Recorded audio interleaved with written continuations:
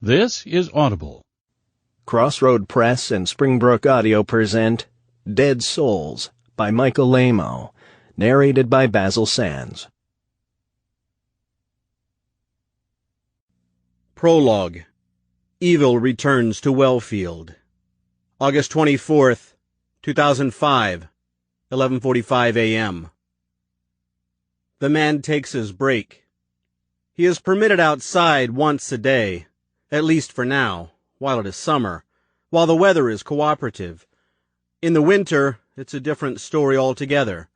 He never gets to go outside. It's much too cold. And today, what a nice day it is.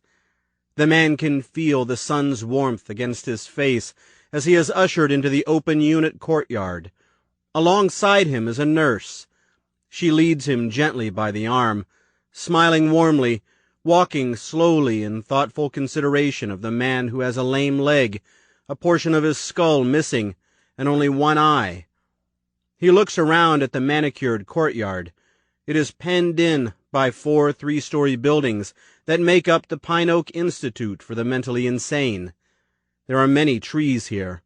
Some of them have pretty flowers. The leaves bustle lightly amid the gentle breeze. Beneath the trees are park benches, where many of the patients sit and talk to themselves. The nurse leads him to one of the benches. He sits down.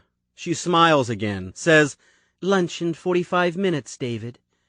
The man, David, smiles. He likes her. She is pretty. The nurse leaves David, but he is not alone. There are guards here in the courtyard, large men that wear white pants and white shirts with ID cards on them. They watch all the patients, some more than others. They barely pay any attention to David, because he has been here for 17 years and has never caused any trouble. After some time, a voice calls to him. "David." It is soft, whispery. He looks around but sees no one. "David," the voice says once again. He realizes that it is coming from inside his head. He's scared, because he's never had this problem before. Some of the other patients have, but not him. David looks down. There's a large blackbird on the walkway, a few feet away. It is looking up at him. David squints his one eye at the bird. The bird hops closer. Again, the whispering voice fills his head. "It is time, David." "Time for what?" he asks out loud, brow furrowed. "The man who killed your parents," the voice in his head says. "The man who made you like this. His blood is returning to Wellfield, to the house." Although David feels frightened, he also feels a surge of excitement, of sudden strength and power. He's been waiting for this moment since his first days in Pine Oak's Crisis Stabilization Unit 17 years ago. "Go to the house, David." David twists his head. The bones in his neck crack. He eyes the bird curiously, then nods. "When?" His voice cracks. "Now." "Mr. Mackey." David rips his gaze away from the bird. He looks up. The nurse is there, staring down at him. She looks concerned. "Are you okay?" she asks. David nods. "I thought I heard you talking to someone," she says. He points to the walkway. "I was looking at the pretty bird." He looks back down. The bird is still there, only now it's dead. Maggots writhe in its eyes, and on its head its feathers are thin and ragged. The nurse shakes her head. She smiles insincerely. "Come, David. Let's go inside. It's lunchtime." "There you are, Mr. Mackey," another nurse says. This one is a man. He is younger than David, who believes himself to be 100, but is really only 31. David looks up at the nurse with his one eye. The nurse smiles at him. All the nurses smile. The guards don't, though. They never do. They are very serious. The nurse places a tray down on the lunch table. There are other patients nearby, but none of them talk to David. They don't talk to anyone but themselves. Unless, of course, they get angry. Then they yell at everyone. On the tray is his lunch: a tuna fish sandwich, a plastic cup of Jell-O, and some tea biscuits with pats of butter. Usually David eats everything, but today he isn't hungry. He is thinking of the bird and the voice it brought, telling him to go to the house, to wait for the man's blood to arrive. So while no one is looking, they don't pay much attention to David, because he has never caused any trouble. He removes the plastic butter knife from his tray and tucks it into his pants. David is allowed restroom breaks at any time. There is a bathroom in his room. He shares it with an old man who groans all night and swats invisible mosquitoes all day. After lights out, he gets out of bed. He goes into the bathroom and shuts the door. He removes the plastic butter knife from his underwear. He'd hid it in his mattress during shower time, and begins to gently rub it against the steel bolt connecting the drain pipe to the sink. The rigid plastic begins to whittle. He makes certain to collect all the shavings. He continues this activity for 2 days, never staying in the bathroom for more than a few minutes at a time. Eventually, he files the plastic knife down until the point is razor sharp. He then works on the edges, whittling both sides so they too are keen enough to slice. He hides the knife back inside his underwear and waits. He hasn't slept at all. He's waiting for the night nurse to make her rounds. At night, there's only one nurse and 2 guards on duty on each floor of the open unit ward. They spend most of their time watching television or reading books. He pretends to sleep. Finally, he hears the nurse come into his room. He hears her adjusting the groaner's sheets. She then scribbles something down on his chart. Soon thereafter, he hears her leave the room. He removes the knife from beneath his mattress. He touches the point and pricks his finger. Sharp as hell, he thinks. He gets out of bed, tiptoes across the room. He peeks out into the dim hall, sees no one. The nurse, she must be in one of the other rooms. He limps down the hall as fast as he can, all the way to the guard's station. The night guard, a muscular man with black hair and glasses, is seated at a desk. He is reading a magazine with pictures of pretty women inside. His back is facing David. He suddenly turns, eyes wide as he spots David. David leaps forward and plunges the knife into the guard's right eye. The guard staggers to his feet. His arms raise. He tries to scream, but he can only wheeze. He falls to the floor with a heavy thump. David reaches down, yanks the knife out. Blood gouts out onto the floor, black and oily. He removes the security card clipped to the man's belt. Limping, he races to the plexiglass security door, swipes the key card. The door clicks open, and he moves into the reception area. From behind, the nurse screams. He looks back. She is at the far end of the hallway. She has a hand over her mouth. Her eyes are bulging. David runs to the front doors. They're locked. He swipes the key card. They make a buzzing noise before granting him access to the outside world. He races outside, across the dark and empty parking lot, his limp no match for the hurrying footsteps pursuing him. The voice returns to his head. "Go to the house." Halogen lights on the outside of the building ignite the parking lot. Now it's as bright as a baseball game at night. An alarm tolls. He can hear sirens in the distance. A white security vehicle appears from around the side of the building. It speeds across the parking lot toward David. Tires screech. A man cries out. There is a loud, horrible cracking noise. David turns. Under the bright security lights, he sees a guard rolling across the blacktop. When he comes to a stop, David can see that his legs are twisted into L shapes. The security vehicle stops. There's a splotch of blood on the hood. Its front bumper is dented. The man, only a few feet away, is writhing on the blacktop in agony. "Go to the house," the voice repeats in his head. He looks up and sees a lone blackbird flying overhead, seemingly guiding the way. A feather drifts lazily down toward him. He catches it in mid-air. David Mackey looks at the feather, smiles, then gazes up at the circling bird one last time before fleeing into the dark woods surrounding the Pine Oak Institute for the Mentally Insane.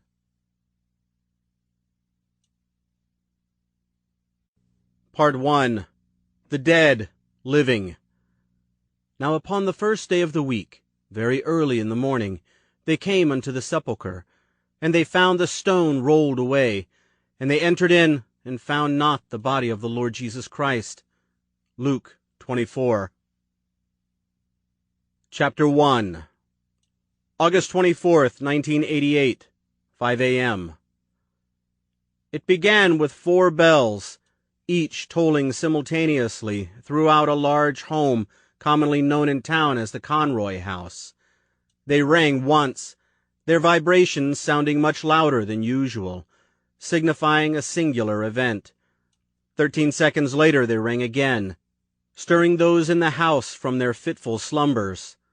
This early morning, a quarter moon beamed proudly in the sky, the winds blowing gently from the southwest, carrying with them the cries of blackbirds now searching for the day's first worms. Rain clouds had dominated the skies for the first 2 weeks of July in the summer of 1988, leaving everything in Wellfield gray and wet. 2 days earlier, the power had gone out, and in parts of town the houses were still dark. The outage, it had only affected the Conroy house for 12 hours, an event soon thereafter considered to have been a small grace from God. At the tolling of the 3rd bell, at exactly 26 seconds after the onset of the first, a man of 43 years of age sat up in bed. He swung his feet over the edge of the quilted mattress and placed them in the perfect white circle painted on the oak flooring. The sweat-matted sheets drifted away from his naked form. He clasped his hands together, then closed his eyes and silently recited 2 prayers. The first to the Lord Jesus Christ, the second to the Lord Osiris. His lips moved gently against the hushed words escaping his throat, parched tongue parting them between verses, helping to absorb the determined vibrations of the tolling bells. At the conclusion of his prayer, the man stood in the circle. He set his sights on its intricacies, at the outer border and running queue of hexagrams, then at the inner border and the many sacred names of God etched into the bright paint. Upon each magnetic pole of the circle, pentagrams jutted. From the center of each, white candles rose like the stripped branches of ash trees. At the top of the circle, painted on the floor directly before him, was a triangle with the name of Osiris divided up, 3 letters at the lower right point, 2 at the left, and an O at the uppermost point that faced south. The bells continued to toll. He raised his gaze and aimed it out the window overlooking the wide stretch of land leading to the barn. A lone blackbird fluttered into the still picture and landed on the sill, one oil-drop eye ignited by the faint moonlight peering in at him. It cocked its head once, twice, then pecked a gentle message against the corner of the window, making a sound not unlike the soothing carve of a paring knife on soft wood. The bird hopped along the sill, then flapped its still damp wings and flew away, leaving behind a sole black feather, a gift from Osiris. At the 13th toll of the bells, the man, unsmiling, paced heel to toe about the circumference of the circle, knowing that in 3 of the other bedrooms, a woman, a girl, and a boy were carrying out the exact same procedure. He performed 16 revolutions, then stepped away and paced to the window. He cracked it open and removed the feather from the sill. After closing the window, he stepped to the bureau, where he struck a wooden match and lit a white candle. A yellow flame rose 4 inches high, its point flickering energetically, releasing a thin black line of wavering smoke. Alongside the candle, he lifted the pyramid-shaped top of a brass censer. Inside, loaded from the evening before, was a cone of sandalwood. He placed the feather alongside the cone, then lit the incense and inhaled the escaping aroma as if sniffing from a pot of steaming soup. Still counting the toll of the bells, he waited until they struck 30, then opened the bureau drawer and removed a leather parchment. He paced back to the circle, lit the 4 candles, then knelt inside the circle, hands resting lightly on his lap, palms facing upwards and holding out the parchment like an offering. He relaxed his shoulders, facing his head toward the triangle. He began to breathe more slowly, inhaling deeply through his nose, holding the air in his lungs until the bell tolled 13 seconds later, then exhaled for the same stretch of time. He repeated this process until he achieved a rhythmic state of reflexive breathing. Concentrating solely on the spirit of Osiris, he unfurled the parchment and placed it down flat inside the triangle. He read the sigil etched in black ink on the worn leather, clearing his mind of all unwanted thoughts and worries. He repeated the spirit god's name for the toll of 13 bells, his voice chanting in unison to the voices of the woman, girl, and boy, performing the same ritual in their prospective rooms. Following the tolling of the 13th bell, of which he repeated the god's name, he recited a prayer, his voice drawing out each word in a string of monotonal notes. I beseech thee, O Spirit Osiris, from the vast astral plane, by the supreme majesty of God, to allow the child Brian Conroy an association to our purpose, so that he too may benefit from your empowering gift. As his words ended, the bell tolled again. The Conroy house immediately grew hot. Beads of sweat formed on his brow. He closed his eyes, and in his shuttered sights a warm, glowing sphere appeared. He reached out for it, fingers extended like tiny tree branches. The light of the sphere seeped toward him in a thin, tight line. As though it were composed of liquid, it ensconced his grasping fingers, quickly filling his body, snug and comforting, his legs, body, and head fully absorbing its fluid offering. Once the light saturated his body, a slow vibration filled him, his body wholly accepting of the powerful heat. He could hear it in his head, his ears, each encompassing cadence taking on a tonal contour that eventually formed into lucid echoes. His ears popped with every echo, and he could see 2 dark, misty spheres now settling in the space alongside his head. Windows to the astral plane. The dark spheres expanded, faint gray holes appearing at their cores. He could hear a cadence emerging, like the distant footsteps of a great and powerful giant that approached in perfect unity with the vibrations in his body. The man's lips moved on their own accord, his voice a long, flat line of pronunciation as he repeated his prayer to the spirit god Osiris.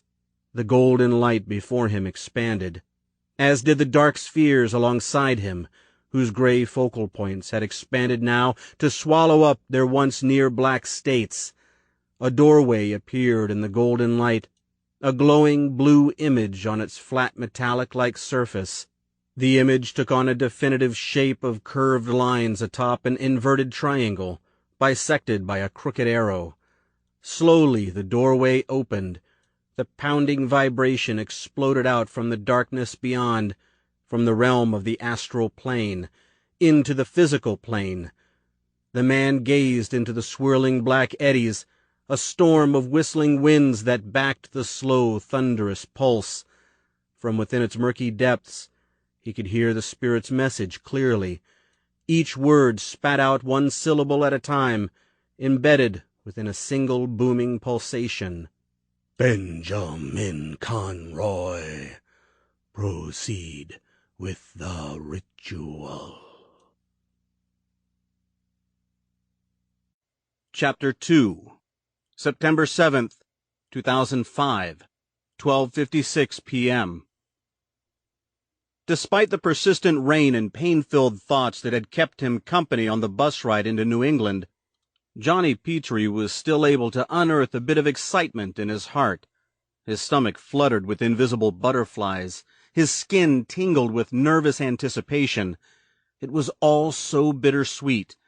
He'd spent most of his 18 years, at least those of which he could recall, in Manhattan, under the roof of a brownstone on the Upper East Side, 88th between Lexington and Park. Now, to see this, trees and mountainsides displaying their browns and greens in never-ending arrays, the hidden sun whose filtering daylight still managed to illuminate the moist environment. Despite its simplicity, it was such a grand feast for his city-bred eyes. Just south of Providence, on I-95, he'd caught sight of a raccoon or possum that had met its fate beneath the tires of some unassuming vehicle.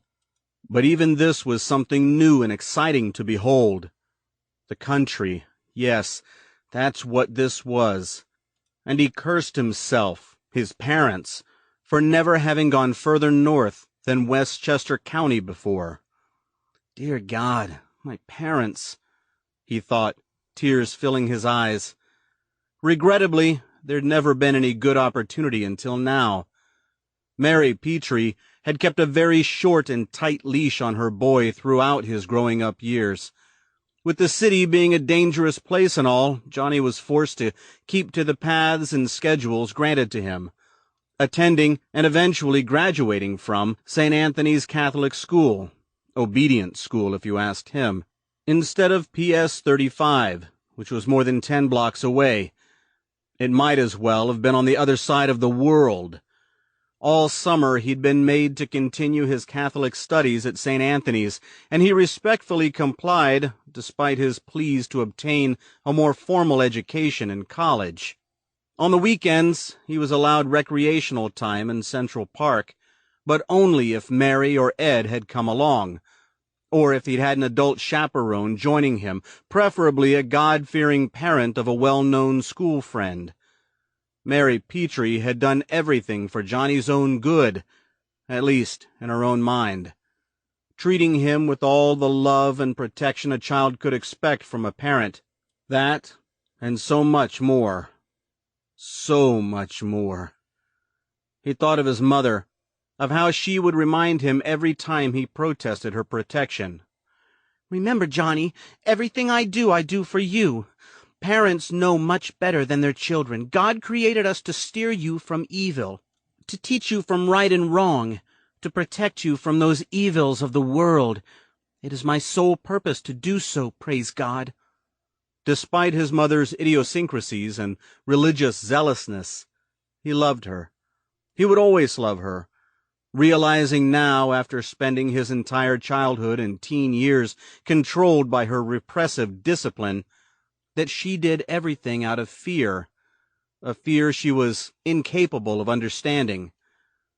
But then he wondered, is she really incapable of understanding her fears? There's so much more to the story she's not telling me, so much hurt, so much pain. She has spent her entire life trying to keep me from learning about it. No, she does understand her fears, and has been keeping them locked away in the dark her entire life. Now, dear God, they're out in the open, and she is too terrified to face them, to reveal them to me. Ironically, Johnny had spent his entire life obeying his mother's every demand because he feared her. So, in a convoluted, roundabout way, he was able to empathize with her. He could see the odd direction from which she had come all these years. But there was one chief difference between them. Johnny had finally found the strength to confront his fears, and was able to flee them, something Mary had never been able to achieve, in spite of her support from Jesus and the doctors and the church groups. I've fled my fears. That and so much more. So much more. The bus shifted lanes, jarring him from his thoughts. It passed a sign that said, "Dover, exit 43. Johnny kept his gaze out the window, nature's scenery blurring as he recounted the events that had changed his life. his parents' lives less than 24 hours earlier. September 6th, 2005, 3:38 p.m. He returned home from the library, the only place he didn't feel guilty about sneaking off to without his mother's knowledge, and retrieved the mail from the clouded glass box in the lobby. He took the stairs 3 flights up instead of riding the elevator because the old man from 4F that smelled like cauliflower had just gotten in, and Johnny really didn't want to bear such an undying torture. Once on the 3rd floor, he entered the 2-bedroom apartment and tossed the mail on the kitchen table, never once thinking to look at it, because nothing ever came for him except his monthly delivery of Catholic Digest, one of the few periodicals both Ed and Mary approved of. He went into his room, dropped his knapsack on the bed, and changed into a pair of shorts and a t-shirt, thinking of how he might take pleasure in the next 90 minutes before his mother returned home at 5 o'clock. Maybe read the copy of Wells' War of the Worlds he checked out of the library, or watch the talk show that came in on the UHF channel his parents didn't know about. It was a daily ritual, this time alone where he could take part in some of the simple pleasures of life, God-forsaken sins if you asked Mary, before he was made to contribute to the whims and ways of his mother. He'd have to perform his chores. Every 18-year-old was expected to do something, either taking out the trash or helping with dinner, but Mary pushed the envelope with Johnny, making certain that the bathroom was free and clear of the germs that had undoubtedly festered while the house was empty, or the shelves in the fridge, God forbid if some errant crumbs made their way out of the bread bag. And then, after dinner, Johnny would be forced to perform his Bible studies, sitting at the kitchen table in plain sight so that his mind wouldn't stray. "There's more than enough to keep you busy until bedtime," Mary would say, regardless if he had assignments or not. And then she'd add, more than once, "And don't forget to say your prayers before you go to bed." He went into the room, washed up, and then pulled open the medicine cabinet and experienced the same disheartening feeling he felt every day when performing this routine act. The new bottle of the day was something called Lexapro, but Johnny had no idea what that was used to treat. Not yet, anyway. It was set alongside a few dozen other bottles, the end results of Mary Petrie setting aside her paralegal duties at 3 o'clock every day, so that by 3:15 she could be seated in the waiting room of some non-discriminating doctor's office in the Upper East Side in hopeful search of that magic pill to cure all her woes. Johnny had performed a bit of research on his mother's tribulation, writing down the names of the scripts from the tiny brown bottles: Valium, Darvocet, Xanax, Celexa, amongst many others, and then searching them out on the web in the library. What he discovered was that Mom had a considerable number of personal issues, ones she never elected to talk about, at least with Johnny. Obsessive-compulsive disorder, generalized anxiety disorder, panic attacks. He'd never seen her in a state of panic, so he wasn't quite sure what that was all about. Attention deficit disorder among some of the other serious-sounding mental ails. Johnny had wondered if there was a pill she could take that would alleviate her iron-fisted control disorder and overzealous Jesus-worshipping disorder. He pulled out a bottle of ibuprofen, one of the many over-the-counter bottles segregated to the lowest shelf in the medicine cabinet hierarchy, popped the top, and dry-swallowed 2 pills, a preventative measure to ward off the headache he'd be bound to develop upon Mary's return home. He closed the medicine cabinet and peered into the mirror, frowning at the face staring back at him, meek and mousy, skin peppered with acne, hair short and curly, already receding at the hairline, the promise of baldness, perhaps 6 or 7 years away. He rubbed his eyes, then paced out of the bathroom, the wood floor creaking noisily beneath his footsteps. He unzipped his knapsack and removed his textbooks, thinking now of his father, an act not so commonly performed. He peered over at the photo of his parents sitting on the nightstand, a decorative choice on the part of Mary. "It matches the portrait of Jesus on the wall," she'd said once, taken by Johnny himself a few months ago, just moments before they all attended his mother's co-worker's funeral. An odd time, Johnny had thought, to snap a picture for prosperity. Ed Petrie was a big man, now losing the dark curly hair he'd passed along to Johnny. This single feature, however, was where their similarities ended. In contrast to Johnny's wiry frame, Ed boasted a gut like a medicine ball that exploded over the waistline of his pants, making it damn near impossible, Johnny thought, to ferret out his privates in order to take a leak. His shirt tail was always out, as it was in the photo, and he was always in need of a shave. He held a job, a union job, he would brag, as a longshoreman on Pier 121 directly below the Brooklyn Bridge. He drank often and smoked even more. Ed was a big pushover when it came to Johnny's mother, giving in to all of her idiosyncrasies and religious outbursts with calm replies such as, "Yes, dear," and "Of course, hon." He'd rub his eyes at her every word, most likely hoping to find her gone when he opened them. Of course, she'd still be there, in all her Bible-slinging glory, reciting the Lord's Prayer or the 23rd Psalm, and he'd find no choice but to give in and grant her the freedom to run the household under her restrictive guidelines. As long as he was able to go to work 12 hours a day, Monday through Friday, and watch the latest sporting events at Glenn's Tavern on the weekends. Ed had spent most of his time avoiding the wrath of Mary, and avoiding Johnny. Johnny's relationship with his father was trifling. Their conversations kept to a bare minimum. Sometimes weeks would pass without them uttering a single word to one another. The fact of the matter was that Johnny only saw his father on weekends at some point between noon and 3, after Ed woke up, before he headed out to Glenn's Tavern on 2nd Avenue and 64th Street. It seemed obvious to Johnny that Ed Petrie had never really wanted a child in the first place. The man was a huge, lazy ne'er-do-well that only showed attention to his son when he returned from the food emporium with arms full of groceries.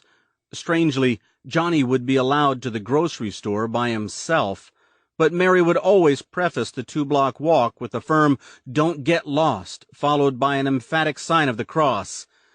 It seemed that having food in the house was quite worth risking her son's life for. Oddly enough, Johnny was always pleased with the smile on his father's face when he handed over the bags of food. He tore his eyes from the picture, then dug out the H.G. Wells book from his knapsack. He tossed it on the bed and went back into the kitchen, where he took out a quart of milk from the fridge and chugged it straight from the carton, an act, according to Mary, worthy of eternal damnation. As he chugged, his eyes darted over to the kitchen table, where a light beige envelope peeked out from between the pages of a drugstore circular. He could see the return address clearly, printed in a dark, old-style font. Andrew Judson, attorney at law, 14 Main Street, Wellfield, M.E., 12789. There he stood, quart of milk in hand, staring at the envelope and wondering what a lawyer from Maine might want with his parents. Soon, however, he quickly came to assume that the letter had been accidentally mishandled, that it had gotten caught up in the circular and was really meant for someone else in the building. He put the milk back in the refrigerator, then stepped toward the table, looking at the envelope. He felt strangely tentative, as if approaching a cockroach with a paper towel in his hand. He stopped, reached forward, and pinched the corner of the envelope, breaths escaping his lungs in quick, sudden bursts. He wondered incredulously, why am I so damn anxious? Is it because I'm snooping into something I really have no business in? Or is it something else? Perhaps I've inherited some of my mother's ills. Lord Jesus Christ, come strike me dead. He slipped the envelope out from between the ad pages, realizing instantly upon peering at the address that these curious apprehensions he felt were surprisingly justified. Rooted by something intuitive he couldn't put into words. The envelope. It was addressed to him. Chapter 3 August 24th, 1988, 5:17 a.m. Benjamin Conroy opened his eyes. The golden light hovering in the air before him slowly vanished, like a shot from a movie projector turning in on itself. Once gone, the circles of gray mist alongside his ears performed the same magical feat. At the tolling of the next bell, he slowly stood up, keeping his feet at the core of the circle, flat against the floor, eyes pinned to the flames rising from the candles centering the pentagrams. He folded his hands together, feeling the beads of sweat running down his naked body as he silently recited a prayer of thankfulness to Osiris. Flexing his muscles, first in his arms, then his legs, he stepped free of the circle to his right, between the two pentagrams.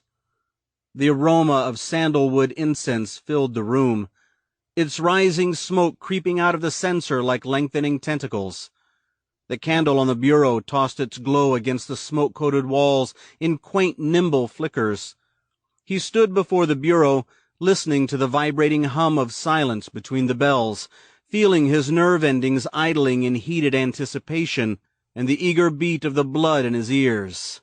For a moment longer he peered longingly into the candle's flame, then opened the bureau drawer, where he removed a hooded black robe that had been folded in thirds. He immediately donned the robe, all the while keeping his tear-filled sights on the flame, its golden depths drawing him in, deep into its comforting warmth. He tied the braided sash around his waist, the perspiration on his body melting into the warm cotton fabric of the robe. Then he pulled the hood over his head, drawing the sides close against his ears. Inside the drawer he pulled out a small black book, its worn leather releasing a bitter odor of dry autumn leaves burning in the distant fields. He opened the book to a page scrawled with hieroglyphs and sigils, and silently recited the ancient prayer. Once the prayer was complete, he spread the robe at his chest. He dipped his finger into the censer, dousing it with ash, then gently ran it along the wrinkled scar tissue on his sternum. "Brian," he whispered, "may your soul live with us for all of eternity." He squeezed the book in his hand, the leather comforting beneath his grasp, despite the feeling of something heavy turning in his midsection. He turned and exited the room, then stood in the hallway peering ahead as he awaited the next toll. The sun had begun to climb up over the horizon, sending elongated shadows down the hall, through the front window. The sheer curtains had been drawn, but were mostly inefficient in blocking the pervading light. A bell rang. He looked both ways, up and down the hall, then went left. Hands groping the wall, he reached the first door, which was left ajar, and at the toll of the next bell, he pushed it open. Here, in this room, the curtains were black and fully drawn. The light, it did not break through at all. The lingering mouth of darkness invited him, cool and welcoming, establishing a faultless milieu for the sacred cause. He stepped forward into the room, closing the door behind him. Looking forward, he regarded his wife, Faith. She kneeling naked in her very own circle, hands upturned against her knees, beaded sweat glistening beneath the toss of candlelight rising from the quartered pentagrams. He gazed about the room and smiled, seeing it perfectly prepared for ritual. The circle, drawn to precise circumference and etched with the many names of God, her personal triangle positioned on the floor alongside it in the southern hemisphere, its apex pointing south. Within the triangle, a line of hexagrams ran like soldiers along the edges, sandalwood smoldering in a censer at its heart, a soul candle burning alongside.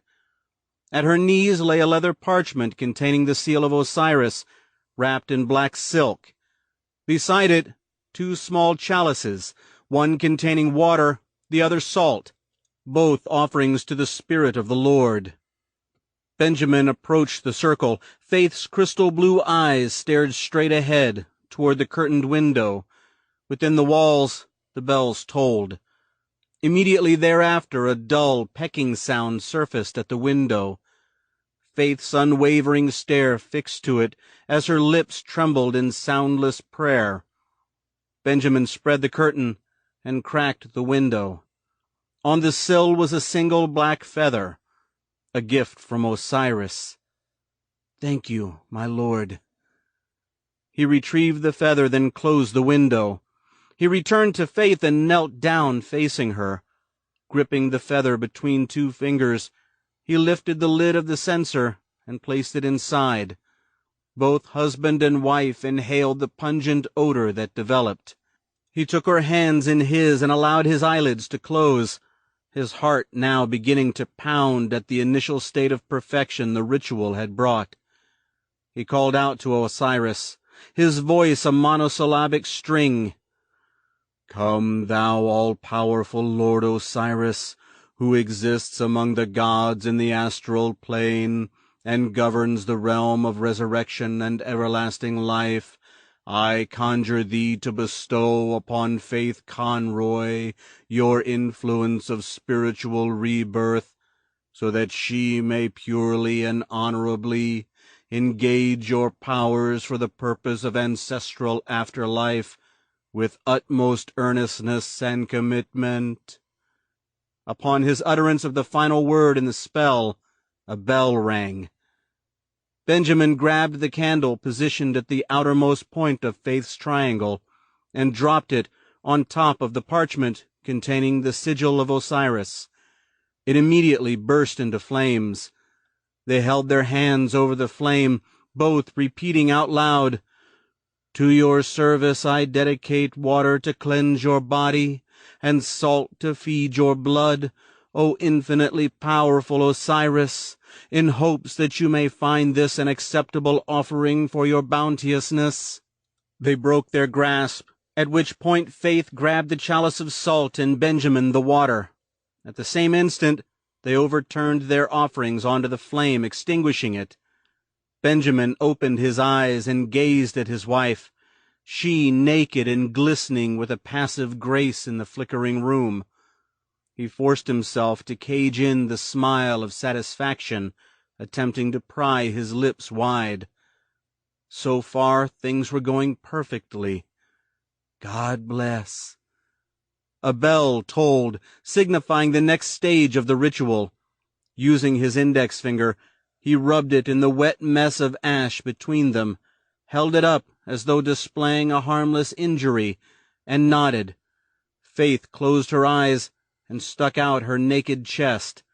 On her sternum, directly above the breastline, was a mass of scar tissue exactly like her husband's. Benjamin pressed his finger against the bottom of the scar. He slowly traced the shape, a loop up, curving over, and then back down, leaving a trail of wet ash upon the ridges of gnarled flesh. He pulled his hand away and admired his work. "Osiris is with you, Faith," he whispered, standing up. She nodded, then stood and put on her robe, which had been folded on the bed behind her.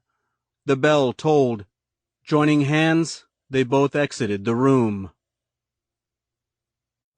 Chapter 4. September 6th, 2005, 4:03 p.m. Downstairs on the second floor of the apartment building, someone began playing Jimi Hendrix at a high volume, sending vibrations up into Johnny's feet. The beat of Purple Haze fought hard against the chilling strike of nerves that assaulted the rest of his body. He made a deep-breathed effort to ignore his thumping heart and his shaking hands, and tucked an index finger into the corner of the envelope and ran it across the top, tearing the paper along the crease. Inside, a letter folded in thirds peeked out. It was in the same beige color of the envelope. He licked his dry lips and removed it. He found himself hoping that the letter would be an odd piece of junk, part of a mass mailer directed to future college students. Of course, Mary had no intention of sending their boy to college. No, her grand plan was to send him to work so he could play his part in supporting the everyday foundations of the Petrie family. Thank the good Lord for my boy's presence. Needless to say, Johnny hadn't worked a day in his life yet, with all the religious studies imparted upon him. He peered at the envelope again and saw that it had been manually stamped. No pre-sorted marker here. This letter, whatever its contents, was deliberate and meant for him. Dropping the empty envelope on the table, he unfolded the top third of the letter. Centered on the paper was Andrew Judson's heading, printed in the same old-style font. Below, just above the fold line, was the date, August 25th, 2005, one day after Johnny's 18th birthday. And all he kept saying to himself was how his mother would have two fits if she knew he'd opened a piece of mail without her prior consent. She would have never let him read this letter, despite it being addressed to him, without first opening it up herself and inspecting its contents. And you safely can bet that if this had happened, then Andrew Judson's letter would have never passed before his eyes, regardless of the subject matter. For once, Johnny Petrie was thankful for his mother's after-work ritual. Still, he peered around nervously, into the bedroom, and then beyond the grimy kitchen window toward the fire escape, feeling fearfully paranoid, and yet intensely curious at the same time. This envelope is addressed to me. To me! He grinned uncomfortably, wondering why in God's name he was behaving so irrationally, why he felt like such a criminal. No one's watching me. I'm not doing anything wrong. Tell that to your mother, Johnny. If she saw you now, she'd wind up and fling the wrath of Jesus at you harder than a Roger Clemens fastball, and make you spend the entire night reading passages from the Bible about how thou shalt not steal. Screw it, he murmured, quietly of course, just in case his mother had decided to come home early and had an ear cocked to the door, trying to secretly ascertain his personal sins through the grinding assault of Foxy Lady. He opened the letter, and his eyes fell upon the words. At once his head spun, and a dry mustiness seemed to fill the room. He shuddered, licked his lips again.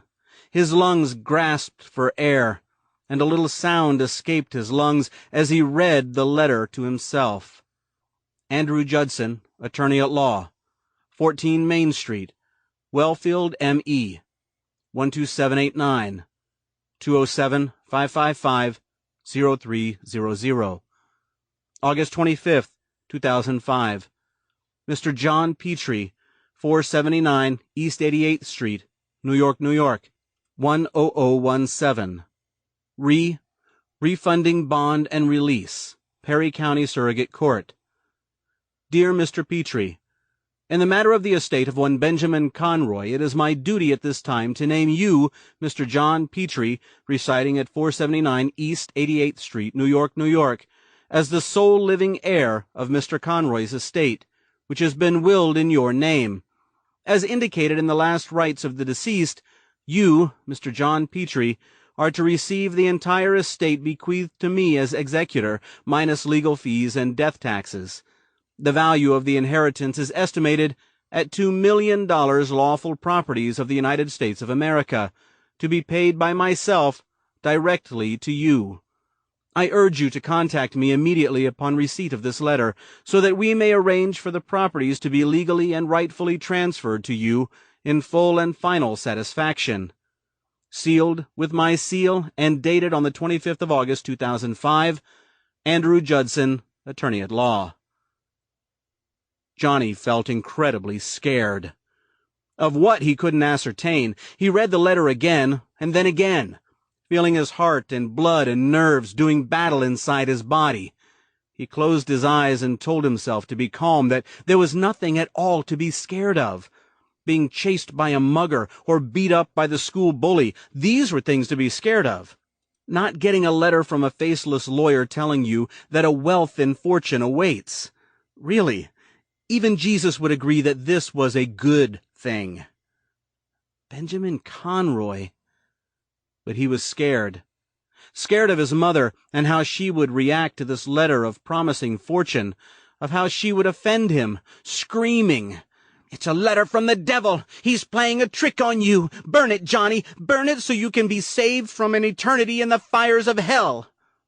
And then she would tear the letter from his hands and crumple it up, but she would also stealthily slip it into the pocket of her house dress, where she could retrieve it later and try to figure out what all the mystery was about.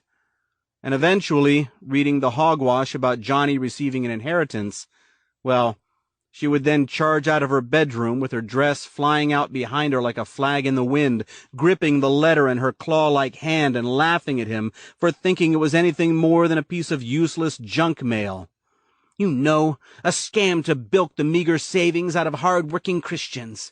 An unethical attempt to convince the good people that if they don't make some sort of donation toward the retrieval of their good fortune, then the Earth's rotation would double and launch everyone and everything on the planet far off into the darkest reaches of the solar system."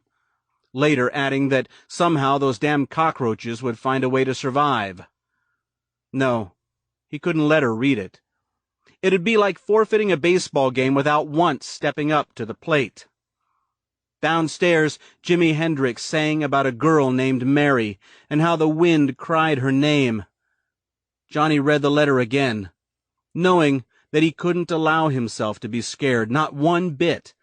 Not of the letter, not of Mary or Ed Petrie, not of whatever measures or actions lay ahead. There were only two possibilities: a quick return to the unremarkable routine that was his life, or a revolutionizing prospect of fortune and the resultant life that followed. Regardless of the outcome, however, he knew that he needed to be strong and confident and mature, like the 18-year-old he was. Again, he told himself that the letter might turn out to be nothing more than a scam, a piece of scrap for the trash. If so, then he would need the capacity to shrug off the last 10 minutes of his life as nothing more than a passing draft of useless information. But should it turn out to be authentic? Still, he remained cautiously skeptical. Really, how could this letter be genuine? Although he didn't understand some of the legal lingo, it did clearly state that he, Johnny Petrie, was a direct heir. That would make him a family member, or at least a very close friend or relative to this person he'd never heard of. So who was Benjamin Conroy, and why did he presumably leave his fortune to Johnny? He didn't have to think about it very long. Never in his life had he ever heard of the man. He gazed at the door, waited, studying the calendar with the portrait of St. Luke that hung from a single brown thumbtack. Downstairs, Jimmy stopped singing. An odd silence filled the apartment, as though the environment was readying itself for the extravaganza that was about to become of Johnny Petrie's life. Holding the letter, he paced to the phone hanging on the wall next to the refrigerator, gazed at it for 10 seconds, then reached for the handset. Chapter 5 August 24th, 1988, 5:39 a.m. Benjamin led Faith to the end of the hall, where they made a left turn, passing the entrance to the bathroom. They stopped and gazed along the corridor at the 3 closed doors that beckoned them like warm fires on a cold day. They silently acknowledged that the first door on the left, Elizabeth's room, would be their next stop. The toll of the bell rang out, then faded, as they paced hand in hand to their daughter's room. They gazed at the carved and painted E that hung on the door, green ivy and yellow daisies winding about the shape, spring warm and inviting. When the bell rang again, Benjamin gripped the knob, and they went inside.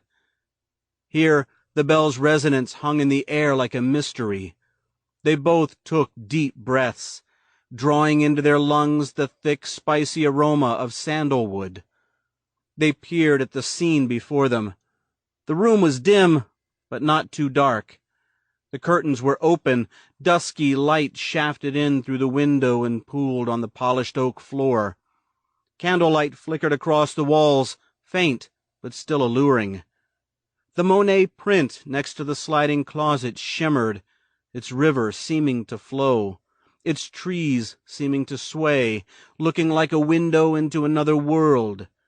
Elizabeth's stuffed teddy bears, perhaps 24 in all, sat looking up at them with their shiny plastic eyes, some of them older than her 18 years. Looking out the window, Benjamin saw the cherry tree in the side yard, its wooden bench swings swaying back and forth from a brown knobby limb. On the sill, he spotted a black feather. The bird, Osiris's messenger, had already left its gift for Elizabeth.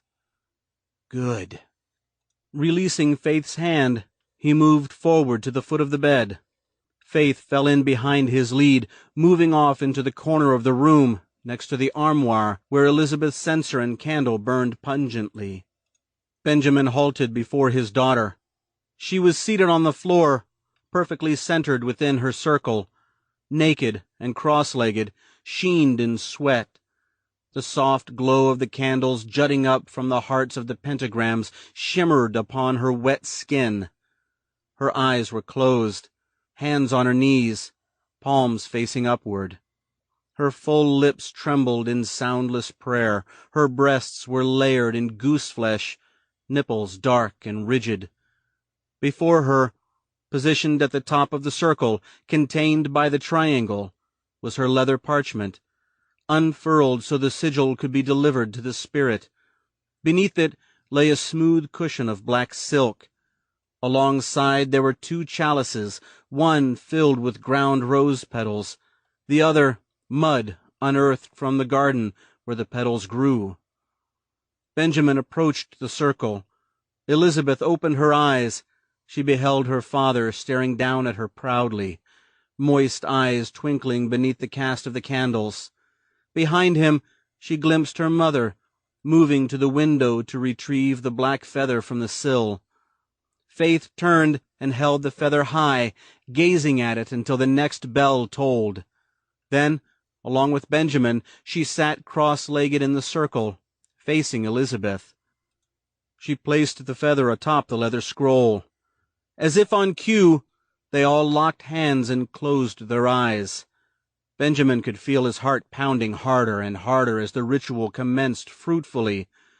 The bells tolled, and again he called out to Osiris, singing the verse in a single flat tone. Come thou all-powerful Lord Osiris, who exists among the gods of the astral plane, and governs the realm of resurrection and everlasting life. I conjure thee to bestow upon Elizabeth Conroy your influence of spiritual rebirth, so that she may purely and honorably engage your powers for the purpose of ancestral afterlife with utmost earnestness and commitment. And again, upon concluding the spell, the bells rang. Immediately thereafter, Benjamin dropped a candle's flame atop the parchment containing the sigil of Osiris, along with the blackbird's feather. The concoction rose into flames, viscous black smoke rising up and puddling on the ceiling.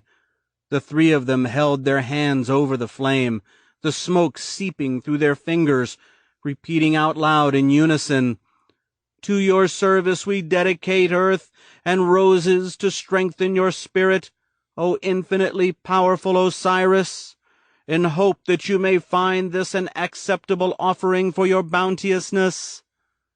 They broke their grasp, Elizabeth at once placing their hands, palms up, back upon her knees. Faith grabbed the chalice of roses, and Benjamin the mud. They upturned their gifts onto the flame, smothering it.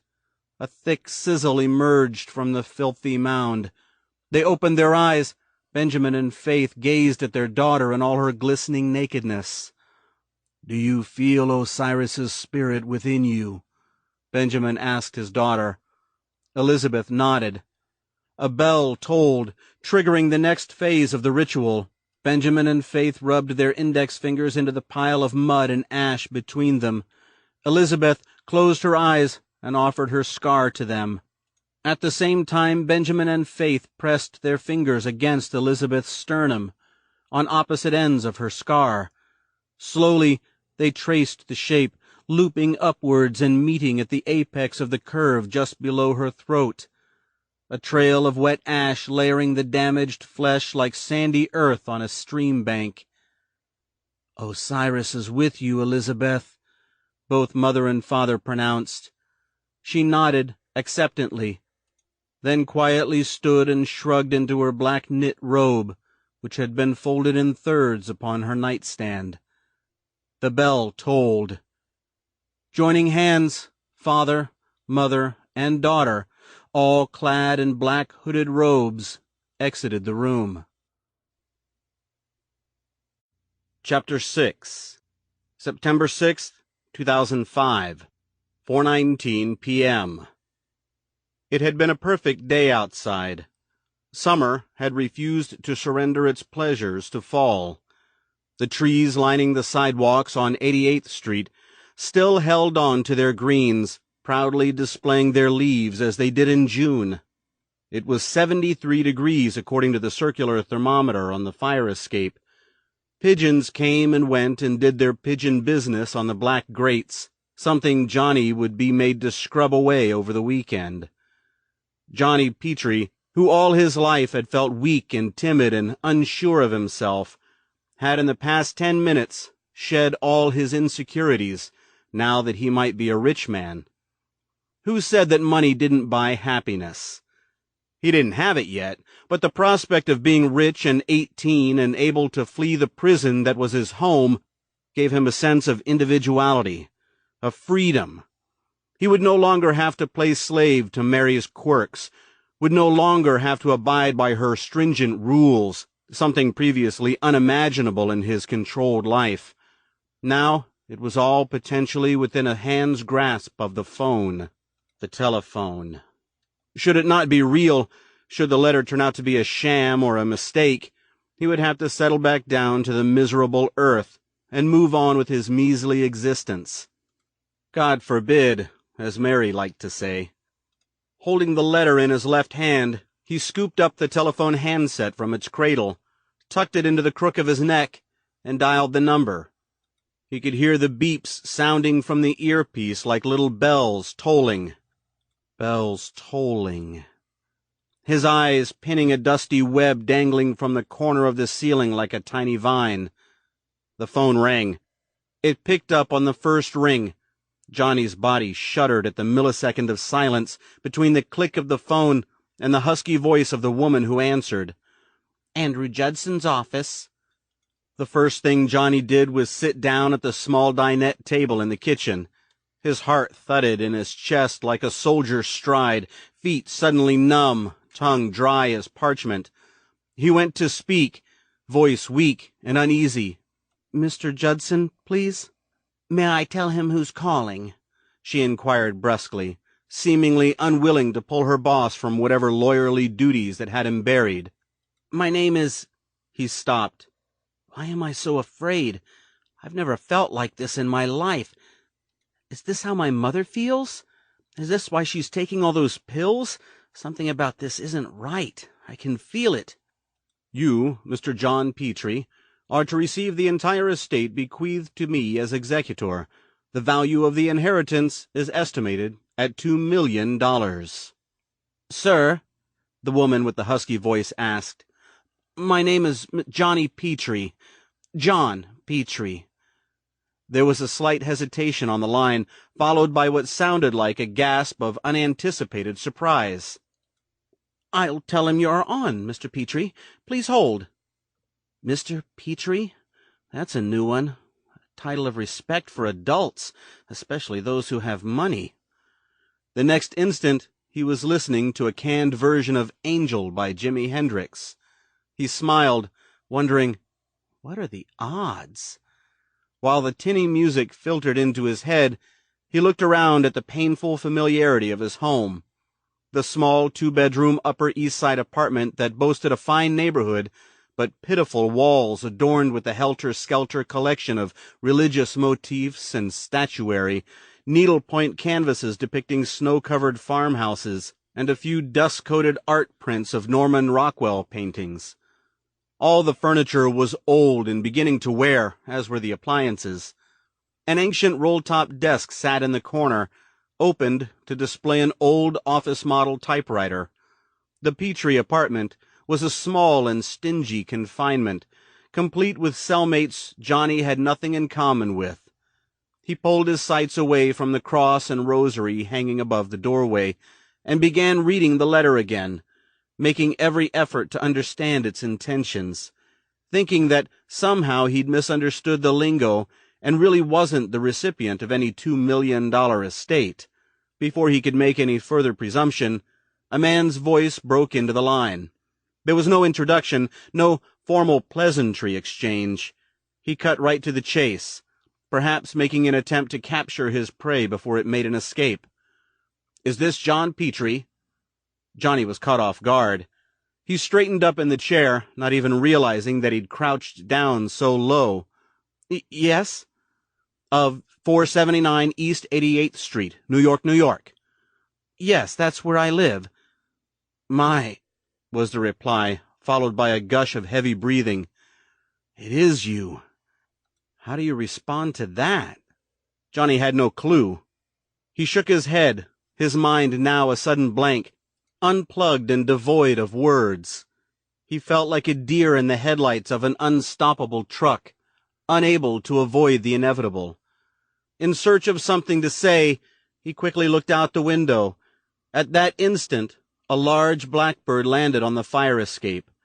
Johnny watched it as it hopped around patternlessly on the rusted grates, then came to the window, cocked its head, and aimed its beady little eyes in at him.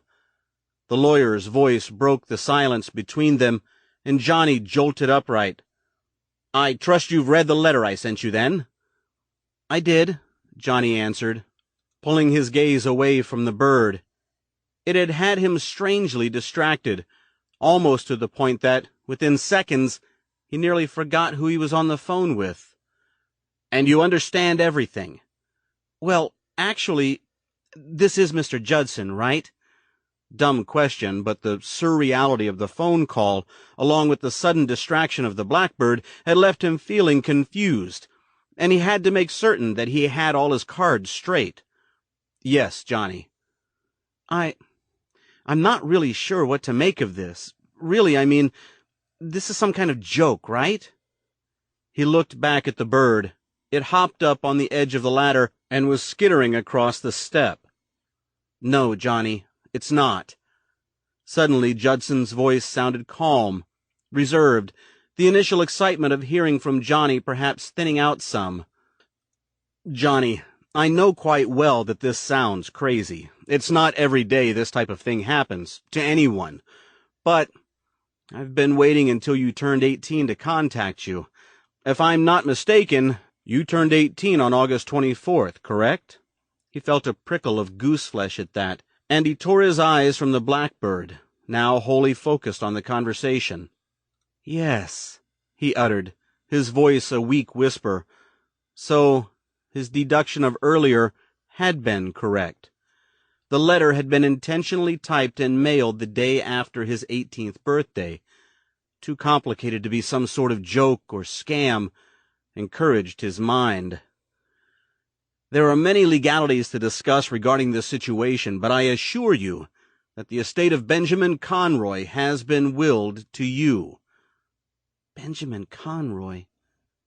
"Mr. Judson," Johnny said, gripping his cheeks with one hand and shaking his head, "I want to believe you. I mean, who wouldn't want to believe that they've just fallen into some big load of money, but really, there must be some kind of mistake here. I don't know anyone, or should I say knew anyone, named Benjamin Conroy. Or do I?" Again, he looked back outside. The bird was gone. On the balcony was a single black feather flapping in the breeze, its root caught in the steel grates. There was a brief silence on the phone, then a shuffle of papers. "In a few days, John, you will know much about Benjamin Conroy."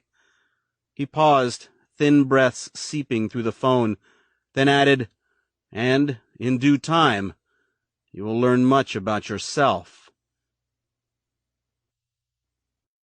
Chapter 7. August 24th, 1988, 5:58 a.m. He hadn't slept much at all, mostly fitful naps and sheet-twisting twitches.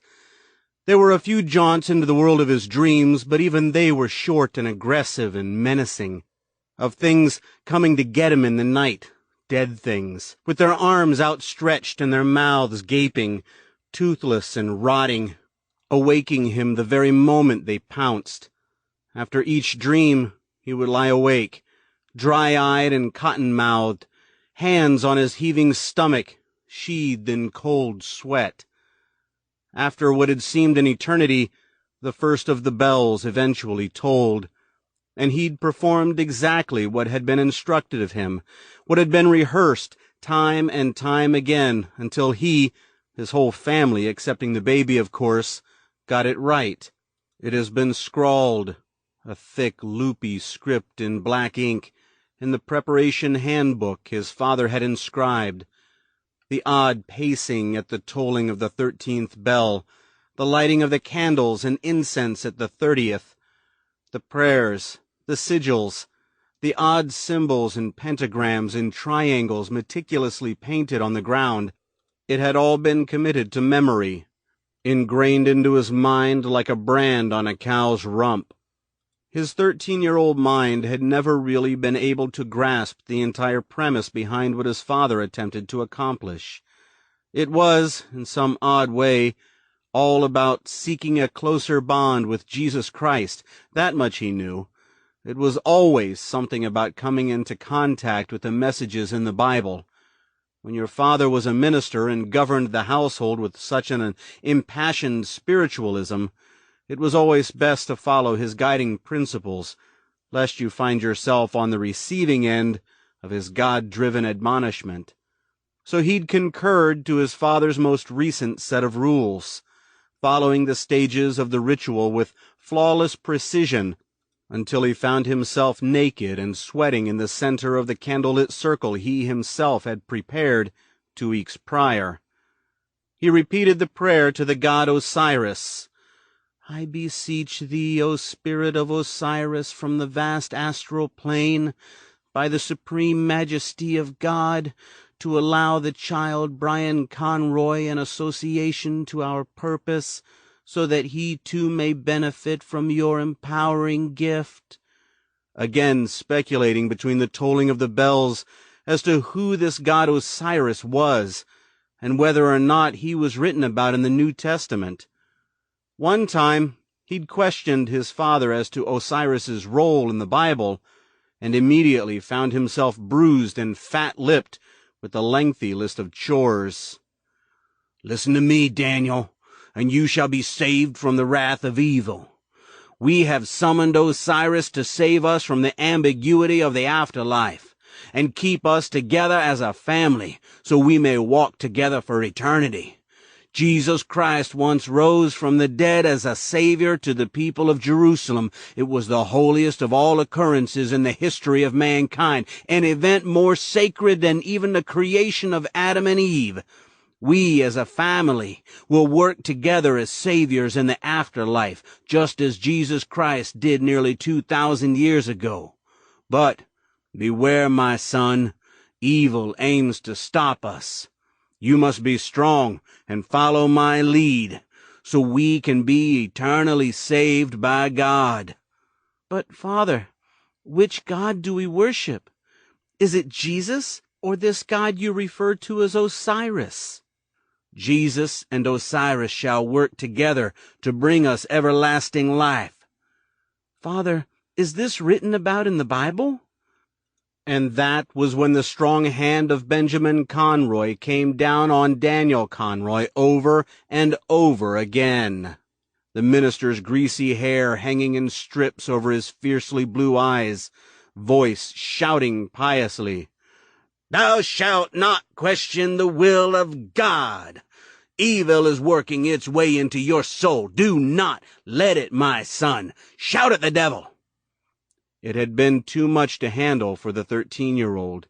He'd seen no choice but to abide by the stringent rules his father had set in place, just as his mother and sister had done. But Then what of the baby Brian, celebrating his first birthday today? 12 years ago, upon his spiritual union with the Lord Osiris, Daniel had once been in the same helpless predicament. Obviously, he didn't remember any of it, but now he would be forced to witness the baby, his brother, suffering the pain and agony of the event that was going to leave him scarred for the remainder of his life. Daniel remained in place, the bells continuing to toll throughout the house.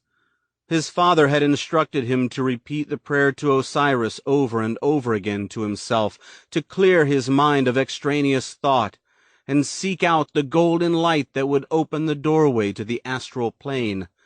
Instead, his mind wandered toward the bells that at 5 this morning had awakened the entire family, and would continue to toll for a total of 1 hour and 33 minutes, until they exited the house. So, where were they hidden, and how did Father rig them about the house? Suddenly, he was peripherally aware of something moving. He raised his gaze quickly and found himself drawn toward the window, where he saw a single black feather on the window-sill, its quill buried deep into the split wood, its soft trimmings wavering gently beneath the mild wind. He stared at the feather until his attention was drawn away by the toll of another bell, then scrutinized his nakedness with bitter distaste. His plump midsection, white thighs and stomach pressed together in a mass of dips and rolls. His skin, sallow and afire with raised patches of prickly heat. His feet cramped beneath his weight, ankle bones buried beneath a smooth layer of fat, rubbing painfully against the wood floor. He made every effort to keep his wandering gaze. "Important. You must keep your eyes closed until we arrive," away from his stomach, that sweated and pinched and begged to be itched. His hands wandered down, somewhere in the nether regions below his girth.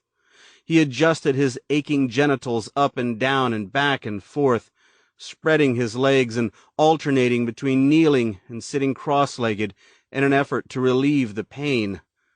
He knew he was going to have to wait the longest, except for the baby, who still slept soundly, for his father to arrive.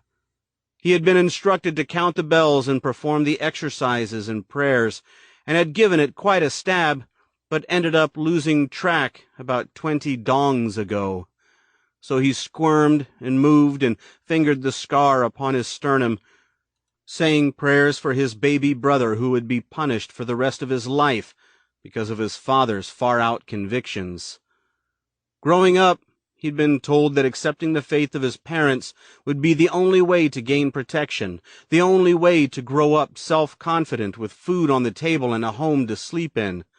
It's the same reason little Orthodox children wear yarmulkes, and the Amish wear capes and aprons and drive horses and buggies. They know no other way, no other lifestyle. It is quite simply the way of their people. We, the Conroy family, have our very own principles as well, and have learned to respect them. But now, all that was beginning to change. He could see it, feel it. His parents had trusted him, were wholly confident that their 13-year-old son had seen no other means of existence other than the Conroy way. They'd entrusted him enough to allow him out of the house for short walks to D'Agostino's drugstore on Main Street to buy diapers for Brian or menthol rub for Mother's arthritis. "Go directly to the store. Buy only the things on this list. Do not speak to anyone on the way there or on the way back." As always, his mother and father were always busy with the crucial undertaking of something, whether it be preparing Father's weekly sermon or deciding which tea to brew for dinner. There were the fields of corn and wheat that ran east of the house for a quarter mile, and the barn out back where bales of hay were prepared for sale to the locals. They worked endlessly, running crops back and forth, handing out chores to Daniel and Elizabeth, who toiled together under Benjamin's strict guidance. Just recently, Daniel had seen some of the other children from town on the playground at the public school on King Street. His mother had taken him into town to purchase spices for a new recipe of corn chowder. The Conroys were committed vegetarians, and Faith Conroy experimented with a variety of newfangled herbs in an effort to spice up their dinners. Daniel thought the chowder she made tasted much like mud, despite its yellow appearance. They'd walked past the Wellfield Public School, and he'd asked his mother about all the other children who were racing about, playing kickball and jumping rope and climbing on jungle gyms, and he was told that these were the devil's children, saturated with immorality and foul influence, and should be ignored at all costs. "This is why your father and I tutor you every night at home, so that you won't be influenced by such evils." "But, Mother, I recognize some of these children from church. They attend Father's Masses." "It is because they seek salvation from their sins. We must remain sin-free, for we have a special purpose, one more divine than the birth of Jesus Christ himself." "What is it, Mother? What is our purpose?" "In due time, my son, you shall find out."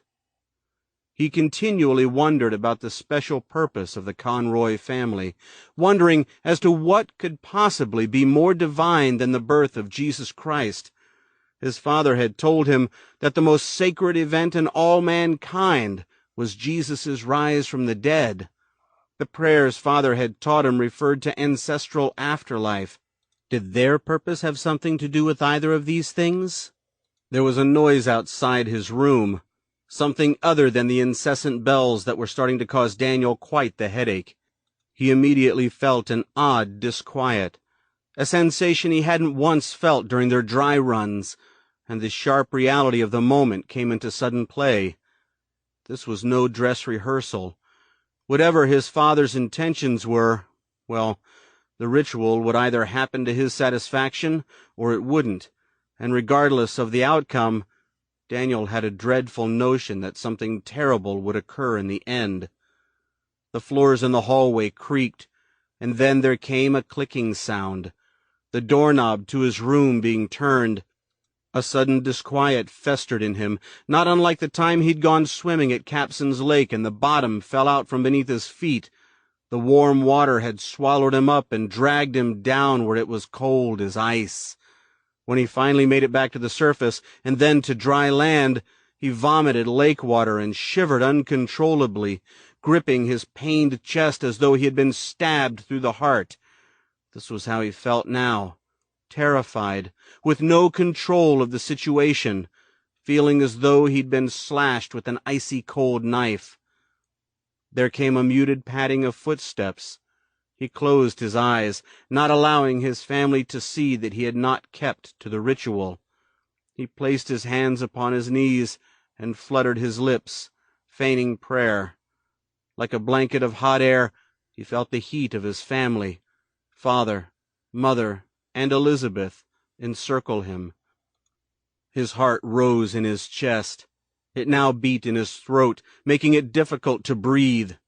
He heard the bells toll, and then his father's voice as he commenced with the sigil of Osiris. As the ritual resumed at the tolling of the next bell, Daniel adhered to every last complexity as he had been taught, imagining that he were running the entire performance himself. Chapter 8. September 6th, 2005, 5:11 p.m. Johnny Petrie's bittersweet feelings of jubilation upon speaking to Andrew Judson and coming to the sobering conclusion that this inheritance was indeed for real now faded into dull thin air as he considered his next move. His mind waned in circles, thoughts running amok, and making no logical judgments other than to supersede his jubilant feelings with worry and ill-defined fear. After hanging up the phone, he marched into the bathroom and again gazed at himself in the mirror. His face, although still pale and zitty and drawn, bore an unfamiliar expression he'd never observed before, an expression that was focused and alert, and wholly prepared for the earth-trembling events that lay ahead. The conversation between Judson and Johnny went on to detail the initial course of action he would need to take. Judson had explained that Johnny's silence would be of the utmost importance, and he strongly requested that Johnny not mention the letter or their conversation to anyone, including his parents. When Johnny had asked why, Judson informed him that everything would be made clear upon his arrival in Wellfield. Johnny had argued that he couldn't just pull some sort of vanishing act, that his parents would have his face broadcasted on the 5 o'clock news if he didn't show up for dinner. But he did promise that in a few days he'd travel up to Maine to meet with the lawyer, once he was able to gather some things and perhaps a bit of cash. My God, am I really doing this? Johnny returned into the kitchen, folding and unfolding the letter, reading it again and again in his mind, sometimes in Judson's voice, and then in his own voice.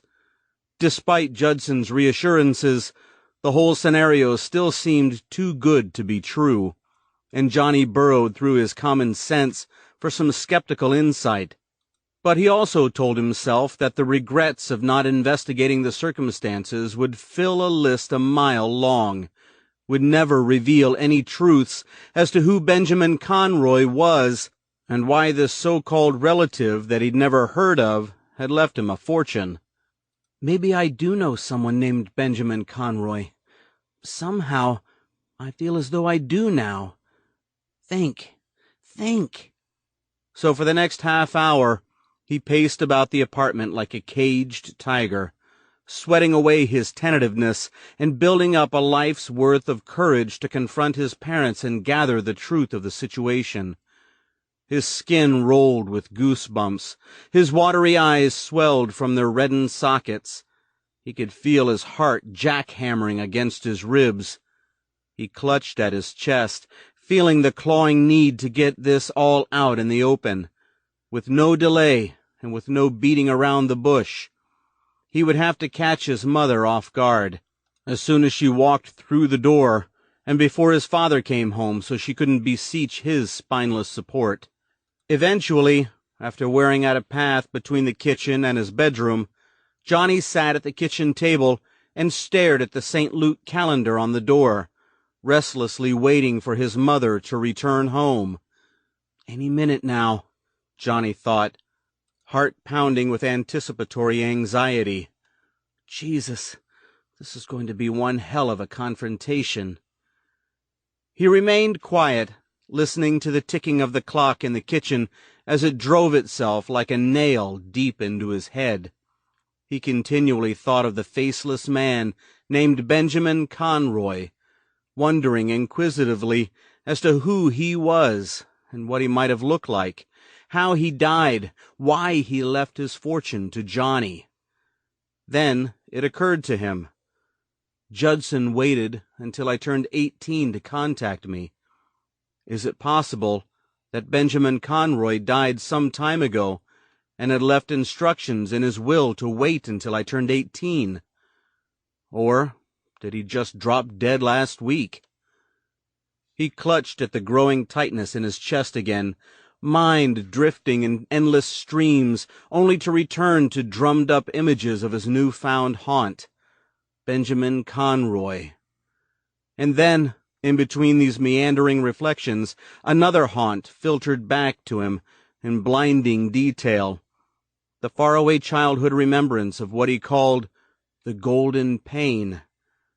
He'd somehow retained this odd recollection, as if it were a vivid vision from a nightmare, one that had remained with him for as long as his lifelong memories went back, and it all may have very well been a nightmare, but its lasting images were still so clear and so real that somewhere deep in his subconscious and conscious mind, part of him believed that everything had actually occurred. He could recall lying on his back, helpless, as though drugged. There had been the sound of a bell tolling, and then a golden light that floated over him. And from out of that light emerged the indistinct figure of a person, head tilted, arms outstretched. The figure was flanked by a small group of faceless people he would years later describe as witnesses. As the central figure emerged from the light and drew closer to him, the witnesses crowded around Johnny and latched on to his arms and legs. He could easily recall the pain of trying to struggle away from these dark people, his muscles stretching, the skin on his biceps and thighs burning beneath their determined grasps. And that's where his memories ended. The proverbial blackout had taken effect, as if he'd awakened from a nightmare moments before dying, only to find himself lying atop the damp sheets in a cold sweat. But the images had stayed with him, in his memories, and then again in his dreams, where at least once a month the dark, faceless man and his witnesses would visit him while he slept. Once, after an extremely colorful recurrence of the event in his dreams, he drummed up the courage to discuss it all with Mary, but she acted as expected, with utter indifference, grinning incredulously and shooing it off as what she described at the time as some repressed engram in his subconscious. "This is exactly why we don't want you reading those trashy science fiction novels. Next thing you'll be telling us is that you were abducted by aliens." But now the name of one Benjamin Conroy was in his head, superglued to his brain and functioning like a hypnotist's suggestion drawing out suppressed memories, or a password in a computer revealing a wealth of hidden information. Upon bringing back the memories of the golden pain into his head, new remembrances began flooding his mind. Memories of the golden pain and the events that occurred after the witnesses grabbed his arms, after the blackout. It seemed to be a faultless combination.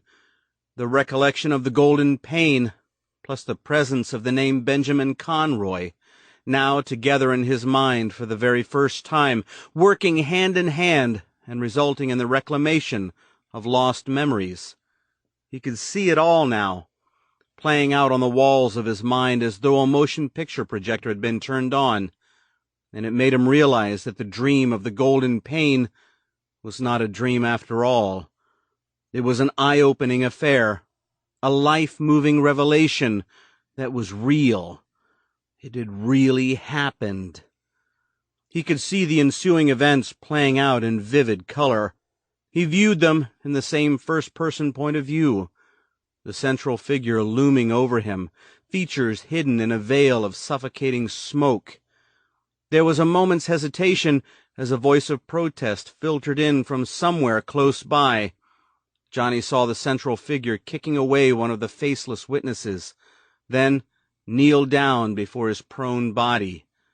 There was a glow of golden light, sharp and concentrated, followed by a quick blow of hot, searing agony upon his chest. Johnny could feel the pain upon his chest now. My God, it is real. It really happened. There were instances when Johnny himself had thought the incident too fanciful to be true, and he'd made a keen attempt to write it all off as a dream. But now, with the rest of the memories now present in his mind, he couldn't do that. As surreal and displeasing as it was, it carried an undeniable realism that couldn't be ignored. It could only be described as a memory. Because, despite it seeming like some weird, faraway dream, Johnny Petrie had unequivocal proof that the event had actually occurred, that at some point years ago in his past, when he was just a baby, it really happened. It was no dream. He opened the collar of his shirt and placed a hand against his chest. "It's a birthmark, Johnny. It was there when you emerged from my womb. I should know. I'm your mother." Running his index finger against the loose flaps of skin making up the scar on his sternum. "Mother, if it's a birthmark, why is it shaped like this? It's so perfect." The central figure leaned down over him and delivered the blow of hot, searing agony upon his chest. His mother would grin away his queries, looking slightly concerned but maintaining her composure nonetheless, perhaps having known that at some point growing up her son would ask about the strange scar on his chest, the wrinkled purple blemish that was in the perfect shape of an ankh. Johnny sat steadfastly at the table, body stiffening with tension, his mind now leaving the newfound memories behind for a moment, so he could place one and one together and unearth a sudden revelation. He shifted in his chair, stood and paced back and forth, then sat back down. It's falling into place. Yes, I can see it now. It's as clear as black and white. If there had been any doubt about confronting his parents with the letter or traveling up to see Andrew Judson in Wellfield, Maine, then it was now as dead as Benjamin Conroy. The mark on his chest was not a birthmark, as his parents had always insisted. It was a scar after all, a piece of a bigger puzzle, one suddenly cast down upon him on this afternoon of September 6th, 2005. The ankh on his chest, the memory of the golden pain and the central figure looming over him, delivering unendurable agony. And now the name of Benjamin Conroy in his mind, triggering additional memories. It's all part of my past, something my mother probably knows something about and has kept it in secret from me my entire life. I will find out. I will. In the hallway outside the door, footsteps approached. He heard a key enter the lock. Mother was home. Chapter 9. August 24th, 1988, 6:23 a.m. They moved down the hall in a procession, Benjamin in the lead, holding a white candle as a guiding light. Faith followed close behind, clinging to a censer from a thin chain and rocking it back and forth as pungent smoke puffed out. Elizabeth and Daniel trailed their mother's elongated shadow, heads bowed slightly, hands folded in prayer. At the tolling of the next bell, Benjamin entered the last bedroom on the left, everyone else falling in behind his lead. The wood floor settled beneath their gentle footsteps, the aroma of sandalwood from the censer immediately filling the air. The room was stark, adorned with only the necessary ingredients: the painted circle, the pentagrams, unlit candles at their cruxes, the triangle and associated hexagrams. The blinds were drawn, coating the room in welcoming darkness. Beneath the lone window stood a wooden crib. Inside, Brian Conroy rested peacefully upon a plain white mattress, his tiny chest slowly rising up and down, naked as the day he was born. Benjamin stepped to the crib and peered down into it. He uttered the preliminary prayer to Osiris, adding soon thereafter, "It is time, Brian Conroy, for you to join us in our quest for ancestral afterlife. As Jesus once rose from the dead to deliver his miracle to the people of Jerusalem, and then ascended into heaven to be seated at the right hand of God, we shall live together infinitely, beyond the confines of our graves. Upon the deaths of our physical existences, our souls shall be gathered up by the hand of Osiris and be granted eternal afterlife, where we will thrive infinitely, bound by love and commitment." The bells sounded. Benjamin waited until the resonance faded, and then leaned into the crib and picked up the baby. Holding his son close, he felt a wave of elation consume his body. The time, Brian's time, had finally arrived. Benjamin turned and faced his family. He held the naked baby out like an offering and said, "Here, on his first birthday, the last of the Conroys will pledge his allegiance to Osiris and request the gift of ancestral afterlife. Praise the Lord Osiris, the family repeated in unison. Benjamin beseeched his wife, singing in monotone, Do you, Faith Conroy, elect to share your gift of the afterlife with Brian Conroy? Faith nodded and revealed her scar. Yes, she replied in the same note. Do you, Elizabeth Conroy, elect to share your gift of the afterlife with Brian Conroy? She too showed her scar. Yes. Do you, Daniel Conroy, elect to share your gift of the afterlife with Brian Conroy? Daniel hesitated, earning him a concerned gaze from his father. He shifted uncomfortably, eyes peering downward, then opened his robe and replied, Yes, his tone slightly off. The bells rang. Benjamin waited in silence. Eyes shuddered in supplication, lips trembling as the baby began to stir. The toll's reverberation faded. 13 seconds passed, and instead of another bell, silence dominated like a massive mute ensconcing the entire house. Benjamin's smile was immediate. The first half of the ritual had played out perfectly. Exactly 1 hour and 33 minutes had elapsed since he rose from bed to initiate Brian's allegiance to Osiris. And now, here he was, standing with his entire family at the correct point in the ritual he'd spent months meticulously plotting. Osiris is with us now, he finally said. Jesus has been with us since we opened our eyes to the light of the earth.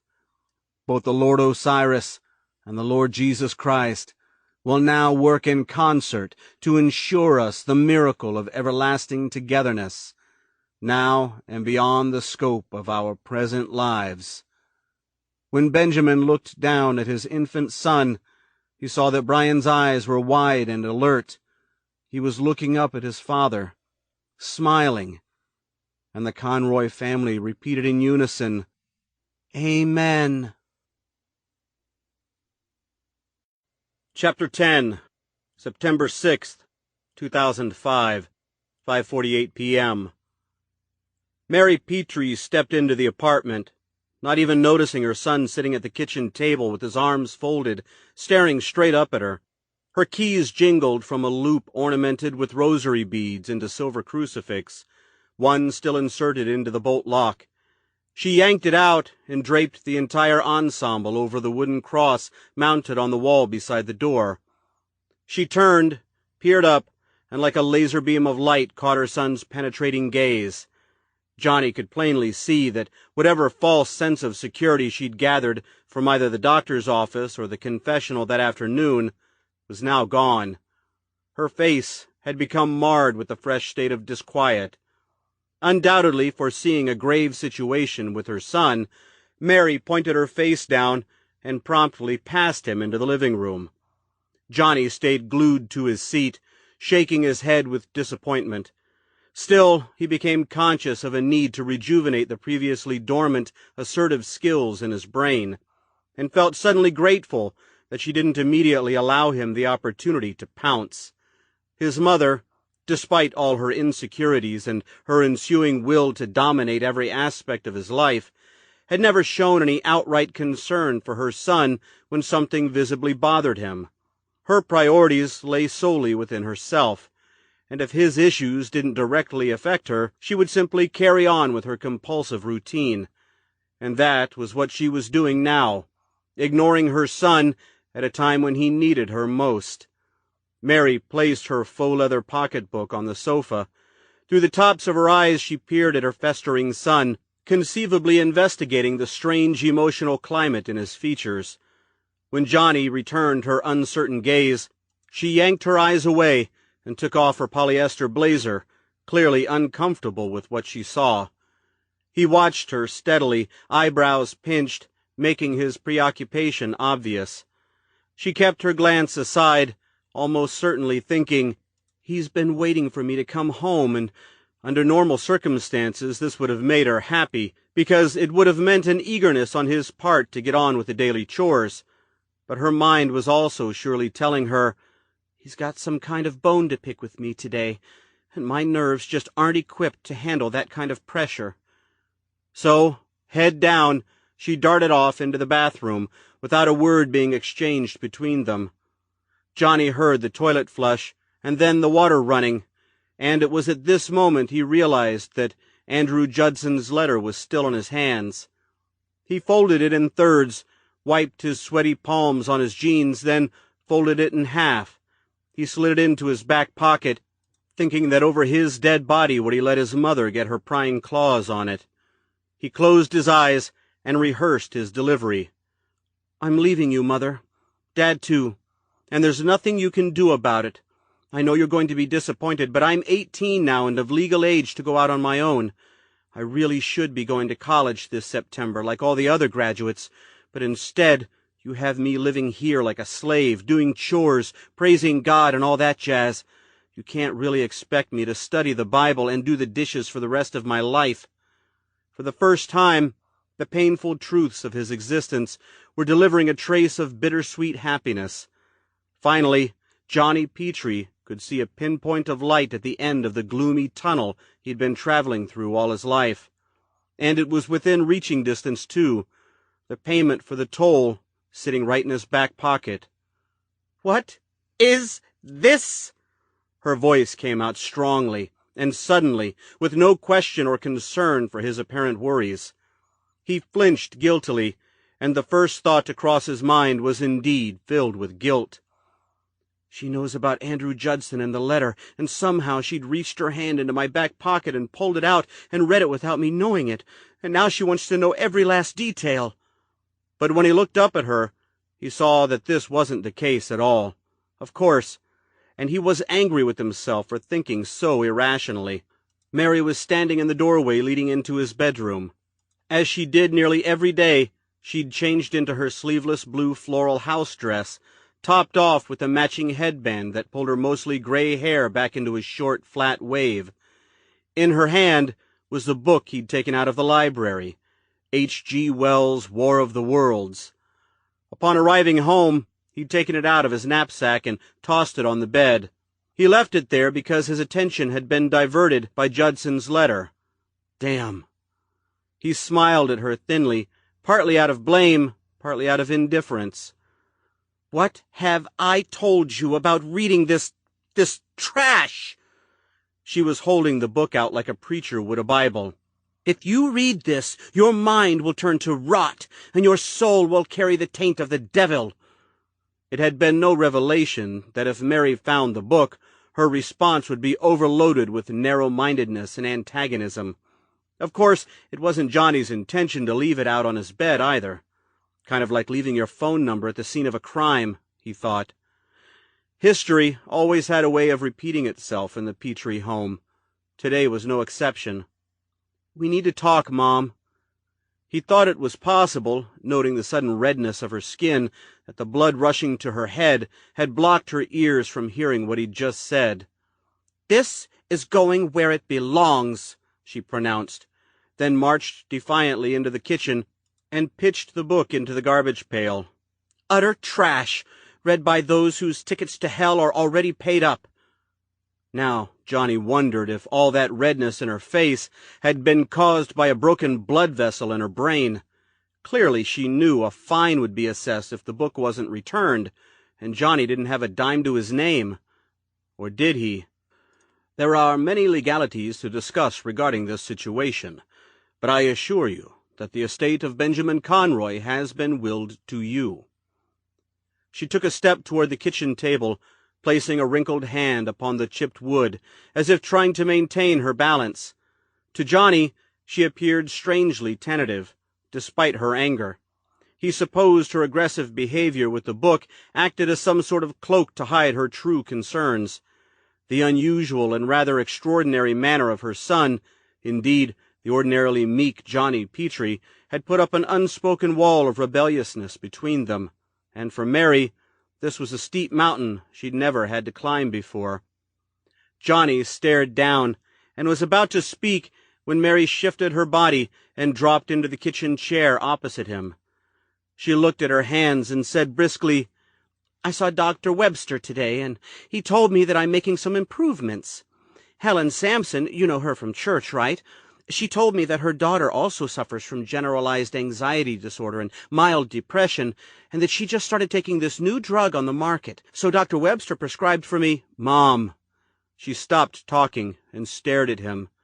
The string of silence between them was bitter and tense. "We need to talk." She cocked her head and squinted. "Johnny, are you listening to me? Your mother hasn't been feeling well, and now I might be going to a—" "I'm leaving here," he interrupted. The words came out with no doubt or uncertainty in them. She kept her gaze on him, and, holding on to the pretense, said, "To church, I presume? Well, as long as you're back for dinner. I'm anxious to tell you all about Helen's daughter. She's a member of the choir at St. Anthony's." And then an incredible thing happened. Johnny felt his blood rush, as though all his pent-up emotions had finally been released after 18 years of mental incarceration.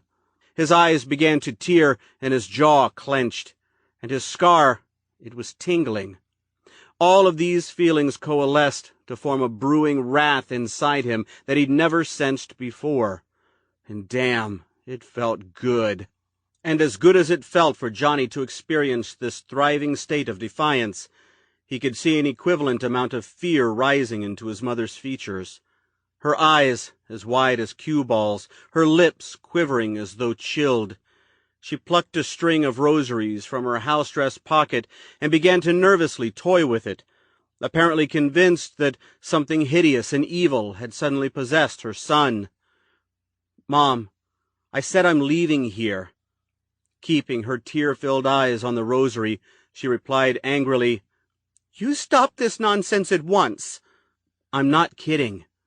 I'm packing my things and I'm leaving." "Johnny, are you feeling well?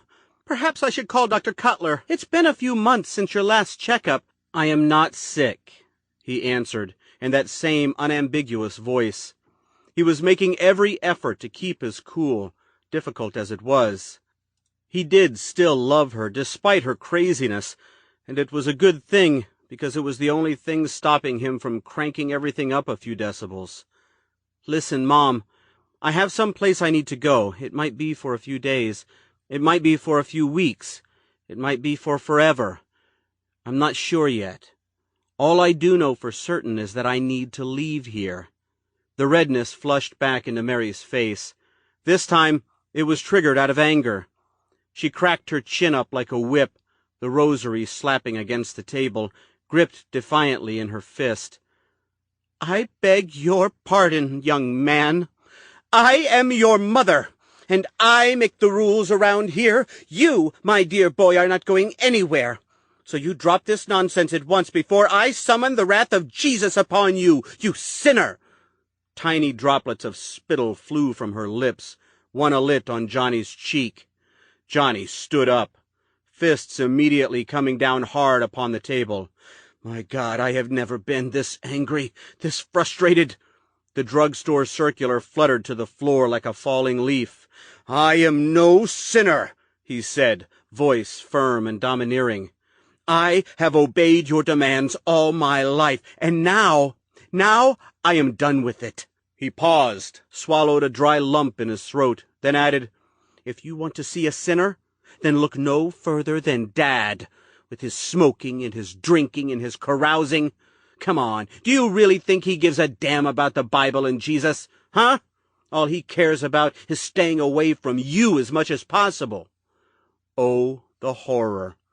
Mary's face blanched. Her entire body trembled. Her mouth fell open, as big as a mountain cave.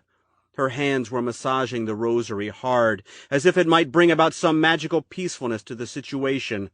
Then the tears came, flowing down her cheeks and carving wet lines into her foundation.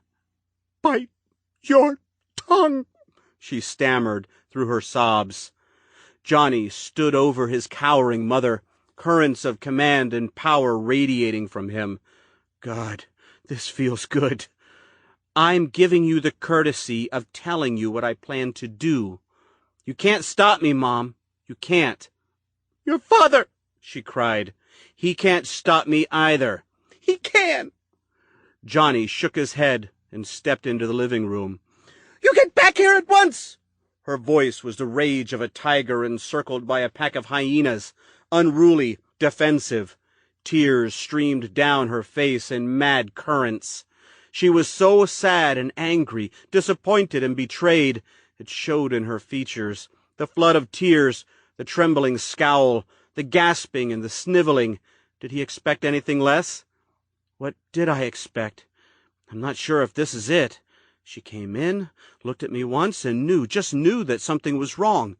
It was almost as if she were expecting this to happen. He stayed in the center of the room. He felt out the letter in his back pocket, and it was still there, of course. He looked at his mother and shook his head slightly, denying her any form of argument. "It doesn't have to be like this, Mom." She shook her head, perhaps thinking, "Satan has come to claim my child. God help his poor soul." She moved to speak, but a blurt of sobs stifled her words. With all her crying, a lull was created. In this brief amount of time, Johnny felt a flutter of anxiety tickle the walls of his stomach. The adrenaline. It had stopped pumping and was leaving him with a weak, hollow feeling.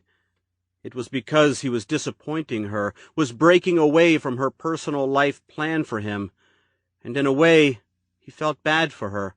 "But you, Mr. John Petrie, are to receive the entire estate bequeathed to me as executor. The value of the inheritance is estimated at $2 million. "Mom, I'm sorry, but there's something I really need to do." She kept her gaze down, unanswering for a minute or more. A fresh flood of tears filled her eyes and spilled out onto her face. "You're hurting me," she finally whispered, "more than you know." "I'm sorry, but—" "Why are you doing this, Johnny?" She asked the question almost as if she knew exactly what he was doing and why. "No, it can't be. I can't say." And then the anger returned. She stood up quickly and pointed at him, shouting in a frenzy.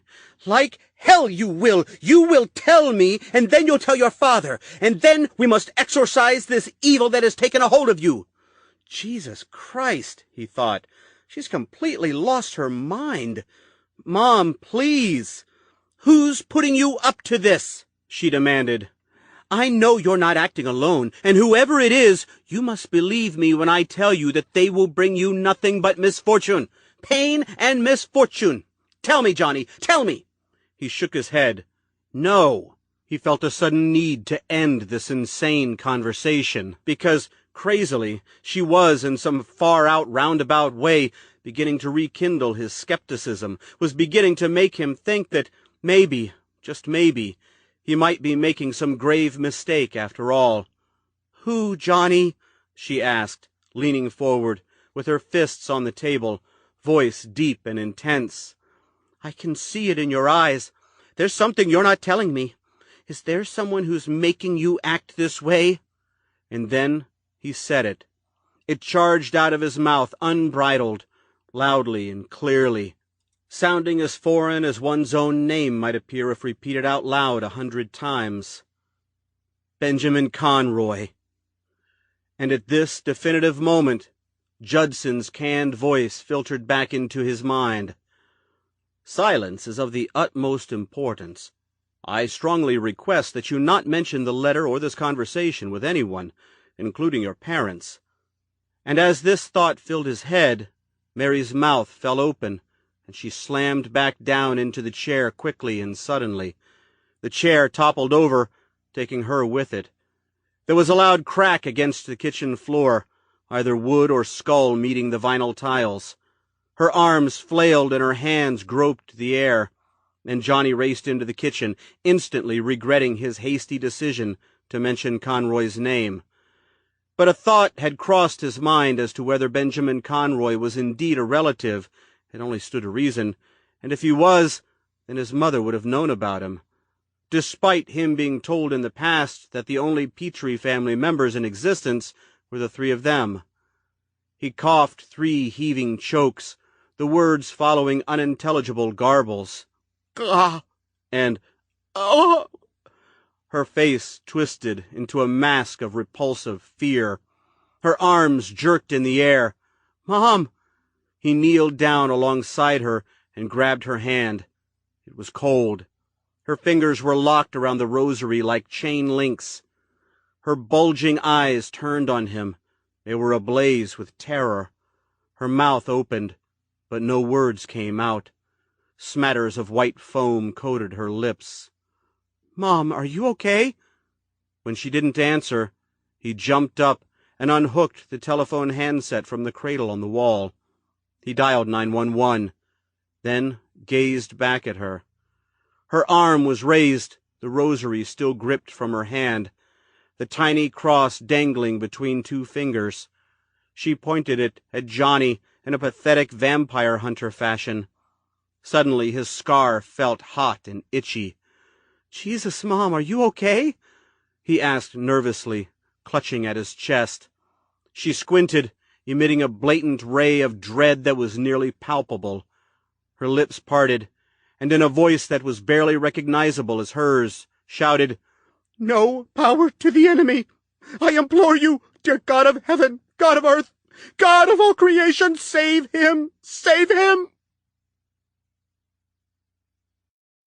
Chapter 11, August 24th, 1988, 6:43 a.m.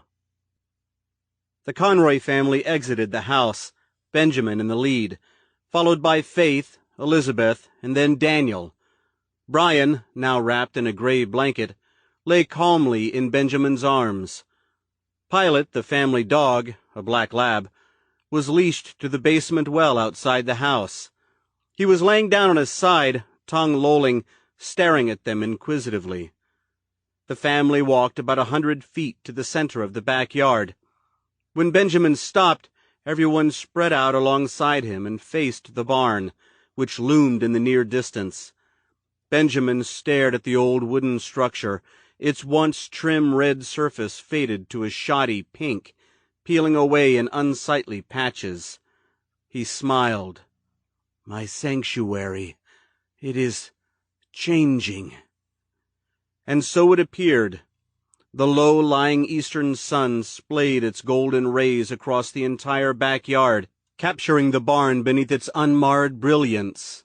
Now the chipped white trim and ramshackle structure appeared to take on a newfound potency, its ugliness beaming heartily in the day's fresh light. Everything around them, the overgrown grass, the wandering weeds, the dandelions, appeared savagely rich and lush, highly aromatic. The morning was very hot and humid, more so than it had been all summer long. Perfect conditions for the ritual, Benjamin thought. Beneath his robe, his skin felt clammy, sticking to the hot black fabric in damp patches. Behind the barn, from the woods that ran nearly 20 miles all the way to the outskirts of Skowhegan, tendrils of smoky mist crawled in, low-lying and dense. It seeped around the barn, seizing the entire perimeter like an oncoming tide. It carried with it an acrid odor of burning timber that filled Benjamin's nose instantly. "The Lord Jesus Christ has given us a glorious day, so that we may commence with Brian's allegiance to Osiris." The air seemed to absorb Benjamin's words, and it was at this moment he noticed that there were no sounds at all on the farm. No birds chirping, no roosters crowing, none of the penned goats or pigs bleating for their meals. Even Brian remained silent in his father's arms. All Benjamin could hear was the static rustle of the hot summer wind as it carried through the distant wheat fields. Moments passed as Benjamin prepared his mind for ritual. Breaking up the brooding silence, he could hear the metallic clanging of a cowbell.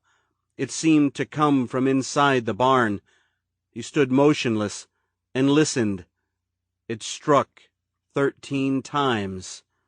then stopped. "The bell has tolled. It is time," he said. Without saying a word, Benjamin stepped toward the barn, his feet kicking through patches of crabgrass and dew-soaked dandelion clusters. Strangely, even the sounds of their footsteps were muted, seemingly trapped in the strange vacuum that had siphoned off everything in the surrounding area. He reached the door to the barn, which was padlocked. He looked left and then right, surveying his surroundings. They were familiar, of course, but had taken on an unusually exotic appearance, as though he'd stepped into an old sepia-toned photograph.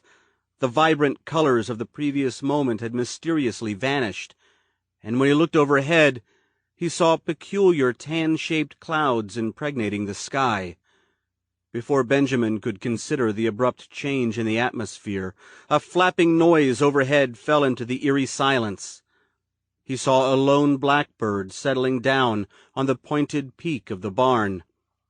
The bird jigged in its effort to find a solid landing position, then pointed its tiny eyes downward, ruffling its feathers as if to acknowledge Benjamin's presence and the event about to take place. "Osiris's messenger is here," Benjamin uttered, feeling strangely intimidated. "It has delivered the perfect setting for the spirit's arrival," he speculated, as something heavy turned over in his midsection. The bird cawed, and in this instant some of its feathers fell out into the gutter, leaving behind a bare patch of pink hide on its body. The bird poked its beak deep into the raw skin and resurfaced with the fat, buzzing horsefly. The ground mist continued to spill out from the woods.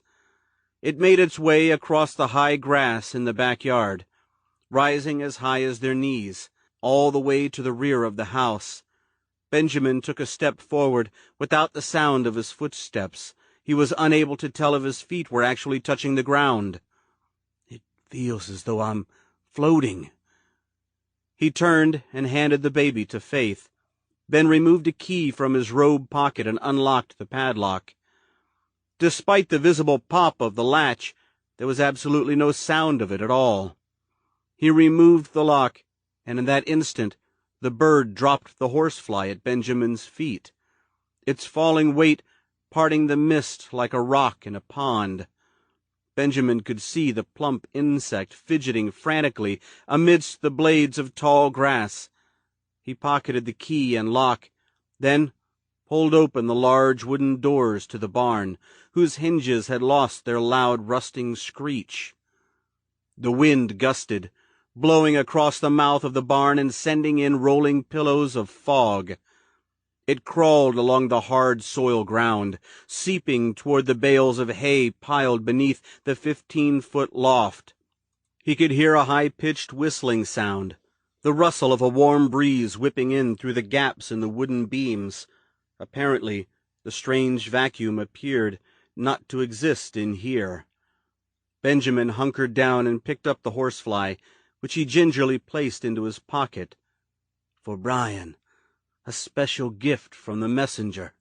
He then crossed the threshold into the barn, leaving just enough room behind for Faith, Elizabeth, and Daniel to settle in behind him. He looked at the gloom-filled store, the hay bales stacked high beneath the loft, blocking the way to the rear of the barn. Straw was pressed out amidst hunks of wood and pieces of rusted tractor parts. Flattened tires leaned drunkenly against the right wall. Clutter existed nearly everywhere, except at the very center of the barn where Benjamin had put in order all preliminary measures for the ritual. The first thing he noticed was the heat, dense and oppressive, hitting him like a tangible force. It could have been 100 degrees in here, maybe more. Sweat poured down his back in quick rivulets, and a warning voice inside his head told him that he would need to commence the ritual quickly and efficiently, that the infant would not be able to withstand the extreme temperature for too long. Slowly and soberly, he stepped toward the center of the barn, where 2 4x8 slabs of black primed wood were lodged flatly into the soil. Painted in white on the wood was the magic circle. Its circumference measured out at exactly 8 feet. Benjamin stepped into the circle, the hairs on the back of his neck immediately shifting from the loaded conditions of the air. On the ground outside of the circle were the 4 pentagrams, plus the north-facing triangle of the gift. Each held white candles at their points. He removed a box of wooden matches from his pocket, then kneeled down before each figure and lit the candles. First at the pentagrams, then at the triangle. Scrawled in white paint on the edges of the triangle was the seal of Osiris. The inch-high words now aglow beneath the bask of motionless candlelight. Once the candles were lit, Benjamin nodded to Elizabeth, who, as directed, closed the doors to the barn. He immediately paced to the rear of the barn, to a point near the bales of hay, where a black silk sheet had been draped. He removed the sheet to reveal the consecrated mirror, frameless, supported only by black-painted plywood wedged between the bales. About 6 feet tall and 2 feet wide, various symbols adorned the edges of the mirror's surface. 6 triangles running along the top with the name of Osiris split up, 1 letter at each of the peaks. Down the sides ran the symbolic representations of air, earth, fire, water, and spirit. Benjamin returned to the center of the 8-foot circle. He nodded to the others, who slowly walked over and stood just beyond the circle's circumference, alongside the pentagrams. Then he closed his eyes and pledged, "Here I stand at the center of the magic circle, where I shall act with the authority of the divine spirits of Jesus Christ and Osiris.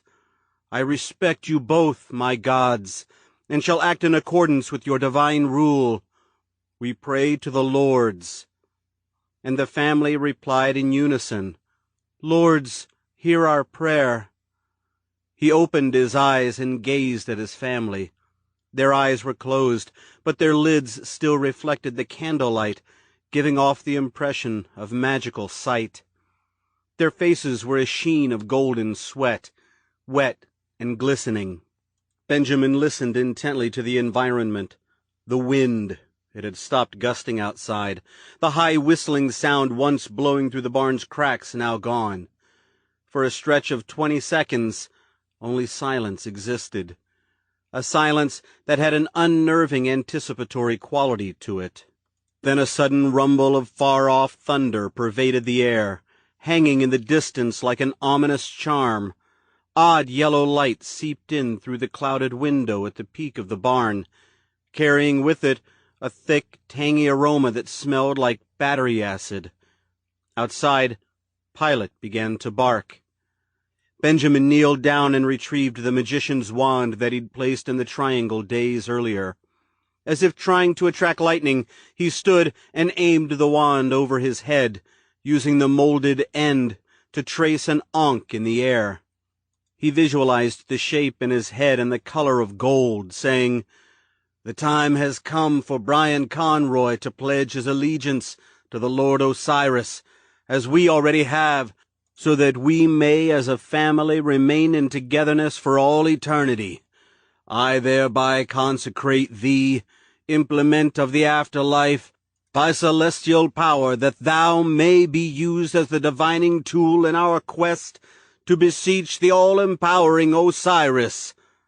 Elizabeth kneeled down and picked up the black silk cloth from the center of the pentagram before her, which contained the sigil of Osiris. Like the others, this too was drawn out on leather parchment. She removed the parchment, unfolded it, and then stepped forward through the circle and placed it on the center of the triangle. Benjamin lowered the wand, plucked the horsefly from his pocket, which he placed on top of the parchment. Removing the candle from the outermost point of the painted triangle, he said the prayer to Osiris. "I summon and beseech thee, O Spirit Osiris, from the vast astral plane by the supreme majesty of God, to allow the child Brian Conroy an association to our purpose, that he too may benefit from your empowering gift." He then struck a match and placed it to the parchment. Both the scrawled prayer and the horsefly disintegrated beneath the mounting flame. Benjamin stepped back and watched the flames rise, his eyes following the pillar of smoke winding its way up toward the vaulted ceiling of the barn. While doing this, he imagined himself as a soaring figure, with the earth a tiny sphere below him spinning on its axis. He felt a sudden flood of all-powerfulness, as though he were standing at the center of the universe, surrounded by the galaxies and stars. At the very top of the pillar of smoke, a glowing sphere of white brilliance formed. The sphere expanded and soon began to descend, forcing down the smoke and emitting a loud, wind-like sound that nearly deafened him. Using the wand, he reached up and pulled the white light down into his own body, vibrating the word Mada from his lips as he did so. He moved the wand over his body, focusing it upon his heart. The light thinned into a beam and connected into him, first at his heart, and then as he moved the wand over his body, his groin. He uttered, Al-Kuth, his voice a monotone of prayerful song. He touched each shoulder, the beam of light following from the end of the wand, igniting it slightly. Now he could see its formed contour in the gloom, an Ankh, softly aglow with the Lord Osiris's light. He held his hands together, keeping the wand tightly secured between his palms. The Ankh at the end of the wand grew brighter. Benjamin uttered in monotone, And here I am, standing at the cross of light that reaches deep into the astral plane where the Lord Osiris resides. Within me shines the 5-point star, and with it I beseech Osiris to give the gift of eternal afterlife to the child Brian Conroy on this, the first year of his birth. The smoky fire burned brightly, despite a lack of kindling. Benjamin took small, shallow breaths, keeping his gaze upon the glowing beam of light, now wholly absorbed by the Ankh at the end of the wand. He realized quite suddenly that he possessed no sense of any time passing, feeling only the stifling heat and thick, hazy smoke. His eyes began to burn, tears sprouting rapidly from his eyes. The light from the wand fanned out like a spill of water, traveling slowly through the air over the triangle where the fire still burned. It is time. Osiris is coming to bring his gift of afterlife, he shouted. Place the baby in the circle, now! Holding the wand over the fire, Benjamin quickly stepped around to the pointed tip of the triangle and faced his family. Faith removed the blanket from around Brian and moved forward into the circle. Her face, still framed in the black hood, was a deadly pale, nose running, eyes puffed out and tearing. Both Elizabeth and Daniel were hunched forward, chests wrenching up and down in quick, shallow spasms. The baby, closer to the biting smoke, began to cough uncontrollably. Faith placed baby Brian down into the circle, then staggered back to her position outside its perimeter. Using the wand, its die-cast end aglow with the heat of the fire, Benjamin stepped back to the forefront of the circle and traced an Ankh shape in the air over Brian, all the while staring into the mirror. Through the heaving cries and gags of baby Brian, Benjamin stated the conjuration of God as memorized from the grimoire of Honorius. I, Benjamin Conroy, do evoke thee, O spirit of the god Osiris, by the living God, by the true God, by the holy and all-ruling God who created from nothingness the heaven, the earth, the sea, and all things that are therein, in virtue of the most holy sacrament of Jesus Christ, and by the power of this almighty Son of God, who for us and our redemption was crucified, suffered death, and was buried, who rose again on the third day by the power of the spirit of the god Osiris, and is now seated at the right hand of the Creator of the world, from whence he will bear consent for Osiris to judge the living and the dead." Faith, Elizabeth, and Daniel all responded weakly, "Amen." Benjamin placed the end of the wand back into the fire, and then repeated 13 times, "Before me, Osiris, before me, Osiris, before me." Upon completion of the summons, the surface of the mirror grew fluid in nature, moving inwardly in a spiral fashion and quickly forming a silver vortex.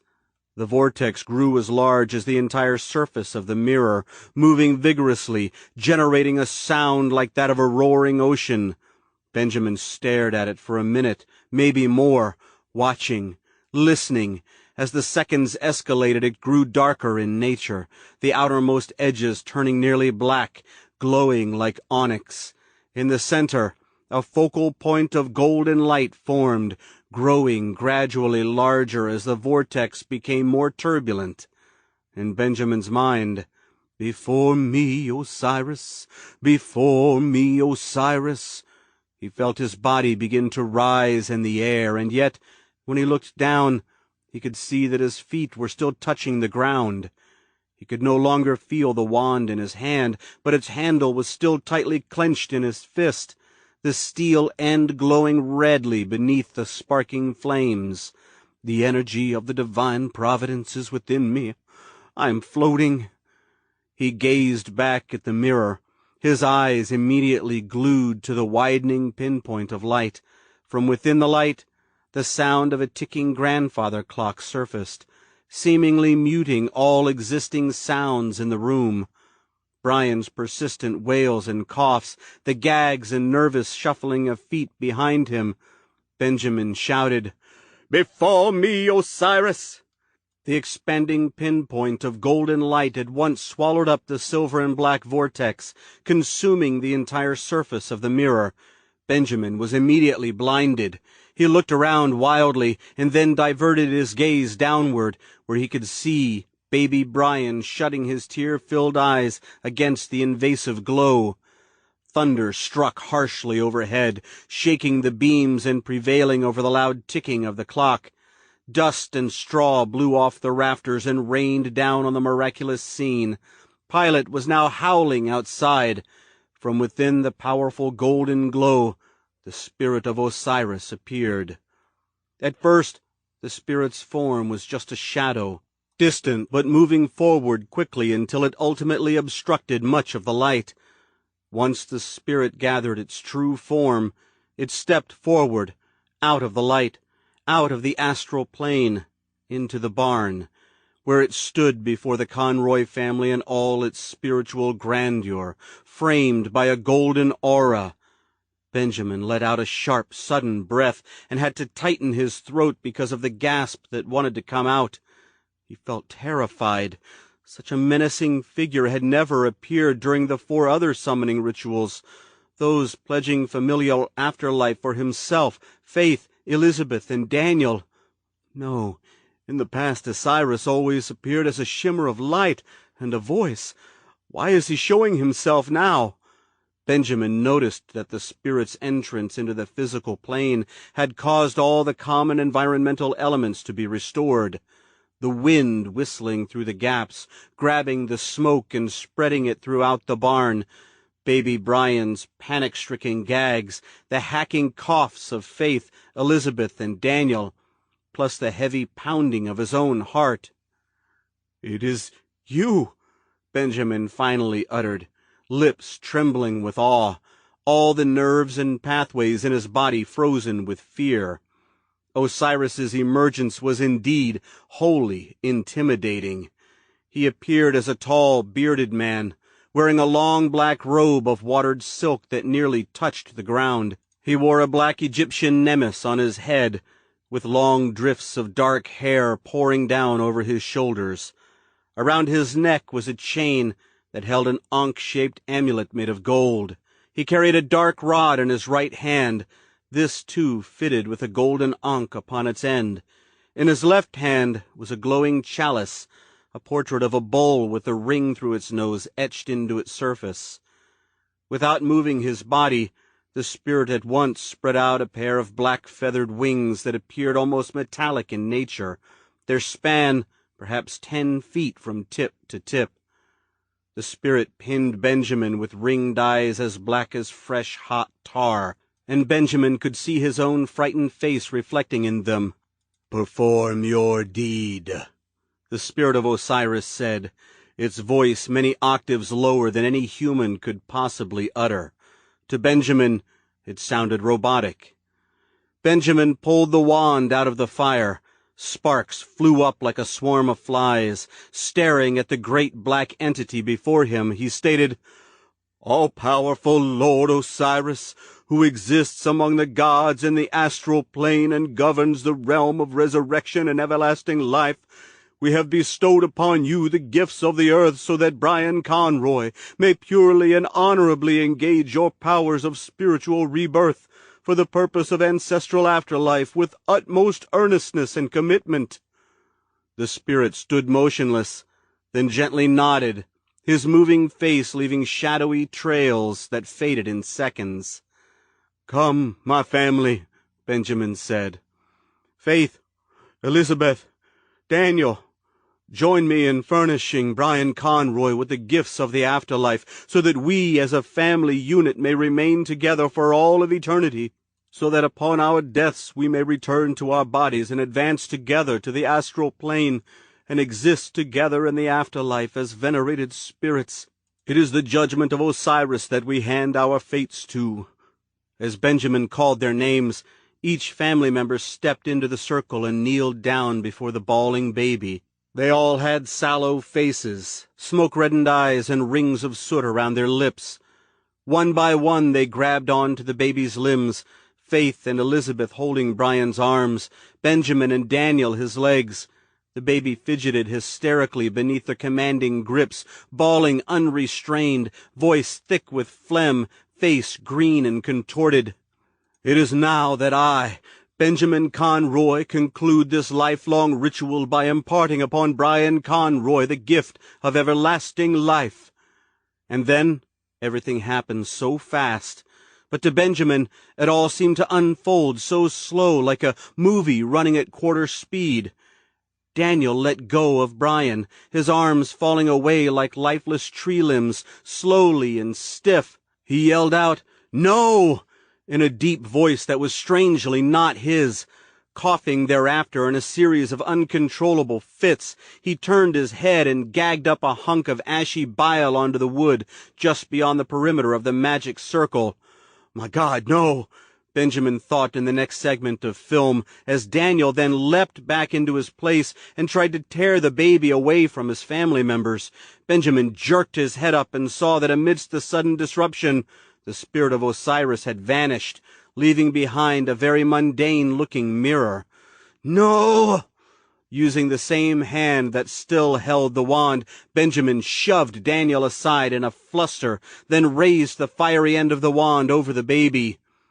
And in the next segment of slow-moving film, with his arm raised, intent on bringing it down on Brian's exposed flesh, the baby, blood-reddened eyes already wide open, looked at his father, pinning him with the gaze that was not that of a naive and innocent babe, but of a highly intelligent being, fully conscious of the act being perpetrated upon him, and that gaze told Benjamin that there would be hell to pay for his transgression, that his beliefs were inane and wholly unfounded, that he'd been wrong all these years about Osiris having anything to do with Jesus' rise from the grave, that he'd been wrong about Osiris's ability to grant what he coined as ancestral afterlife, that his discovery of the code in the New Testament was unfounded, that the narrative of the Bible was mere folklore, handed down over centuries of believers seeking self-serving comfort and orthodoxy, and that how could he be so damn stupid for believing this? He hesitated, staring through the smoke-screen into Brian's eyes. His heart sank like a lead weight against his ribs. His mind seemed to melt away, lost of its primary foundation. He could hear Daniel crying and choking and babbling. "No, Dad! Don't hurt the baby." The boy's eyes were wide and staring, filled with terror, looking not at his father, but through him. Faith released her grip, and Elizabeth immediately followed, pale faces drawn with consternation, staring up at their head of household. Benjamin loosened his grip on the wand. Its glowing end had begun to fade, its heat breaking up in the early morning air. He stared at the mirror, at its utter normalcy, and thought of the spirit that had shown itself. "Perform your deed." Benjamin Conroy took a deep lungful of searing hot air, coughed, and then brought the fiery hot wand down upon the baby's exposed sternum. Chapter 12. September 7th, 2005, 1:48 p.m.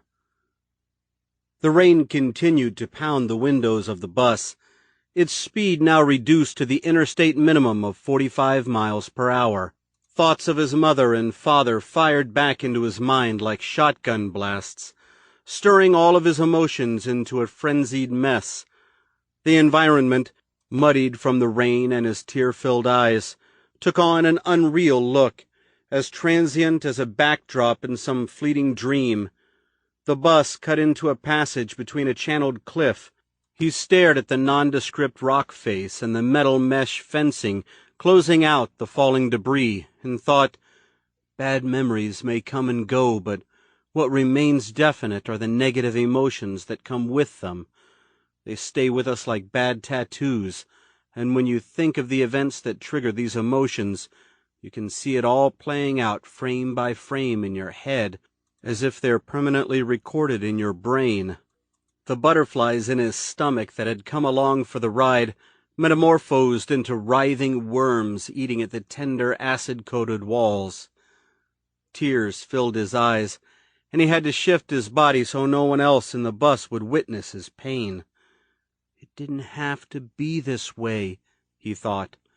Or did it? Yesterday I got a letter from a lawyer, and I called him, and we spoke for a while. He promised me the fortune of a man whom I'd never heard of before. And when I mentioned this man's name to my mother, she turned ashy white like flour and nearly passed out. And this time her response wasn't psychosomatic, curable by the pill of the moment. It was for real. And now I'm standing on the edge of a crumbling world just waiting to take me down. It was all beginning to take its toll on him. His heart surged and pulled against his chest. His eyelids struggled to stay open as he watched the muted landscape break apart around the bus. He peered down at his watch and saw that, given the weather and the bus's sluggish pace, it would take another 3 hours to get to Wellfield. Didn't matter, in spite of the delay. He wasn't expected to meet with Andrew Judson until tomorrow morning. He leaned his head against the rain-streaked glass of the window, closed his eyes, and thought of his mother, lying there in her hospital bed, mind drifting toward those mysterious places she'd spent her whole life avoiding. He shivered, wondering if she'd come to assume that he'd in fact left Manhattan for the mystery that awaited in New England. He imagined her with her sallow face pressed down against the thin Tempur-Pedic pillow, eyes glued to the door, waiting for her husband and son to come waltzing in with smiles on their faces and flowers in their hands, revealing to her that it had all been some cruel dream and that everything was going to be all right. And as he drifted off to sleep, he prayed that this wasn't the case, because here, in Johnny's world, there were no definitive truth-telling dreams. There were only memories, and the dreadful certainty that Mary Petrie would soon be discharged from the hospital, never to see her son or husband again. September 6th, 2005, 9:53 p.m. Johnny sat in the hospital waiting room staring at the cover of the Cosmopolitan magazine in the hand of an attractive woman seated across from him. The teenage girl on the cover had the whitest teeth Johnny had ever seen. There were 2 other people in the corral of orange vinyl seats, both of them idling around with absolutely nothing to do, an unsmiling elderly man with a herd of pockmarks on his face, and a balding man of about 40 reading a Preston and Childs paperback. A young nurse with a red-striped uniform bustled by, and all those waiting abandoned their mundane pursuits to look up at her and hope that she would take them in to visit their loved ones. She passed by without incident, and everyone at once went back to their waiting-room routines. Johnny sipped at the stale coffee he bought for 50 cents at the cafeteria upon arriving at St. Michael's Presbyterian Hospital. Despite his initial concerns about Mary's condition, he did get to ride in the ambulance, and that was pretty darn neat, and had killed nearly 3 hours here, waiting for some word on Mary, keeping his eyes peeled on the main entrance, with hope that his father had arrived home to see the note he'd left for him on the kitchen table. Eventually a nurse did approach the corral, but kept a safe distance, as though those in the waiting room had also come down with some horrific communicable illness, and called Johnny's name out. "John Petrie." Johnny stood and followed her as she immediately darted across the lobby without him. The eyes of his waiting-room comrades pinned to him as he disappeared through a pair of swinging doors adorned with big red letters that said, "Inpatient." "You are Mrs. Petrie's son?" she asked as he caught up with her. She was young and attractive, with shoulder-length blonde hair and rather large breasts pushing out against her uniform. All his life, Mary had vehemently instilled upon Johnny the evils of sex, and how the strong arm of God would punish him should his mind stray from a life of wholesome decency, and he'd always done his damnedest to avoid lascivious thoughts such as this. But now he felt unexpectedly liberated of his mother's authoritative command. Feeling attracted to a woman as pretty as this, seemed more natural than dirty, and unquestionably sanctioned by whatever higher authority might be looking down upon him at the moment. Eyes still on her breasts, her name tag said Melanie. He nodded. "Yes, I am." Melanie was holding a clipboard with a number of papers attached to it. She lifted the first sheet and read aloud. "Your mother seems to be fine. All the preliminary exams have been completed. Blood tests, MRIs. Nothing was detected. No heart attack, no stroke. Of course, she'll remain on bed rest for a few days, which will give us enough time to find out what actually happened to her." Johnny didn't know what to make of the news. Had he caused his mother some odd mental breakdown? Or was it something altogether physical that had been lingering at the threshold, waiting for something to kick down the door? They turned left and went down another hall lined with glossy wooden doors that opened up into a large reception area, with about 8 nurses and doctors milling about, shuffling papers and gazing at computer screens. Down the hall, inside one of the rooms, Johnny heard a woman sobbing lightly. The sound of a television emerged from another. Someone was watching the 10 o'clock news. A ceaseless, intermittent beeping filled the room. "Your mother is in room 107, down the hall on your left." "Thank you," Johnny said, watching Melanie as she scooted away at the request of another nurse seeking assistance behind the reception area. He paced slowly down the hall to room 107. He peeked inside and saw his mother's bare feet jutting out from behind a cloth partition. He entered the room, circled around the partition, and stood at the foot of the bed. The first thought that entered his mind was how different she looked from just hours earlier upon her arrival home from work. She was asleep on her back with the sheets pulled aside, her exposed legs pale and trunk-like, the hospital apron she wore gathered up around her unusually smooth thighs. Meandering veins, both purple and blue, raced across her skin where they narrowed out and disappeared like thinning roots at the knees. It became oddly apparent to Johnny at this moment that he'd never seen his mother's legs above the calves before. His hands were upturned alongside her, an IV tube snaking out from the crook of her arm. Her face was pale, with a peculiar hive-like blotch on her forehead. Her hair was all flattened out on one side. As he gazed at her, Johnny began to feel his breath shorten. He'd never seen her in such a terrible state. Waves of guilt hit him hard, and when he moved to say something, he couldn't. His throat was parched. At this moment, a doctor walked in. He was a heavy-set man with a full beard that made his face look even fatter. He wore glasses, which he immediately removed to reveal 2 juicy red spots on the bridge of his nose. He offered a hand to Johnny. "Hi, I'm Dr. Hansen." "Johnny," his voice managed as he accepted the man's plump hand. "I'm Mary's son." Dr. Hansen nodded, then slipped his glasses into his shirt pocket. "It's my understanding that your mother fell?" "Yes, that is correct." "She has a small laceration on the back of her head, but it's been bandaged and should heal over in a week or so." Hansen hesitated, then asked, "You saw her fall?" Johnny nodded gently. "Yes, we were talking, and she got angry about something, and I guess she just fainted, because the next thing I knew, she was on the ground." Hansen nodded. "Well, other than that cut on her scalp, we couldn't find anything wrong with her. All her MRIs have come back negative. Blood tests normal. White blood count is fine." "That's good news," Johnny said, taking a deep breath and feeling a bit relieved, and yet at the same time feeling a bit disappointed that she would not receive any considerable medical attention. "She needs some serious help, Doc, and I need some time to get out of town. I was worried that she might have had a heart attack."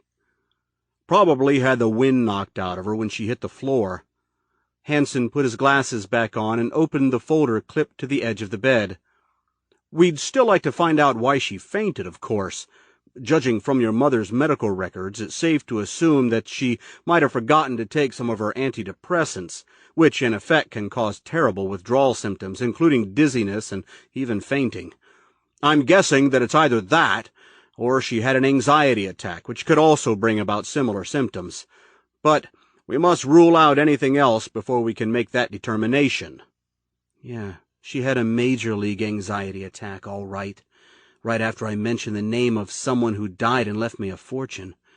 Clearly she knew the man, and her relationship with him couldn't have been any good, because immediately after that she threw some desperate prayer at the Lord to save my soul from eternal damnation."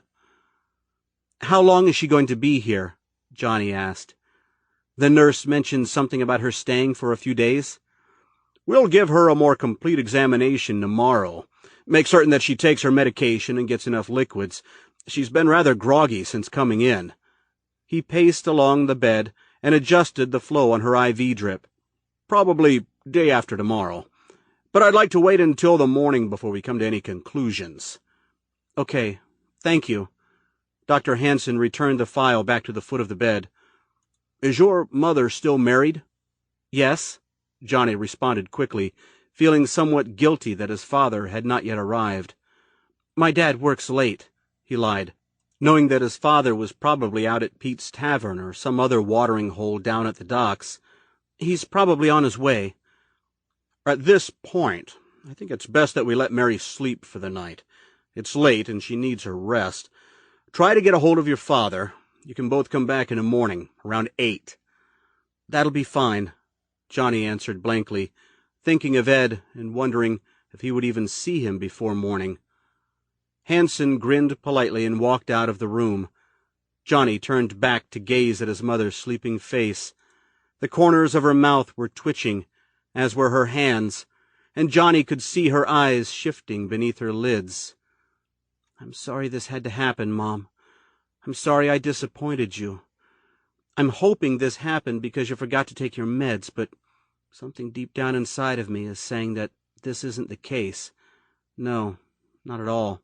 You've been hiding something from me all my life, and now that something has come back to haunt you. Haunt us." Johnny stepped around the side of the bed and placed a gentle kiss on her forehead, catching a whiff of her bitter, stale hair. He was about to say something small to her, but realized that waking her would be the gravest of all mistakes, so he kept his honest concerns to himself. He backpedaled around the foot of the bed and had stepped halfway across the room when a powerful thought crossed his mind. Something instinctual, coercive, and it made him stop and backtrack to the foot of the bed. Feeling strangely uneasy, he grabbed the patient info folder clipped on the bed rail. His hands were shaking, breaths escaping his lungs in sour spurts. He opened it up. The first page was a medical history record, which included all of Mary's personal information. His eyes ran down the info that had been typed in, the words so common and yet seeming so alien, as though he'd just walked into a stranger's room. Her name, her date of birth, her Social Security number, the names of her family members, only 2 answers here, and then her, oh my God. And it was that very moment Johnny read the next item of the file that his mind whispered, "This can't be," and he was immediately overwhelmed, fresh tears tracking down his face as a new fear grew in him. This time for his mother, because only God knew what terrible aura of truth surrounded her and demanded of him. And when he looked back at her, she appeared even more different. Not his mother at all, but some strange individual he'd never met, and he realized at this moment that he needed to be away from her. Not just now, but forever and ever, because part of the mystery that she'd kept bottled inside her all these years had finally escaped by will of chance, and the sheet of paper he gripped in his trembling hand. He closed the folder and clipped it back onto the bed rail. The image of line 5 on the medical history sheet, bound to stay with him until his dying day. Maiden name, Conroy. Chapter 13. August 24th, 1988. 9:17 a.m.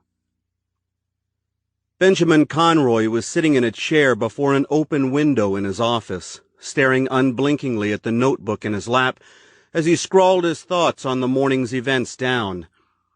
The baby had stopped crying about an hour ago, thank God, and now the wind provided a fairly soothing backdrop as it bustled across the wheat fields 100 yards away.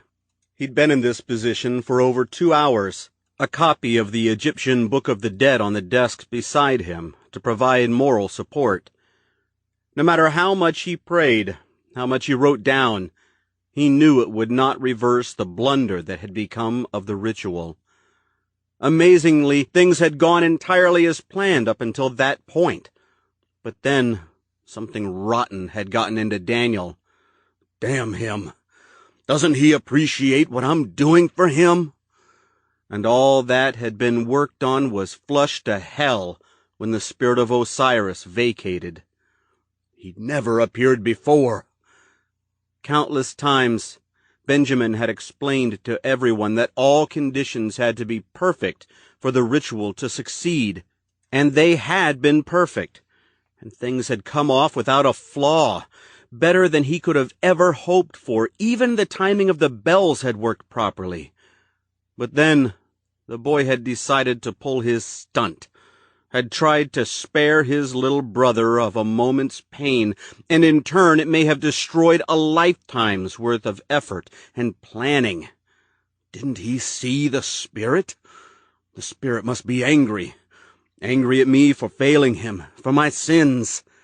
In between his prayers and thoughts of impending failure, Benjamin reflected upon his years of preparation and his lifelong obsession with the biblical history relating to Jesus' rise from the dead, how he became convinced that the Son of God could not have relied on his Father's unseen inspiration alone, how 1,500 years earlier, the mid-15th century BCE Egyptians had left behind what would later be interpreted as the Book of the Dead, a series of mortuary spells written on sheets of papyrus covered with magical texts and accompanying illustrations.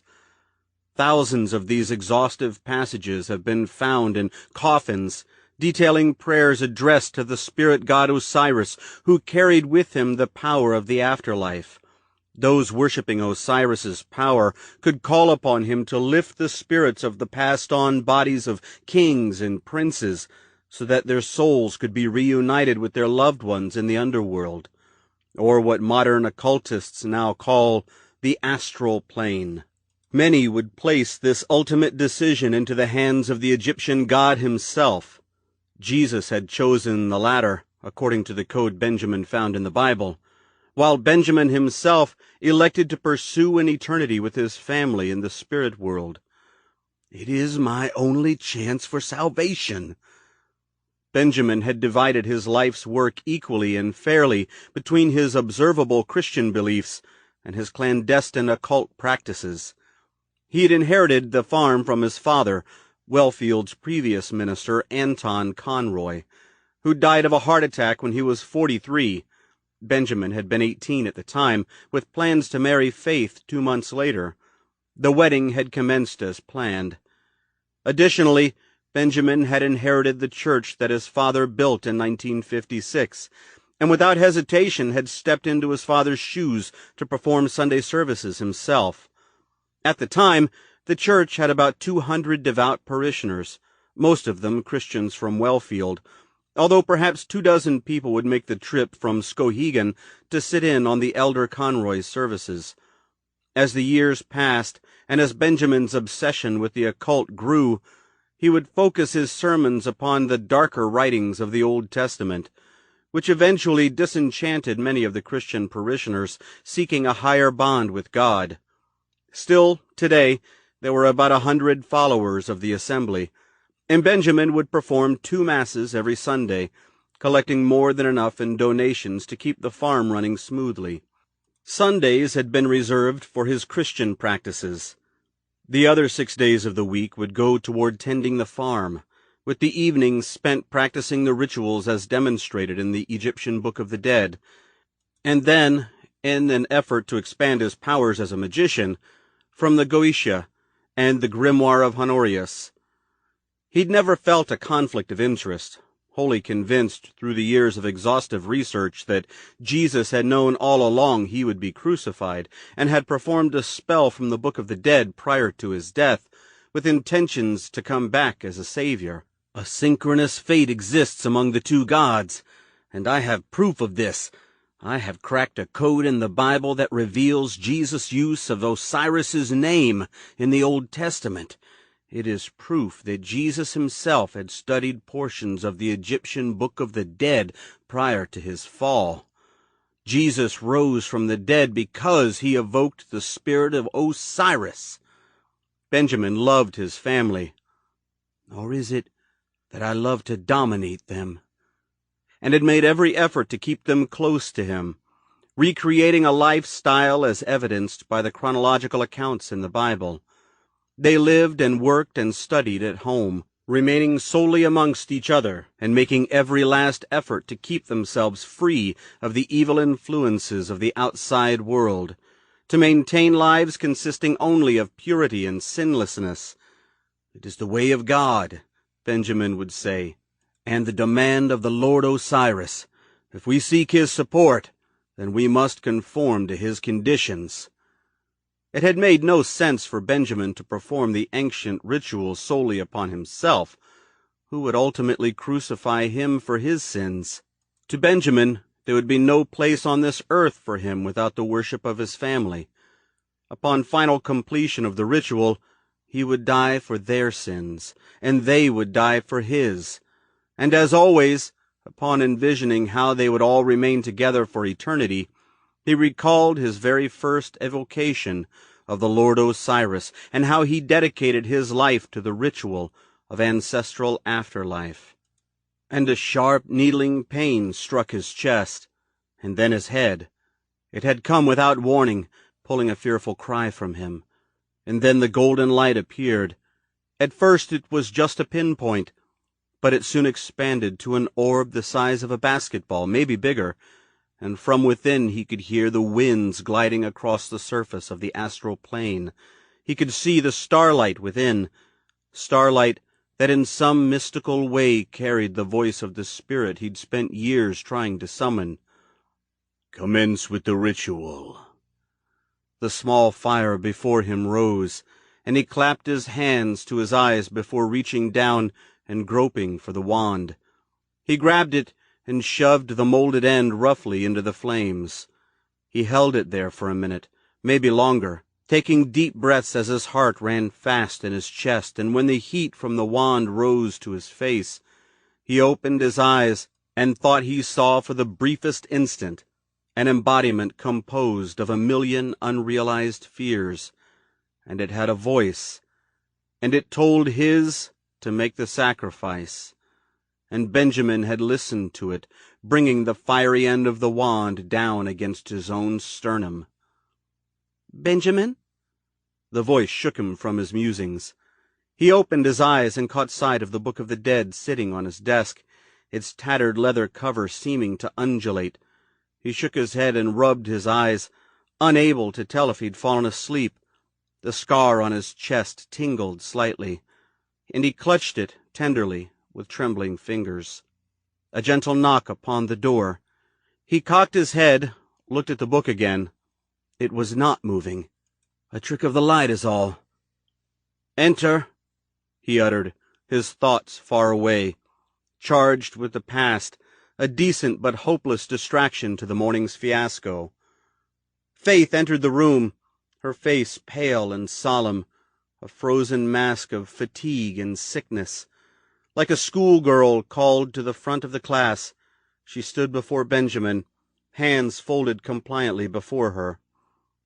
"The baby is asleep," she whispered. "We failed," Benjamin stated, ignoring her. "The damn boy." "I've spoken with Daniel. He feels terribly for what he did. Please, Benjamin, he needs no further punishment." "Did you not see the spirit?" he asked, teeth clenched, voice low but filled with fury. She remained unanswering, fingers knitting nervously. She took a deep breath, then asked, "Have you no concern for your baby's condition?" "He's experienced a pain no different than the rest of us." He paused, then pinned her swollen gaze and added, "He'll live for an eternity now, I hope and pray." Faith looked at him, surprised. She ran a hand over her stomach and grimaced. "So then, we have not failed?" For a moment he did not reply, because he wasn't certain if he could answer that question truthfully, and knew that if he looked in the mirror at this moment, he would see an expression of uncertainty. He did his best to hide it.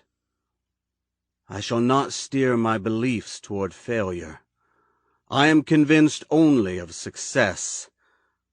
Only success. I'm fooling myself. There was something else at play there today, some sort of outside interference. The boy could not have been that dumb." She blew out a nervous gush of air, seemingly relieved, and her blue eyes, still bloodshot from the smoke, glossed over with tears. "I love you, Benjamin, and I will follow you to the end." She walked to him and hugged him, and Benjamin accepted her comforting embrace with open arms, feeling decent despite the morning's bitter disappointment. She pressed against him, accepting of his warmth, and it made Benjamin realize that no matter what the future held, a never-ending happiness would always exist in her, and that was something he was ever so grateful for. "She is my strength, my power. I love her and all that she has done for me, and she loves me and our children more than the sun and stars. And that is why I have chosen to assure an everlasting afterlife together, for all of us, so that we can remain together long after we grow old and die, forever." He whispered in her ear, "We shall go together as a family, and then a family we shall remain." Faith released him, nodded, then grabbed her stomach again and frowned. "Faith?" "I'm not feeling well. My stomach, it's hurting me." "It's from the smoke," Benjamin answered hastily, unconvinced of his diagnosis. She nodded, then turned and paced silently from the room, Benjamin watching her suspiciously as she closed the door behind her. Yes, Benjamin thought, shuddering as the baby began to cry again. "When one goes, then we shall all go." He closed his eyes, stated a prayer to Osiris, "Forgive me for my sins," then attempted to clear his mind in an effort to mentally prepare for the final stage of the lifelong ritual. Chapter 14. September 7th, 2005, 12:08 a.m. Johnny returned to the apartment feeling tired and hungry. The first thing he saw was the note he'd left for his father, still on the table, untouched. The apartment lay in unfamiliar silence except for the ticking of the kitchen clock, and it was Johnny's first assumption that his father was probably riding the subway, either en route to the hospital or on his way back. It was very easy to cross paths in the city, and this was what had most likely happened. After a drink of milk and a handful of shortbread cookies, he went into his bedroom and closed out the rest of the world, realizing that this would be the first time in his life that he'd gone to bed all alone in the apartment. It unnerved him slightly. What if I see a ghost, or rotten hands coming over the edge of the bed to get me? Mary would blame those damn science fiction books for my overactive imagination. But after changing into his red plaid pajama bottoms and a t-shirt, fatigue beat back the shudder wrenching up his back, and he fell asleep immediately after covering himself with the sheet. And he dreamed of the golden pain, of lying prone to the elements as the hooded witnesses crowded around him, grabbing him, of how one of the shrouded figures let go of him and made a vain attempt to free him of the pain soon to be delivered. A sharp, burning agony seared upon his chest. He screamed, and then complete darkness followed, and while ensconced in this hot, astringent gloom, he dreamed of another previously lost memory, where he saw himself as a baby again, completely naked, and he was being carried by a young man, a teenaged boy perhaps, and he could clearly see the boy with his keen features and blonde hair and intense gray eyes. This boy, somehow, he'd never encountered before, and Johnny shuddered with uncertainty because he looked terribly frightened. He was running, crying, clutching Johnny close to his chest. They were in a house, somewhere dark and musty, with the smell of mud and rain and of things thick with mildew, and the young man in all his sheer panic wrapped Johnny up in a shred of burlap and slid him into a cool, dark space, then turned and disappeared into the shadows, where he screamed and screamed and screamed. Johnny awoke to his own scream. He shivered in a cold sweat, curling himself into a fetal position, arms wrapped protectively around his knees. He opened his eyes, and when he looked down, he saw that, as in his dreams, he was naked. He shuddered uncontrollably, feeling immediately terrified, not because he'd undressed himself while sleeping, but because he was lying outside on the fire escape, with the perforated steel grates of the platform carving indentations into his goose-fleshed skin. Nearby, a siren ripped through the night. He startled, wholly confused, looking toward the lighted window, which was wide open, Mary's beige linen curtain billowing in the gentle breeze. He clambered up and groped for the sill, and that was when he saw the feather clenched tightly in his hand. The bird I saw earlier today. He felt his face contort as he made an immediate attempt to analyze the situation, eyes staring uncomprehendingly at the large black feather. He squeezed the feather's quill tightly between his two fingers, guessing it to carry some vital significance, and that he needed to hold on to it. Jesus, what am I doing out here? He lifted his heavy eyes toward the partial moon, then crawled back into the apartment, heedful not to snag himself on the window frame. Once on his feet, Johnny gathered his balance. He looked up and nearly repeated Mary Petrie's conscious dropping performance from earlier. His father was sitting at the kitchen table. A wave of unexplainable embarrassment hit Johnny like a gale-force wind, and it wasn't until he was halfway into the living room that he realized his father hadn't yet noticed him.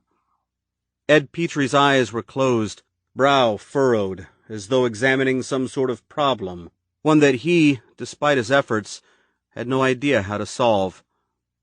From the corners of his eyes, Johnny could see his pajamas crumpled on the floor at the foot of the sofa. He immediately sneaked over and slid back into them, careful not to damage the feather as he did so. He made just enough noise for Ed to hear him, but his father, probably drunk, remained uncommunicative with his elbows on the table. Johnny placed the feather down on the end table next to the sofa, then paced into the kitchen, where he quietly waited for Ed to open his swollen eyes. It took a few moments, but eventually Ed acknowledged Johnny's presence, revealing to him a gaze that was wet and red and weary. Ed Petrie had been crying. "Dad?" He looked at Johnny, and Johnny thought he recognized a kind of pale distraction in his features, a dismal facade that might have been the end result of a few too many. Ed shifted his hands, and Johnny noticed the note he'd left earlier, crumpled up in his father's right fist. He took a deep, nervous breath, then turned his attention back to his father's face. Although unchanged, it now seemed to suggest the possibility of fear settling in. "Am I reading into this too much? Are you all right, Dad?" Ed grunted and pointed his gaze toward some nondescript point in the kitchen between the refrigerator and the stove. A frown line dipped into the space between his eyebrows when he said, "Just spoke with your mother." Johnny could smell the sour stench of alcohol on his breath. "You did? Just now?" Ed unexpectedly stood up, hesitated, then paced unevenly across the living room, stopping halfway between the kitchen and his bedroom. After a long pause, he uttered methodically, "I called the hospital. They put me through to her room." Johnny swallowed something hard in his throat, thinking, surely he saw the fire escape window open. Surely he saw me crawl in without my clothes on, so why didn't he say anything? Why? Is it because he's piss-ass drunk and doesn't really give a damn? He wanted to ask his father what was wrong, but was quickly able to put some of the pieces into place. Mary had shared her secret fear with Ed, and Ed, like Mary, had spent his entire life being terrified of it as well. Benjamin Conroy. And now, here he was attempting to cope with this sudden quandary, but was having a real tough go at it because he was completely smashed, and his sanity was systematically disconnecting itself from his brain, one plug at a time. "What did she say, Dad?" He didn't answer. He looked through Johnny with glassy eyes and said, "I'm going to bed now," then turned and exited the living room, gently shutting the door behind him. Johnny remained standing in the kitchen, fully mystified, staring at the closed door until his vision blurred and his own fatigue begged to be dealt with. He stepped quickly into the living room and picked up the feather from the end of the table. He gazed at it curiously, thinking unexplainably, this is some kind of gift, then went back into his bedroom, clutching it close to his heart, as if it were a security blanket. Chapter 15. August 24th, 1988. 11:11 a.m. Pilot lay next to Daniel, tongue lolling, pleased with the attention he was getting from his 13-year-old master. Daniel scratched behind the lab's ears, digging deeply with his fingers all the way down to the hide, covering every last spot the dog positioned his head for. What a perfect day this would have been, had it not been for his father's utter foolishness this morning. The sky was a bright, crisp blue, the sun beaming proudly from its climbing position.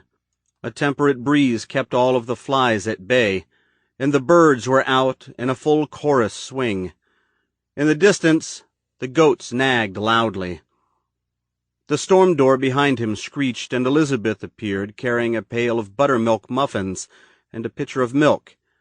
She was wearing a pair of blue jeans and a plain white tee, her hair tied back into a ponytail. "Cooked them myself." She came down the wooden steps and sat in the grass along Daniel, where they ate and drank in silence, shooing Pilate away as he made his bid for a muffin. "Lizzie?" Daniel asked, taking a small bite. His throat still stung from inhaling all the smoke in the barn, and he grimaced with every swallow. "Yeah? Can I ask you something?" "Of course." He hesitated, speaking his mind, peering toward the door to make sure neither of his parents were listening. Finally, he whispered, "What's wrong with Dad? I mean, what's the real story behind this ritual thing?" What followed was a long moment of silence that could have been awkward, but eventually proved otherwise. Elizabeth seemed to have a few thoughts rolling around in her head as well, and as a big sister who appeared as sane as he, her opinions carried a lot of weight. "He is a man of conviction. He believes that our business here on earth is a stepping stone into a much bigger and better place. He's just trying to make certain that we reach this better place together as a family." "But do you believe it?" Daniel asked mildly, hoping she'd say no. Elizabeth picked up a buttercup from the grass and held it under his chin. "Do you?" "No, not really." "The reflection on your skin says you're lying." "I'm not." She giggled and tossed the flower away. The wind picked up, and Daniel caught the clean scent of strawberries rising from her damp hair. His own hair still carried the acrid stench of smoke, and he decided at that moment to trade it in for Elizabeth's fruity shampoo, first chance he got. "I believe in God, and I believe in heaven," she finally answered.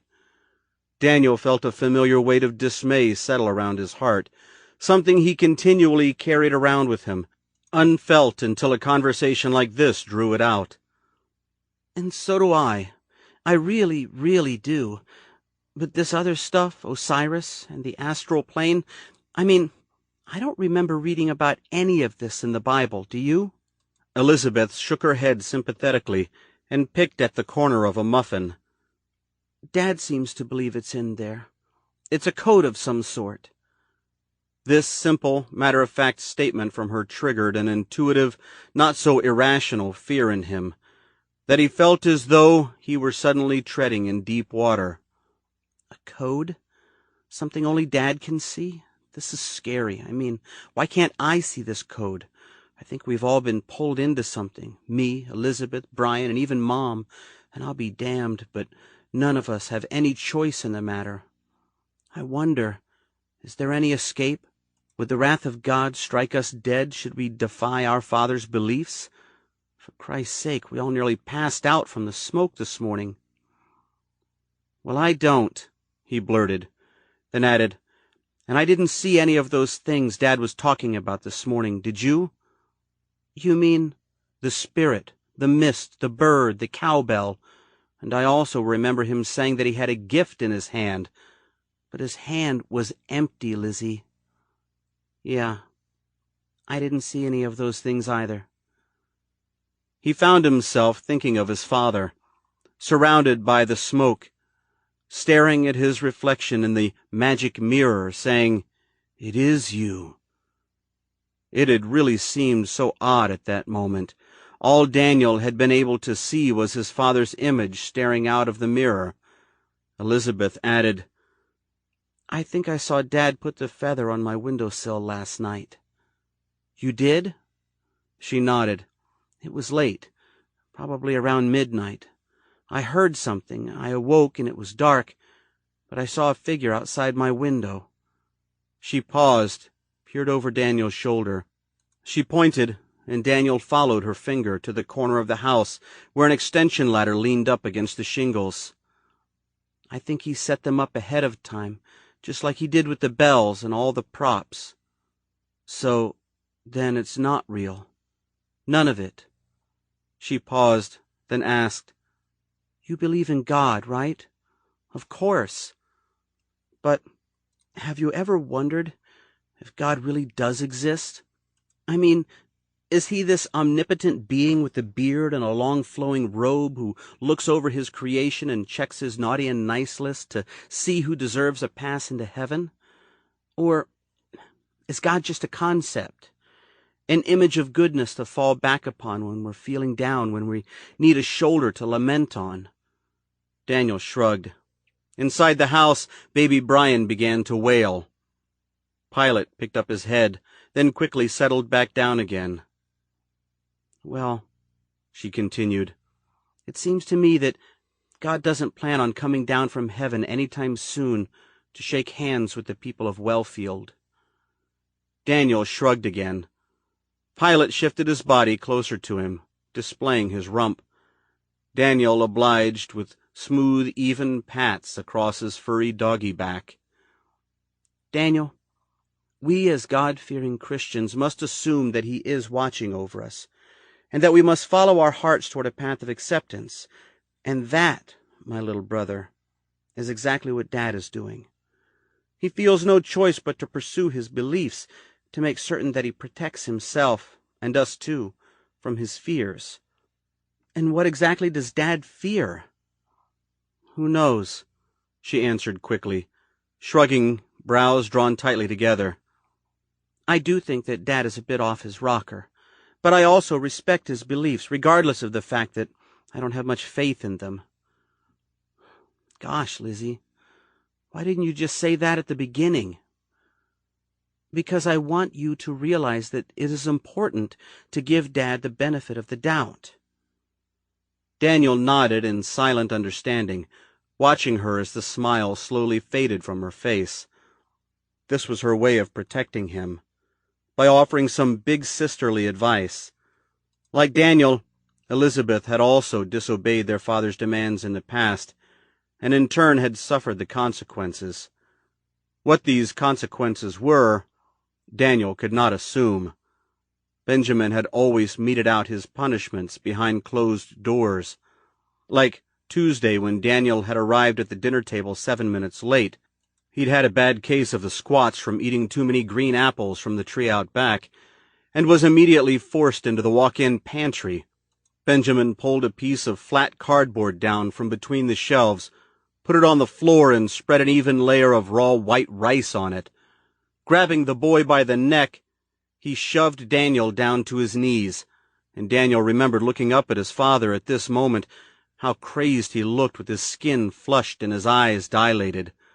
The elder Conroy demanded of Daniel, "Hands down!" And Daniel obliged, pressing his palms into the grains of rice.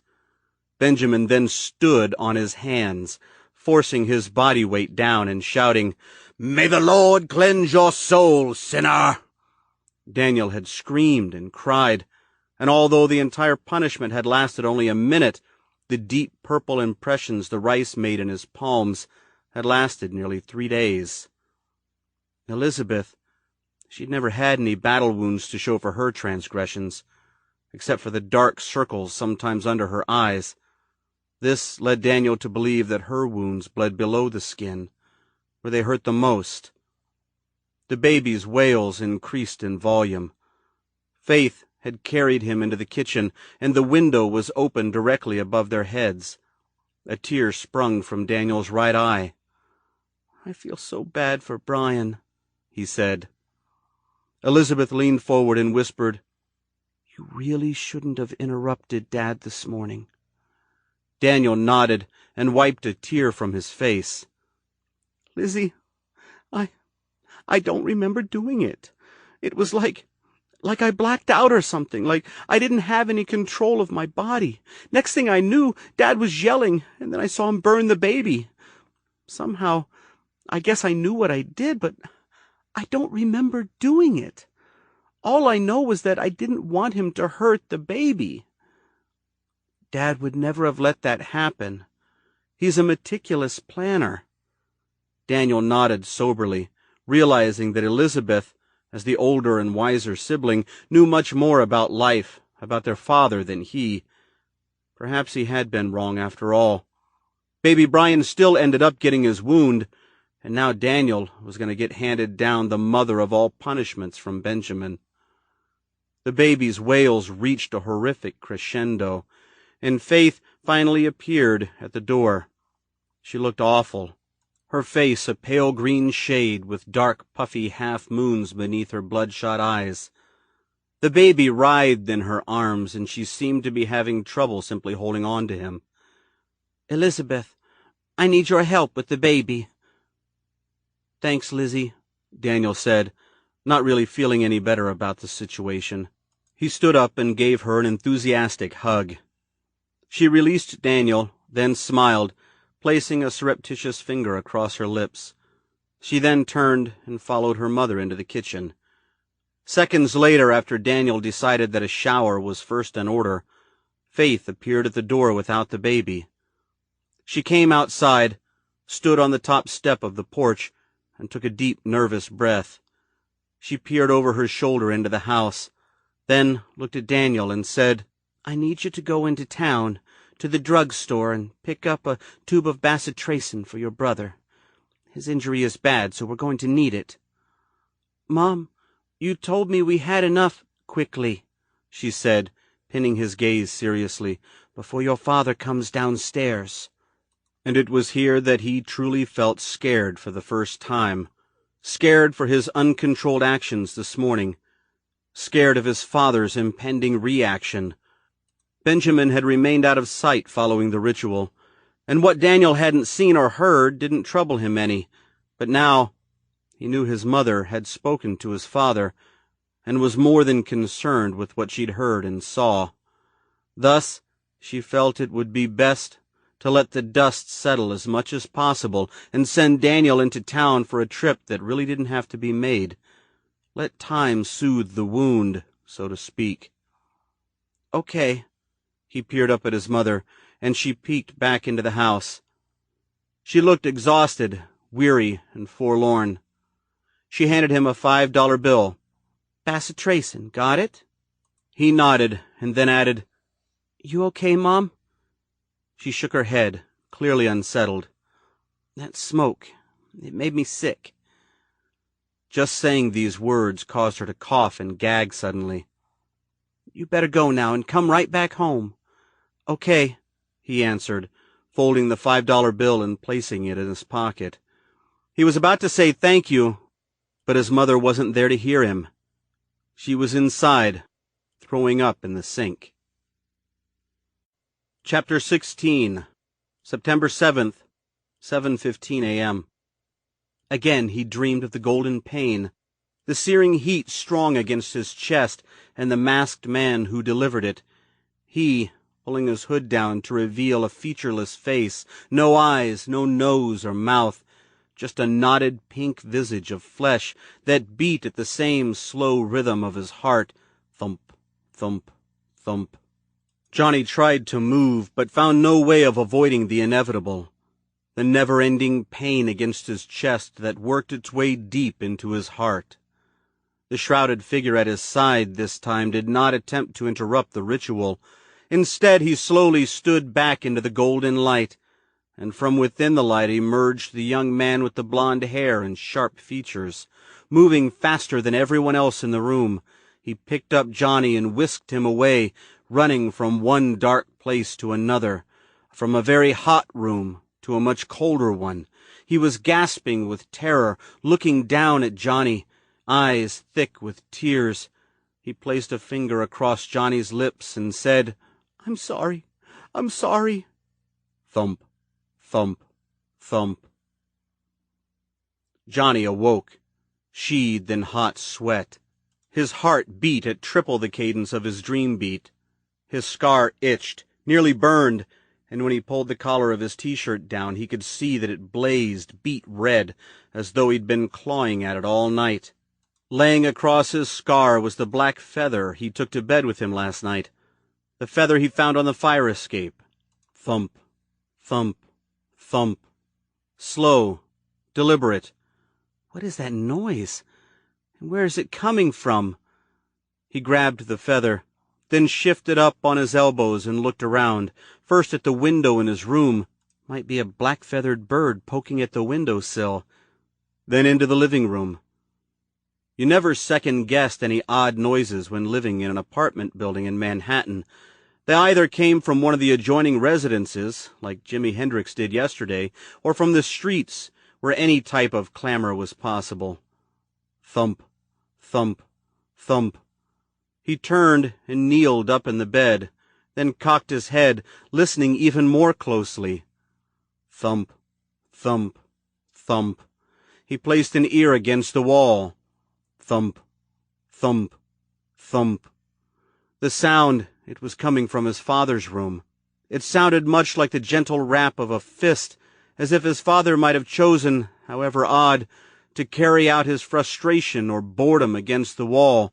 It was much too soft a noise to be the batter of a hammer, and besides, Ed Petrie was never one to fix anything around the house, especially this early in the morning.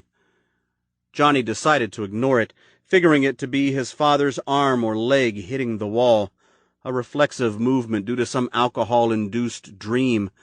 After all, just last night Johnny had taken his clothes off in a somnambulistic adventure, so anything was possible. But its persistence soon had Johnny sitting at the edge of the bed, armoring his ears with his palms. Thump, thump, thump. It went on and on, 3 or 4 second intervals of dead pause between each occurrence.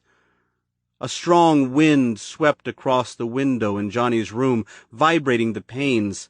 The thumpings in Ed's room grew suddenly louder.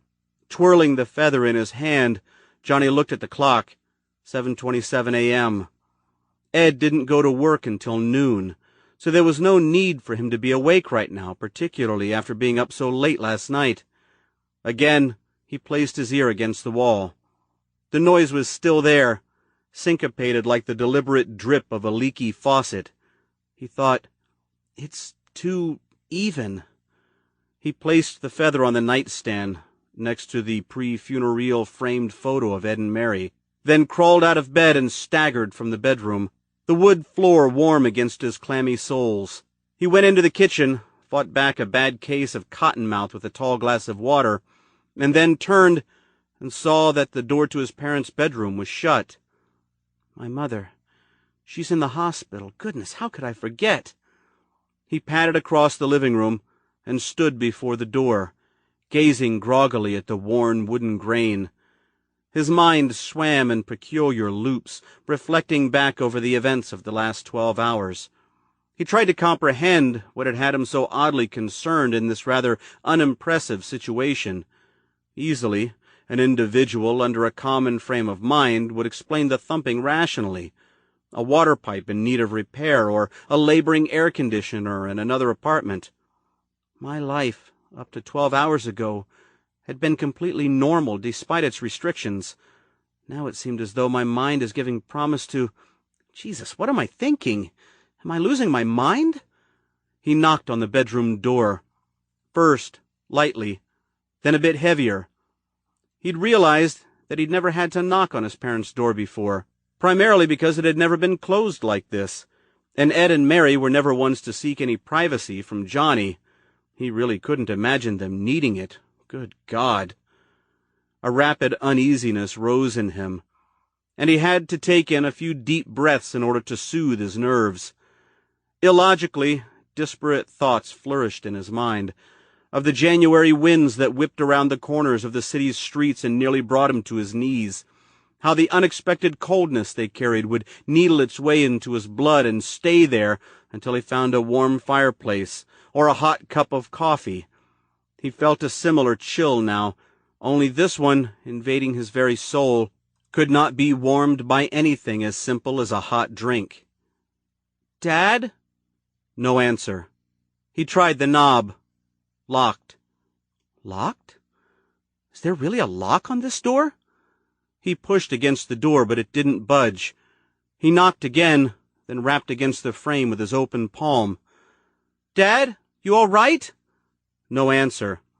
Now Johnny pounded on the door, making a racket that might have stirred the neighbors. "Dad! Dad!" Heart slamming, blood racing, he pressed an ear against the door, and in the fading resonance of his yell, he could hear the steady thumping against the wall. Thump, Thump, thump. His mind trying desperately to drum up its source, he imagined his father passed out on the mattress, lying in a jellyfish pool of his own vomit as his dangling leg came in contact with the wall next to his bed. Growing frustrated, he grabbed the faux brass doorknob and twisted it hard. Indeed, the door was locked. He shouted his father's name this time. "Ed!" But there was still no answer, only that damned thump drilling into his mind like some furtive alternative to Chinese water torture. Unsure of what to do next, Johnny stared at the doorknob, noticing the odd details of it, the chipped finish, the brown tarnish, realizing crazily that never in all his years had he ever gazed at this tiny, insignificant object with such awareness. Panic began to flourish in his body, hard ripples of goose flesh invading his back, angry tingles marching down his spine. He closed his eyes and took a huge breath, trying to beat back the panic. He imagined his body like some plastic mannequin, naked and vulnerable in some dusty stockroom, unable to make any type of showing.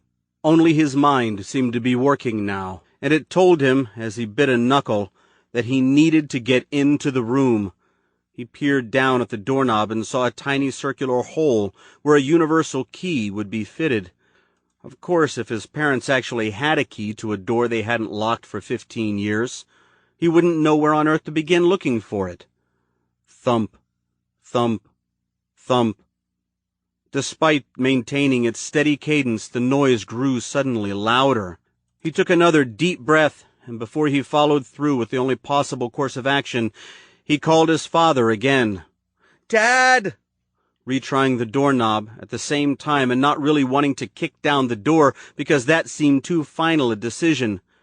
And again he banged on the door, but his only reply, thump. His entire body was shaking now, and despite the fact that he hadn't any true discernible reason to be scared yet, he felt the fear mounting in his heart, not unlike it did when he first read Andrew Judson's letter.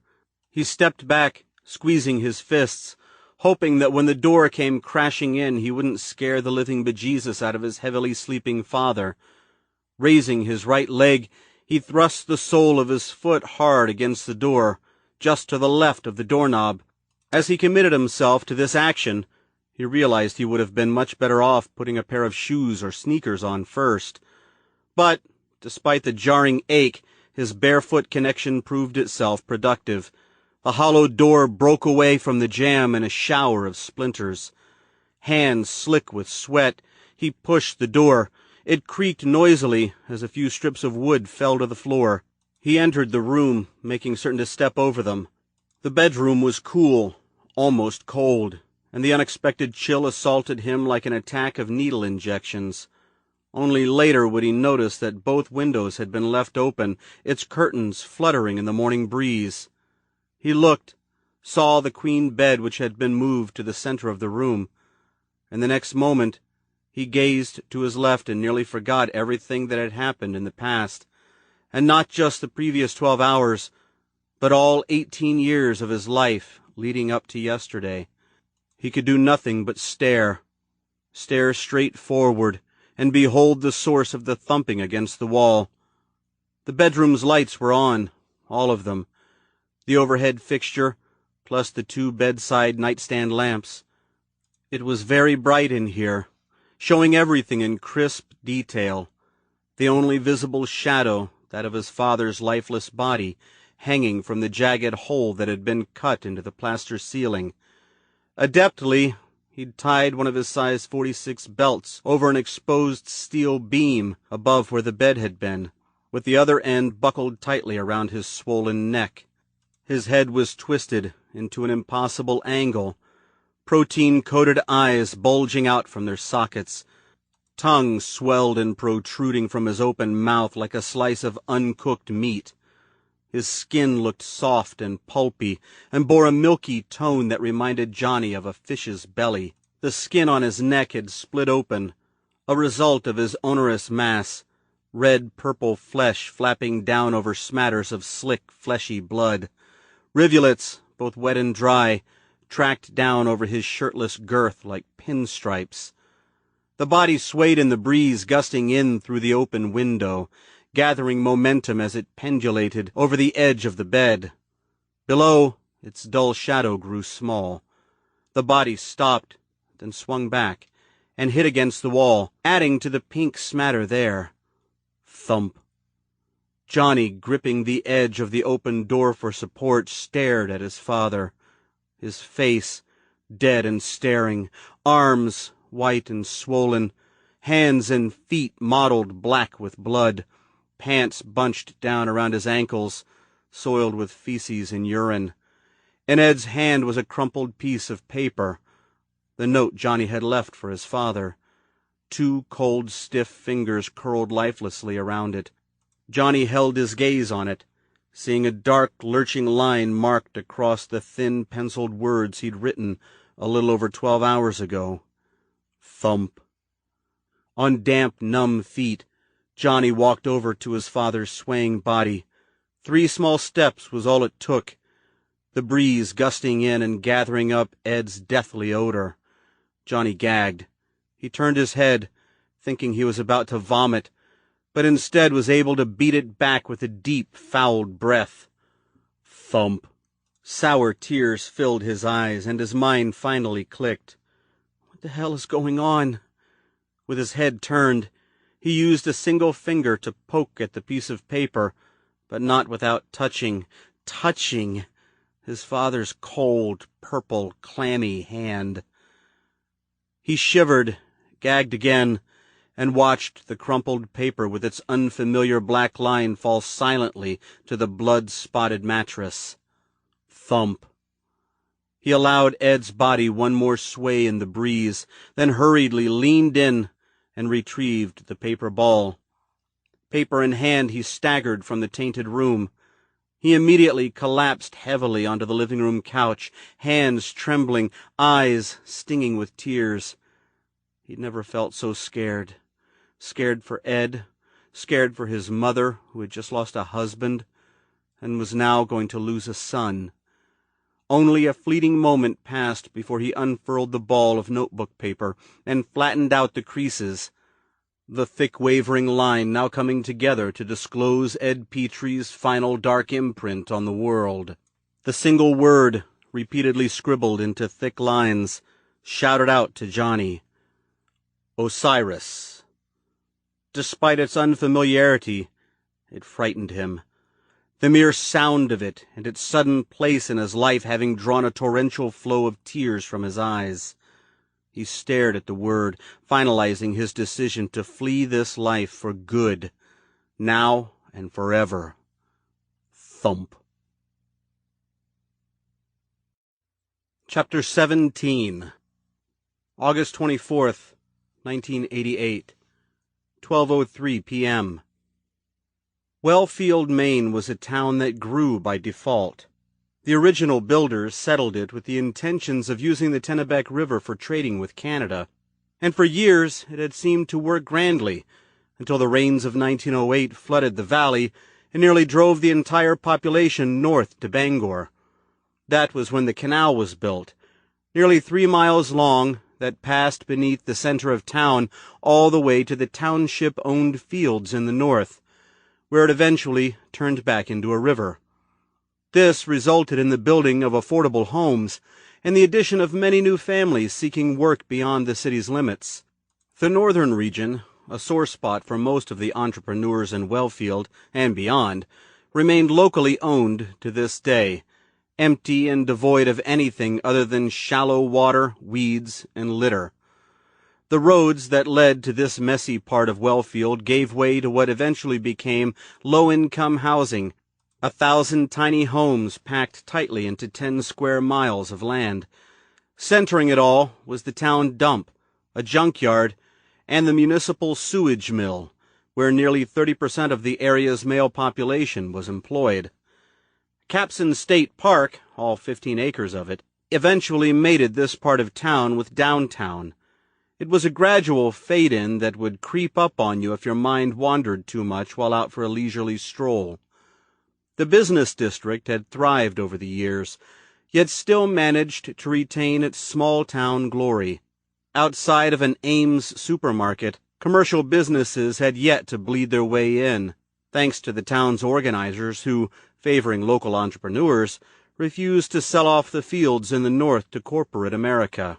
Downtown Wellfield meshed quite favorably with the finer homes to the south, owned by white-collar workers who commuted on the crosstown buses into Skowhegan and Orono every day. Here also lived the local business owners, who just got by on their profits but favored the close proximity to having to drive in from the north. Most of the remaining lands were Wellfield's farms, the town's bread and butter, hundreds of acres of privately owned properties that kept up with the colonial spirit of New England's forefathers, generating nearly 40% of the area's commerce. 7 families owned working farms within the city limits of Wellfield, each liaising with one another in an effort to keep their productions unique, although many of the farms lay at least 6 to 10 miles outside of town. Anton Conroy had refused to sell his property as the population and the businesses flourished. Of course, upon Anton's untimely death, the lawyers were all over 18-year-old Benjamin. But Anton had considered this eventuality years earlier, having legally dotted his I's and crossed his T's with his attorney. Ultimately, all Benjamin had to do was instruct his lawyer to clot up the legal foray with the necessary paperwork that would result in a quick and painless downfall to those looking to acquire the land. It had been a swift whirlwind of legalities, but in the end the farm would remain untouched, much to the liking of the locals, who were quite taken to the pleasant stretch of nature flanking downtown.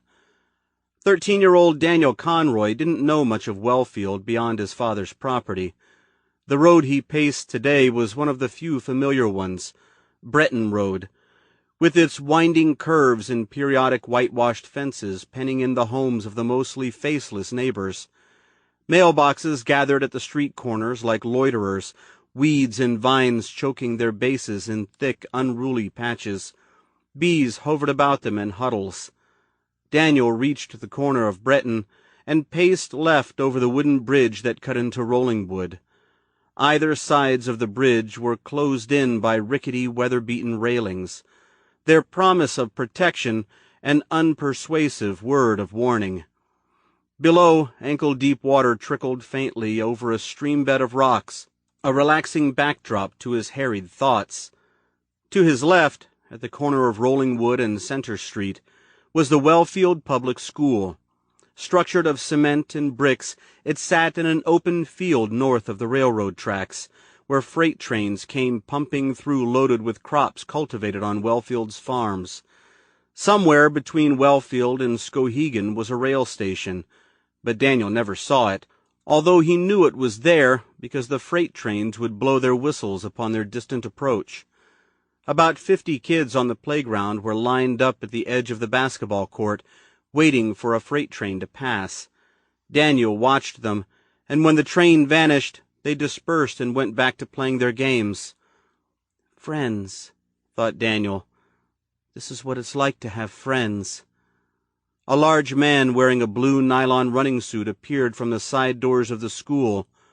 He blew a whistle hanging from a string around his neck. It made Daniel flinch, and he took a few steps back along the side of the road. The kids queued up to go back inside, and Daniel immediately hated himself for feeling so frightened. Just what am I scared of anyway? There's nothing to be scared of, except my father. After the kids filed back inside the school, Daniel turned a bitter shoulder and continued on his way into town, fingering the $5 bill in his pocket every so often to make certain it was still there. Above, a flock of circling sparrows dipped and dived in formation, seeming to be taunting him with their back-and-forth movements. Hey, look at the fat kid. His mommy and daddy finally letting him out of the house. He reached the end of the street, then turned left onto Main. Here there were stores, for as far as his eye could see. They lined the sides of the street, each one dressed differently, signs he could actually read adorning the windows. "Come in, we're open," and "Prescriptions filled here." He could see the large cement fountain at the center of Main, its 3 stout bears spilling water from their cupped palms. The marquee for the Wellfield Town Theater bore its display in large red letters.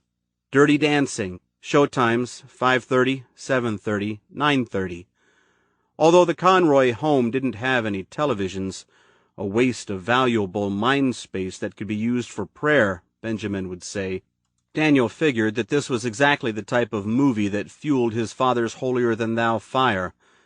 Televisions were the devil's prop, the theater, his stage. At the yellow-painted crosswalk, Daniel paced across the street, eyeballing a small group of older kids wearing worn denims and white T-shirts.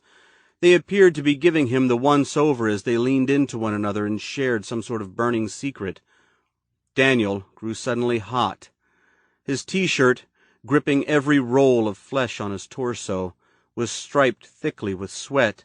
The smoky odor was still on him, like rot on a dead fish, seeming to regenerate itself with the addition of his perspiration. He pulled his attention away from the other kids. He could see that there were 3 of them, all with hair long enough to be tied up in buns like Elizabeth's, although he doubted that these boys smelled like strawberries, and made his way into the cool interior of D'Agostino's Drugs. Now, how come they aren't in school like the other kids? Mom had mentioned something once about school being out in the summer. If this is true, then why were those other kids at school? I wish I could understand all of this. At once, Daniel saw the comic book rack on the left alongside the window, and he licked his lips with excitement. This was his 3rd trip into town, all to D'Agostino's Drugs, 4th if you counted the first time he came with his mother. Each and every time he'd beelined for the rack with the thin, colorful paper magazines that cost 25 cents. Now, here he was again, spinning it leisurely, checking out the covers, and once again wondering if he were allowed to pick them up and scan the insides. Superman, Spider-Man, Tarzan. Who were these mysterious characters, and what roles did they play in society? Daniel considered buying one. After all, it was only a quarter, and would his mother really notice 25 cents missing from the change? He backed away from the rack and walked down the aisle with a sign overhead that said, First Aid. Here he nosed through a variety of bandages and balms looking for the specific ointment his mother had asked for, bacitracin. He eventually located it, taking his time with the very simple task of plucking it off the shelf. He really wanted this journey to last. After all, God knew what fate awaited him upon his return home to Benjamin's stewing rage. He paced up to the counter. There was an elderly woman there, wearing polyester from head to toe, with scuffed penny loafers and gray hair permed into a standing beehive. She was engaged in conversation with the person behind the counter, a middle-aged, nearly overweight man whose name tag said Ted. She was droning on about Anna, who is heading off to college in Bangor next week. Probably her daughter. She turned, looked at Daniel, and said, Well, Mr. Pharmacist, you have another customer, so I'll be on my way. She smiled, then marched down the aisle marked school supplies. Ted smiled at Daniel. You saved the day. Pardon? Mrs. Darmody talks too much. Daniel grinned, unsure if he was supposed to laugh at that revealing little tidbit. He stepped up to the counter and placed the tube of ointment down. Is that all? Daniel hesitated, then asked, How much is it? Ted turned the tube over and displayed the price tag to Daniel. $2.49. In a spontaneous move, Daniel said, No, wait, then paced briskly back to the front of the store and grabbed the first comic he saw, Superman's Foes. He ran back to the counter, overcome with excitement, little shivers racing across his jiggling flesh. I hope this doesn't get me into trouble. He placed the comic on the counter, figuring he had a good deal of punishment cut out for him anyway. Ted grinned and raised an eyebrow. You're the Conroy boy, right? Daniel nodded. Ted leaned forward, elbows on the counter. He gripped the comic between his fingers. It's my suggestion that you don't let either of your parents see this. Eyes wide and alert, Daniel nodded again. Okay. He saw a glimmer of knowledge in Ted's eyes. Apparently the pharmacist had heard stories about his family. Did he know about Osiris and his father's obsession? Ted slid the comic into a separate bag, then reached down behind the counter and grabbed another one. The Incredible Hulk. He slid that into the bag, too. No charge for these, son. His eyes twinkled dryly, as if unexpectedly caught beneath the sun's rays. Daniel was speechless. He'd never received a gift before, except at Christmas time, and even those were something he couldn't make any interesting use of, like a new Bible or a polished cross or an incense burner. Ted smiled grimly, as though feeling sorry for Daniel, then slid his gold wire-rimmed glasses up on the bridge of his nose. I've attended your father's services in the past. I've seen you perform altar duties. Daniel smiled back, hands gripping the paper bag. His palms left wet, irregular patches on the dry brown surface. They resembled the sweat stains on his shirt. Ted placed the ointment in another, smaller bag and handed that to Daniel. Here you go, young man. Are you sure? Of course I'm sure. Gee, thanks, Ted. Mr. Pharmacist. Daniel moved to leave, then turned around and asked, Sir, can I ask you a question? Grinning, Ted nodded, eyebrows arched. Sure. My mother told me once that school was always closed for the summer. So why are those kids up there? Daniel felt a tightness in his chest, as though he might have just brought up a subject he had no business in. Ted smiled, not quite so happily as much as pitifully. Probably summer school for those who didn't make the grade. Although, now I think about it, school does start next week. Could be that some of the kids are starting a week early to try out for the football team. Daniel didn't quite understand all of Ted's explanation. He replied, Thanks, then quickly retreated down the school supplies aisle. He could sense Ted watching his lumbering departure. Without stopping, he peeked at the turnstile with the comics one last time, then exited the store. When he came onto Main Street with both bags gripped in his right hand, he saw the three big kids from earlier crouched on the curb to the right of the drugstore. They were laughing and smoking cigarettes, something he'd witnessed being performed only by adults in the parking lot outside of his father's church. Common sense told him to retrace his steps back into the cool, comfortable shelter of the store, but he ignored his voice of reason and paced along the curb, gripping the two bags more tightly in his sweaty hand. One of the kids looked up and saw Daniel intending to pace by them. He elbowed the biggest kid at the front of the pack, who immediately pinned Daniel with a pair of piercing blue eyes. The third kid at the rear of the pack took a few more seconds to realize that the moment they'd been waiting for had finally arrived. The kid in the front, the leader it seemed, mocked Daniel with a deep voice in the throes of adolescence. Hey, Fatso, what you got in the bag? Get him, Mac, the boy in the back yelled. Mac, a suitable name for a 15 or 16-year-old boy who was almost as big as the truck it implied. His arms and legs were thick with farm boy muscles. His hair was long and straight and straggly, the unwashed ends reaching down over his shoulders like the vines in the woods behind the barn. His T-shirt had a large variety of stains on it, and he retained the collective odor of most of them. Daniel made a valiant attempt to walk by the trio, pretending not to see them, which was kind of silly because as soon as Mac asked about the bag, he hid it behind his hefty midsection. A calloused hand grabbed Daniel's arm roughly and he screamed. Immediate laughter followed. Daniel twisted around and shrank back against the hot brick facade of Goodman's Cleaners next to D'Agostino Drugs. The three big kids, now looking even bigger, dragged him a few feet into the alley between the two stores.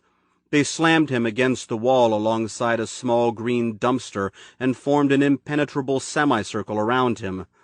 Mac, hair hanging in his eyes, said, You got fat in your ears, too? I said, what's in the bag?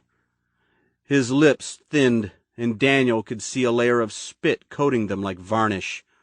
Nothing, Daniel replied mousily, tears welling in his eyes. Rapid fear ripped through his body. His fingers loosened on the bags. You know, Max said, there's one thing I hate. It's a liar. His face contorted into something that matched the insanity in his eyes. "He looks like my father." Mac reached quickly for the bags. Daniel ducked and flinched away. "Grab hold of him, guys." The two kids in the back, near mirror images of Mac, leaped forward and latched onto Daniel's arms. Daniel howled in fear, and in a bit of pain, too, realizing that despite all of Benjamin's punishments, the pain and heartache that came with them, he had always emerged from them safe and sound. But here and now, this was something entirely different. These strange kids were fueled by a different fire, one rife with random detestation and irrational anger. The outcome of this situation was completely unknown and highly disconcerting. The tears welled even further in Daniel's eyes, and he prayed that the kids didn't see them, despite envisioning that many tears would be shed before this confrontation was over. "Hey, Fatso," Max said. "You sound just like the puppy we drowned last week." The kid, gripping his right arm, laughed and gave it a sharp twist. The pain ran all the way to Daniel's shoulder, and he howled again, the bag nearly slipping free from his loosening grasp. He made an attempt to break away. The two kids gripped him even tighter. They pushed him hard against the brick wall, and his breath fled his lungs in a painful rush. Mac reached forward and grabbed the collar of Daniel's shirt. He pulled downward, ripping the thin cotton tee in half. His belly and chest, white and blinding, fell out in a bloated flop. "Holy moly!"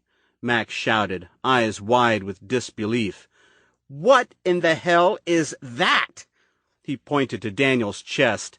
His two accomplices, keeping Daniel at bay, twisted around to take part in the revelation. Daniel craned his neck and looked out of the alley for help. He saw some people on the sidewalk across the street, but they were at least 100 feet away. Might as well have been a light year away. He shouted, "Leave me alone!" "What is that, fat boy?" "Leave me!" "Answer my fucking question." Mac threw a swift jab into Daniel's stomach. A knifing pain stabbed Daniel's lungs as they again emptied themselves of air. He wondered how Superman or the Incredible Hulk might have handled the situation. Despite his unfamiliarity with the superheroes, he guessed they would have found some way to fix the bad guys real good. They certainly wouldn't have started bawling uncontrollably, which was what he was doing right now. The kid holding his right arm teased him in falsetto. "Oh, the baby's got a fucking boo-boo," he howled in laughter, and the kid on the left joined in, but not Mac. He was holding his gaze still and firm on Daniel's scar, which frightened Daniel real bad. Mac took his index finger and pressed it against Daniel's scar. "That hurt, fat boy?" Daniel shook his head. Mac pressed it harder, digging a dirty fingernail into the gnarled skin. "How about now?" Daniel grimaced. Despite the thick appearance of his scar, it had a few clusters of nerves that, when touched, sent a jolt of pain across his chest. Mac had managed to ferret one out, and it nearly made Daniel pass out. Mac reached into his back pocket and brought out what looked like a knife without a handle. When he pressed the small silver button on top, the blade shot out. The fear in Daniel erupted. His heart leaped about in his chest like a monkey in a cage. He began to rock frantically back and forth in a fruitless attempt to escape, and at one point almost managed to tear an arm away, but the boys were too big and strong for him, and in tag-team fashion they slammed him against a brick wall. His spine and skull collided with the hard surface. A hostile blackness filled his sights, and this time it felt as though the air in his lungs had left him for good. His mind sputtered crazily. "I'm an animal. I'm snared in a trap. Yes, I am." The D'Agostino's drugs bags fell from his hand to the ground. They were quickly retrieved by Mac. "Don't let him do that again," Mac yelled, rifling through the bigger bag. He removed the comics and hurled them to the floor. He plucked the ointment from the second bag and peered at it like an entomologist with a rare insect. Daniel tried to wrestle free. Mac lunged forward and pressed the blade of the knife against Daniel's scar. It felt hot, like a brand. "This hurt?" Mac asked, grinning. Daniel froze.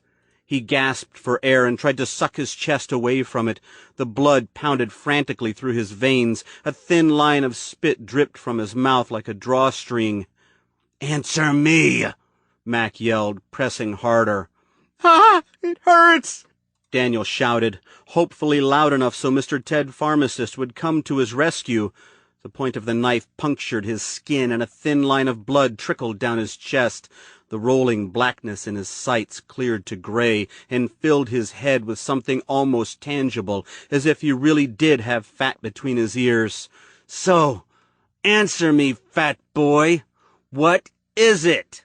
"It's a birthmark," he cried. "Bullshit!" Mac's voice penetrated Daniel like a shot from his spear. The two kids holding him loosened their grips, perhaps fearing that Mac would come after them. Daniel sobbed uncontrollably, belly leaping up and down.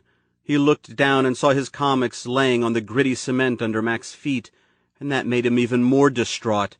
Suddenly, two boys riding bicycles turned the corner and rode into the alley. They were about Daniel's age, smiling until they spotted Mac and his gang. Mac spun toward them. "Get out of here!" The boys hit their brakes, screeched on the gravel, then quickly U-turned in fearful silence and rode off the edge of the curb. Daniel could see them speeding away across the street like contenders eyeing the finish line of some big race. They disappeared behind a large blue car that rolled by, its driver oblivious to the events at hand. Daniel managed to work his right arm free. Mac yelled, "Jesus, Butch, hold him and don't let go!" Butch, seemingly concerned with Mac's crazed demeanor, grabbed Daniel's arm and said, "Hey, man, I thought we was just going to give him a scare." "You better fucking hold him, or I'm going to cut you up, too." Mac's face had evolved into a mask of a demon, red and twisted and maniacal. Butch and his partner didn't seem all too intent on continuing the sadistic game. Their grips on Daniel were now loose and uninspired. Mac, using one deft hand, popped the top off the bacitracin tube. He squeezed out half the greasy contents, which purled over his fist like lava from a volcano. While Daniel watched the erupting medicine, Mac jerked the switchblade across Daniel's midsection and sliced him open like a hunter might a fresh kill. Blood sprouted across his skin in a parade of beads that ran from his scar all the way down to his belt line. Shocked, Daniel could only stare down at the blood oozing from his massive wound. "Oh, my God! If I don't get out of here, I'm going to die!" In this moment of do or die, he realized that both Butch and his accomplice had released him, most likely out of fear and the uncertainty of whether to flee Mac's reckless fury themselves. Mac held up the knife like a trophy, admiring the smatter of blood jeweling on the blade. "Got yourself a fuck of a boo-boo, kid," he said. Then he took the blob of bacitracin on his other hand and wiped it forcefully over Daniel's oozing wound. "There, that ought to help." Mac leaned back to admire his handiwork, and it was at this moment that Daniel, despite his pain, decided to make a run for it. He pitched forward. Mac responded by pushing him back against the wall. With no clear incentive other than to survive the odds, Daniel planted a swift kick into Mac's groin. An unmistakable look of shock appeared on Mac's face, mouth agape, eyes wide and disbelieving, and this brought out a glint of hope to Daniel. He lunged past Mac, who dropped the knife in favor of his balls. Butch, staggering after Daniel, tripped over Mac, and his partner in crime slammed into him. They both fell on top of Mac, who howled out not unlike Daniel had only moments earlier. Daniel fled out onto the sidewalk, looking back only once as he lumbered across the street. He saw a man and a woman getting out of a parked car. The woman pointed into the alley, and the man, hands on his hips, shouted something. Another man exited the drugstore and looked toward Daniel. He yelled, "Hey, are you okay?"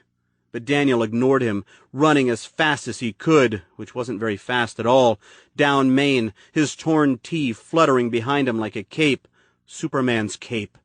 When he reached the corner, he turned and looked back one last time, just to confirm that he wasn't being followed, because if Mac and his boys had decided to pursue, they would be on him faster than bees on yellow, and if this were the case, then he would need to seek refuge inside the corner service station.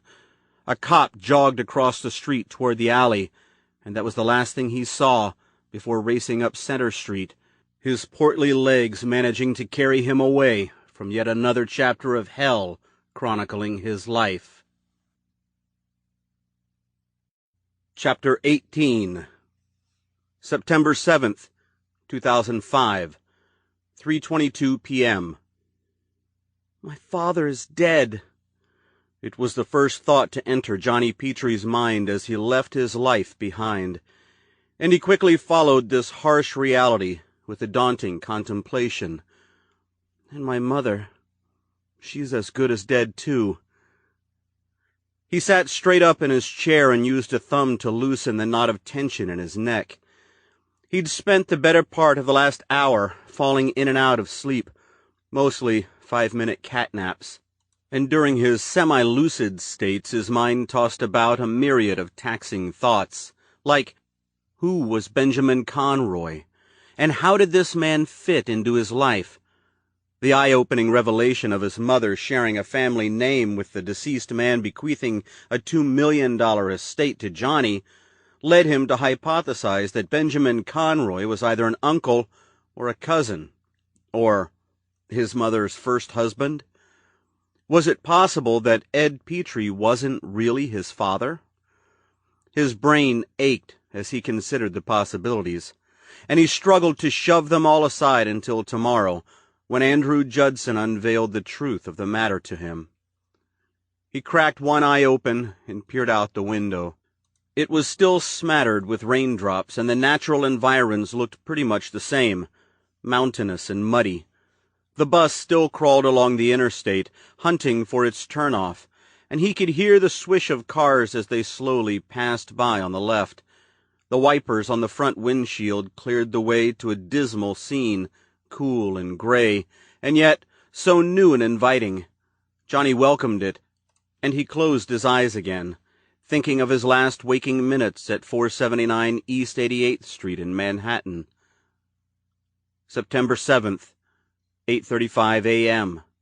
Thump, thump, thump. Still holding the yellow piece of paper with the odd message from Ed, Johnny staggered back into his room. He slid into the first pair of jeans he could find, crumpled on the floor next to the closet, then opened the top drawer to his armoire and put on a white knit golf shirt. From his closet he retrieved the blue tote bag he'd used once to lug home a stack of Bibles from the church book sale. Mary had purchased them to donate to the local YMCA, and all Johnny could wonder at the time was what the heck the YMCA needed Bibles for. He set the bag on the floor. With trembling hands, he began rummaging through his drawers, all the while listening to thump, thump, thump. The horrible noise of Ed's lifeless body hitting against the wall in the adjoining room. He haphazardly stuffed the bag with clothes, underwear, tees, and socks. In the closet, he retrieved a pair of loafers and a belt, and shoved them on top, not caring much about prioritizing space in the small bag. From the bathroom, he gathered all his toiletries. From the medicine cabinet, a bottle of aspirin. As his mind demanded he get moving before collapsing from fright or anxiety, he gazed at Mary's vast collection of pill bottles, and without even considering the vindictiveness of his actions, emptied the contents out onto the floor with a few vicious sweeps of his arm. Nearly hyperventilating, Johnny gazed at his handiwork. Pill bottles everywhere. Some of the bottles had opened up, their colorful contents scattered on the tiles like candy from a piñata. On an unclear whim, he knelt down and searched through them until he located one marked Xanax. He gripped it in his fist, then slid it into his pocket. I'll probably need these. Sudden dizziness threatened his balance. He grabbed hold of the edge of the sink and took a series of long, deep breaths. Catching a glimpse of himself in the mirrored surface of the medicine cabinet, which was still open and directly facing him, he was startled to see how sickly white and terribly frightened he looked. He reeled out of the bathroom and leaned listlessly against the mattress of his bed. Breathing heavily, he scanned the room one last time, and saw the black feather sitting on his nightstand. It struck him with a strange, undeniable force. He immediately circled the bed and retrieved it, gripping the quill between two fingers. He raised it to eye level and gazed at it curiously. It seemed to demand, however strangely, that he promise to hold on to it forever. With his other hand, he picked up the photo of his parents, their pale, dusty image reinforcing the terror circling inside his overwhelmed head. God, what has happened to them? He gazed at the portrait of Jesus above his bed. Why have they both been struck with such terrible fortune? Have they been cursed? All your prayers, Mary. Lots of good they did you. Ah, he muttered aloud, feeling sick to his stomach. Shouldering the bag, he tucked the frame inside, then fled the room, his heart clamoring loudly for him to flee this place once and for all. In the kitchen, he set the bag on the table. He could hear Ed's body thumping against the wall, the pound of blood in his head filled with the dreadful gaps of silence between thumps, as he visualized the blood stain on the wall growing larger and larger. He leaned down, pulled open the kitchen drawer that always got halfway stuck, and removed two small plastic baggies. In one, he gently inserted the feather. In the other, the yellow sheet of paper with Ed's scrawled note. He placed both into the side pocket of the tote bag, then moved to leave, purposely leaving his keys behind. The bag swung to his side, and as he grabbed the doorknob, remembered something very important. It's more important than anything else. The feather, Ed's note, even the lives of my parents. It is the reason I am choosing to leave here now and forever, without calling the police, without saying goodbye to my mother. He tucked a hand into his back pocket, realizing that the jeans he put on were the same ones he wore yesterday, and the lawyer's letter, with the phone number and address of the firm, was still in the back pocket. He took a deep breath of relief, knowing that he didn't have to venture back into his room, into what was quickly becoming a dark hole into his past, to retrieve it. As he grabbed the doorknob, he caught sight of something else, something that might do him some good on the ride up to Maine. In the trash can, where his mother had tossed it yesterday, was the library's copy of War of the Worlds. He leaned down and retrieved it, feeling a wave of lightheadedness as he did so, sensing that his bold decision to borrow this book had triggered the onset of his newfound life of independence. He tucked the book under his arm, then took one last look around before finally leaving his old, dead life behind. Chapter 19, August 24th, 1988, 2:18 p.m. Chaos had erupted in the Conroy house. Brian was in his crib, wailing inconsolably. Faith was vomiting in the upstairs bathroom, and although Benjamin had lost count, he'd figured this to be her 6th or 7th round. Pilot, still leashed to the basement well in the backyard, had been barking up a relentless storm since Daniel left for the store at noon, and in the pens at the perimeter of the wheat field, the pigs and goats bleated incessantly for their grain. Chaos had also erupted in Benjamin Conroy's mind. Still sitting in the chair in the corner of his office, he attempted yet another sequence of prayers. "Forgive my sins, forgive my sins," despite having found it increasingly impossible to maintain his concentration. His eyes kept moving toward the closed door over and over again, in desperate search for a respite that would never arrive. Something is very wrong. He peered up at the small speaker anchored into the ceiling alongside the door, a pair of thin white wires running like snakes into the walk-in closet where the stereo system was located. He stood up and opened the closet's twin doors, the dry cedar smell within tickling his nostrils. He moved to the recorder on the shelf and removed the reel-to-reel tape that contained 2 hours' worth of tolling bells, bells that struck at exactly 13-second intervals. Carefully, he returned the plastic reel to its box peering toward the rear of the closet where the road map of wires snaked along the wall en route to 7 different rooms in the house. He reached up and tucked the box away on a shelf at the top of the closet where no one could get to it. He stood there for a moment, listening to the noises in the house. The goddamn noises. Feeling his head throbbing painfully. He could still taste the smoke on his tongue and welcomed it as though it were a gift from Osiris, despite the dull rage rising in him. The baby continued to cry. Faith vomited again. The damn dog was still barking. The pigs and goats bleated endlessly, and it all drove home into Benjamin's head like darts from a blowgun, each maddening noise a shot of deadly poison to his brain. Nothing, not even a gift from the spirit, could alleviate the agony. He gnashed his teeth and rubbed his temples with his palms. The pain in his head was excruciating, and now the prayers wouldn't come at all. And he knew he needed to escape the insanity that had become of his home before he exploded. In the closet, on the shelf, Benjamin grabbed the bottle of bourbon he kept there, a vice he'd stopped hiding from Faith a few years ago. He removed the top and swigged a mouthful, pacing back and forth about the room, trying to make sense of all the madness as the liquid burned its way into his stomach. Common logic told him that things were amiss because the ritual had gone awry, because the damn boy interfered. Or is it because of my sins?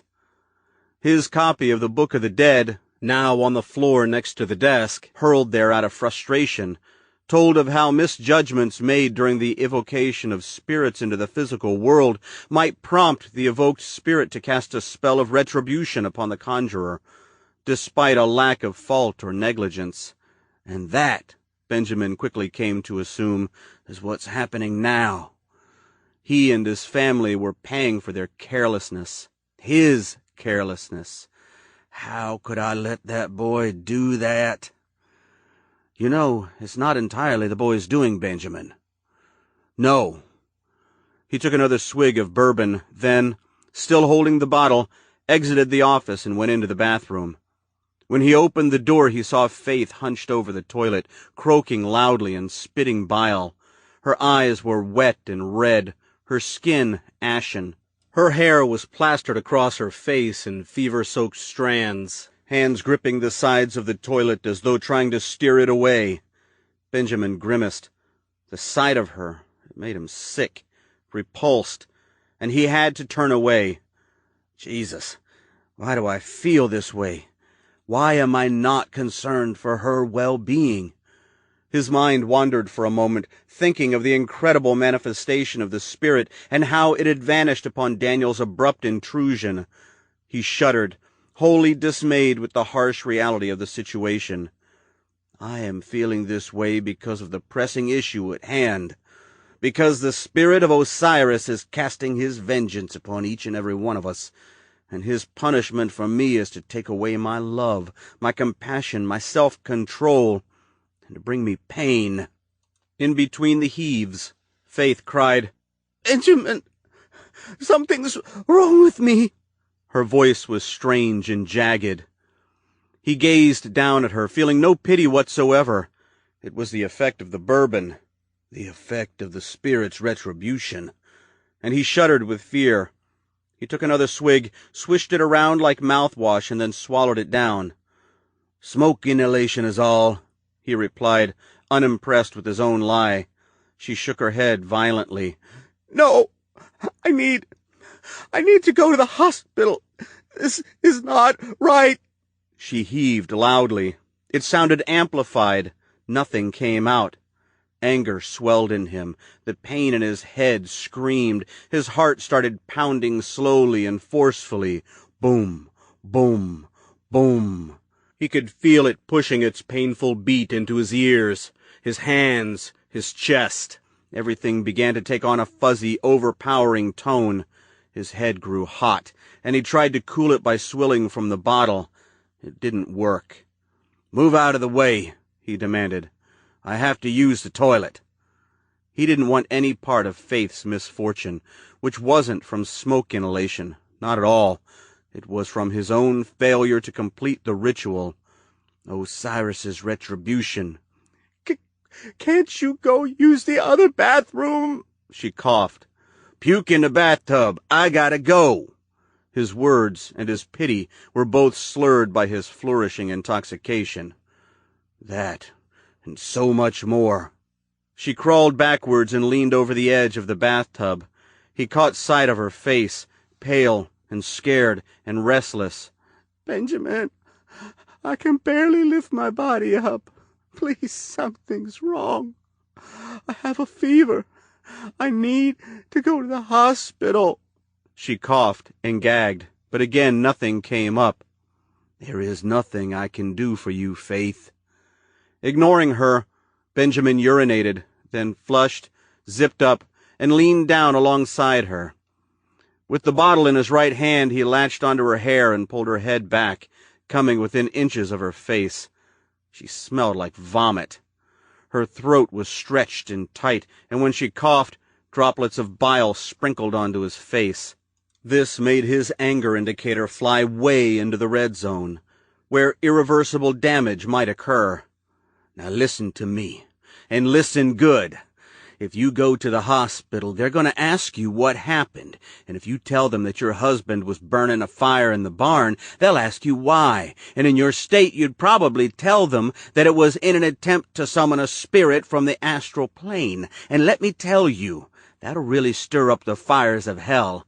And even if you don't tell them, they're still going to send the police out to investigate, because as you know, there are people in this town that would love to see me fall. And believe me when I tell you this, they will see me, us, crumble if anyone sees what I have in that barn. So you hear me, Faith? You are not going anywhere. She flinched and began to cry hysterically, gagging as she did so. Do you hear me? He asked again, his voice now chillingly composed. She nodded, only by the hand of Benjamin, who was still holding her hair and jerking her head up and down. Good, he said, letting go. Her head fell against the side of the bathtub, and she grunted in pain. He stood up, drank the rest of the contents from the bottle, then belched and threw the bottle into the tub, where it shattered into a million amber pieces. Faith jolted at the sudden clamor, her shoulders joggling up and down. Benjamin leaned down and grabbed her face with one hand, squeezing her damp cheeks roughly. Her eyes rolled toward his, wet with distrust. Please, Benjamin, leave me alone. She looked shocked and frightened. Benjamin shook his head, and his eyes unexpectedly filled up with tears.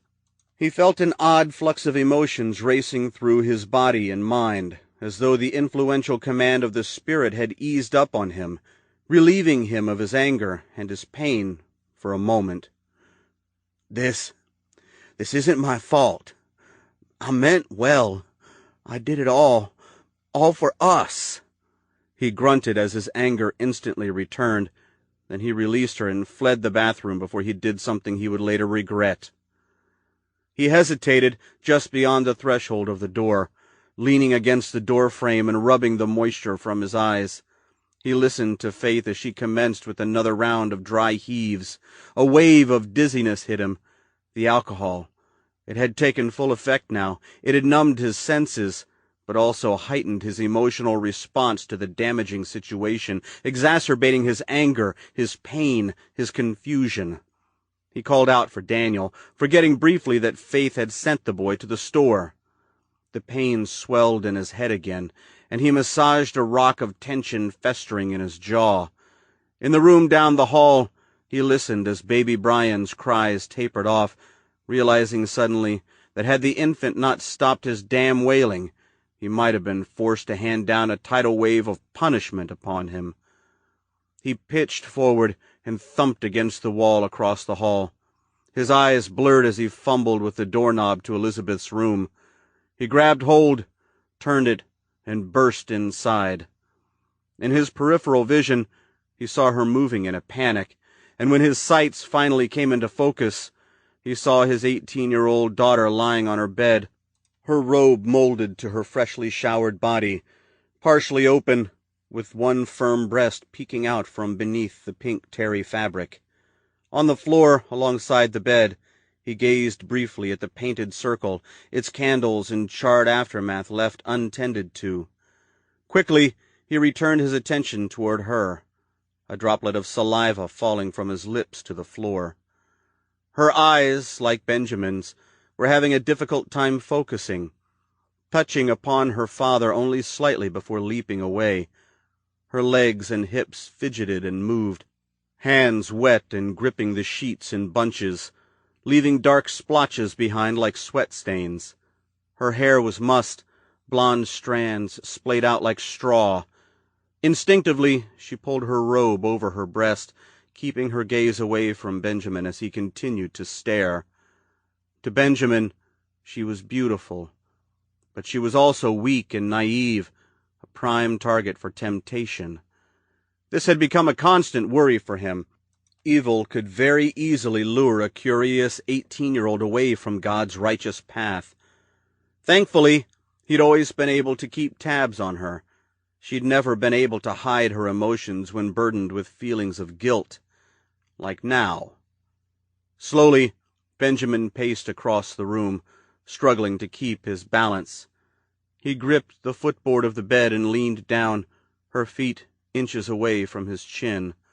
He could smell her sex, tart and pungent. He forced a grin, feeling strangely uncomfortable with the situation, her ostensible guilt unexplainably giving his anger pause. Suddenly, he wanted to delve. "What have you been up to?" She kept her gaze away. "Praying," she answered calmly. He looked at her hands again, and she guiltily tucked them beneath the covers.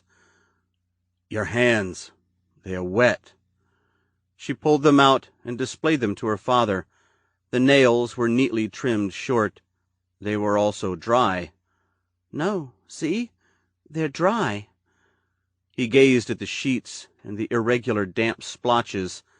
He swallowed his gorge, feeling suddenly sick despite being aroused with the realization of what she'd been doing. Seething with newfound anger, he clenched his fists, having to control himself from leaping on the bed and beating her for her sins, for making him feel like he did. "The animals," he finally said, teeth clenched, struggling to keep his anger at bay. "They need to be fed." She nodded compliantly. "Then I shall see that they are tended to." He leaned back up and nodded, doing his damnedest to ignore his suspicions, his urges, his anger. "My dear Elizabeth," he said, "you did well at the ritual this morning."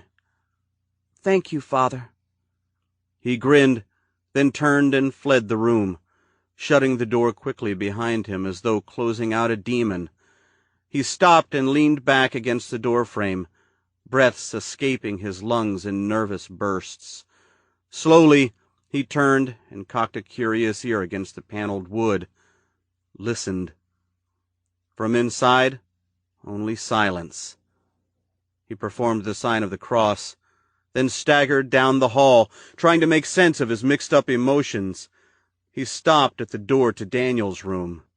Wiping the sweat from his brow, he opened the door and poked his head inside.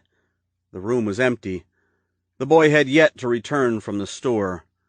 With his son's absence, Benjamin's anger instantly returned, devouring all other invading emotions. He clenched his fists. "The boy is going to need a great deal of grace from God by the time I'm through with him." The recurring image of his son leaping into the circle and interrupting the ritual tortured his fragile state of mind. The boy had always been so attentive to instruction, had always been so compliant to his demands. So what could have made him pull this stunt? "It's his fault that my wife is vomiting, that the dog is barking, that my daughter is committing sins in her room. Not mine. Hear my prayer, Osiris. I'll fix the boy good, real good, just for you. I know it's what you want." Leaving the door open, Benjamin plodded down the hall. He paused before going downstairs, then turned and stood before the door to Brian's room. He went inside. He tottered unevenly across the wood floor, stepping over the painted circle as he approached the crib. Hands on the edge of the crib, he peered down. The damn-lasting image of Daniel interrupting the ritual, making him want to feed his anger. Sweat jeweled from his brow. His jaw clenched tightly. His head pounded furiously. Wearing only a diaper, the baby slept in fitful silence, arms and legs twitching, fingers clawing at the gauze wrapped tightly around his chest. Benjamin whispered, thoughts in an unexplained muddle. "What is your real purpose?" He then reached into the crib and put a trembling hand around the infant's neck and began to squeeze. Instinctively, the baby reached up and caressed the hand grasping him. The soft, innocent touch of his sleeping son's hand seemed to cure Benjamin of his pain, his anger, his confusion. It dissolved from his body like a patch of soil beneath a stream of hot water. He loosened his grip, instantly aghast with his actions. I almost destroyed the finality of the ritual itself. Dear Jesus. Gently, he ran his hand across the gauze, wrapped around Brian's chest, droplets of sweat plummeting from his brow and absorbing into it. Faith, she had tended to him properly, for the good of the ritual and for the good of Brian, and for that Benjamin was instantly grateful. He took a deep breath, his anger now restrained as he came to the realization that the baby's present quiet state was not sufficient cause for retribution. He backed away from the crib, said a prayer, then quickly fled the room. "What now, Osiris?" He staggered downstairs and called out for Daniel again. With no answer, he ran through the kitchen, knocking over a chair as he quickly grabbed his keys from the table and bounded out the back door. The sun hit him hard in the face, about as hard as a screen door slamming against the side of the house, blinding him as he tripped down the 5 porch steps. Head pounding again, Benjamin brought his hands up and shielded his eyes from the glare, seeing Pilot's dark form pulling hard against his leash, barking and growling furiously. The dog, enraged since noon, remained only inches away from Benjamin, paws digging trenches into the soft earth, jaws snapping up and down, eager for a piece of his leg. He gazed fearfully at the once gentle, loving black lab, foam hurtling from its jaws, eyes wet and ablaze with mad fury. In a panic, Benjamin backed away, tripping over a shovel that had been left out. "Damn that boy!" He landed solidly on his rear, breath escaping from his lungs in a solid oomph. Wild rage immediately erupted in him. He scrambled to his knees. His mind barked crazy orders at him, and he listened intently to its demands. The dog strained, hissing between its growls, eyes red and bulging and seeking attack upon the master of its house. Benjamin stood. He shoved the keys into his pocket, then grabbed the soiled wooden handle of the shovel, firmed it up good and tight in his grip.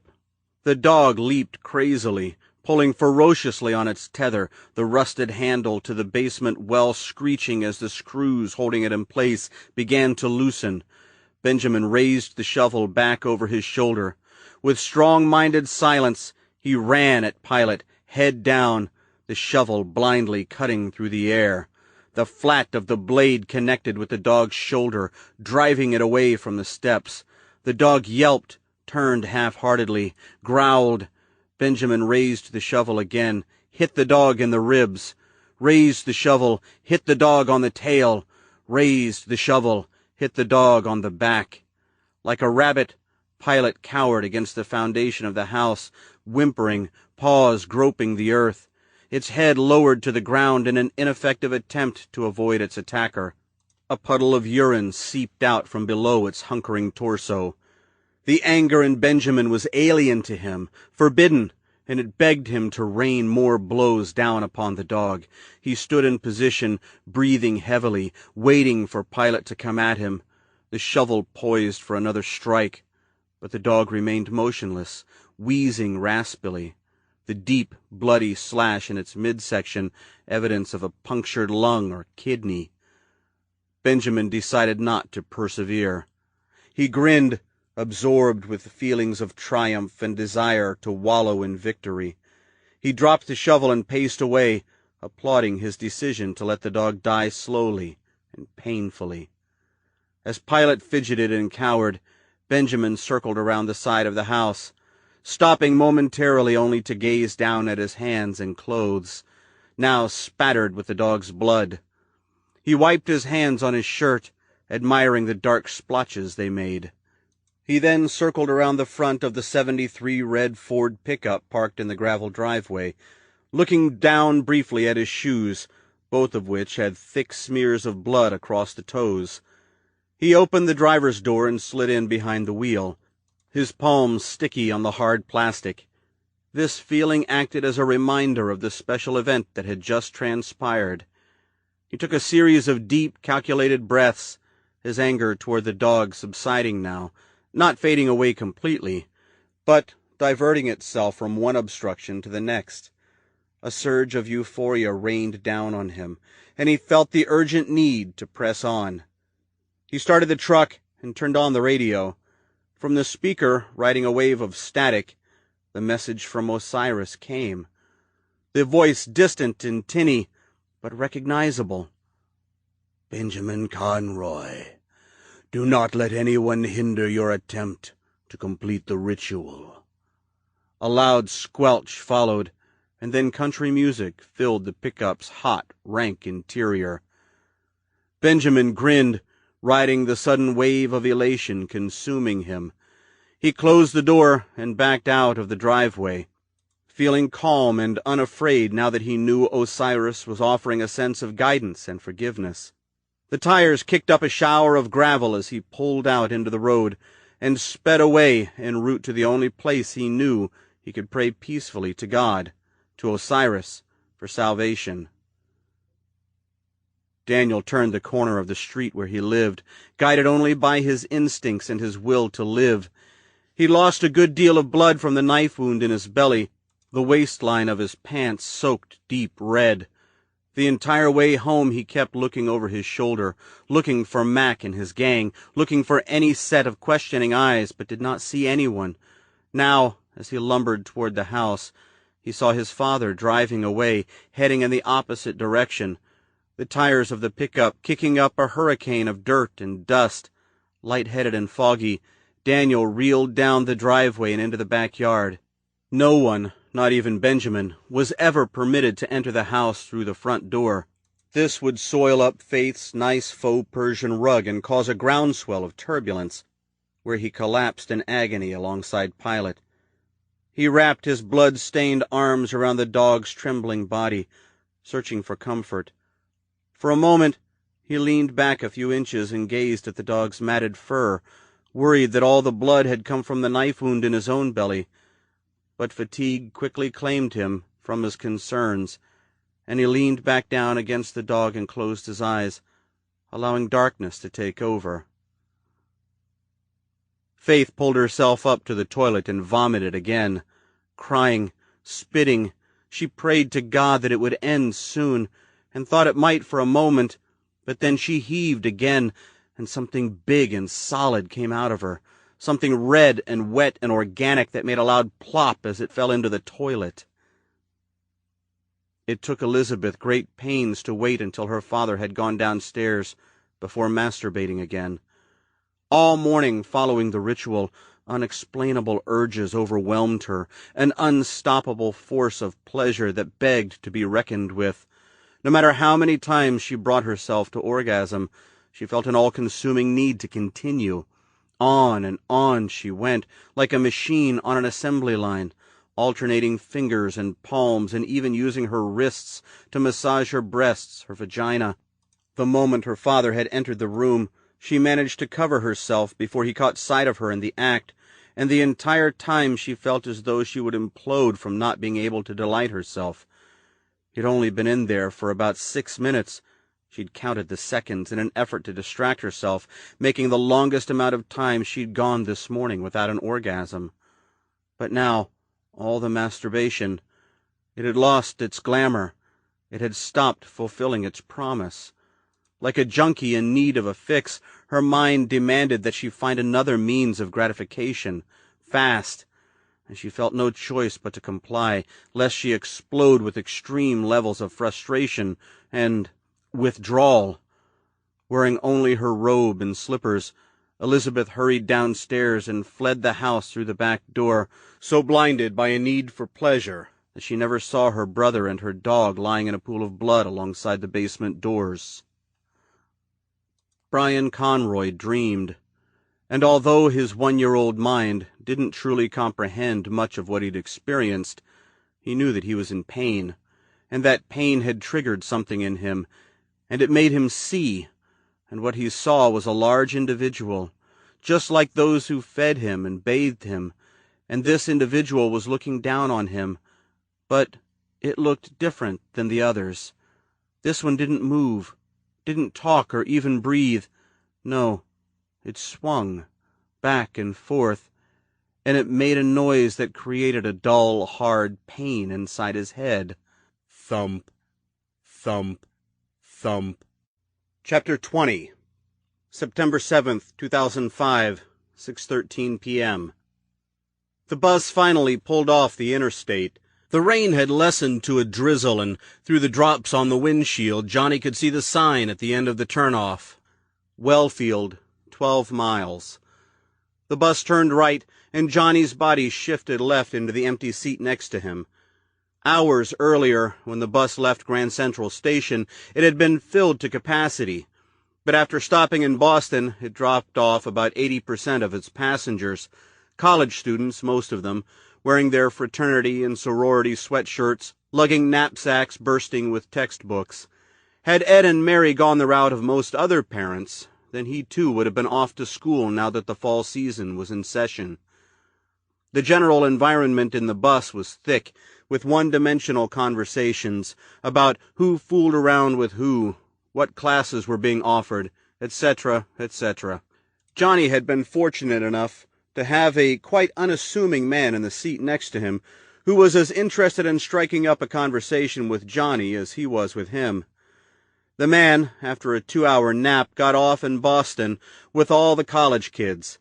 The bus stood pat for about 15 minutes, giving Johnny enough time to stretch his muscles and take a leak in the terminal restroom. 8 passengers got on the bus in Boston, joining Johnny and 4 others with destinations further north.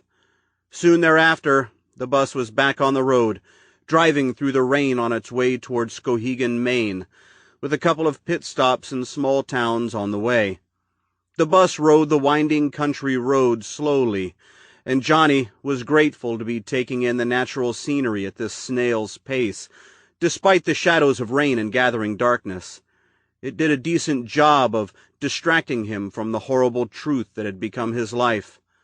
His father dead, and in all probability still hanging, the leather belt now burrowing deeply into the fat flesh of his neck, the wind pushing his swinging dead bulk against the wall for the 1000th time.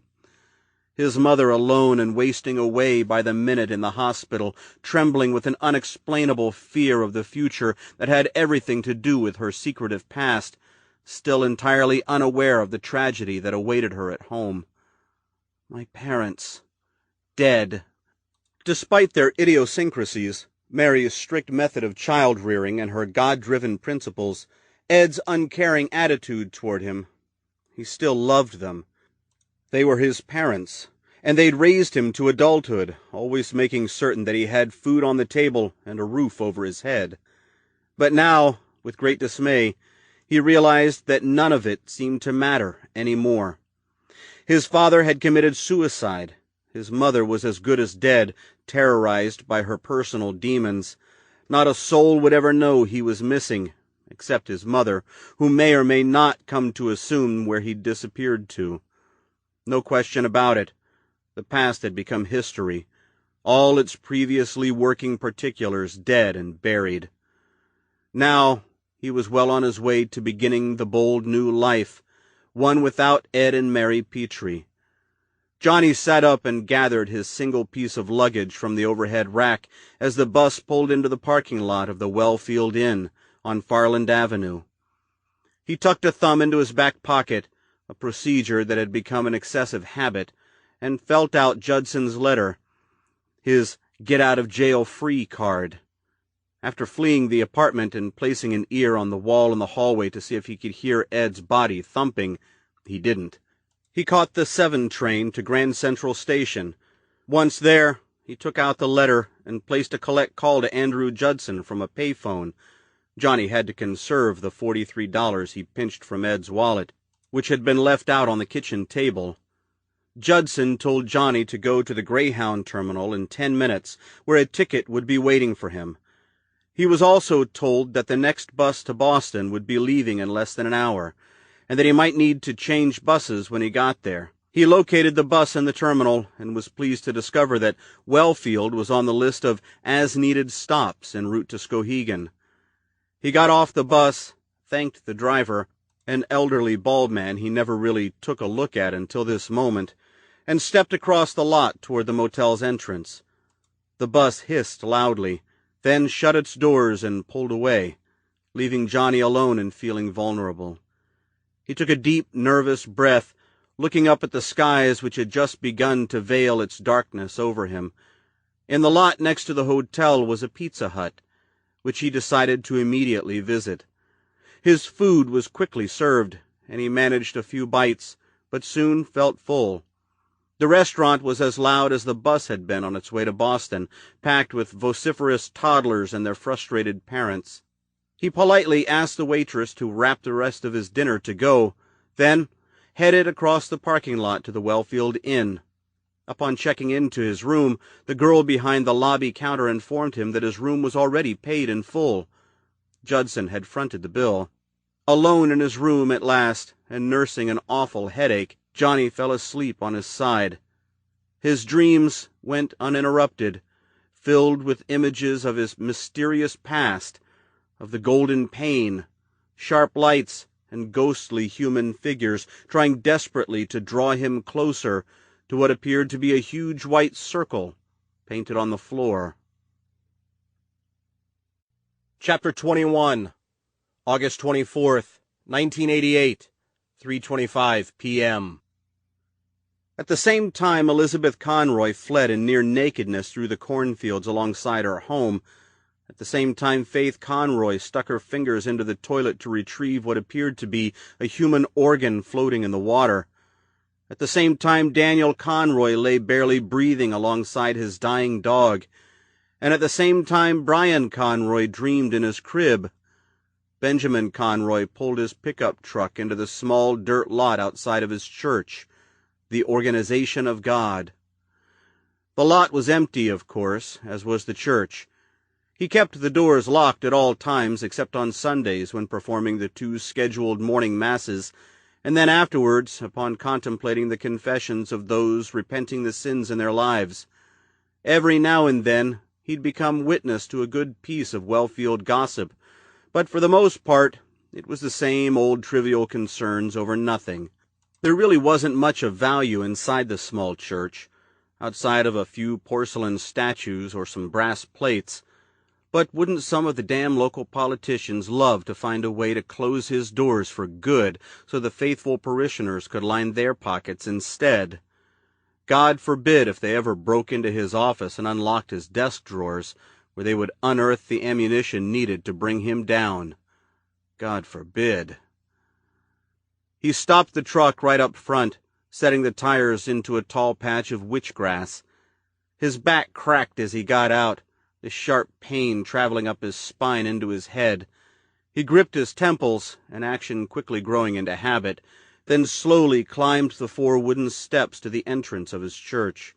Like a poised guillotine, a padlock hung from a clasp on the wooden door, the key in his hand the lever to release the blade. He shuddered as he slid the key into the lock. He turned it, then yanked it down. The clasp tore away from the wood that once held it firmly in place. 4 wood-logged screws falling to the ground between his feet.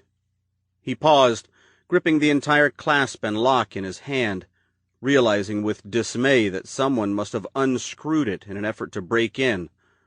Could they still be inside? He didn't think so. They wouldn't have been able to replace the clasp into its prior position with the doors closed. Benjamin's guard rose up, disquiet racing through him like a shot of steam from an engine. His head ached furiously, and he jerked it from side to side, cracking the bones in his neck. Recognizing that he may very well have another complicated situation on his hands, he threw the lock and clasp to the ground, then pulled on the twin doors. Their rusty hinges screeched like ghosts in a haunted house. Above, a bird fluttered, and when he looked up, he saw a blackbird, the messenger, flying away over the roof of the church. He entered the church. A wave of heat hit him like a palpable force, and he accepted its stale familiarity with open arms. The interior of the church offered nothing more than an invisible, welcoming solace. 4 wood-slatted walls painted white, exposed beams in the ceiling, polished pews, and an intricately painted crucifix hanging on the wall behind the altar.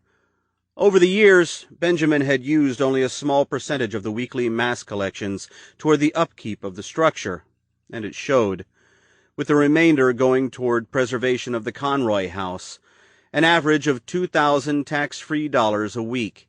It had been more than enough to share out amongst the church, plus all 5 acres of farmland, just the way he wanted it. Thank the good Lord. Thank you, Osiris. He paced down the center aisle, the ranks of pews on either side of him deadly silent in their positions. Heedfully, he peeked behind each one, making certain that no one was hunkered down, awaiting the perfect moment to jump out at him. He felt a sudden weight against his chest. His hands and feet tingled. Osiris? Is it you? Is this your presence I feel? Upon reaching the front of the church, he stepped up on the altar, and after making a quick survey and concluding that nothing was amiss, he paced to his office door, located just below the crucifix. He ferreted out the key. A sharper pain filled his head, and he intuitively interpreted it as forewarning to danger. Instead of inserting the key, he simply turned the knob, realizing with sudden panic that his pain-filled instincts had been correct. The doorknob, usually locked, turned freely. The clasp clicked, and another jutting pain lanced through his head. This time it felt like a splash of hot, spilled liquid. He grimaced, fighting against it, hesitating with the door open only a few inches. Placing his shoulder against the door, he pushed it all the way. At once, a woman's voice bore into his ear like an unanticipated jab from an ice pick. "Benjamin." He opened his eyes wide, feeling the pain, and he stopped at the foot of his office, not in disbelief, but in utter fury at the sight before him. His keys fell from his hand to the ground. "Damn you." She was sitting behind his desk, palms resting face down on the ink-stained blotter. Her hair was store-bought blonde that flowed over her floral Sunday dress in curly tresses down to her protruding breasts. Her eyes, buried in thick eyeliner, harlot's makeup, Benjamin would say, pinned him with utter contempt, releasing a backlog of tears that painted thick gray lines down her cheeks. Ignoring her, and the beating ache in his head, he ran his gaze over to the glassed-in shelf on the right side of the room, right below the 2-foot crucifix on the wall. He walked to it silently, opened the doors, and removed a bottle of wild turkey. He unscrewed the top and sucked down a mouthful in one quick movement. He then stepped back to the center of the room, stood before the woman seated at his desk, and stared at her with unfaltering scorn. "What are you doing here?" he asked after a moment of tense silence. His breath ran away from him as he spoke, and he used the mouth of the bottle to tackle a sudden itch on his scar. "We need to talk," the woman replied, her eyes flitting down to the bloodstains on his shirt. "Damn you," he thought again, feeling the rage swarming inside. He had to take a few long, deep breaths to keep it at bay. Her name was Helen Mackey. She was a parishioner at the Organization of God. He'd met her after a service about a year ago, but had noticed her much earlier than that. She'd always sat in the front row alongside her husband and 13-year-old son. Benjamin would stare into her unwavering eyes, which later became harlot's eyes, and pick up silent messages from her in his head. A gentle wink, a slight smile, and he'd stammer his way through the hour-long service, considering the connotations behind her gestures and wondering how far he could take them. When the final prayers were said and done, he would quickly bow to the congregation and escape into his office, thinking only of her eyes, her smile, and the young, supple skin that peeked out from the diving cut of her Sunday dress. Then, one day, she showed up for confession. "I've got a sin, Benjamin Conroy, and it needs confessing." On Sundays, following the late morning mass, Benjamin would sit and listen to what Wellfield's apprehensive folk had to say, all of whom carried grave concerns of damnation due to unholy thoughts, accidental misgivings, or some other God-fearing deliberation. The usual suspects would wait in line outside his office, spilling their unholy guts in turn, leaving with tasks of prayer and feelings of deliverance, courtesy of their faithful minister.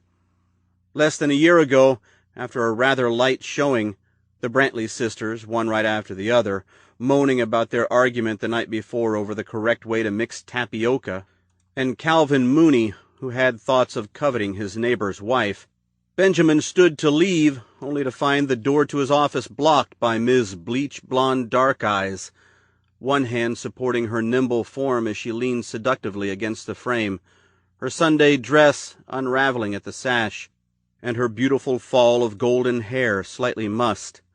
And she said, "I've got a sin, Benjamin Conroy, and it needs confessing." A sin. She slammed her hand on his desk, wrenching him from his memories. He looked at her, hot, boiling fury enveloping his mind, his body, his guts. "How did you get in here?" he asked, clenching his jaw. She leaned forward, picked up a key from his desk, and shook it derisively back and forth like a signal. "With this, you dumb idiot." "Get out of here," he said, thinking, how in the hell did she get that? "Because you got careless, Benjamin. She lifted it from your desk after you finished sexing her one afternoon. That's how. And God knows what else she got her hands on. Oh, God, no." Then she held up his diary. She waved it at him like she did the key, now seemingly saying, "You've got a secret no more, my dear." His body rushed with rage. He wanted to dive at her right there and then make her pay hard for her sin. But his body felt otherwise. Instantly petrified, frozen with disbelief at her utter audacity, her nerve for breaking in here into his desk. She stood, and his heart lurched, his mind trying hard to come up with a quick solution to this problem. "Osiris, help me." But there seemed to be no immediate resolution. Their affair had been intense, fiery, undeniably passionate, lasting much longer than Benjamin had ever intended. All his other exploits had ranged from a single afternoon to 3 months, mere flings to fulfill his transitory wants and desires. But Helen Mackey, she lasted a year. And, like all the other women, he felt his swollen ego further by chronicling each and every sordid detail in his diary, keeping Polaroid photographs of her and all the other women as frontispieces to each written account. This had been his big secret, this diary, the only secret he'd kept from every other living soul, even God. But now, here it was, out in the open for the world to see, for God to see, in the hands of the woman he'd been trying to end a year-long affair with.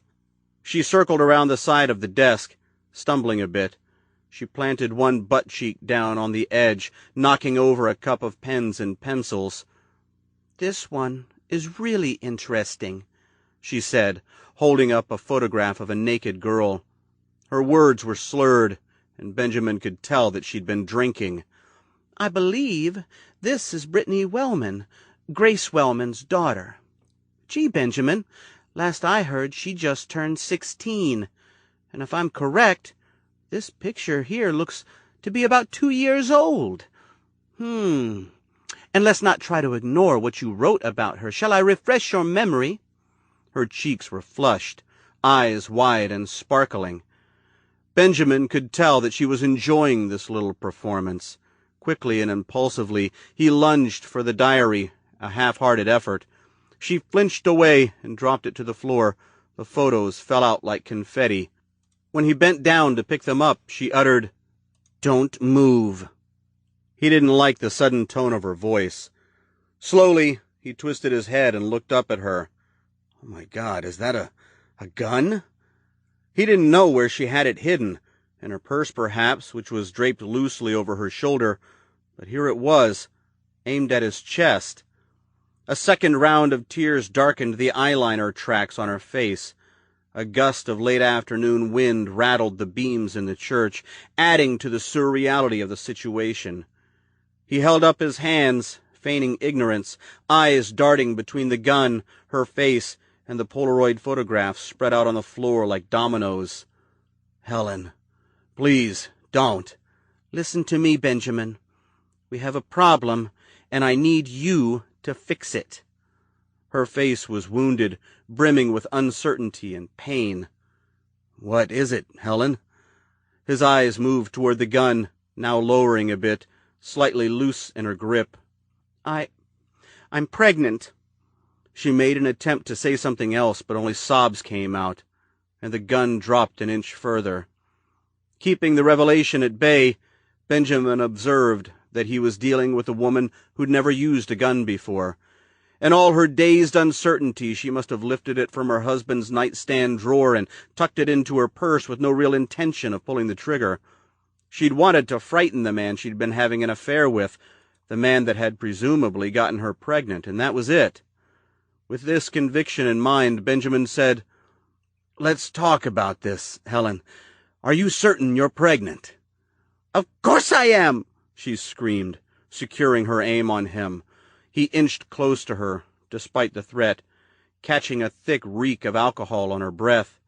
Very nice, mother-to-be. "How do you know it's mine?" he asked, inching still closer, eyes going back and forth between the gun and her messy, muddy eyes. Harlot's eyes. "Damn you, Benjamin," she slurred, gaze drifting in their attempt to focus.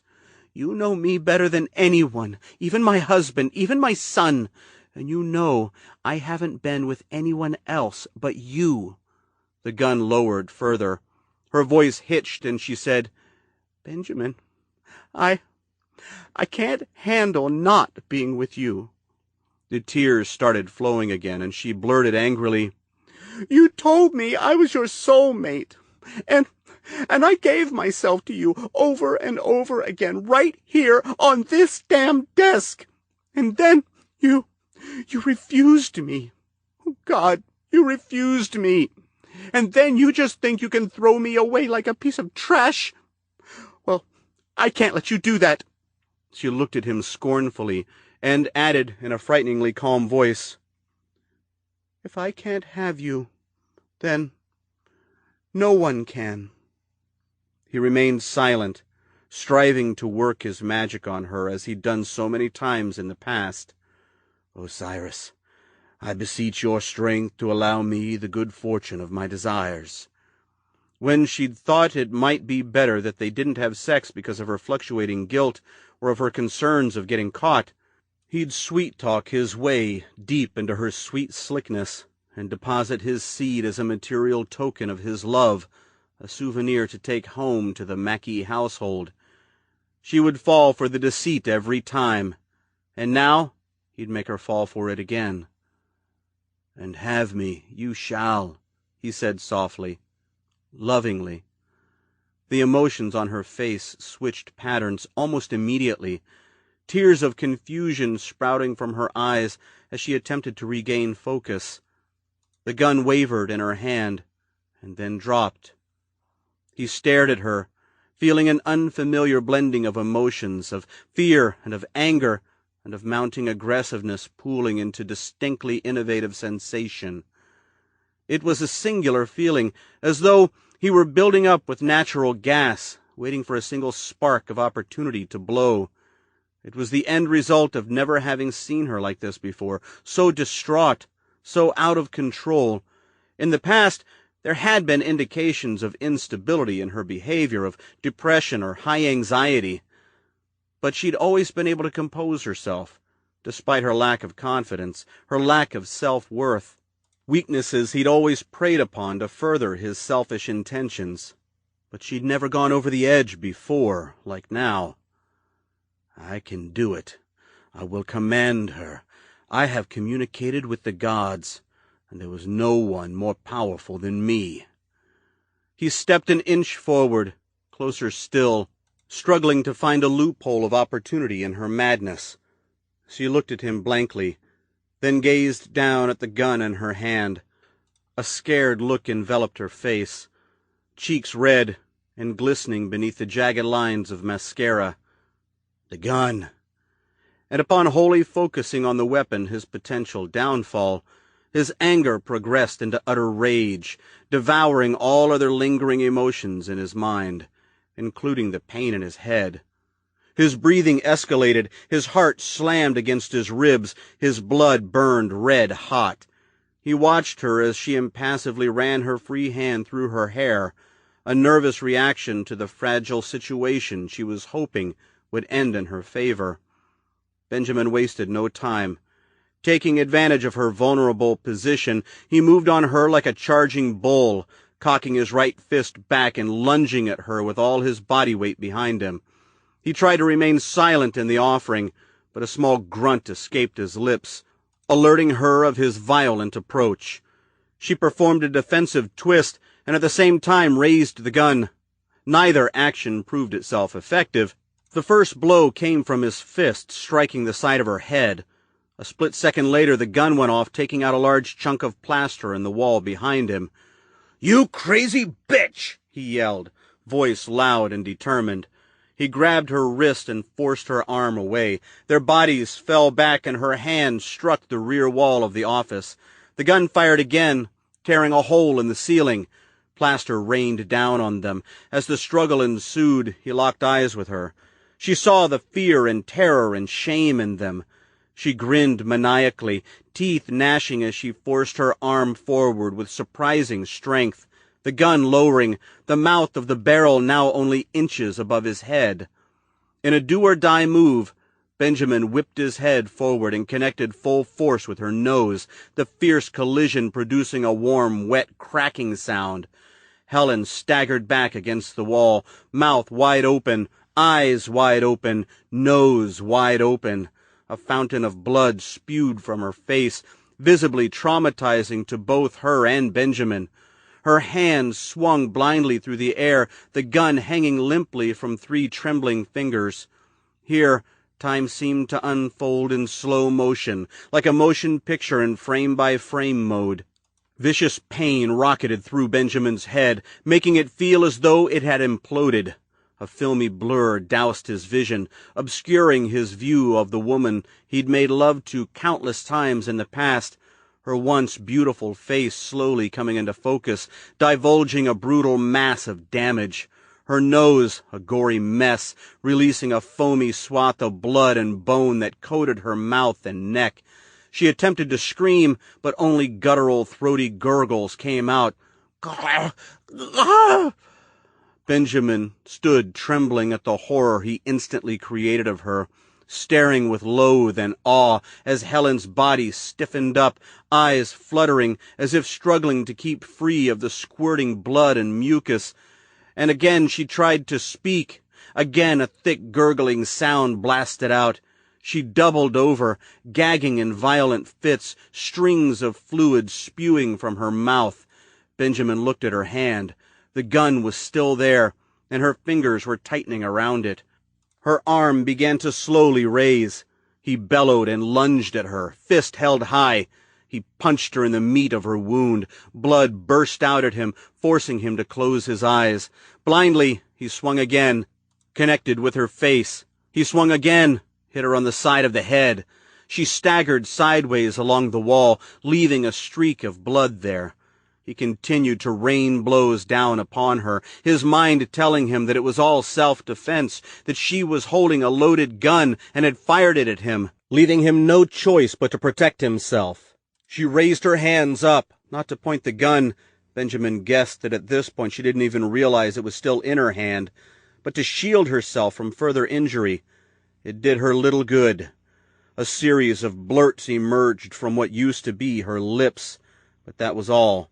She fell silent beneath the attack, her body collapsing to the floor in a dead heap. The gun hit the floor with a loud clunk. It fell from her grasp and slid into the wall, leaving a streak of blood behind like a trail. Beneath her bloody mask, Benjamin could see the whites of her eyes rolling toward the gun. She made a vain attempt to crawl after it. Nearly hyperventilating, Benjamin pounced her, groping at the bare gore on her face, digging his nails deep into her flesh, clawing at her eyes, her exposed sinus cavity. She clawed at his chest and managed to rip his shirt and uncover his scar, a single blood-coated nail tearing into his knobby purple flesh. He howled, then gripped her matted hair and began slamming her head hard against the floor, over and over again. He heard her skull shatter, felt it soften beneath his grip. But the adrenaline continued to flow in him, forcing him to continue.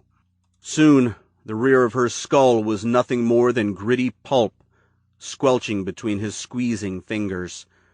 Finally, Benjamin released her. He collapsed back, crawling away from the aftermath. He leaned his head up against the wall, dizzied and feeling as though he might black out. Blood dribbled into his eye, stinging and warm. He thumbed it away, then stared at her body, her corpse. The dress torn open, white breasts sagging lifelessly like balloons released of their air. The strap of her purse was pulled tightly around her neck. Her face was unrecognizable, lost beneath a mask of blood and bone. My God, what have I done? He clambered to his knees, hands folded between his legs, head thrown back, a thin, strengthless shriek falling from his lips. He mumbled a Hail Mary prayer, then struggled unsteadily to his feet, nearly collapsing back down from dizziness. He backpedaled out of the office in a panic, eyes glued to Helen's motionless body. A single Polaroid photograph of a scantily clad woman stuck to the bottom of his shoe like a piece of chewing gum. Once out of the office, he spun and staggered across the altar. He continued down the center aisle like a drunk man fleeing an angry mob, eyes pinned to the closed doors. The clasp had been replaced after she closed the door. Looking down only once to see that the blood-stained photo had come away from his soul somewhere along the way. He burst through the doors, out into the cool late afternoon, the sun now hidden behind a blanket of gray clouds. He stopped to catch his breath and gazed down at his torn shirt. Helen Mackey's blood now mixed in with Pilot's. He tore it off and threw it to the ground, leaving more evidence behind for the authorities. Murder. No, she was pregnant. Double murder. A bird cawed. He gasped, shuddered, then turned and looked up at the roof of the church, where the large blackbird sat perched, staring down at him. Osiris, still watching over him? "What shall I do now, my lord?" he shouted out, his voice sounding dull, as though absorbed by the environment, just as it had this morning outside the barn. The bird took off into the sky, a single black feather coming away, caught in the wind, bouncing lazily along the shingles toward the rear of the church. He followed it around the side of the small structure, tripping and stumbling with no sense of stability, keeping his eyes glued to the feather as it fluttered over the edge of the roof behind the church. He turned the corner and nearly collided with a small silver sedan parked along the perimeter of the thin woodland. He stopped, slapping his hands down on the trunk. He gazed at the car. Her car. hidden back here so he wouldn't know she was waiting for him inside the church. The driver's side door was opened, and he could see a smear of blood on the interior's chrome handle. A smear of blood. Pressing one hand against the car to help keep balance, he stepped over to the open door, leaned down, and peeked into the front seat. He drew back, shook his head as if to clear it, then looked again to make certain his weary eyes weren't deceiving him. Helen Mackey's husband was in the passenger seat, dead. There was a single bullet hole in the side of his head, which hung out the passenger window. A dry line of blood plastered down the side of his colorless face. A host of flies and mosquitoes buzzed noisily around his wound. Benjamin's body grew cold, his muscles numb, and he crumpled to his knees in the weeds and soil. Gripping the edge of the door, he gazed at the murdered man, thinking crazily, "One good murder deserves another." Then he began to laugh. Really laugh. An abandoned chaos washed over him. All his rational thoughts drifted away like canoes plunging over the edge of a waterfall. He could feel them crashing down into the turbulence of his mind, where they abruptly rejoined to form a new, muddled-up perception, one that defied all sensible thought, that insisted he press on with his purpose despite the adversities on hand. "Osiris, thank you for the strength to carry on," he thought. Slowly, he climbed to his feet and peeked in the back seat, and at once realized how the clasp and lock had been positioned back into place on the church door. Helen Mackey's 13-year-old son. He was laying across the back seat of the car. He was visibly trembling. There was a swath of dried blood streaked across his forehead like Indian war paint. He stared up at Benjamin. Benjamin smiled at him, then laughed even harder. Chapter 22, September 8th, 2005, 8:24 a.m. The telephone rang. It grabbed Johnny, pulled him away from his dreams and into bitter consciousness. Eyes still closed, he groped for the handset, and by the time he plucked it off its cradle, he'd completely forgotten what he'd been dreaming about, and where he was. He opened one eye, then the other. He saw ugly green walls, bad flower art, and a stucco ceiling. He shuddered, feeling frightened before recalling he was about to embark on a new life, and for the very first time in his 18 years had slept some place other than his room. He fumbled with the handset, then, feeling nearly devoid of energy, struggled up on one elbow and raised it to his ear. "Hello? Johnny?" "Yeah." "Wake you?" His mind felt totally vacant, clear of most thoughts, and he had to think for a moment before remembering the lawyer's name. "No, Mr. Judson." Less than 48 hours earlier, Johnny didn't even know this man existed. And now, he was the only human being on Earth he felt he could place his trust in. Scary, considering they hadn't even met. "Let's set the record straight, Johnny. I won't lie to you about anything, and you won't lie to me. Fair enough?" Johnny hesitated, already feeling self-conscious and uncomfortable. "Okay." He gazed at the lamp on the nightstand, then leaned up and peeked around to the digital clock. 8:30. "Sorry so early," Judson continued, as though able to see Johnny's actions, "but I've set aside the entire day for you." Johnny leaned up and sat on the edge of the bed, one leg dangling. "Okay. We're going to need it." "The whole day?" "That's right, the whole day." He thought of his mother, her maiden name, Conroy, lying alone and afraid in her hospital bed, her long-buried secret suddenly unearthed, driving her toward madness. "I'm guessing there's more to this than just signing a few papers," he said, wondering how she fit into all of this. "There is, which is why I need you here at 9. There are others who will be joining us as well." "Others?" The words died in his mouth, and a sudden, unexplainable fear settled into his guts. It was a feeling he'd gotten so used to since this all began 2 days earlier, when the letter arrived. He wondered if it would always be like this, if this nearly unbearable apprehension would stay with him until the day he died. He listened to his heart beating fast and tried to swallow past the lump festering in his throat. A moment of silence passed between them. Judson finally said, "I know this is very hard for you, Johnny." "Yeah, it is." "How do you know?" "But the end result is a nice sum of money for you." Given his mother's familial connection to the benefactor, Johnny felt that he could trust Judson.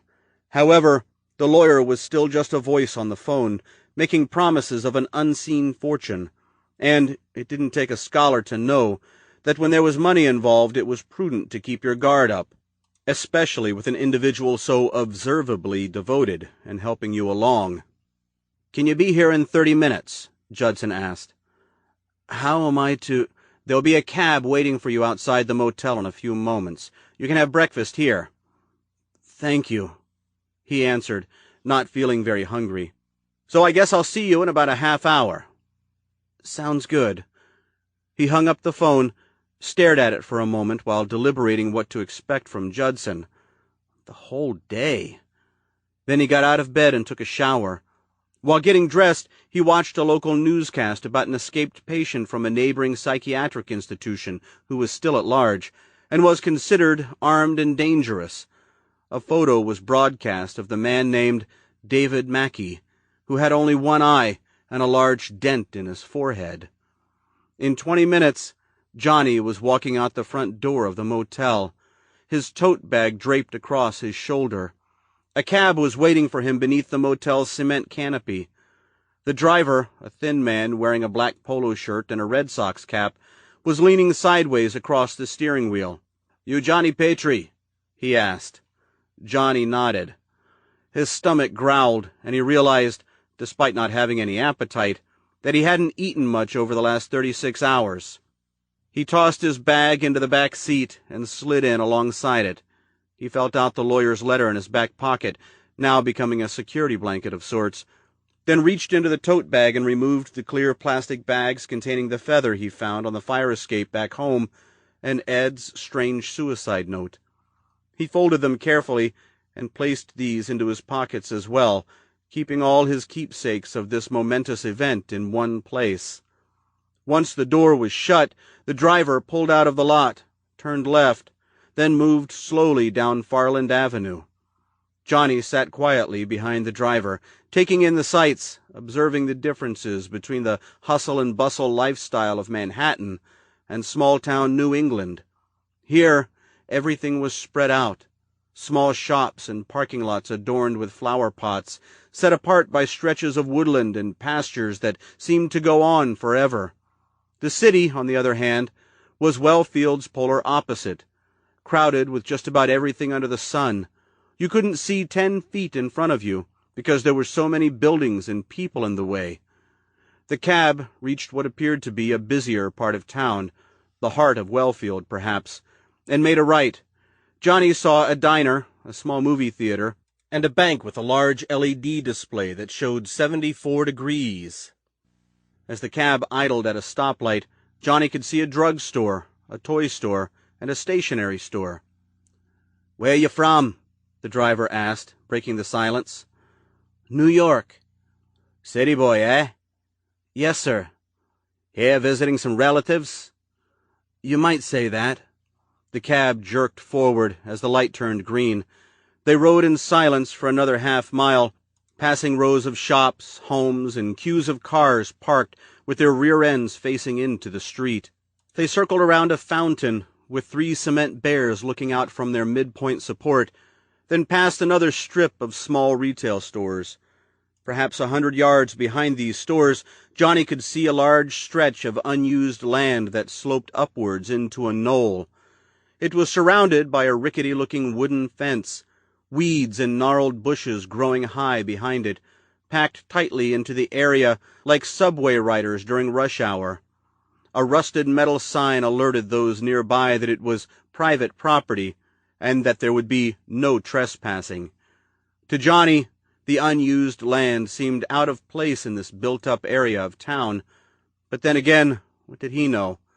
He was a stranger in these parts, a stranger in a strange land. The driver made a right turn onto Center Street, then pulled over against the curb about 50 feet up. "After 9, almost impossible to find a spot on Main. Hope this is okay." A flutter of nervousness tickled Johnny's gut. He turned around in his seat. That was Main Street? "The one and only in Wellfield. You leave it, and there's not much else to see. The lawyer's office is right there on the corner, number 14. In the distance, Johnny could hear a freight train whistle blowing. "What do I owe you?" "It's all paid up." "Great, thanks." He grabbed his bag and stepped out of the cab onto the sidewalk. The driver yelled, "Have a good day," then pulled away, leaving Johnny, once again, all alone. He stood there for a moment, feeling warmth of the sun beating down on him. Even the sun felt differently here. Cleaner, more golden. Shouldering the bag, he paced down the sidewalk, passing a young mother with a stroller who smiled and said, "Good morning." He returned the amiable gesture, realizing that in addition to friendly people, there were a good many things he'd have to get used to while here in Wellfield. Then he wondered with dismay as to how long he would actually get to stay here, knowing that it was only a matter of time before someone eventually tracked him down. Again, he thought of his father, dead by his own hand, and still more than likely hanging and thumping. Soon enough, someone would report a terrible smell coming from the apartment, and after that they might notice the mail piling up. And then Ed's employer would start looking for him because he hadn't shown up for work. Eventually the cops would come and break into the apartment, and there they would find Ed Petrie, 3 or 4 days dead, the cockroaches and water bugs investigating his remains. After getting in touch with Mary in the hospital, they would discover that Johnny was missing, and his face would end up on the 5 o'clock news just as he said it would. Needless to say, if Mary got there first, the events would play out differently. A sick feeling pitted Johnny's stomach as he envisioned his mother stumbling upon her dead husband, hanging and swinging and thumping, her son nowhere to be found. She would drop to the floor as she did 2 days earlier when Johnny mentioned Benjamin Conroy's name. Only this time it would be a major coronary attack instead of an anxiety attack. And then the series of events would play out until the cops came to discover 2 dead bodies in the apartment. He turned the corner and found himself looking at a white doorway set into a 3-story brick building, the brass number 14 at its center. To the side of the door, a matching brass plate indicated 3 tenants. Andrew Judson's office was on the first level, below a dentist's office and a real estate agency. He took a deep breath, opened the door, and went inside. He was immediately greeted by a smiling face.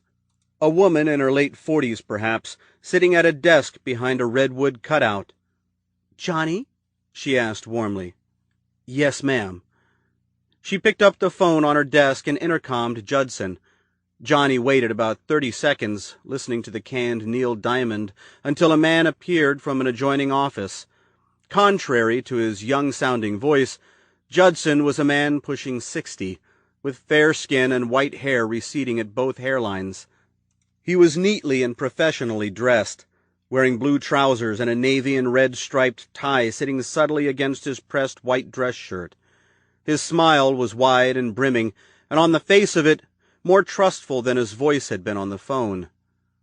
"Johnny," he said, coming around to greet him. He held out his hand, which Johnny accepted. It was warm and clammy. "Such a pleasure to meet you finally." "Likewise," Johnny answered, thinking, "Finally? It's only been 2 days." "Come with me," Judson said, seemingly ready to get down to business. He escorted Johnny past the secretary into the office. Johnny had never been in a lawyer's office before, and he gazed at the 2 built-in bookcases lining the side walls, each jam-packed with legal tomes. On the wall behind Judson's cherry desk hung 6 fancy frames boasting the lawyer's educational credentials. Just to the left was a window that overlooked Main Street's sidewalk. Judson said, "Please, take a seat." There were 3 chairs arranged in front of Judson's desk. Johnny placed his bag down on a small ottoman to the left of the door and sat in the closest chair. Andrew Judson sat in a large leather swivel chair situated behind his desk, much plusher than the three Johnny had to choose from, and said, "Welcome to Wellfield, John." "Thanks." Johnny's heart started pounding. He wondered how long it was going to take for him to walk out of here gripping a big fat check and a new lease on life. "Give me the papers to sign and let me out of here. It isn't going to be that easy. The whole day." "Sleep okay last night?" "Very well, thank you."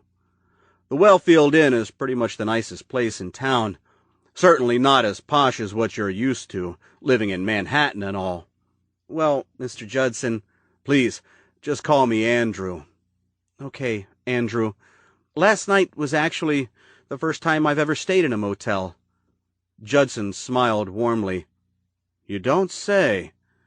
He hesitated a moment, eyes searching Johnny's features. Johnny imagined that the lawyer might be pitying him at the moment, despite having a mind cluttered with soon-to-be-discussed issues. "Well, Johnny Petrie, after we're through, you'll be able to stay in the nicest hotel Manhattan has to offer." This statement impressed Johnny. It wasn't so much the lawyer's promise of wealth as much as it was his proficiency in molding Johnny into a firm believer. Now Johnny felt he could trust him. He also felt that Judson knew a great deal more than he was letting on. With this in mind, he saw a need to give the lawyer an up-to-the-minute update.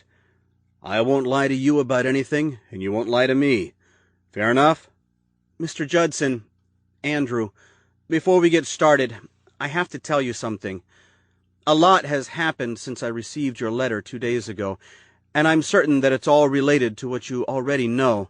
And talking about it, well, it will probably make me feel a bit better about this whole situation." Judson nodded and tilted back in his chair while Johnny spent the next few minutes divulging everything that had happened, from his receiving the lawyer's letter, to the discovery of his mother's maiden name in the hospital, to his father's suicide. He left out a few of the details, most notably the note his father had left behind. When he was finished, Judson asked, "So you just left your father hanging there in the apartment? You never called the police?" Johnny nodded, using a thumb to feel out the folded baggies in his pocket. Judson folded his arms, then rubbed his chin in thought. "Which means we'll have to move faster than planned. The bus tickets were issued in your name, and once they discover I paid for them, they'll call.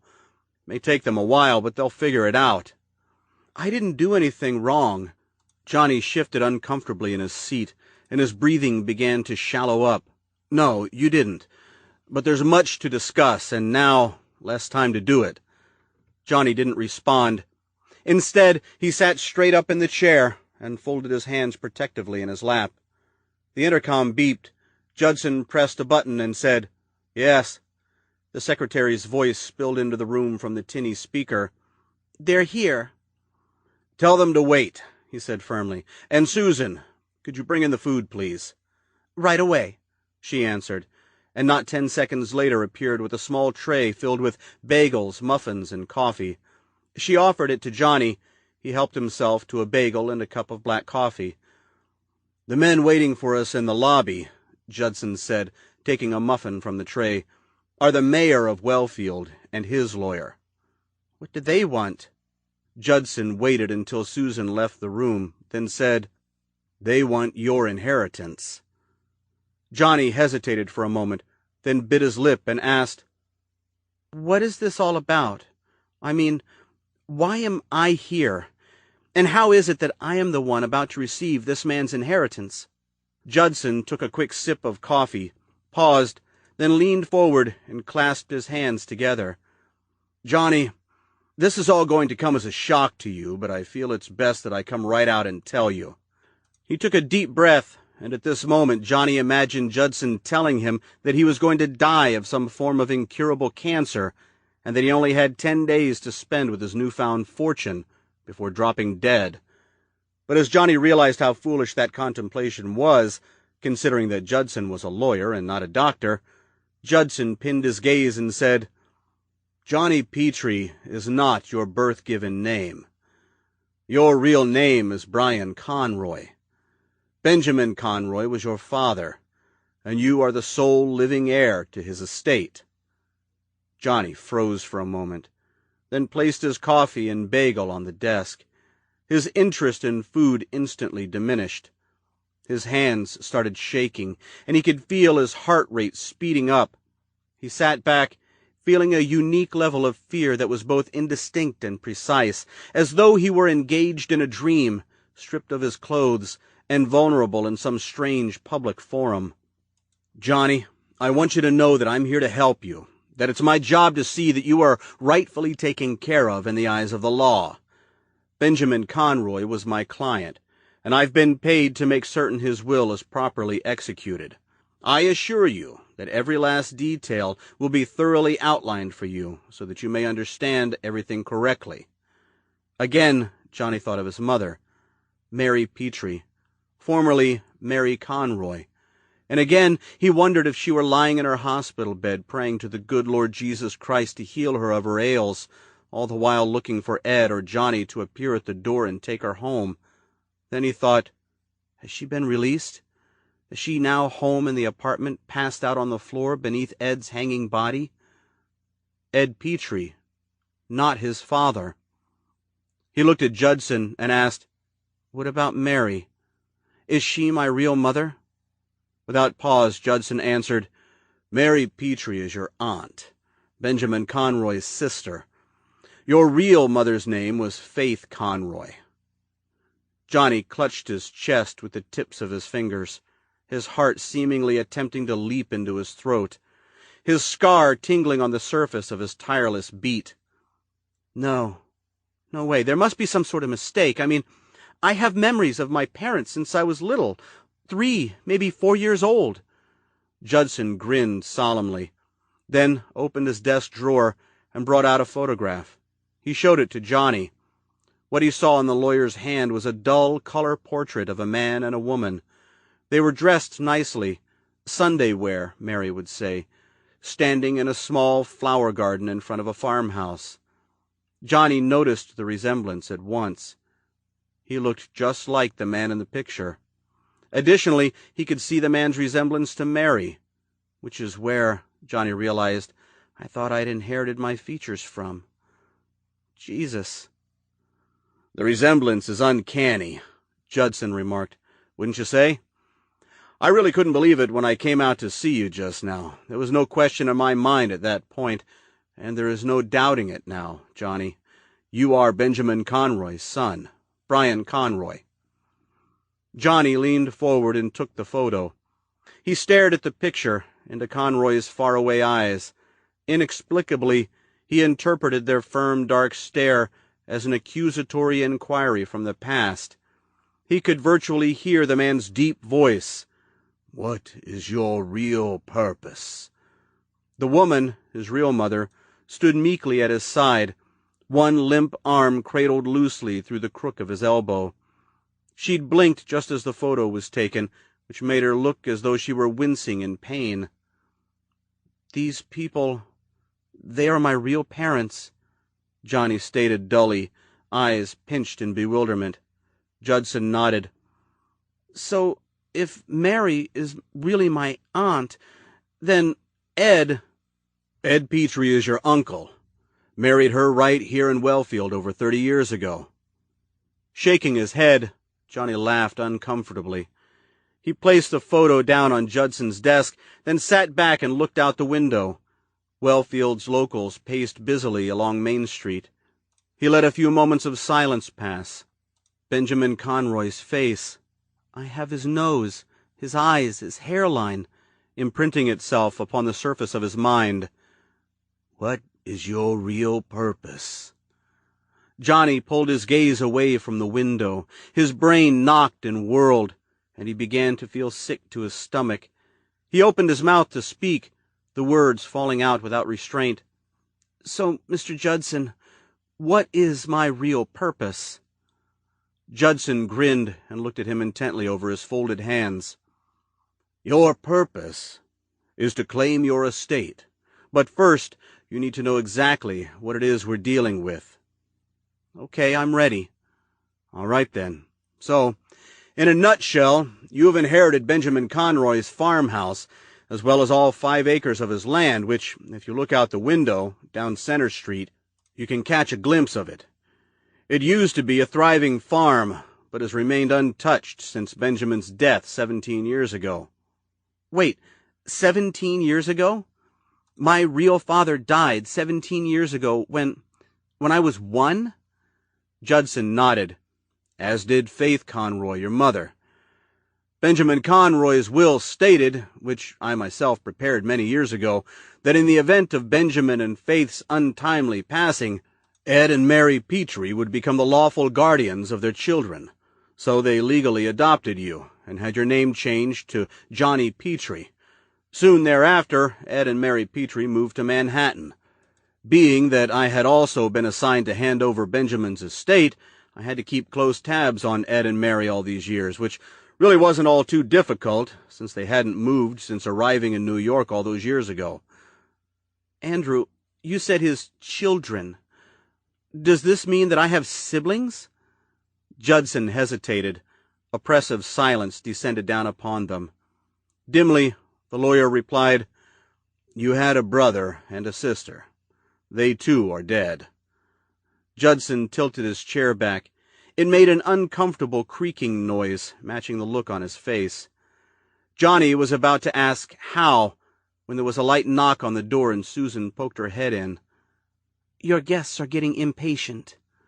Judson saw tears filling Johnny's eyes. Tears of sadness, tears of anguish, tears of so many diverse emotions. "Perhaps now is not the time to talk about finances, John. If you'd like, I can reschedule them for later today. They've waited 17 years. They can wait a few more hours." Judson rose up and circled around the side of the desk. Standing alongside Johnny, he asked, "You okay?" Johnny nodded. "I'm a bit overwhelmed, but I'm trying to keep it all in check." "That's good, Johnny." Johnny stood, then walked to the door. He looked out beyond the small drugstore across the street, toward the sloping land a few hundred yards behind it. A single blackbird landed on the fence, just above the no trespassing sign. It fluttered its wings once, then quickly flew away in the direction where Johnny imagined his very own abandoned farmhouse to be.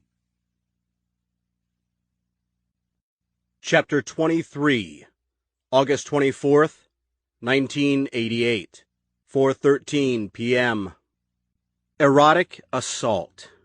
It seemed the only way for her to rationalize the affliction, with her means of feeding it growing to proportions far beyond mere self-gratification. She wished not to speak of it, but to only assuage it using any means necessary. Without question, she felt chosen by the superior influence, as if it looked down upon her and guided her with its protective hand. Yes, she believed in God and loved God, but judged him not responsible for this blissful intervention. No, something else was at work here. Something previously lying dormant within her, now out to cultivate what had been always lingering within. She felt unreservedly alluring, a sexual creature for whom no rules applied. She retained a level of buoyancy that insisted she not waste time ignoring her insatiable desires. And now, at exactly 48 minutes after fleeing her home, she stood between a parked Dodge pickup and a beat-up Harley outside of the Bullpen Tavern, the closest public establishment to the Conroy house, and one with a notorious reputation that had even reached Benjamin's ears, where she felt she could make her passions known to the world. Opening her bathrobe, Elizabeth paced across the graveled lot, her slippered feet crunching mutely. Without being seen, she pushed open the front door and went inside. The interior, dank and dark and stinking of stale beer, was presently home to 8 men, all of whom were the very type one might find getting soused on a weekday afternoon. They all halted their activities, throwing darts, shooting pool, snuffing out their Marlboros, and looked at her. The men, with their swollen beer bellies, their tattoos and full beards that challenged the length of their hair, gazed at her unwaveringly, this pristine, strawberry-smelling teenaged peach from town. She dropped her robe to the sticky floor, a move that elicited wide, incredulous grins upon the bullpen's clientele, all of whom had had no such good fortune in the past, now feeling as if their lottery ticket had finally been pulled. She sidled alongside the closest man, a burly waster stinking of cigarettes and body odor, and grabbed his huge hand. This brought forth a gap-toothed grin and guffaws from the others, including the bartender, who, Elizabeth noted, was already stroking himself through his worn denims. She led the man to the pool table, but not before he downed the rest of his beer, where she sat, legs spread apart, her glistening wetness pooling out upon the cigarette-burned frame. In her mind, she saw no wrong, no personal crime in her actions. She saw and felt only a means to remedy her unceasing desires, her unbridled lust, and she proceeded toward performing the deliberate act as God had intended her to do so, with a goal toward fulfilling her yearnings. She spoke no words, just gazed into the man's unthoughtful eyes, knowing he would now never allow her to cease her feet should she decide to do so. Keeping her gaze firm, she reached forward and unbuttoned his jeans. Out fell his dark, filthy, and more than ready manhood, which she expertly led inside her. At once, Elizabeth drifted off into a state of mind she had never known to exist. Her fragile virginity shattered, making way for new-found existence, one she eagerly accepted. The wide-eyed men howled, their tattooed arms raised, cheering on their comrade as he shamelessly emptied his venomous seed inside the no longer sweet-smelling girly girl from town. With the front door now locked and the windows drawn, Elizabeth offered herself to the next brute willing to come to bat. The shouts and laughs grew, and the beer flowed, free for everyone in celebration of this miraculous event. They took her, and she them, sometimes more than one at a time, as they filled her every orifice. An hour of brutal, animalistic behavior passed, after which she lay hoarse and bleeding. And even after every man had had his fill, she writhed and thrashed atop the saturated pool table, unfeeling of her bruises as she masturbated furiously, stinking of much more than beer and burnt tobacco. The men, she could hear them talking now, not laughing any more, some of them in fear of having to return to the county lockup, in fear of contracting the others' diseases. Arguments rose, muscles flexed. Still, they unanimously agreed to keep this event a secret, a pledge soon to be forgotten. The bartender, in his post-orgasmic lethargy, found the common sense to return Elizabeth her robe and send her on her way. Out the back door, so those presumably waiting in the parking lot for the bar to open wouldn't see her. Tattered, torn, and bloodied, a filthy Elizabeth Conroy, a virgin not an hour prior, left the Bullpen Tavern, finally feeling sated of her desires. "Oh, yeah!" he shouted. The words came out strongly and triumphantly. Eddie Carlson gripped the steering wheel of his father's Mustang convertible with the same vigor he would a football while crossing the end zone of the opposing team. He pressed down on the accelerator, taking it up to 60, despite Mill Pond Road's 30-mile-an-hour speed limit. He honked the horn playfully, Steve Miller's The Joker blasting loudly from the stereo speakers. The wind whistled in his ears. His wavy blonde hair blew back from his head in a rippling wave. First-string quarterback, Eddie thought happily, knowing that carrying the team to a winning season would propel him into the local spotlight, which in turn meant passing grades, lots of friends, and girls, not to mention the possibility of a scholarship. Yeah. The local farmland sped by in a blur, adding to his gleeful rush. The Mustang gripped a tight curve effortlessly, and he cruised by a stop sign that had never proven itself useful in this very lightly traveled section of Wellfield. Ahead, a mile of straight, single-lane blacktop met his eyes. In the past, he'd taken the car up to 80 here, and for a moment considered taking a crack at breaking his speed record. The adrenaline pumping through his veins begged him to do so, but decided to ease up on the gas instead, and fire up the congratulatory joint Jimmy Gibson had given him for a job well done. That was when he saw the girl. Head faced down, arms hanging limply at her sides, she walked out of the wheat fields like a zombie in Night of the Living Dead. Eddie realized that if he had decided to take the Mustang's speed up instead of down, he wouldn't have had time to stop. Even now, cruising at 50, the tires screeched and the car spun out when he slammed down on the brakes, sending up a thick cloud of dust. His body jerked sideways, one hand slipping from the wheel. His eyes darted left and right, trying to focus in on the sudden upheaval. There was a heavy jolt, as if a tire had plunged into a deep pothole. After what seemed an eternity, but was only a few seconds, the car came to a jarring stop at the side of the road. He sat motionless, breathing heavily, both hands back on the steering wheel, gripping it tightly. Dust and dirt buried the scene, and he had to wait for it to settle before determining any sort of outcome, fatal or not. He shot a bullet of a glance forward, and was immediately thankful to have narrowly missed the girl who stood just feet away in the middle of the road, oblivious to the fact that she'd almost been killed.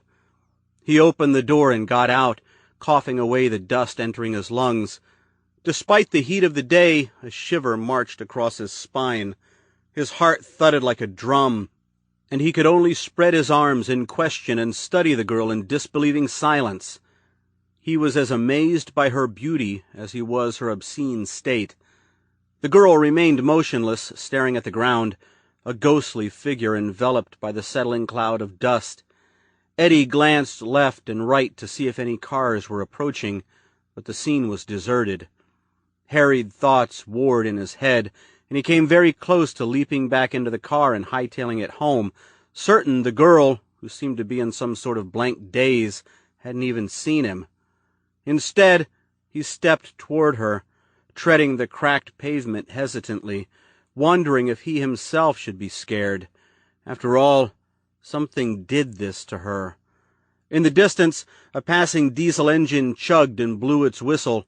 Closer by, a bird cawed loudly. Moving only her neck, the girl glimpsed up at him. Eddie didn't recognize her, but thought her to be about his own age, 17, 18 tops. She wore only a bathrobe stained with mud and brambles. It hung open, revealing a filthy, naked body, rivulets of dried blood zigzagging down her trembling legs to her bared feet. Her blonde hair was wet and matted, muddy strands dissecting her wavering gaze. Her eyes, dark and glossed, were threaded with stitches of red. "Hey," Eddie called to her, one arm stretched out and wavering as if testing her sight. "Hey there, you need some help?" Moving only her lips, she replied feebly, "Yes," her voice seeming to come from some place far away. Eddie examined her closely, his heart running fast in his chest. He could smell a horrid stench upon her, of cigarettes and beer, of body odor and something foul. What the hell happened to her? Stepping alongside her, he grabbed her bicep gently, the terry-cloth material of her robe feeling grimy, stiff beneath his grasp. "I think you better come with me. I'll take you to the hospital." "No!" the girl jerked back, as though suddenly repulsed, her face a sullen mask, rife with fear. Eddie flinched, the girl's shout wrenching a dismayed cry from him. He held his palms up, an instinctual gesture attempting to set calm into the situation. "Hey, okay, look, I'm just trying to help you." He struggled to make sense of her predicament, but his thoughts flitted inside his head like butterflies. Good God, What's happened to you?" The girl shook her head gently and closed her eyes tightly as if anticipating a blow. She began to sob uncontrollably, teeth beating through a taut grimace, wet with saliva. I don't know." Again, Eddie looked up and down the road. He shifted uncomfortably from one foot to the other, his eyes returning to her grime-coated breasts, which trembled beneath the weight of her sobs. He noticed an oddly shaped birthmark on her sternum that looked like a Greek letter, and found himself more awkwardly conscious of it than her exposed breasts.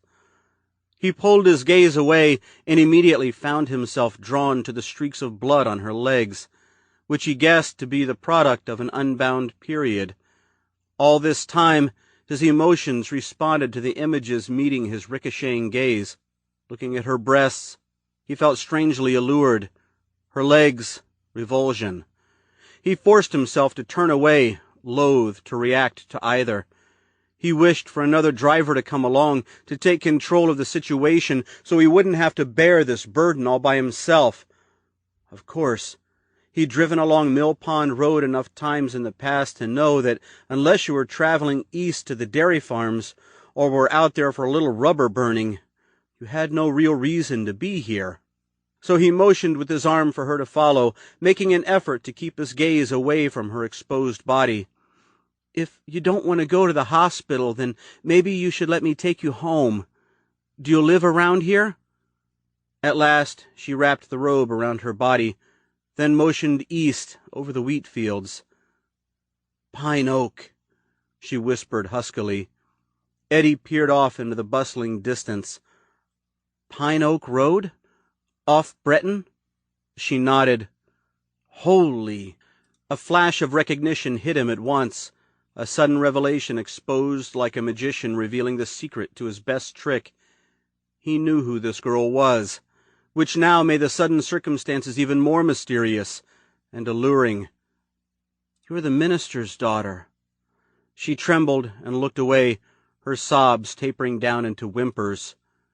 He thought, "Man, I've heard some crazy stories about him, but this here takes the cake." She remained silent, staring down at the cracked, weedy road, seemingly unable to help herself at all. Gently, Eddie grabbed her by the arm, and this time she followed him to the car. In her current state, she would soil the Mustang's seats, which in turn would piss his father off, and when Harry Carlson got pissed off, it meant no more Mustang privileges for Eddie. So he reached into the back and yanked out his football jersey, waited beneath his helmet so the wind wouldn't take it away, and, damn, he just got it this afternoon, too. His name, Carlson, nice and clean across the back. "Here," he said. He placed it down on the front seat and gently guided Elizabeth inside. Once she was seated, he shut the door, then circled around the front of the car, looking in at her and deciding that his first impression of her had been correct. Despite her wretched state, she was quite beautiful. Prince Charming rescues the fair maiden, he thought smugly, interpreting this chance encounter as an unanticipated product of fate, a gray sketch of some bigger, colorful picture. Things have been going my way, he thought, so why not let them continue? He slid into the front seat behind the wheel, then looked over at her trembling form. Her feet were curled up on the seat, heels nearly touching. "My name's Eddie." "Eddie," she muttered, then faced out the windshield. "Please take me home now." "The Conroy house?" She nodded. "I'll have you there in no time," he said, then added, "Elizabeth Conroy." Everyone in Wellfield knew about the Conroy family. The minister and his wife, who'd educated their kids at home and put them to work on the farm that the local council had fought hard for in their attempt to expand downtown. He'd seen the mother and a young boy a number of times, but had only seen Elizabeth once before, and that was from a distance, while driving past their house on Pine Oak. Regardless, she'd made few rare appearances at Ewing's Food Emporium of late, and word had gotten out that she'd matured into quite the beauty, An untouchable one, nevertheless, kept under lock and key by her parents. When she didn't respond to his use of her name, he nodded, then turned the car around and started back up Mill Pond Road, for the first time in his life keeping the car at the speed limit. They rode in silence, the wheat fields soon segueing into green pastures, extensive beneath the blue sky. He kept his eyes on the road, wanting to look at her frail, demure posture, at her buried femininity, shivering with nameless fear. The question, "Were you raped?" danced on the tip of his tongue, but he managed to choke it back, where it remained lodged in his throat like an impenetrable stone. Only once did he peek in her direction, her hair wilding in the breeze, releasing its soiled stench. "Here we are," he announced, pulling the car into the long gravel driveway. He came to a stop alongside the walkway circumventing the house. "Are your parents home?" He looked around, but didn't see any other vehicles. "Pull forward," she said. "Front door's always locked." He nodded, then shifted the car back into drive and pulled up another 50 feet to the rear of the house. The late afternoon sun slouched in the multicolored sky. The house's shadows spread across an expanse of overgrown grass in the back. Farther along, a lofted barn abutted an expanse of dense woodland, its once red paint faded to a cracked, faded pink. Eddie could see 5 wooden steps leading up to a screen door in the house. Just beyond that, a rusted basement well lay amid a tangle of goldenrod. Elizabeth, in a sudden panic, fought with the car door handle before getting it to pop open. She nearly dropped out onto the driveway, which caused her to cry out. She caught her foot and staggered away, her stained robe billowing behind her like a cape. "Hey, Elizabeth, wait!" Eddie felt an immediate flux of emotions, a selfishness telling him to just let her be, drive away and consider his good deed done. But, selflessly, he wondered, what if there's no one at home to help her? He exited the car, realizing that his concerns for her well-being were incongruous. They didn't outweigh his desire to continue his role of Prince Charming, endeavoring to impress the injured beauty. Not once looking back, Elizabeth quickly stumbled up the 5 steps and disappeared into the house, allowing the door to slam loudly behind her. Eddie raced forward and stopped at the bottom of the steps, uprooting a patch of chickweed with the toe of his left sneaker. He gazed up at the screen door through which he could see a kitchen table sitting beneath a veil of near darkness. Heart pounding, he grabbed onto the iron rail, his palms scraping against the chipped surface of black paint and rust.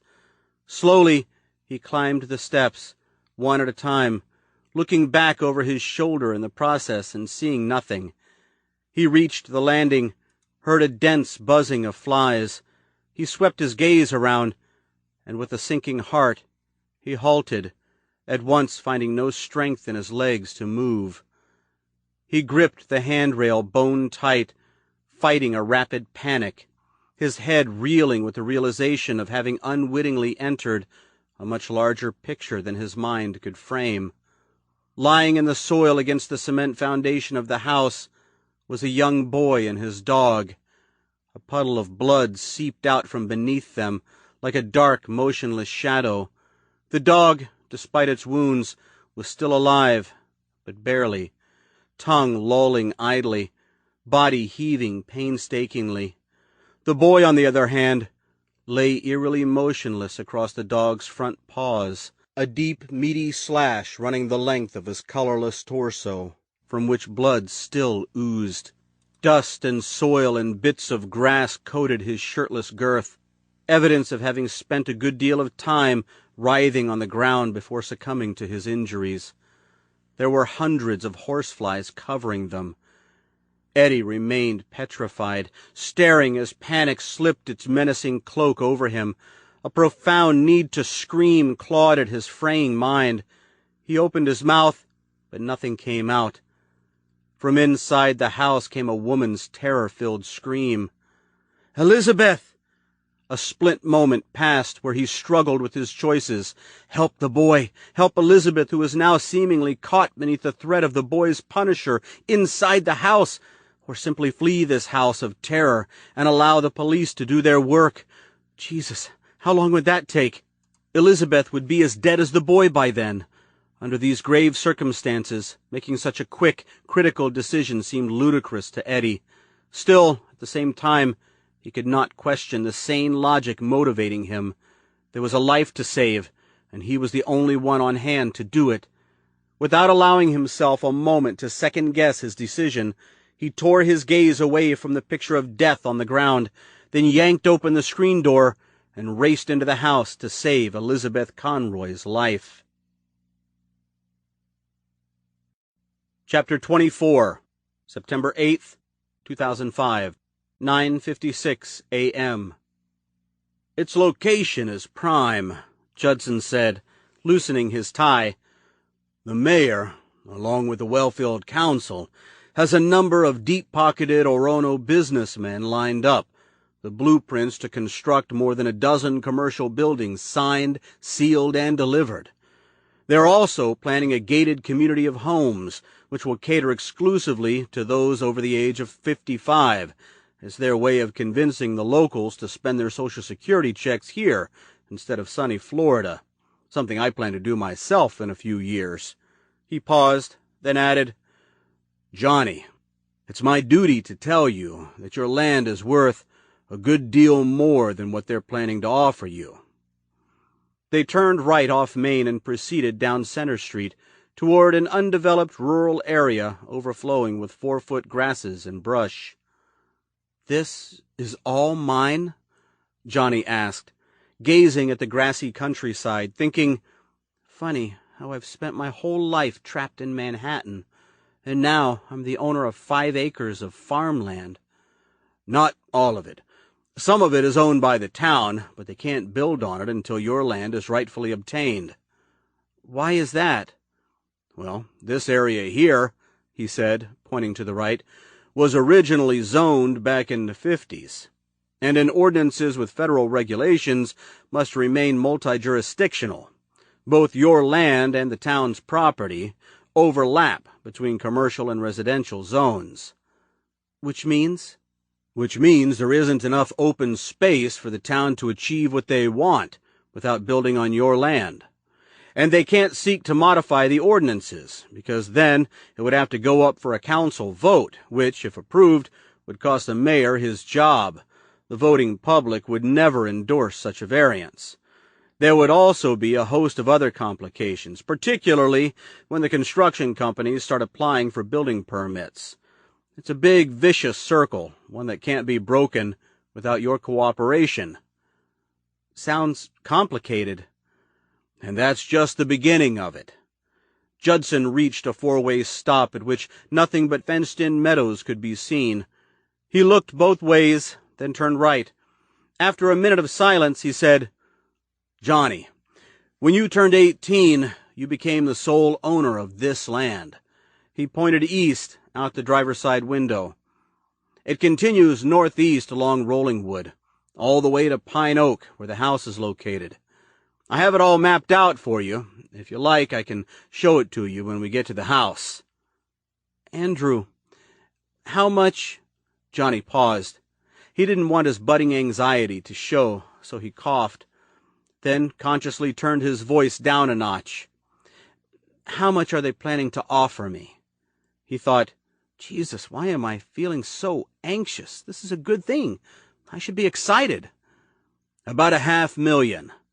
But the house and barn alone have been assessed at nearly half that, and they will be torn down as soon as they secure ownership of your property, if they secure ownership. Judson paused, peered into the rearview mirror, then added, It's the land that they're after, Johnny. As I mentioned in the letter. The letter. The life-changing letter, he thought, feeling it in his back pocket. It's valued at approximately $2 million, maybe more. Understand, their motivations are purely economic, and yours should be as well.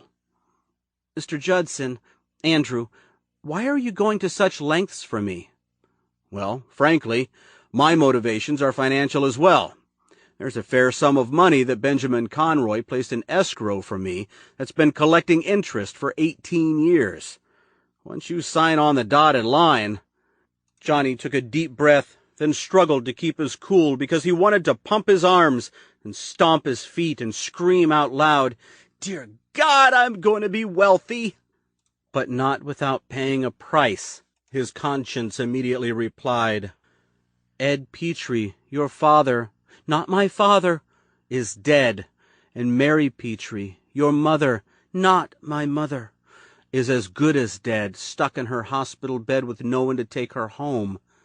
Johnny took a deep breath in an effort to suppress his bliss, his thoughts hurling the bitter truth at him. "They've been lying to you all these years, playing the roles of natural parents when in fact they were nothing more than strangers in disguise, wolves in sheep's clothing, ruling your life beneath some cynical, iron-fisted system of beliefs, some deep-rooted fear of the unknown." He took another long breath, thinking nervously, "Don't forget about your real parents, Benjamin and Faith Conroy, and their other children, your siblings. They're all dead. Johnny, it seems as though you're the only one left alive." The anxiety flourished in him even further, infected with waves of guilt and now a budding dread as questions of how the Conroy family died inflicted his whirling mind. Ed and Mary, they knew something, and it is the reason why Ed killed himself, why Mary nearly died of a heart attack, because they were scared of the truth that had come back to rear its ugly head once again after all these years. Benjamin Conroy, the entire Conroy family, dead, except me. They passed fields of wheat and corn that looked electric beneath the morning sun. In the distance, Johnny could see smoke rising from the roof of a small factory, its thin, dark plume melting into the hot morning sun. The car jostled over a set of railroad tracks, then moved on to a single-lane highway.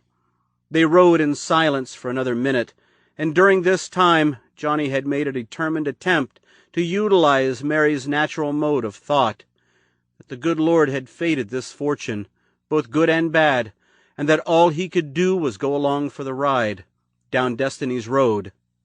Judson turned right onto Breton, then left onto Pine Oak Road. At once the house came into view, stark and desolate, crippled beneath the elements of time. "Looks as though it has quite a story to tell," Johnny thought. The car crawled to the side of the road, sand and pebbles crunching noisily beneath its tires. Judson pulled into what might have been a gravel driveway, but was now a farm in and of itself, harvesting a healthy crop of crabgrass, chickweed, and lamb's quarters. He closed the car's windows, noting that in 30 minutes the bees would have built a hive inside if given the opportunity. Without saying a word, Johnny got out of the car. He looked around. Damselflies the size of hummingbirds hovered about his feet, flitting to and fro as if sniffing out a potential puddle to plant their eggs. He stepped out of the knee-high weeds, then moved along the cracked cement pathway bordering the house. He could feel the sun beating its rays down on him, the oppressive heat making it difficult to breathe. His chest tightened, the scar on his sternum began to itch, and he gently scratched at it through his shirt. Symptoms of anxiety and nothing more. He tried to convince himself, and worked to distract his nervous thoughts by imagining the Conroy family. His real parents, his real siblings, himself as a baby, all living here as a happy unit, tending the farm and the garden, eating some home-baked cornbread and apple pie at the kitchen table, playing games and watching television together on rainy nights. But these forced memories wouldn't come. Instead, images on par with the decrepit condition of the house rose, of darkness and dilapidation, of shadows and ruin, wood shingles losing their age-long battle with termites, the Conroy family stricken with ongoing grief, the windows blind and boarded with split sheets of plywood, the Conroy family, buried under waves of duress. Weeds growing blatantly about the house and across the waist-high lawn. The Conroy family, trapped amidst their own surroundings. In the back, a lofted barn, its red paint long gone, now a pallid, splotchy gray. The weather vane on its peak lurching drunkenly, muddy brown and rusted. And Johnny thought, when the Conroy family died, so did their home.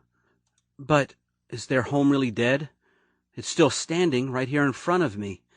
Yes, its frame is weak and rotting, but it is still here, alive. I can feel it. Just as one last Conroy family member stands, still alive. Me.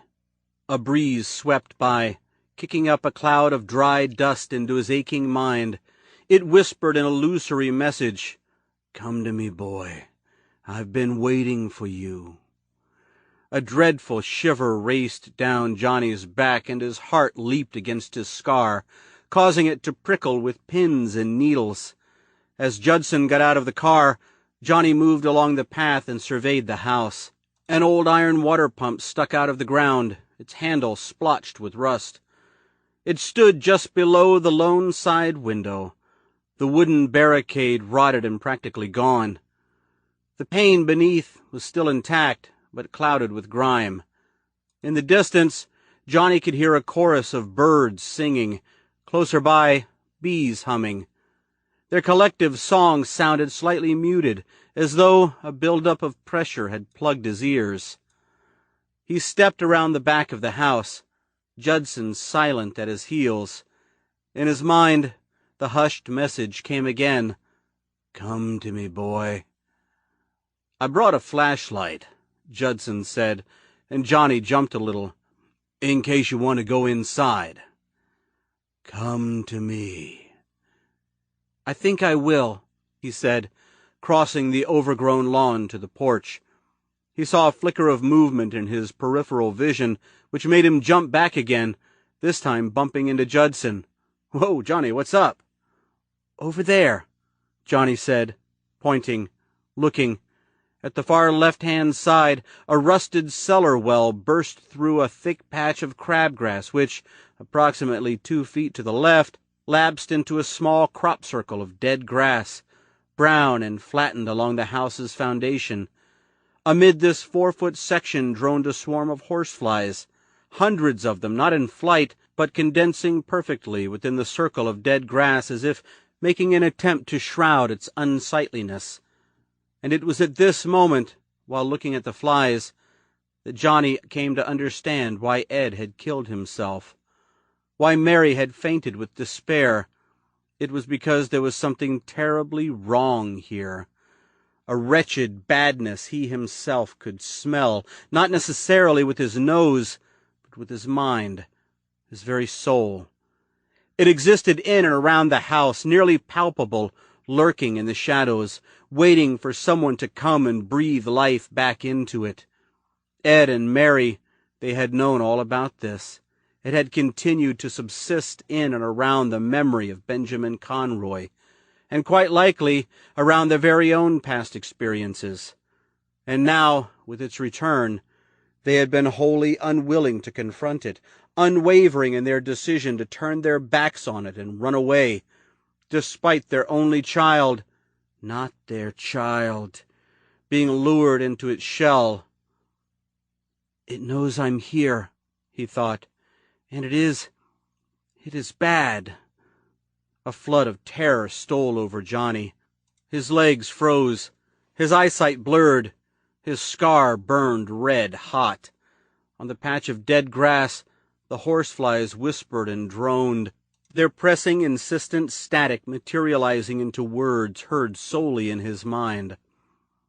Brian. We best either go inside or walk around out back by the barn, Judson said, breaking Johnny's fearful contemplations. Those buggers'll bite you. Don't suppose you got horseflies in the city? Johnny shook his head, a surge of nausea swelling in his gut. They're disgusting, he muttered. And they're wrong. Still staring at them, he asked, "Why are they all in that one spot?" From somewhere behind him, a bird crowed. "Maybe it's mating season." Judson took the porch steps slowly, one at a time, his speed matching his age. When he reached the porch, he turned and faced Johnny. "Come on, let's check out your new place." Johnny looked at the lawyer. There was a gritty impatience in his face that wasn't there before. Eyes sharp and demanding, wrinkled lips trembling slightly. Johnny thought, "He wants me to go inside. Why?" About to protest, Johnny said, "Andrew," but the lawyer was already opening the old door, his bony right hand jiggling the key back and forth. The door screeched as it opened, and Johnny had to practically chase him inside, noticing, rather oddly, that at one time there must have been a screen door attached to the frame as well. In his mind's ear, he could hear it slamming behind him as he entered the kitchen. When Johnny entered inside, Judson was standing to the left, pointing the flashlight around like a cop looking for a robber in some dark alley. The room was dim, but not completely dark, lit dimly by the light shafting in through the open doorway behind them. A mold-coated butcher-block table stood abandoned in the center of the room, one leg partially shorn from its socket, barely providing support. Johnny paced forward, the humped linoleum floor popping beneath the weight of his footsteps. He scanned the row of cabinets sitting crookedly against the right wall, their doors falling away from the stripped hinges. Beneath the room's only window was a sink, its faucet tarnished green, both handles missing. He stepped around the table. Shards of glass littered the sink's yellow porcelain. 4 dead beetles lay on their backs near the drain, appendages curled inward. Johnny could smell a variety of foul odors here. Garbage, dampness, rotting wood, and then something else, faint but definite. Like a dirty, wet animal, he thought. Judson stepped away and Johnny followed him into what was probably a living room at one time. Almost immediately he heard a dry rustling sound come from behind the walls, and soon thereafter from the ceiling. "The mice aren't too pleased with our visit," he commented, looking at the lawyer. "Home sweet home," Judson said, looking a bit uneasy. "Can I get you something to eat or drink?" "You're too kind." They moved out of the living room down the front hall, stepping over a small puddle of water that stunk like sewage. The wallpaper, displaying cues of roses and drooping sunflowers, peeled away from the plaster in flaccid wedges. Judson pointed the flashlight up a set of stairs. Here were the unattractive scents of mildewed plaster and mice droppings. Shatters of broken glass lay strewn on the few steps they could see, with the rest rising up into the stuffy darkness of the second floor. Tucked against the corner of the second step was a newspaper, damp and swollen to twice its size, a fat spotted slug crawling along its lower edge. "There are 4 bedrooms and a second bath upstairs. Want to go up?" Johnny felt cold all over. "Do we have to?" "I was hoping you'd say no." "No, then." Judson blew out a gush of air. "The steps are secure, but other than bugs and mice, there's nothing else to see up there." To the right, they went through a pair of twin doors that led into a crypt-like room, vacant except for a stained box spring leaning up against the right wall, its rusty coils bursting out through the frayed gray skin. Hanging loosely from the ceiling in the center of the room was an ancient brass light fixture, swathed in a shroud of cobwebs and dust. A boarded-up fireplace filled half the wall at the opposite end of the room, with twin doors to the right that Johnny presumed led into a sitting room. "Andrew?" Judson was pointing the flashlight up at the brown water stains on the ceiling. His eyebrows were pinched, as if he'd seen something of interest. "How did my family, the Conroy family, I mean, die?" Johnny paced across the room, passing a lone, scum-soaked window and marveling at the decrepit sight of the cracked walls, the stained wood floors. Judson cleared his throat, then looked at Johnny, his lips pressed thin. "Your father, Brian Conroy."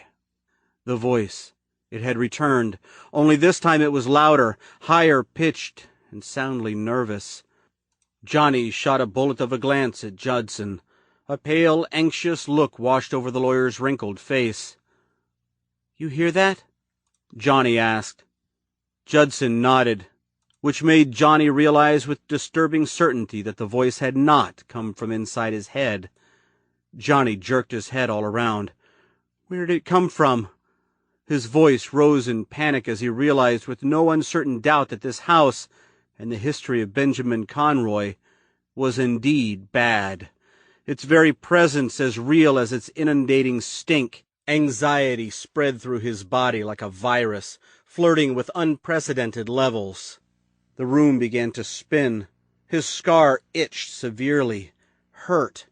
He leaned back against the wall for balance. Judson, eyes following the wavering beams of his flashlight, shouted, "Who's there?" There was a flicker of unexpected movement, the sound of feet shuffling on the grainy floor. Judson spun toward it, pointing the flashlight at the twin doors adjacent to the fireplace.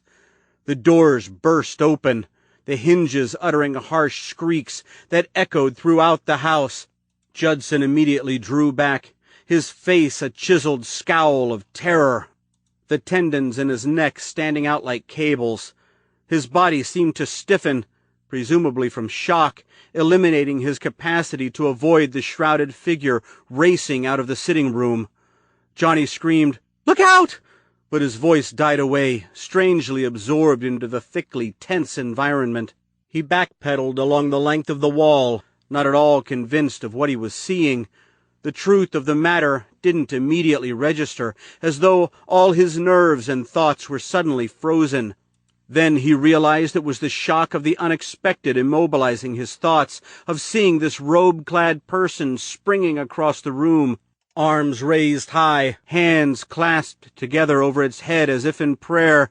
Judson tripped over his own feet and lost his footing. His eyes bulged grotesquely, the whites glistening like eggshells. He let out a high-pitched bellow that sounded almost like a laugh. The flashlight fell from his hand. It dropped to the ground with a dull thunk, the triggering beam cutting across the room like a searching beacon. For an insane moment, it flashed into the crazed face of the assailant, a brief flicker of malignant horror that to Johnny seemed too unreal to believe. A shattering cry of panic spilled from Judson's lips as he thudded to the ground. Johnny, blindly seeking the door jamb to his right, shuddered at the firm thump of the old man's body slamming against the wood flooring. The figure stopped. It hulked over Judson, breathing heavily, raspily. It twisted its head, peered at Johnny, then quickly brought its attention back to the old man. What Johnny saw in the figure's face that instant was terrifying enough to make his own worst nightmares seem like a sweet dream. Johnny took a quick, nervous breath, then gagged on his own scream as the figure drew a garden spade out from beneath its billowed robe and plunged it into Andrew Judson's stomach. Chapter 25, August 24th, 1988, 5:52 p.m. "Your name's David, ain't that right, boy?" Benjamin opened the back door of the car. "I'm a friend of your mom's." David Mackey shrunk back against the opposite door, keeping as much distance as possible between himself and Benjamin. Given the uncertain situation, the shirtless, blood-spattered man was in all likelihood the last person he could trust at the moment, and rightly so. "What's wrong?" Benjamin asked. "Don't you know it's impolite not to talk to your elders?" David dropped his eyes, shook his head. His cheeks burned like wildfires. "Where's my mom?" Benjamin laughed. It came from him ungoverned, like a spill of water from an upturned pail. "Your mom? Your mom?" Oh, she's in the church having a conversation with God. He peered into the front seat, smiled, just like your daddy is now. David might have anticipated his mother's demise, because he immediately began to wail, shiny tears springing from his eyes like raindrops, lips swollen and wet with saliva. He shoved a fist into his mouth and bit down on it, either in an attempt to suppress his sobs or stifle his terror. "Why don't you come out here?" Benjamin said, feigning calmness. He offered his hand. "You know, I've got a son about your age. 2 of you can get together, have a nice time." David turned around and yanked on the car door handle. The door swung open. He uttered a shaken cry as he went sprawling out into the muddy earth. Without delay, Benjamin pursued him, leaping across the seat like a flame caught in the wind. He thrust his right arm forward and latched onto David's bony ankle, the only part of him still in the car.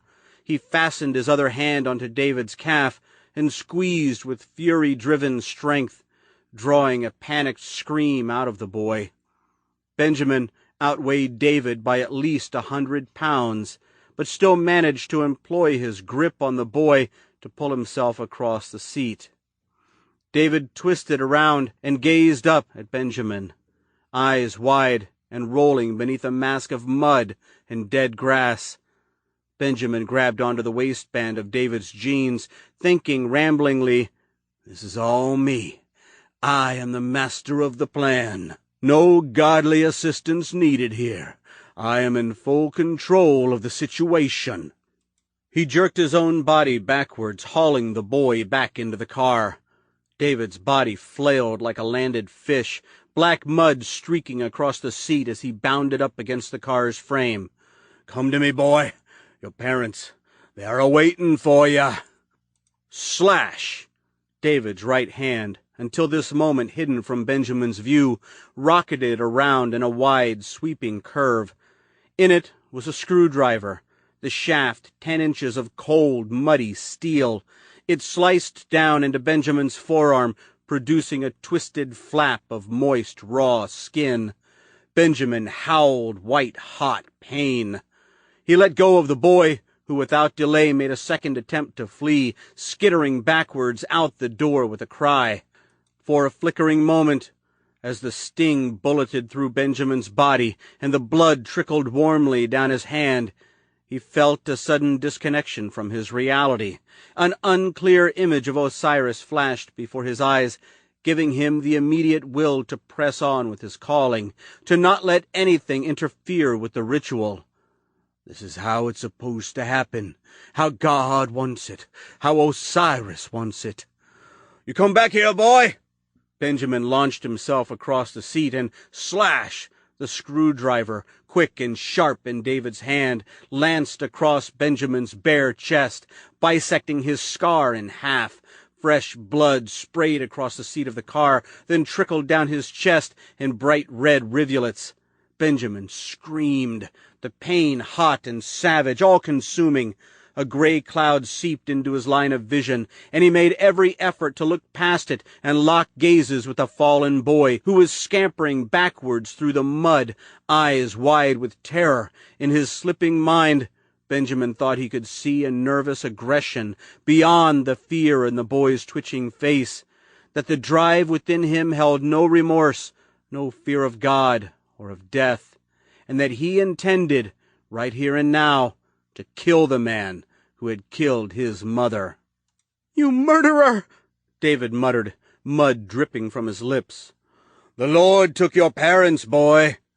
Benjamin crawled out the door after him, blood gushing down his chest, realizing now that this was the same screwdriver that had loosened the screws in the church's lock clasp. "He speaks through me. He told your mother to put that gun of hers against your father's head. He told me to." With cat-like agility, David leapt forward. Slash! The screwdriver came down again, punching with a savage hole into Benjamin's shoulder. Blood geysered up in a quick, vicious spray, then streamed down the surface of his arm. pain lanced into his panic-maddened brain, his heart pummeling its wounded fury against his chest. Yet still he pressed forward, teeth clenching against a scream of flaring agony. He fell out of the car onto his hands and knees. He wriggled through the mud and wet leaves like an injured soldier in the trenches. A shadow fell over him. He looked up and at once caught sight of David, the muddy shaft arcing down again. With no thought, if he had stopped to think, the screwdriver's blade would have plunged into his chest.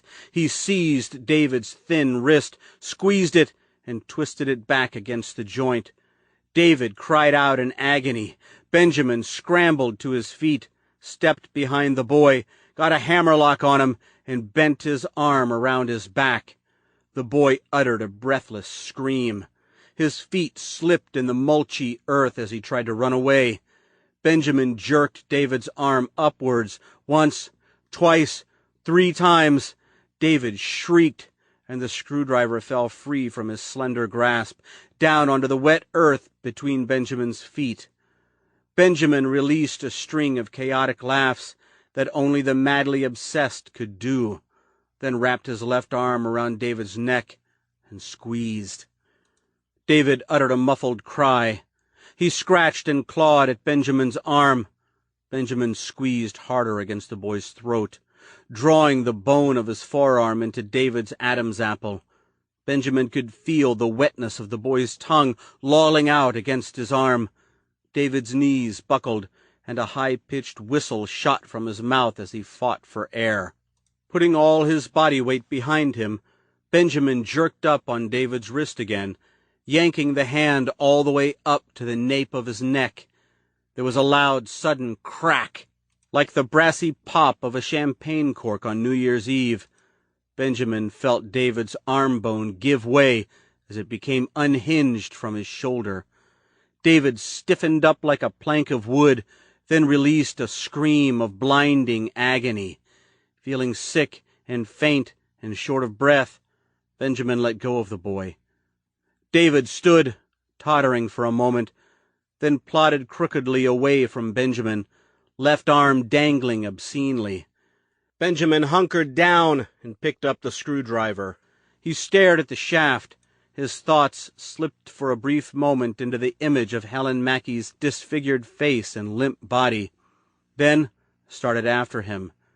He could feel the pain of his wounds throbbing as he ran, the feel of mud and blood, both wet and sticky on his skin. "Come here, boy," he yelled, feeling a fresh rage coming on. "Gonna teach you a lesson of God." His mind floated as the words exploded from his throat, and he fought off a sudden surge of dizziness threatening to take him down. In a matter of seconds, he reached the boy, who was swaying more than running. Benjamin clutched David's injured shoulder. David screamed deliriously, then spun around and groped for Benjamin's face with his good hand. The pain barely registered as the boy filled his fingernails with the skin of Benjamin's left cheek. Benjamin wasted no time. Without a sound, he thrust the screwdriver forward. It ripped into the soft spot below David's left eye and punctured his left eyeball. David's mouth creaked open. He wheezed once, then started trembling, as though charged with volts. His stabbed eye, gushing clear matter, oozed droopily from its socket. Blood poured down his cheek in a shocking stream. Benjamin marveled at his handiwork and was almost caught off guard as David, despite his injury, lurched forward again. Benjamin sidestepped the oncoming boy. He jerked his fist out and grabbed David by the hair, then, holding the screwdriver to his neck, dragged him back toward the woods. Here, Benjamin's rootless thoughts sketched the crazy cartoon image of a prehistoric man lugging his female back into the cave. He stopped by an old oak tree and lifted the boy to eye level, keeping the flat of the blade against his chin. He gazed into the boy's gored face, sniggered once at what he saw, thinking crazily, "Like mother, like son." Then, with one arm, dully slammed his skull against the rock-solid tree trunk. The sound was shocking, a hard, unyielding thud of bone on wood. There was an odd hissing sound, David's lungs releasing their air. Benjamin let go. David fell face down to the ground like a wind-torn branch, leaving a tired, jagged smatter of blood on the tree's bark. Benjamin backed away, watching with amazement as David writhed on the ground like a snake, sneakers digging irregular trenches in the mud, arms pumping crazily as though still determined to fight. In a miraculous display, he flipped over and used his one good eye to peer up at Benjamin. His gored eye draped lifelessly across his temple, supported by a stringy network of muscles and veins. His mouth opened. A thin line of blood trickled out across his cheek. He said, "Ah!" then fell silent, his untouched eye rolling up into its socket. Heart pumping furiously, Benjamin backed away from his bloody creation, yet another feat of rabid determination to admire. At this moment he realized that no one and nothing could stop him from completing the ritual. He backed up, hit into the car, jolted, and then turned around with the screwdriver held out in front of him. He glimpsed the stiff body of Helen Mackey's husband in the front seat. The bullet hole in the man's head stared back at Benjamin like an accusing black eye. Ever so slightly, it twitched. Benjamin drew back. With his free hand, he rubbed the fatigue from his eyes. "That didn't happen," he thought incoherently. "It's my imagination. My damn tired mind dealing with shock." But when he opened his eyes, blinked, then stared back at the terrible black hole in the man's head, he saw that it was indeed moving, like tiny puckering lips on a fish. Benjamin felt no choice but to credit what he saw as real, and came to assume that from somewhere beyond this plane of existence, something wholly spiritual was trying to touch him, trying to make certain that he retained an awareness of its presence, a presence alerting him to make preparations for its physical arrival. Osiris. Black, oily blood spurted from the bullet hole as if a vein had been slashed.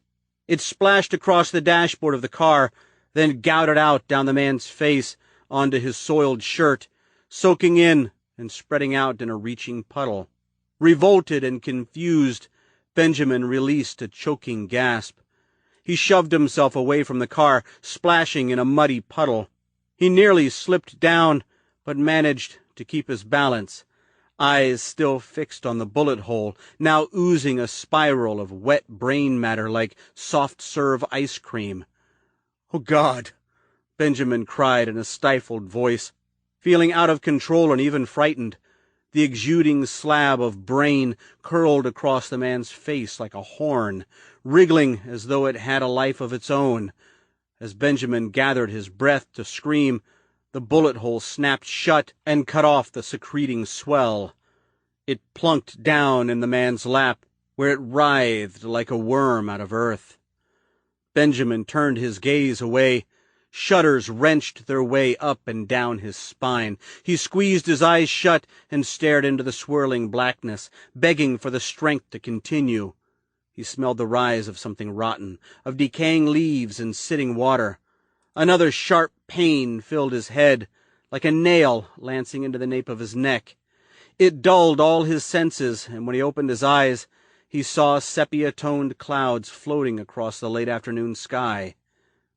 "Benjamin Conroy," mewled a voice inside his head, cold and bone-like. And when Benjamin laid eyes on the dead man again, he saw that there was no oozing brainworm, and no blood, just a clotted, hollow bullet hole in the center of his pasty forehead. The ritual. Heeding the voice in his head, Benjamin staggered away. With it came horrific pain, sudden and sharp against his skull, seeming to echo the throbs emerging from his stab wounds.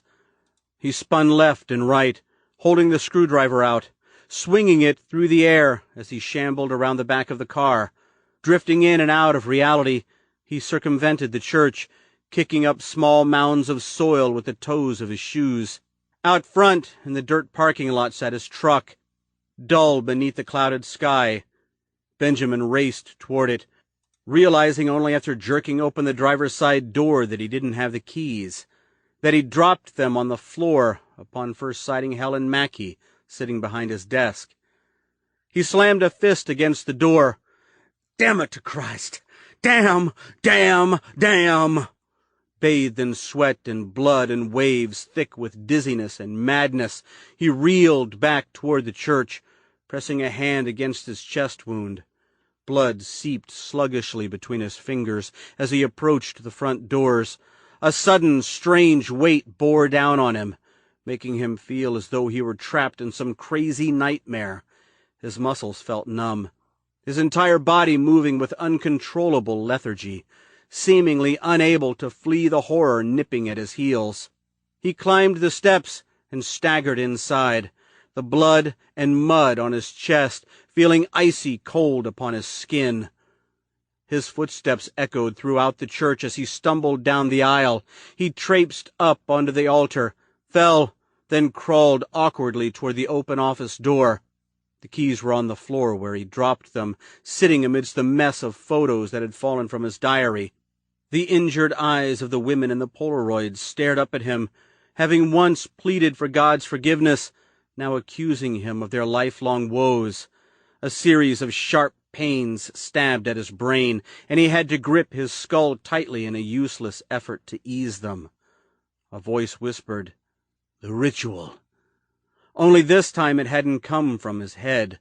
It had come from somewhere in the room, so suddenly, so unexpectedly, that he couldn't have escaped the shocking truth of its source. Helen Mackey. So embroiled with his actions, he hadn't even considered the fact that her body was still in his office. But there it was. There she was, lying spread-eagle on the floor with her dress hiked up around her pale thighs, her face indescribably unrecognizable beneath the mask of gore he'd made of it, jaw hanging, dead lips split wide, smiling crimson-stained teeth. Grabbing the keys, Benjamin crawled back against the door jamb, staring incredulously at her, squeezing both the keys and the knife firmly. Her eyes suddenly came to life, rolling beneath her death mask, wet and yellow and peering reproachfully at Benjamin. She spoke, her voice seeming to come from very far away. "The ritual." Her teeth and gums showed in a repulsive, leering grin. "Osiris," Benjamin said, his own voice sounding muffled, as though he were speaking into a vacuum. "Is it you?" His question went unanswered. In a blink, Helen Mackey had returned to her old, dead, milky self, unmoving and unspeaking, eyes clouded over, jaws slung in a lifeless gape. Benjamin pulled himself up and staggered from the office, agony ripped from his wounds as he fled across the altar and down the center aisle. "I have to get out of here," he thought, barely lucid. "I must complete the ritual now." As he made his way outside, dizziness beset him. His feet tangled, and he spilled down the wooden steps. Dropping the keys and the knife, he threw his hands out to absorb the shock, which traveled to his shoulders. He lay sprawled in the soil for a moment, breathing raspily, shivering coldly, realizing now that time was short, and that the ritual must be completed at once. He stood, retrieved the keys and the knife. He leaned up against the truck and looked back at the church. Its chipped surface was swelling, breathing as if it had retained a life of its own. Terrified, he turned away. He looked at the blood on his hands, his chest, his legs. Grayness overwhelmed him, and he had to grab the open door to keep from collapsing. Suddenly, something brushed up against his ankle. Like a cat endeavoring to relieve an itch, he jerked away from it, nearly fainting from the bullets of pain inside his head. In the soil next to his feet was a dead bird, its feathers black and ragged, blanketing a withered skeleton. Maggots crawled in its eyes and on its head. A voice from the unmoving bird whispered, Go to the house. Wheezing, he scrambled into the truck, shut the door, and locked it in a panic, noticing only as he backed away that the dead bird was now perched on the roof of the church, staring down at him. Chapter 26, September 8th, 2005, 12:09 p.m. Johnny couldn't believe what he was seeing. A disfigured man, a baseball-sized portion of his head missing, his left eye little more than a dark, empty void, repeatedly stabbing the gut of the man that brought him here. Blood spurted out onto the floor. It spattered the disfigured man. It saturated the front of Judson's white dress shirt, who was caught in an appalling, seizure-like death grip, hands and feet tapping out discordant rhythms on the dirty wood floor. Johnny tried to move but was paralyzed, his body and thoughts trapped in a sudden deep freeze. The floor swayed and rolled beneath his feet. A thick, muted ring filled his ears. The crazed man yanked the garden spade out, hesitated, then leaned back and carefully inspected his work. He cried hoarsely, "You are not his blood." He cocked his arm and drove the spade back into Judson's chest. A gargled moan escaped the lawyer's bleeding lips. The crazed man jerked the spade upwards, twisted it, and yanked it out. Judson's body bucked and thrashed, then fell motionless, arms and legs spread out in snow angel form, a sickly wheeze blowing out from his lungs. In silence, the murderer peered over at Johnny. Gasping, Johnny sidestepped along the length of the wall and threw himself out of the room. His feet slid through the puddle by the steps. He lost his balance and thumped heavily to the moldy floor. A hard burst of pain lanced up his spine, and in this moment he realized with horror that the one-eyed man who just murdered Andrew Judson was the same man whose picture he saw on the news this morning, the psycho escapee from the mental institution. He scrambled to his knees, looked back over his shoulder. The psycho was perched in the doorway, staring at Johnny with his terrible, glowering eye. Johnny could see the spade in his hand, doused in blood, his hand equally coated and dripping. The black robe he wore hung open like a drape, exposing green institutional scrubs underneath, tattered and soiled with mud. His breathing, heavy and labored, whirred as though clogged with phlegm. Johnny leapt to his feet and ran back through the house, feet pounding through the living room, the kitchen, then out the back door. Not once did he look back, brutal fear keeping his motive to escape this terror wholly focused. The psycho had looked possessed, set on a path of unimaginable purpose, his one eye wide and wild, lips cracked and coated with yellow mucus, hair raked with mud. Johnny stumbled across the porch. He lost his footing as he went down on the steps. He reached out for the iron handrail, but couldn't manage a grip. With a yell, he went sprawling into the knee-high grass. The tight swarm of horseflies he saw upon his arrival flew apart, their singular drone bursting into a chorus of disbanding tones. A swaying shadow covered him, and when he looked up he saw the psycho standing on the top step of the porch, the dripping garden spade in his hand. Here, in the sunlight, he looked even more crazed, his skin pocked and peppered with cuts, lips wide and brimming, a slick and slimy cold sore oozing at the corner of his mouth.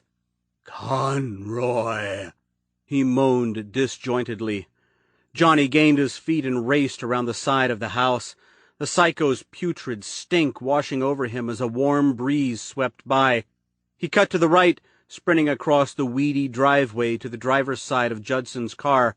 The psycho screamed, and Johnny could hear his approaching footsteps on the buried gravel of the driveway. Johnny yanked furiously on the door handle. It popped open, and he lunged inside, locking the doors a split moment before the psycho latched his bloody fingers onto the driver's side door handle. The psycho pulled and pulled, grunting with each failed attempt. Unable to get in, he leapt on top of the hood and pressed his ragged face against the windshield. Gasping, Johnny pressed back against the seat. He could hardly breathe in the oppressive heat of the car. His heart was a big bass drum in his chest. He groped at the ignition, already knowing that Judson had taken the keys with him. Face still on the windshield, the psycho shrieked, then clawed at the glass, leaving behind squeaky fingerprint swirls of blood. "Conroy!" he snarled, spewing spittle. He slammed his fists against the windshield, the bloody spade still clenched in his right hand. Johnny flinched, shuddered, then clambered over into the back seat, watching with nightmare terror as the psycho leaped off the car and ran toward the house. With surprising strength, the psycho grabbed the rusty handle of the water pump, then ripped it free of its base. Johnny scrambled back against the door, watching through the opposite window as the psycho limped back to the car, the iron handle gripped in both his hands. There was a moment of terrible silence as the psycho stopped, looked in at Johnny, and grinned. He appeared to laugh, then wound up and swung the iron handle around in a wide arc, smashing the rear passenger window in. Johnny reached behind his head and felt out the automatic locks on the door, all the while frantically kicking his feet at the psycho who was clawing his way in through the shattered window. "You know, I got a son about your age," the psycho barked, shards of glass puncturing his skin. "The two of you can get together and have a nice time." He grabbed at Johnny, who thought with terrible fear and trepidation that certain agonizing death would consume him should the psycho simply touch him. This thought gave him the strength to flee the car and seek another refuge. He turned, pulled the door handle, and lunged out into the foot-high weeds. Honeybees and damselflies rose up and away around him. He pushed through the weeds, looked back, and saw the psycho crawling across the seat after him. "Conroy, your blood is mine," he called. Johnny stood and moved back around the front of the car, tripping through the weeds, hardly feeling the hidden brambles poking at his arms and hands. He fled into the high grasses of the backyard, his legs nearly buckling as he eyed his two choices. The woods or the barn? Which would prove the better of the two? Before he had a chance to consider the advantages and disadvantages of either, the psycho shot out from around the side of the car and blundered awkwardly through the weeds after him. His arms were outstretched, printed with bloody gashes from the broken glass he'd crawled across. He yelled, "Come to me, boy! Your parents, they're a-waitin' for you!" His voice was saturated with mindless ferocity. His tongue lolled out like a dog's. "My parents!" Johnny shrieked, then spun and raced toward the barn, praying with outrageous optimism for all this to be some crazy nightmare, one he'd soon wake up from, sweating and shivering in his bed, alive. Thump, thump, thump. He shoved the thought aside and raced all out toward the dilapidated barn. He could see a rusty clasp on the doors of the barn. It was free of a padlock. If he could get inside, maybe get his hands on a shovel or a pitchfork or some other makeshift weapon, as the psycho presumably had, then he might have a shot coming out of this alive. It was a better substitute than getting lost in the backwoods of Wellfield, where the psycho had most likely spent his time hiding out. Johnny reached the barn, yanked on the doors. The clasp separated. The hinges made a screeching sound like breaking train wheels, and the psycho echoed the noise with an untamed shriek of his own. Johnny quickly slipped inside, grabbed onto the rusted handles, and pulled the doors shut, but not before the psycho shot a scabby arm in and latched on to Johnny's left wrist. Johnny yanked on the doors, trapping the psycho's arm. The psycho howled in agony, but his grip was strong, fingernails biting like teeth against Johnny's skin. Johnny pulled the handles furiously and watched as the splintered wood on the edge of the door sliced into the psycho's skin. His wail was a cruel siren in Johnny's ears. Johnny was only barely aware of the blood bursting from the wounds he was inflicting upon the psycho's arm. "Let me go!" Johnny cried, only now aware of the suffocating heat inside the barn. He braced his foot against the lower frame and pulled on the handles with all his strength. The psycho's grip on him began to give. allowing Johnny enough leeway to break free. Johnny stumbled backward and thumped down onto the solid, earthy ground. The psycho had fallen too. The door was cracked open, and Johnny could see him outside, already climbing to his feet. Coughing, eyes stinging and tearing from the dusty air, Johnny quickly collected his bearings and raced toward the rear of the barn. The light faded as he approached the underside of a loft. An old wooden rope extension ladder was perched against it, leading perhaps 15 feet high. He jigged his eyes back and forth and saw no means of a useful weapon, then, with no time to consider any other course of action, began climbing the ladder. The psycho burst into the barn and barked something incoherent. "No!" Johnny cried. "Leave me alone!" He ascended the ladder, his heavy breaths taking on a flat, dull tone in the empty barn. He was about 3/4 of the way up when he felt the ladder tremble. He looked over his shoulder. Beads of sweat fell from his brow onto the psycho, who'd begun making his way up after him. He'd had a limp, and it seemed to be encumbering him from scaling the ladder with any sort of speed. "Oh, God!" Johnny screamed, then climbed up into the loft and glanced about in a panic. He saw a small porthole beneath the peak of the ceiling. Dim light seeped through, coating the loft and the drifts of dusty hay covering the planked floor. On the floor below the porthole was a moldy mattress, a graveyard of cigarette butts, and a cluster of empty beer bottles. At some point, someone must have thrown a small party here. Johnny reeled over to the beer bottles and grabbed one by the neck. The ladder shifted slightly from left to right, and then the psycho appeared.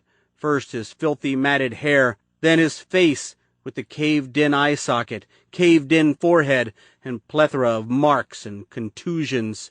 "Come here, boy," he yelled. "Gonna teach you a lesson of God." The psycho reached over the top of the ladder and started climbing up onto the loft. Johnny still couldn't believe that all this was actually happening. 10 minutes earlier he was having a quiet conversation with a man promising him a fortune. Now that man was dead, and Johnny was looking his killer right in the face. Gripping the beer bottle tightly, he raced forward and smashed it over the head of the psycho. The psycho howled, hands groping for Johnny's legs. The ladder tipped back from the loft, though not enough to send it flying backwards. A stream of blood burst from the man's forehead and ran into his good eye. He squeezed his eyes shut. Now he was blinded. Holding the jagged base of the beer bottle, Johnny drove it forward into the psycho's face. It tore open his forehead and ripped into his shuttered eye. The psycho gasped and squealed. He squeezed his hands to his face. Blood and clear fluid gushed out from between his fingers. Johnny thrust the beer bottle at him again, pushing forward with his weight behind him. The ladder tipped away from the loft. The psycho pinwheeled his arms for balance, but this only lent to his backward momentum. This time, the ladder fell back, taking the psycho with it. Johnny watched with terrible awe and fascination as both man and ladder slammed into the front wall of the barn. The psycho's head hit the wood wall with a sickening crack, the top rung of the ladder pinning him there for a few awful seconds before he plummeted to the hard ground. Both of his legs went out from under him, and there was a fracturing, tearing sound that was amplified in the emptiness of the barn. His torso fell forward, head slamming against the ground. He remained in this position like a spent animal, surrounded in a cloud of dust, legs splayed out from under him in a yoga-like split. Blood cascaded from the back of his head like a fountain. Sickened, Johnny pulled his eyes away and saw a print of blood on the wall where the psycho's head came in contact. Johnny waited, half expecting the psycho to still be alive, to get up and come after him again. He listened to his own breathing, now racing in the aftermath of terror. The world spun around him. His anxiety culminated into an all-encompassing panic, causing the image of the man on the ground and the ladder laying beside him to bend and sway and swell. He clutched at his heart. He felt himself teetering and nearly toppled over the edge before backing up into the dusty recesses of the loft. He tucked himself into the corner, too scared to move, too scared to flee the safety of the loft. He stayed there for an indeterminable amount of time, standing motionlessly, staring at the moldering mattress and the assortment of empty beer bottles. Flies flittered around his head. He struck at them, then scratched at his neck, feeling as if the psycho were now touching him with ghostly, blood-sticky fingers. "Your blood is mine, Conroy," the psycho had yelled, his hideous, cavern-eyed image striking Johnny's mind like a flash of lightning. Soon, Johnny came to realize that he needed to find a way out of here. Off the loft, then off this property, forever and ever. He wanted no part of it, nor the money that came with it. As far as he was concerned, the mayor and his businessmen friends could have it for free. He shifted his body. The wood beneath him gave slightly. Curious, he hunkered down on his knees. He stared at the floor for a few seconds, then, using his palms, slowly began clearing away the thick layer of yellow hay dust. A sudden ghostly voice whispered, "Brian." He coughed as the dust flew in his face. "Hello?" he called, immediately feeling foolish and troubled. The voice, it had come from his own head, was nothing more than his traumatized mind playing cruel games on him. He shuddered. Tears of fear and uncertainty filled his eyes, and he wondered with great concern if this was what it felt like to lose your mind. "Hey, maybe the psycho's bed at the insane asylum is still available?" Then he saw something in the wood, something that brought hope to his fateful situation. He cleared away as much of the dust as possible, then ran his fingers along a thick dust-caked groove in the floor. He reached a right angle, wheeled around, and continued to move his fingers along the groove, wishing madly for an awl or a screwdriver to dig out all the dust. The groove gave way to another right angle, and in less than a minute he came to realize that the ladder hadn't been the only access to the loft. "Thank God!" There was a trap door. There was no handle, but he was able to squeeze the tips of his fingers into the groove once he burrowed out most of the compressed dust. The voice came again. This time it was louder, also joined by another forceful whisper. "Our dying souls." "No!" Johnny said aloud, trying to shake his head free from the spine-chilling voices. "It's all in my head.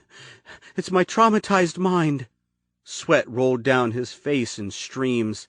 He yanked on the door. At first it didn't budge, but he pulled and pulled until his fingers bled and his hands cramped painfully. The caked-in dust began falling into the dark recesses of what lay beyond. He edged his fingers into the groove and continued to pull against the hard wood. The door creaked, came up an inch, enough so that he could wedge his fingertips into the underside. With a yell, he pulled the heavy door up. Just then, the light reaching in through the barn's portal dimmed, making it appear as if a dark sepia-toned cloud masked the afternoon sun. A gust of hot, stinking air bounded up from below, grasping the door and forcing it wide open. It thumped loudly against the wall and remained perched open. Johnny cowered and shrieked as a chorus of whispering voices ascended up from the whirlpool of darkness below, like animals bounding from a cage. "Our souls are free!" they shouted, echoing one another, touching Johnny, penetrating his body like tiny charges of electricity. They swam in his blood and tasted his soul, and then, with a corporeal strength, yanked him down into the darkness beyond the trap door. He bit against the shocking pain as the steps splintered beneath his weight. He crashed down onto the rock-solid bottom with a muffled thud, and there he remained, paralyzed, exploring the shifting darkness, suffering the penetrating voices inside his body that probed him like rootless hands. He tried to move his arms, his legs, his neck, but numbness gripped him tightly. All he had control of were his wide-open eyes, looking out and somehow seeing in the surrounding blackness ghostly wooden crosses doused in blood, the bodies of 4 people crucified upon them, their bleeding eyes chasing his conscious mind as it surrendered to the shifting gloom. Chapter 27, August 24th, 1988, 7:27 p.m. Eddie Carlson stood in the kitchen of the Conroy house. The scream he'd heard, now a muffled memory, fading across the few seconds it took for him to race inside. He looked around and saw no one. There was a foul smell, however, and when he circled the butcher-block table and peeked into the sink, he saw a tapestry of old vomit coating the white porcelain. From somewhere in the house came another scream, louder than the first. He gripped the counter and stood there, tense and white-knuckled, glimpsing into the living room, but seeing no one. "Hello?" he called. "Elizabeth?" How long would he have stood there, waiting for Elizabeth to come waltzing down, all clean and rosy, and assuring him that everything was fine? He did not know. It was the muffled thud upstairs, as if someone had fallen to the floor, that eventually set him into motion. He walked across the matte wood floor into the living room, past a small table topped with an empty vase, then moved down a short, wallpapered hallway toward a set of stairs leading to the second floor. He gripped the banister and peered up into the gloom. As he waited, for what he couldn't guess, he struggled to make sense of the sudden events. Of Elizabeth Conroy, the preacher's daughter, wandering aimlessly through the fields, physically damaged and distraught. Of her little brother, gravely wounded and maybe even murdered. Of the dog, the flies, and the screams. A cold sweat broke out on his brow, and he made every effort to convince himself that despite the mysterious truths these events concealed, the survival of Elizabeth Conroy and his own self-preservation were paramount. He took one step up. The wood creaked beneath his feet. From upstairs came moans of anguish, of pain, then a cry of terror. "Get it off!" "Go to the house.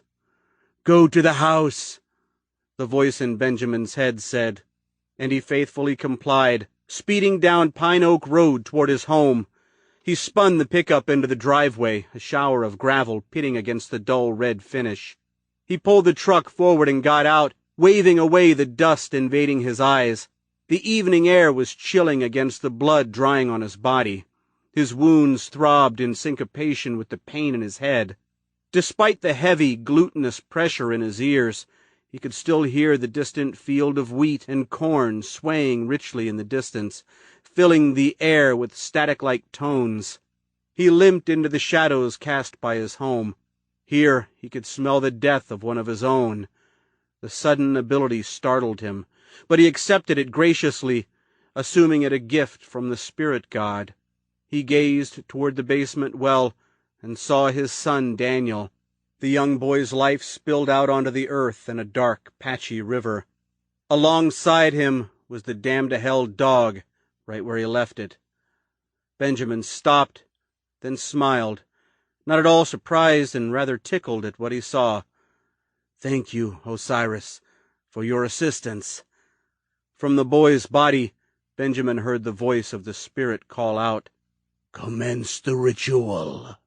He nodded, paced up the steps, and stared into the house through the open kitchen door. He could sense their presence, smell them, as he did Daniel just moments earlier. His family, still alive and intently waiting, heeded throes of preparation. "I shall carry out your destinies." "I feel pain." He closed his eyes and embraced the agony piercing his brain and skull, the stab wounds on his arm, shoulder, and torso. In his shuttered sights, ghostly flashes of white light blazed, lights that flickered and revealed a dark gray shape, the silhouette of the Lord Osiris, and as the shape moved into focus, Benjamin could make out the spirit's black robe of watered silk, his black Egyptian nemes, and even the long drifts of dark hair pouring down over his shoulders. Benjamin reached his bloody hand out toward the spirit. The spirit reached a glowing hand out toward Benjamin. "The windows to the astral plane are opening," he thought dreamily. "Osiris is here to assist me with the ritual." Their fingertips touched. Benjamin smiled, feeling the power of the spirit within his entire body, his entire soul. His breathing quickened. His skin rode with a gentle charge of electricity. The agony of his wounds converted into a massive surge of power, of euphoria. "Commence with the ritual," the spirit whispered, and then, like a fire doused with water, disappeared, leaving behind a shadow rife with rotting feathers and swirling black things. Benjamin opened his burning eyes. He rubbed the tears away, then jerked his gaze around. Bursts of air leaped from his lungs. The hair on the back of his neck stood on end, that which wasn't matted down with sweat and blood. Somewhere in the distance he could hear a bird caw. He peered down at his dead son. "Commence the ritual." Nodding to himself, he tread down the porch steps, keeping his eyes pinned to the boy. He felt oddly calm and unafraid, sensitive to the evening breeze breathing cool air upon his heated body. Putting an ear up, he could hear the wind sighing through the tree boughs in the woods behind the barn. Benjamin stepped to the boy. He noticed a halo of dead horseflies, hundreds of them, surrounding the boy and his dog. A gift from the god, he reasoned. He looked into Daniel's ashen face. The boy's lids were closed, his mouth a beaten frown frozen in time. Benjamin crouched down, touched Daniel's exposed scar, mutilated like his own. It made Benjamin wonder how the boy had met his fate. "By what means did the Lord Osiris deliver your support, my son?" He prayed. "Thank you, Lord Osiris," for there was a flicker of movement to his right. Flinching, Benjamin bulleted his gaze toward, "Oh no, damn it to hell!" The dog, its eyes open, wet-looking. With the suddenness of a lightning strike, the dog's head snapped around, gummy eyes contemplating Benjamin with feral aggression. It latched its foamy jaws onto Benjamin's left wrist. He screamed and immediately started pummeling the dog's head with his right hand. The dog snarled, its trembling muzzle wrinkled back to expose huge, shredding teeth. Benjamin's fingers closed on the matted fur around its neck. Staggering back, he dragged it away from the bloody circle, a wash of fresh blood leaching out from its coagulated wounds. Dust rose up as the dog kicked its paws into the dirt. Seeing the dog making a desperate attempt to right itself, Benjamin saw no choice but to throw all his body weight on top of it. He plunged down, yelling, "Ah!" There was an immediate cracking sound, the sound of Pilate's backbone snapping in two under 220 pounds of reckless minister. The gash in its side split open. Blood and dog insides burst out like piñata treats. Benjamin fell away from the dog, hunks of grass and soil sifting down the back of his pants. Lying on his back, he pried his wrist free from the dog's jaws. Pink blood and frothy saliva strung away like syrup. He heaved and gagged, spit on the ground, then rolled over onto his stomach and climbed to his feet. He stood, teetering for a moment, examining his wrist.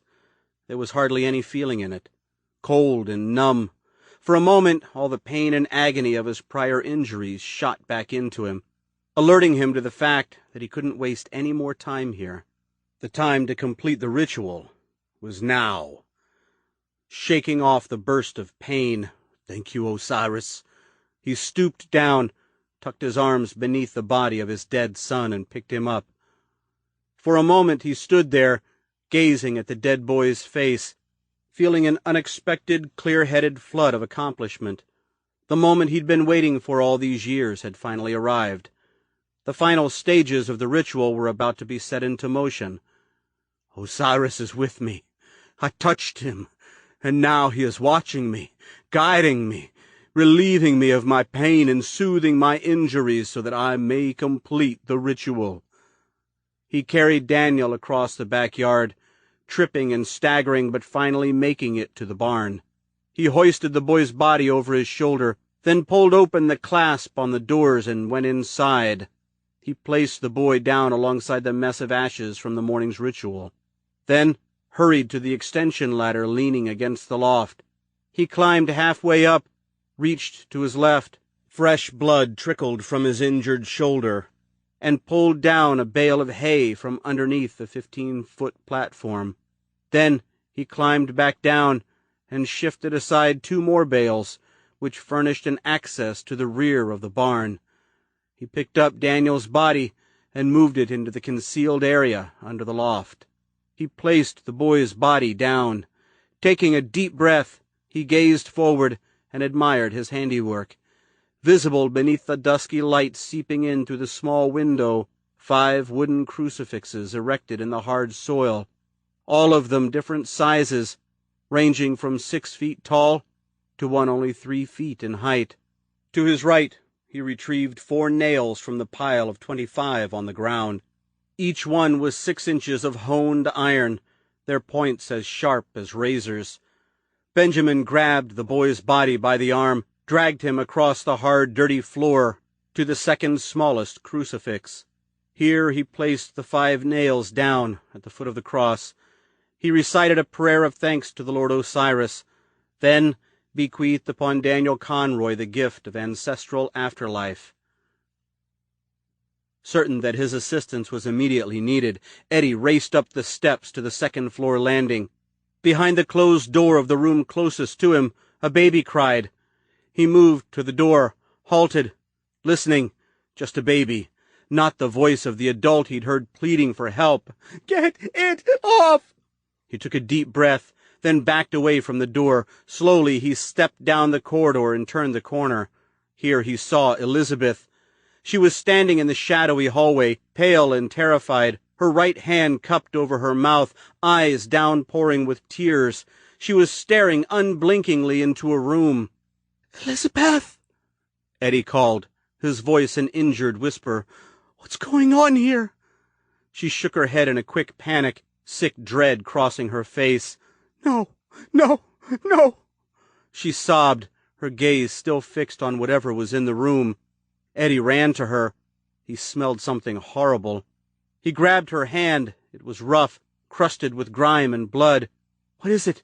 What's going on?" Finally, she turned toward him, colorless and in shock, her pupils black, wide, and frozen. Her body trembled uncontrollably, as stiff as a board, the dirty robe pulled tightly around her waist.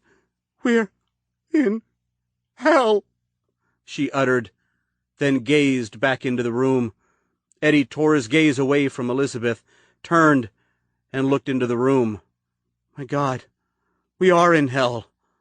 It was a bathroom. There was a naked woman inside, sitting on the floor in a pool of diarrhea and vomit. To Eddie she appeared to have shrunken, her face and body shriveled like an old skinless apple, the wrinkles in her skin long and cut deep. Her tone was a sickly yellow, with jagged splotches of tan. She trembled like a frightened rabbit. The woman saw Eddie and pinned his gaze. "Get it off me!" she screeched, baring yellow teeth like tusks. "Get it off!" Her eyes bulged and rolled insanely as she clawed at what appeared to be a large scar on her chest, the skin bloody and raw beneath the grope of her long yellow fingernails. Elizabeth had a scar just like that, in the same spot. I saw it when I first found her. I thought it was a birthmark. Eddie shook his head, a sick fusion of bewilderment and disgust igniting in his mind, all the intellect within feeling as if it were smoldering away to ashes. He tore his gaze away from the woman and looked at Elizabeth, who continued to stare in a catatonic stupor. "Jesus, we've got to get out of here!" He shuddered, terrified, adding to his current thoughts the image of the dead boy in the backyard and the drove of horseflies blanketing him as if he'd already begun to rot. An ear-splitting cough came from the bathroom. Eddie shot his gaze back toward the woman. Her cheeks and jowls drew in. "Oh, my God!" he uttered, drawing back. The woman vomited something. Eddie's mind instantly rejected what his eyes perceived as a liver, or a kidney, or a spleen falling from her mouth to the wet floor. Abruptly, from somewhere downstairs, a howling voice shot through the house like a burst of fire. "Faith! Elizabeth! I've come to save your souls!" Benjamin stood in the kitchen. He was staring into the living room, an ear cocked to the ceiling. He sniffed the air. He could smell them, all of them, his daughter, his wife, his baby, and something else. Someone else here in the house. An interloper determined to take him down, crush his lifelong attempt to bring his family ancestral afterlife. Nothing can stop me. He massaged his forehead as the pain made its way back into his body. His wounds began to burn and throb again, and when he gazed down at his shirtless body, all he could see was blood, a suit of it coating him from his chest to his feet. He moved to the kitchen counter. With a quick jerk, he removed the largest stainless steel knife from the butcher block alongside the sink. It made a sleek sound that sent shivers down his spine. He held the knife up and gazed at his beaten reflection in the 12-inch blade. I am all-empowering. I am working alongside the gods. Nothing can stop me now. Slowly, step by methodical step, he made his way into the living room. Faith, he called, holding the knife out before him. Elizabeth? He paced down the hallway and stood at the bottom of the steps. He gazed up toward the landing. He could hear baby Brian whimpering from behind the closed door of his room. He hesitated, licked his dry, scabby lips, then, firming his grip upon the knife, started up the stairs. "You've got to get out of here," Elizabeth whispered urgently, her catatonia seemingly shattered. "Now!" Eddie jerked his gaze around, at the sick woman on the floor in the bathroom, then back toward Elizabeth's tortured eyes. "Who is it?" "He's coming up." "Who?" "My father. This is all his doing." Eddie heard the approach of footsteps on the stairs, slow, heavy, and urgent. "Elizabeth, listen. You have to come with me." She shook her head, the fear of fleeing her father's wrath painted heavily upon her grief-stricken face. I can't." She gazed down at her body and was visibly aghast with her dire appearance. Eddie peered back down the hall, then grabbed Elizabeth by the shoulders. "Help me, please. I don't know how to get out of here." She pulled away and opened the door across from the bathroom. "In here, now!" She motioned frantically with her arm. Eddie followed her lead, looking over his shoulder. Keeping her gaze down, she said, "Quickly, hide under my bed." He entered the room. She immediately shut the door behind him, placing him into near darkness. In a panic, Eddie rushed to the bed, conscious of a stale, burnt smell in the air. At the foot of the bed he saw an occult-like painting on the floor, centered with a small mound of charred remains. Jesus, what the hell is going on in here? He kneeled down alongside the bed. He could hear the minister's plodding footsteps, now moving slowly down the hall. He dropped to his stomach and wriggled under the bed, head toward the footboard. He could hear his heartbeat thumping in his head now, pushing a headache into his harried mind. The footsteps ceased. From the hallway he could hear a muffled cry, a shuffle of panicked feet, a loud thump. A few moments of threatening silence followed. Slowly, the door to the bedroom creaked open. Elizabeth's dirty, bare feet came into view. Directly behind them, a pair of muddy brown work boots. He could see out the side of the bed as Elizabeth's feet rose up off the ground. They hung oddly motionless, like slabs of meat in a slaughterhouse. For a moment he thought about leaping out from under the bed and braving a rescue attempt, until he saw the blood, thin, winding lines of it dripping down over her ankles to the floor. Eddie cringed back. He attempted a deep breath, but his lungs were constrained from being weighted so close to the floor. The dripping blood began to pour, and then her body collapsed to the floor. First he saw her limbs twisting in a broken heap. Then he saw her head as it came into hard contact with the wooden surface. Its appearance, it was so immediate, so shocking that Eddie could only shudder and stare at the horror Elizabeth had suddenly become, her eyes pinging back and forth, her lips twitching as though she were trying to whisper something, and her wound, a thick purple gash running across her neck from ear to ear, pumping blood out onto the floor toward him. The minister's boots moved off to the left, deeper into the room. Keeping one ear to the floor, Eddie rolled his eyes to follow them, his squashed heart beating furiously against his ribs. The boots stopped before the charred mess inside the painted circle at the foot of the bed. The minister knelt down before it. A blood-coated hand came into view, sifted through the ashes, and removed what appeared to be a black feather. At that moment, Eddie felt something warm and wet against his cheek. He jerked his eyes back toward Elizabeth. She was no longer alive. That much was clear now. Her eyes were glossed over, lips unmoving and spilling saliva, the blood draining from her wound. It had traveled under the bed and was now puddling against his face. He tightened his lips, but could still taste it, sharp and metallic against his tongue. The booted feet moved across the room, back alongside Elizabeth's dead, bloody, staring body. In their wake, Eddie could see bloody tracks on the floor. A knee came into view. Eddie shuddered, feeling sick and lightheaded. Dear God, help me. He's going to find me here. He's going to find me and murder me like he has his children. His children. Oh, my dear God. The baby.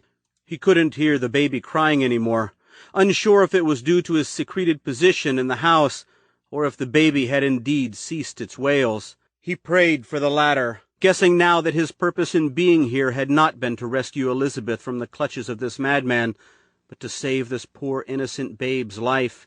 More tears welled in his eyes and blurred his vision.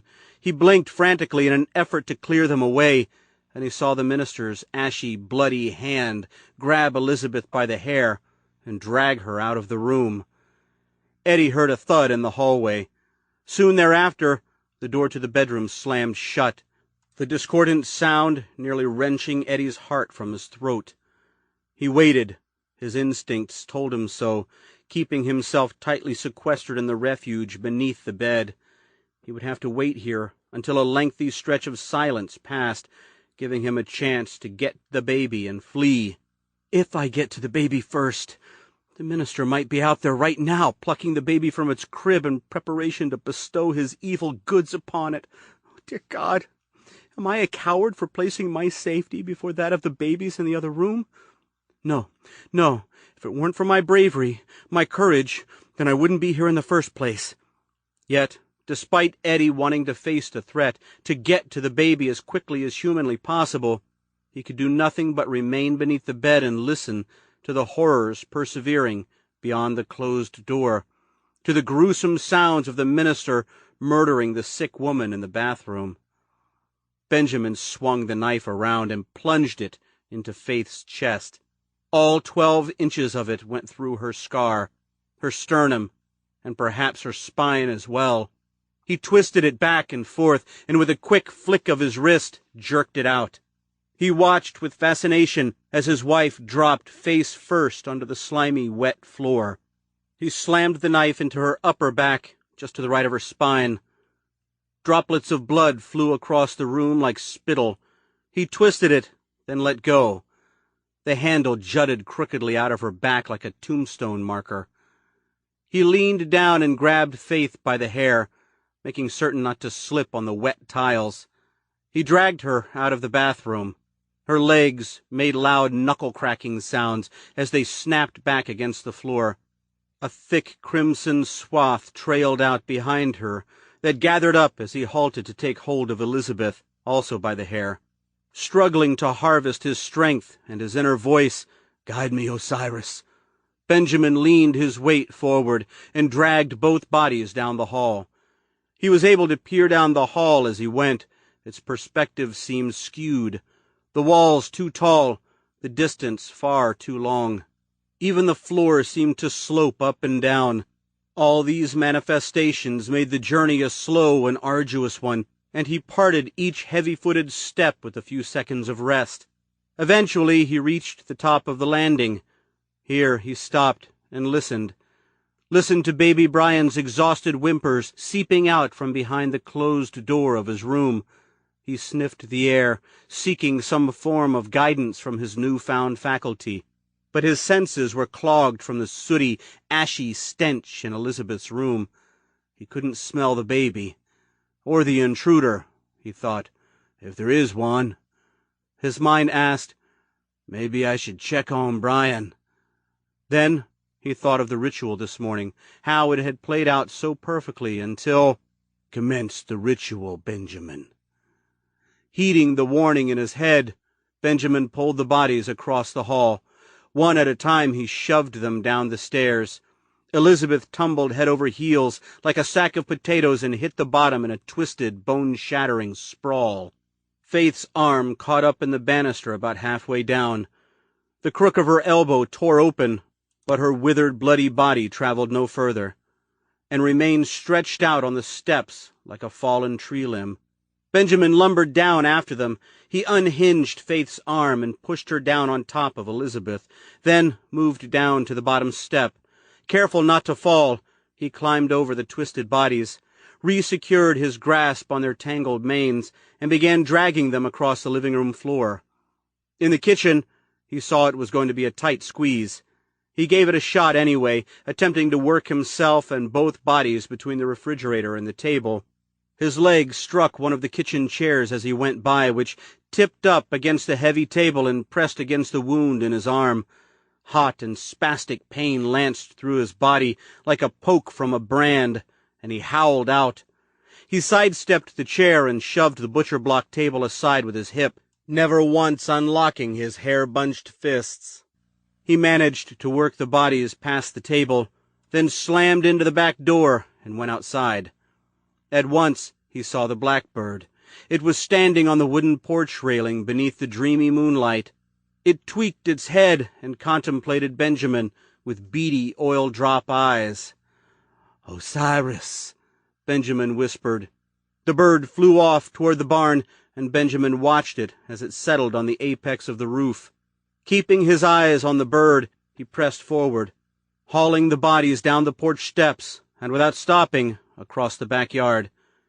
By the time he reached the barn, both of the bodies were coated with soil and grass, and had stopped trailing blood behind.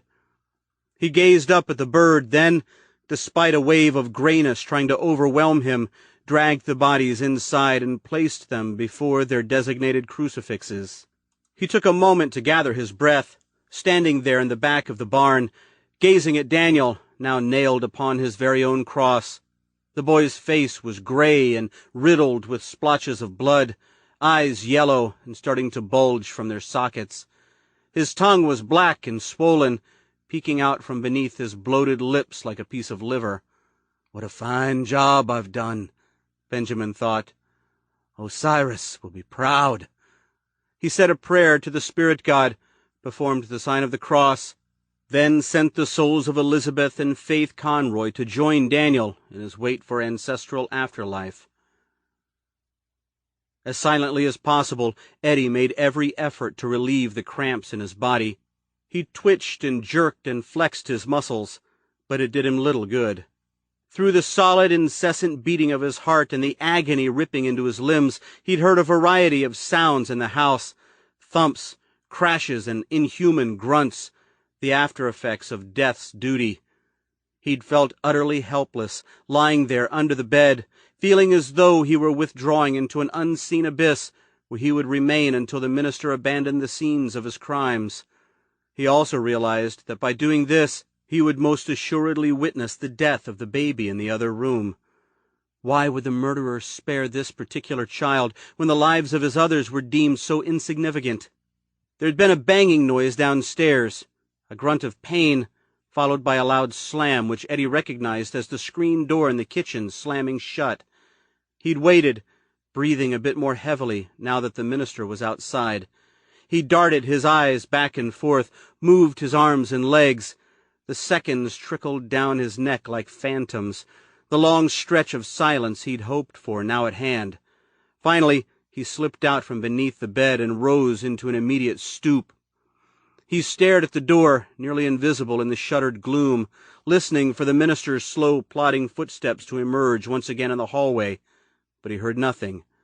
All was silent, like a mountain top beneath a sky of summer stars. He looked down and saw that his feet had come to rest in the drips of blood on the floor. Elizabeth's blood.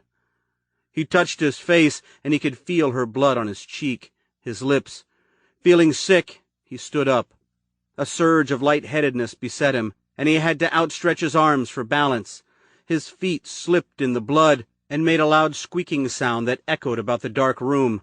He pitched forward onto a patch of dry floor and froze as he regained his balance. He waited, heard nothing.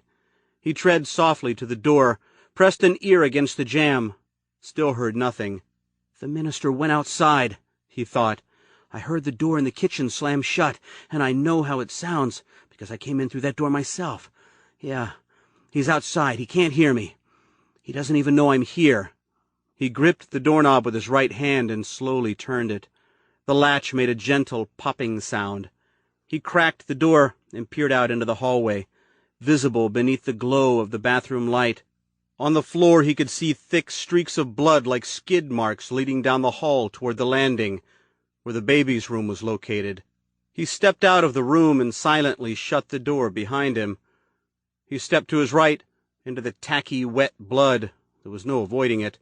Keeping his back pressed flat against the wall, he skirted along, taking very small steps, the floor creaking silently beneath his shifting weight. He approached a closed door, presumably that of Elizabeth's dead brother.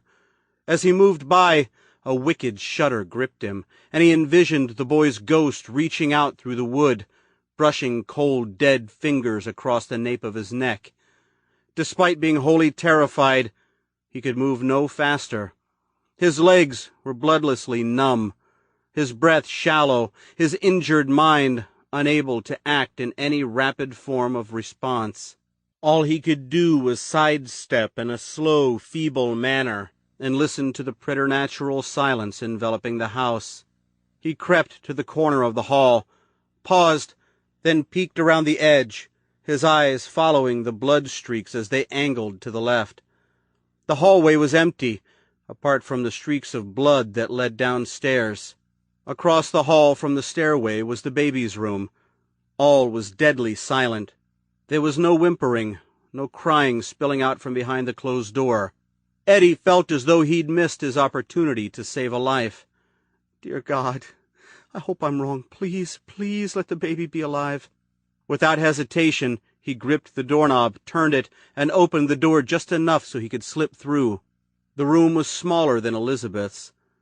Beneath the soft amber glow of the plug-in nightlight, Eddie could see a crib, the only piece of furniture here, situated alongside the room's lone window. On the floor before the crib was a white drawing similar to the one in Elizabeth's room. It, too, had a small pile of ashes at its center, plus melted candles and a small brass censer. Eddie walked to the crib, cautiously tiptoeing around the ashy mess. Tracking this stuff around would certainly lead the minister to him. He glimpsed into the crib and shuddered. The baby was there, thankfully.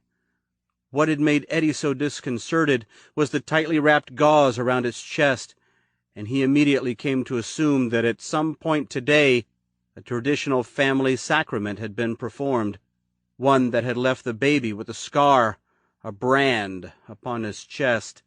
He'd seen the mark on Elizabeth when he first found her wandering, had thought it to be a birthmark, but eventually shunned that theory upon sighting a similar marking on her mother's chest.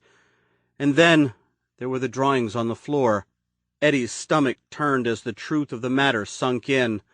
This innocent little baby had been the focus of some sick, gratuitous ritual, and Eddie could only assume that something had gone horribly wrong, given the deathly results he'd witnessed. What did they call this? Satanism? Black magic? Voodoo? He peered over his shoulder, then reached into the crib and plucked the baby boy out. It lay motionless in his arms. Eddie estimated the baby to be roughly a year old, but the darkness in the room shrouded its face and sex, making it difficult for him to foster any individual attributes upon it. If it hadn't been for the ripe stench of urine rising up, and the slow rise and fall of its bare belly, he might have believed he were holding a lifelike doll. Clutching the baby under his arm like a football, a force of habit more than a protective move, Eddie stepped across the room and moved out into the hallway. Now he had his legs back, and it was a do-or-die moment, escape or be killed. He told himself to listen for the slam of the screen door, as this would be his indicator, his cue to immediately seek out a hiding spot. The baby's diaper hung like a swing. He shifted his hand beneath it, the wet swell mashing against his fingers. Bitter acid rose from his stomach into his throat, and he felt a sudden urge to vomit. He swallowed his gorge and moved across the hall to the staircase. Stepping into the blood, he went downstairs, one hand gripping the iron banister tightly. He reached the bottom landing, paused. The front door was 10 feet ahead across the foyer. He could see a fastened deadbolt and chain, both suggesting impassability, the keyhole a mocking eye telling him to look elsewhere for escape. The baby fidgeted, its head twisting, its eyes opening slightly, then closing. Looking at the baby, then toward the front door, Eddie decided not to trust his instincts this time. He moved across the foyer. Here, when he glanced around, he could see across the entire house, down the hall, through the living room, into the kitchen, and out the back door into the gathering darkness. Using his right hand, he unhooked the chain, then gripped the knob. The door didn't budge. He yanked on it more forcefully, but it was dead-bolted. Damn! He would have to go out the back door, the same door the killer went through, the same door, Eddie ascertained by the blood streaks leading from the stairs to the kitchen, that the minister dragged the bodies of his wife and daughter through. Hinging on the stillness that seemed to offer safe passage, he secured the grip on the baby and staggered down the hall toward the living room, gazing across the length of the house toward the back door, which opened. Osiris, I pray for your empowerment, your continued guidance in my quest for ancestral afterlife. Soon I shall join my family. Oh, my family, how easily their bodies were crucified, thanks to your guidance in the astral plane. And like Jesus Christ, who employed your magic to rise from the dead and deliver the earth from evil, we shall summon your greatness and pass on to the astral plane, where we will remain together as a family for all of eternity, under your spiritual guidance, forgiven of all our sins. And then we, the Conroy family, will be known for an eternity as those who have risen in the spirit of God's shadow. We will become gods ourselves. He emerged from the darkness into the bright light of the house. The screen door, which rested on his hip, fell away with a jarring slam. The baby flinched and began to wail. Eddie drew back. The thud of his heart rose into his ears, nearly drowning out the baby's cries and the rising shout of the minister as his turbulent gaze pinned Eddie. Eddie froze, his mind swooning with horror at what he saw, this grotesque image of a man, if you could call him that, although monster seemed a more befitting description of the thing staggering into the kitchen. He was tall and thin, with ragged hair that fell into his eyes that were wide and bloodshot, amid swollen black-yellow bruises of flesh. The skin of his face, aglow beneath the kitchen light, was gore-streaked, lips spread into a ghastly grin, bearing dark, craggy teeth. His bare chest was covered in returned-from-the-grave filth, riddled with clotting injuries. His pants were dark with blood, and Eddie could see the familiar boots, now swathed in mud and severed blades of grass. "Give me my child, boy," the man growled. Eddie peered from side to side. There were 2 closed doorways in the hall, one on his left, the other to his right. I'll take what's behind door number 1, he thought crazily, taking a step backwards and lining himself up with the doorknob. "Give him to me," the minister barked, taking 2 steps forward, and it was right here that Eddie saw the hammer gripped in his right fist, dripping with blood. Hugging the bawling baby under his left arm, Eddie hurriedly tried the door on his right. It occurred to him in this defining moment that he might be very well uncovering a coat closet for refuge, but was exceedingly thankful to find a set of wooden stairs disappearing down into a chilly, dank darkness. "Come here!" the minister yelled. He reeled into the hallway, the pound of his boots sending vibrations into the floor beneath Eddie's feet. Eddie gripped the inside doorknob with his free hand and turned his right shoulder against the door, hesitating only a second before shoving his weight against it. The minister crashed into the solid wood with a painful grunt and skidded down onto the floor like an iron weight. For a moment he lay stunned, and then he began thumping and sprawling, the hammer in his hand hitting against the wall as he struggled to his knees. The baby, eyes wide and terrified, squirmed and bawled in Eddie's arms. Eddie, grimacing from the burst of pain in his shoulder, hurriedly fled into the cellar. As he raced down, his most immediate thought was to protect the baby, and the only way he could do this was to hide it somewhere and then distract the minister upon attempting to flee.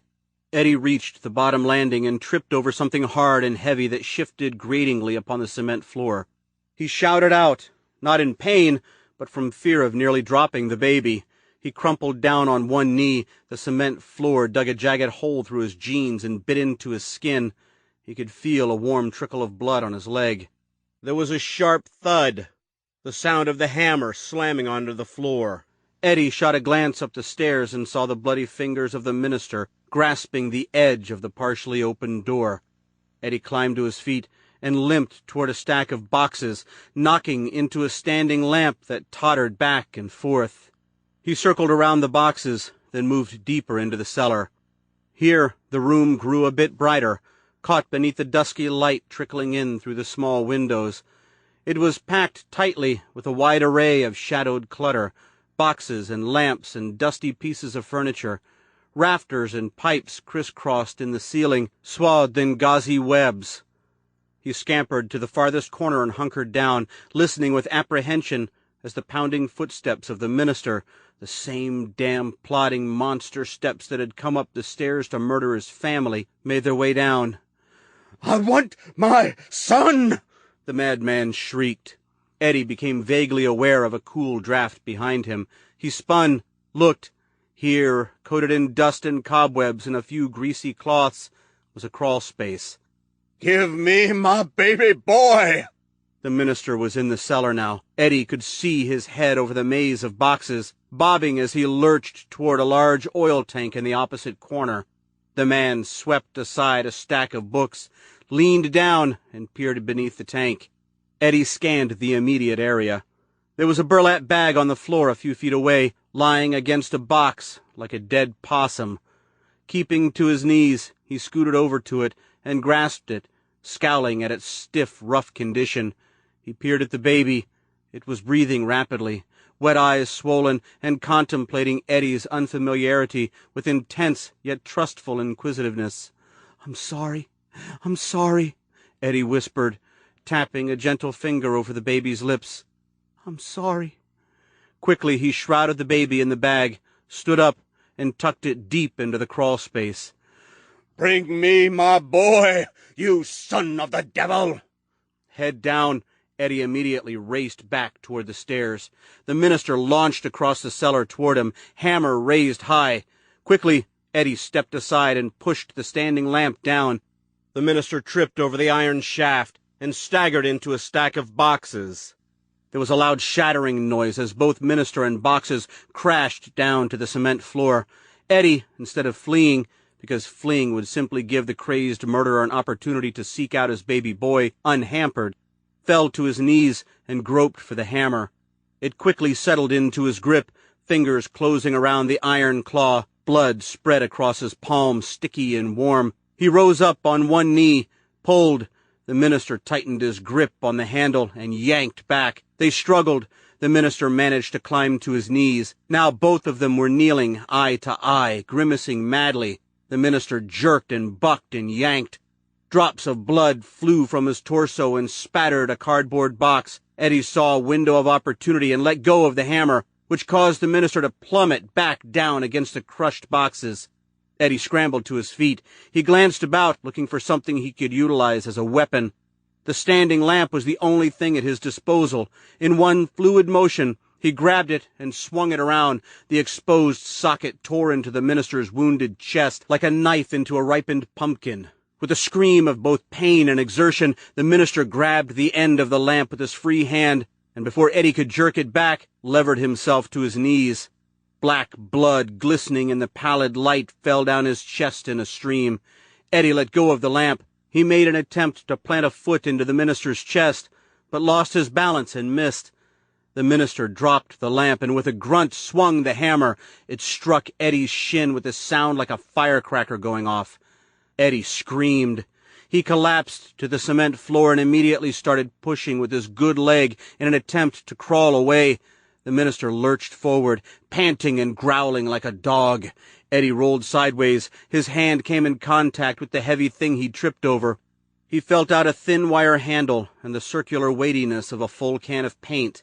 The minister screeched and leapt forward. The hammer's claw swept down over his head. Eddie grabbed the can of paint in both hands and held it up just as the hammer came down. The driving force of the hammer and the weight of the can proved too much for Eddie to absorb. The heavy can slid from Eddie's defending grip. It came down on his nose, shattering it. A silver burst of agony shot deep into his head, and he gagged and choked as blood and bone poured into his throat. In a purely instinctual move, because he knew quite well that the hammer was on its way down again, Eddie skittered back against the steps and, despite his shattered shin, his shattered face, made a valiant effort to clamber up. The hammer hit the cement floor between his legs. Eddie jerked his body up a step. The minister crawled after him. This time Eddie was able to plant a foot squarely into the minister's forehead. The crazy man fell back and spilled to the floor. And that was when Eddie, even with the sheen of blood and bits of bone smeared into his eyes, saw the knife, its blade 12 inches of wet, bloody steel staring back at him. The minister must have kept it on him, he thought. It, as in the murder weapon. It rested on the cement floor between them like a dropped hockey puck. Eddie moved first, screaming in agony as he put weight down on his shattered leg. The minister, also setting his eyes on the knife, leapt up. He didn't go for the knife. He raised the hammer instead. Eddie latched on to the knife and stabbed upwards as the minister swung the hammer down. There was a ghastly popping sound as the knife sunk into the minister's left eye. Warm blood drenched Eddie's hand, and in this moment his mind reeled. This has happened before and will happen again. There is significance here. I cannot explain it. Is it because without sight we cannot seek our proper destinies? In the distance, the baby cried. The minister shrieked. Eddie attempted to back away, but couldn't move. In the span of a second, time fell into a frame-by-frame progression. Eddie held his bloody hand up. Beyond it, he could see the minister, one hand groping for the knife that jutted out from his eye socket, the other swinging the hammer down. Eddie squeezed both his eyes shut. The final image in his line of sight imprinted clearly upon his dying mind, the hammer's claw puncturing the top of his skull. A feeble scream trickled from his lips. He fell back down onto the steps. There was a dull pressure in his skull. A blinding white light filled his sights. He felt something like hands pulling him down, and he collapsed to the cold cement floor, the hammer sticking out of his head like a tomahawk. Caught in a void of darkness, he lay motionless as his life spilled out through the hole in his skull, his heart forcing its last few beats deep into his mind. Thump, thump, thump. Benjamin howled pure agony as the handle of the knife pendulated from his socket, nearly 4 inches of blade grasping the glutinous tissue that used to be his eye. With his good eye, he could see the intruder, the baby stealer, lying in a pool of his own blood, the hammer's claw buried in his skull.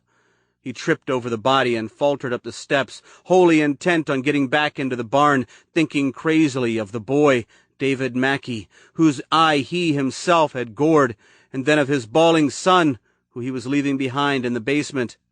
"Brian will come," the voice in his head promised. "I will bring him to you."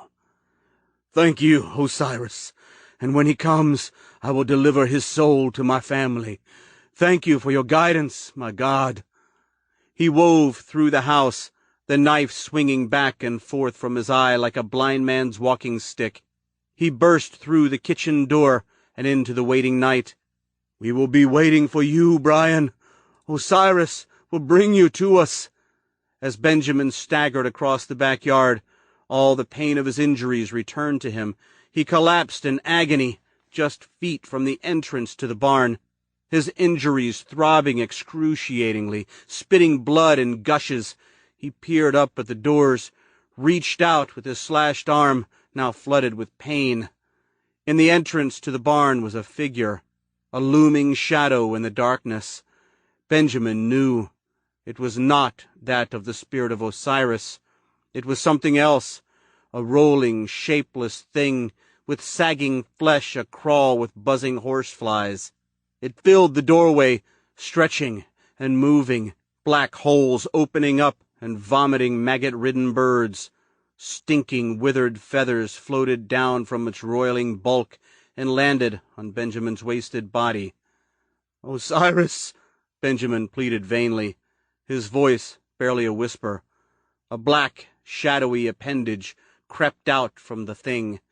It latched on to Benjamin's neck and with brutal speed wrenched him into the barn, where the crucified souls of his family awaited for ancestral afterlife. Part 2. The Living Dead. What happens after death? Only the body dies. The soul, it lives on forever. Scott Cunningham. Chapter 28. September 8th, 2005.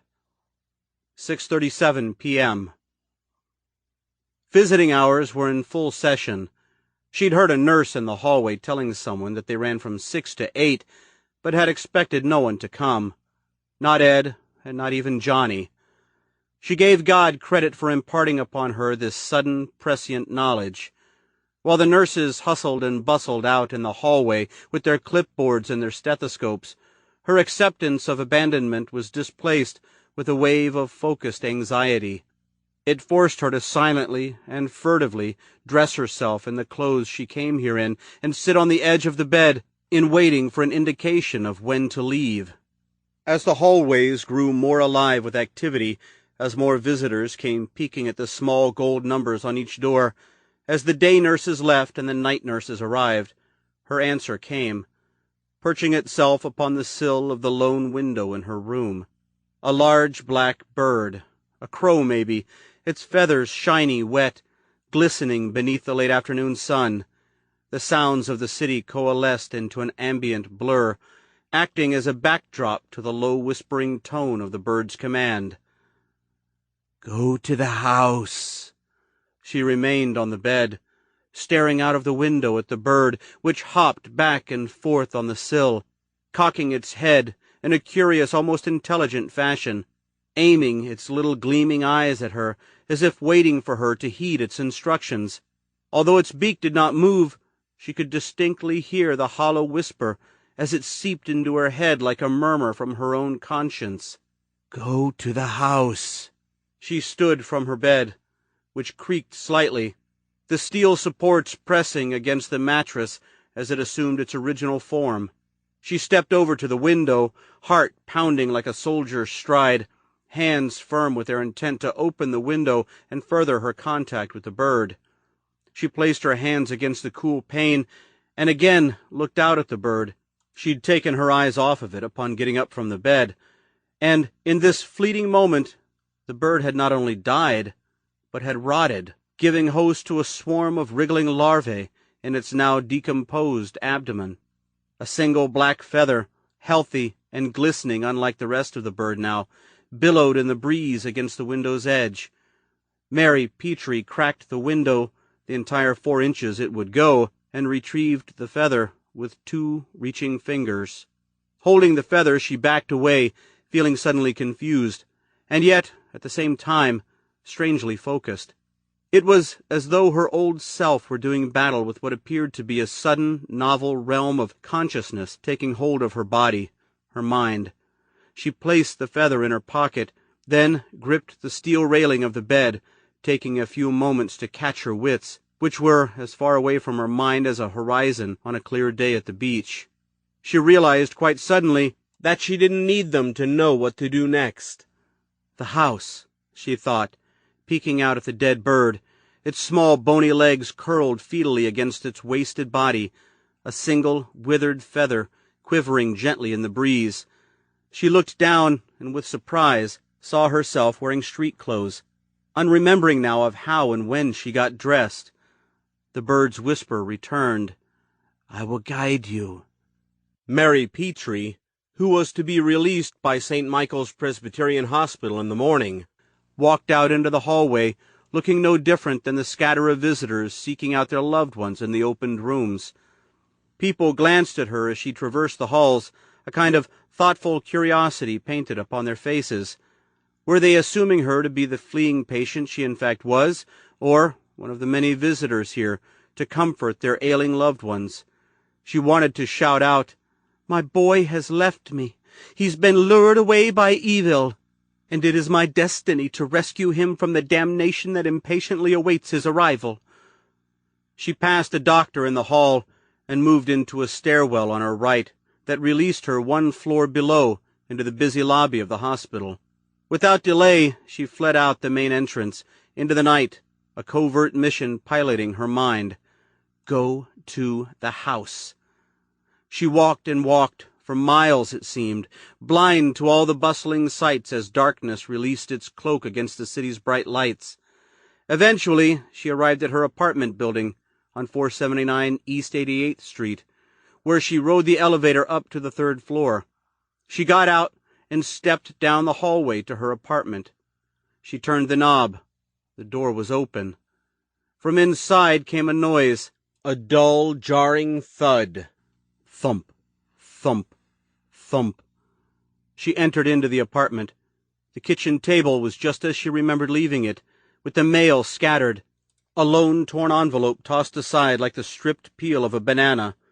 The chair she fell from was still on the floor, her rosary laying beside it, a strip of shed skin. Johnny.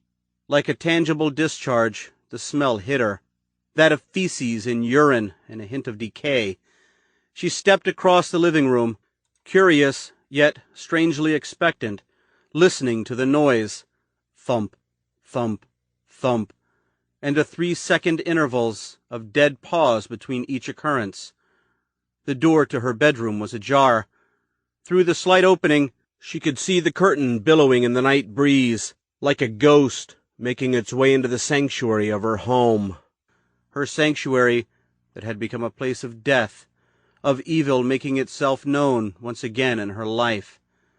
Benjamin Conroy. She entered the room and saw her husband, who despite all his shortcomings had stood by her through the thick and thin and had supported her every whim and way.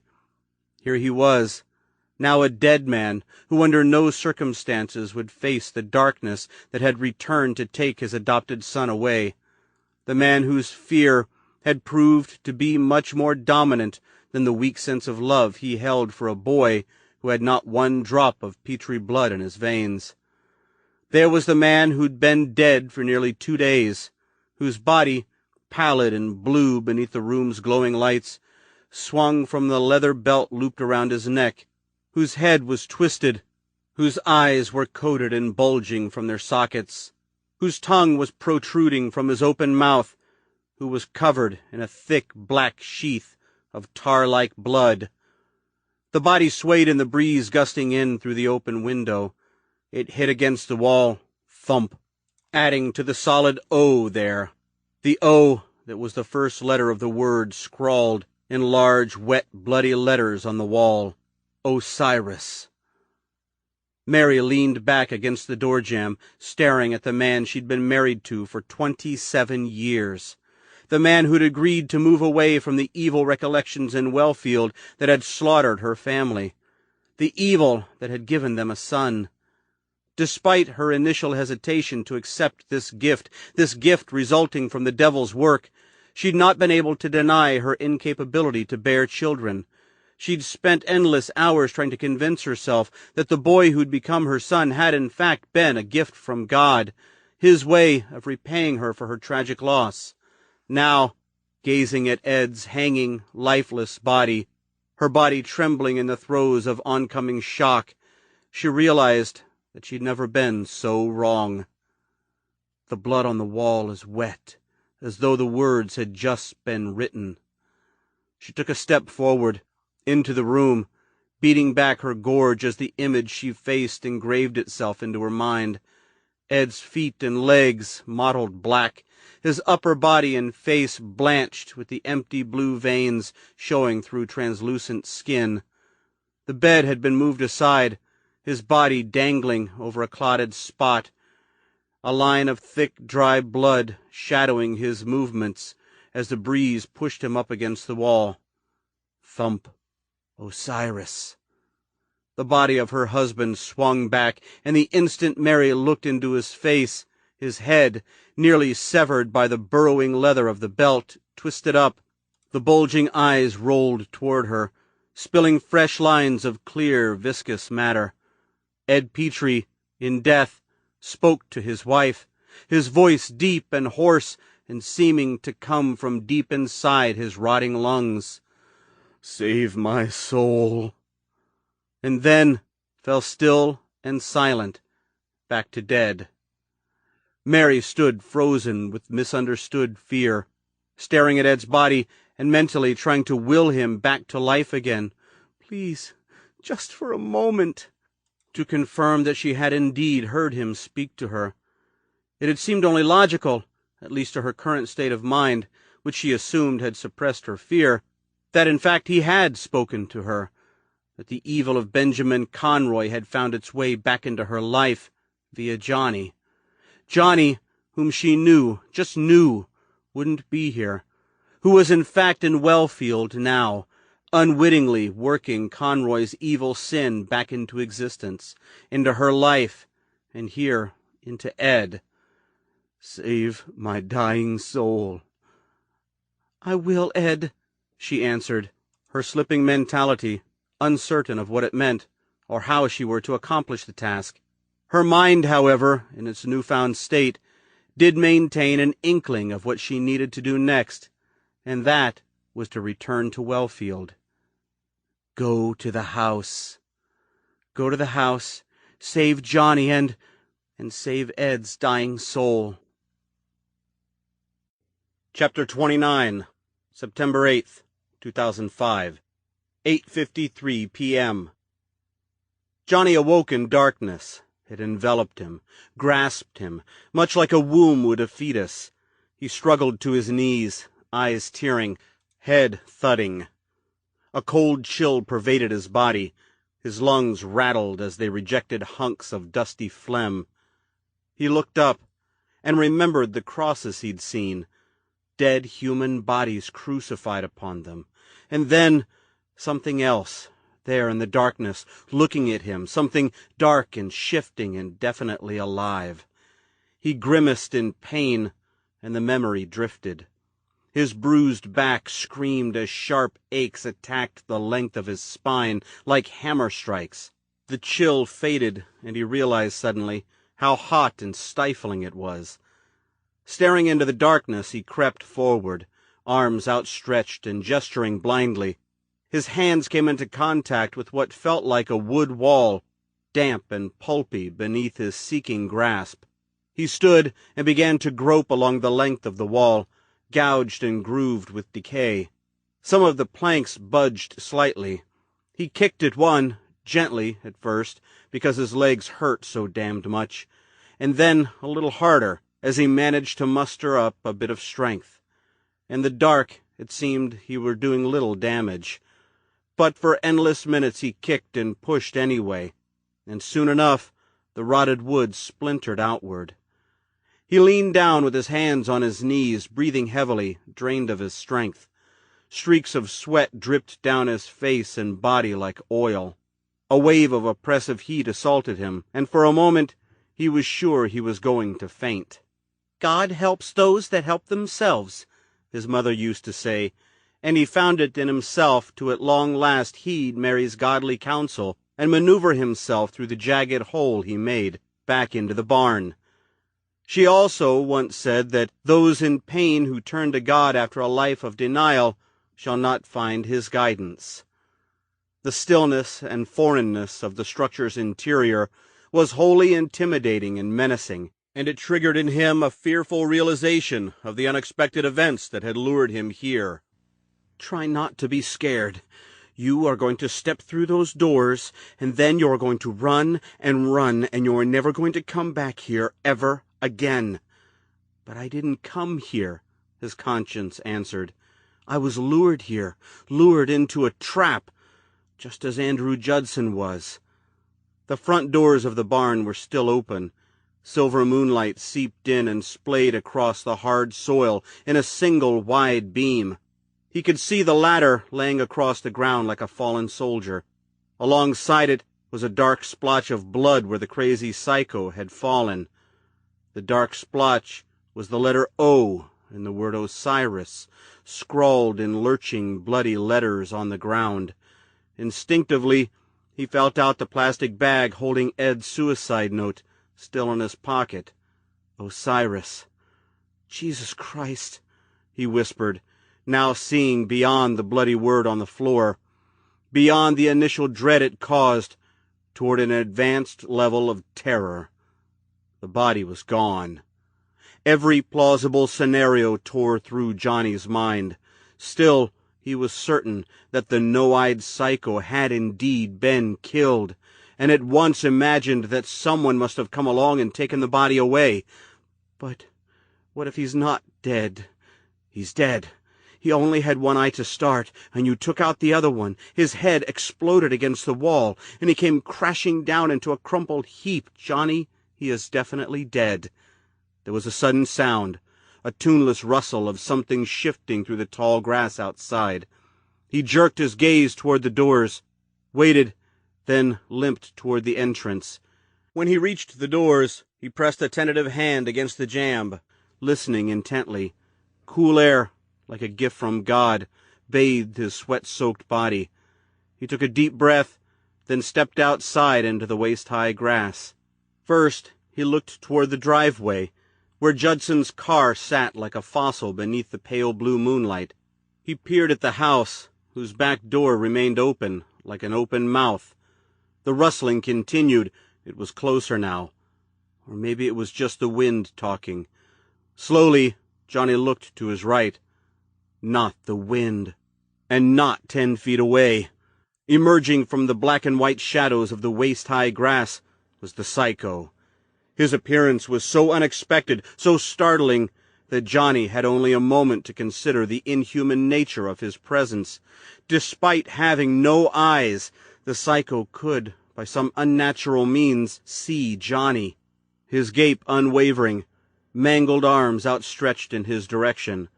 Johnny screamed, looking not just at the psycho's vacant sockets, but at the rest of his face. His cheeks, stripped of their skin, wet and glistening beneath the moonlight, his nose a running channel of gore joining a cleft of gnashing teeth. The psycho widened its grin, its teeth glowered sickly at Johnny. One mangled hand reached out, and it uttered in a harsh whisper, "Brother." Johnny lurched away.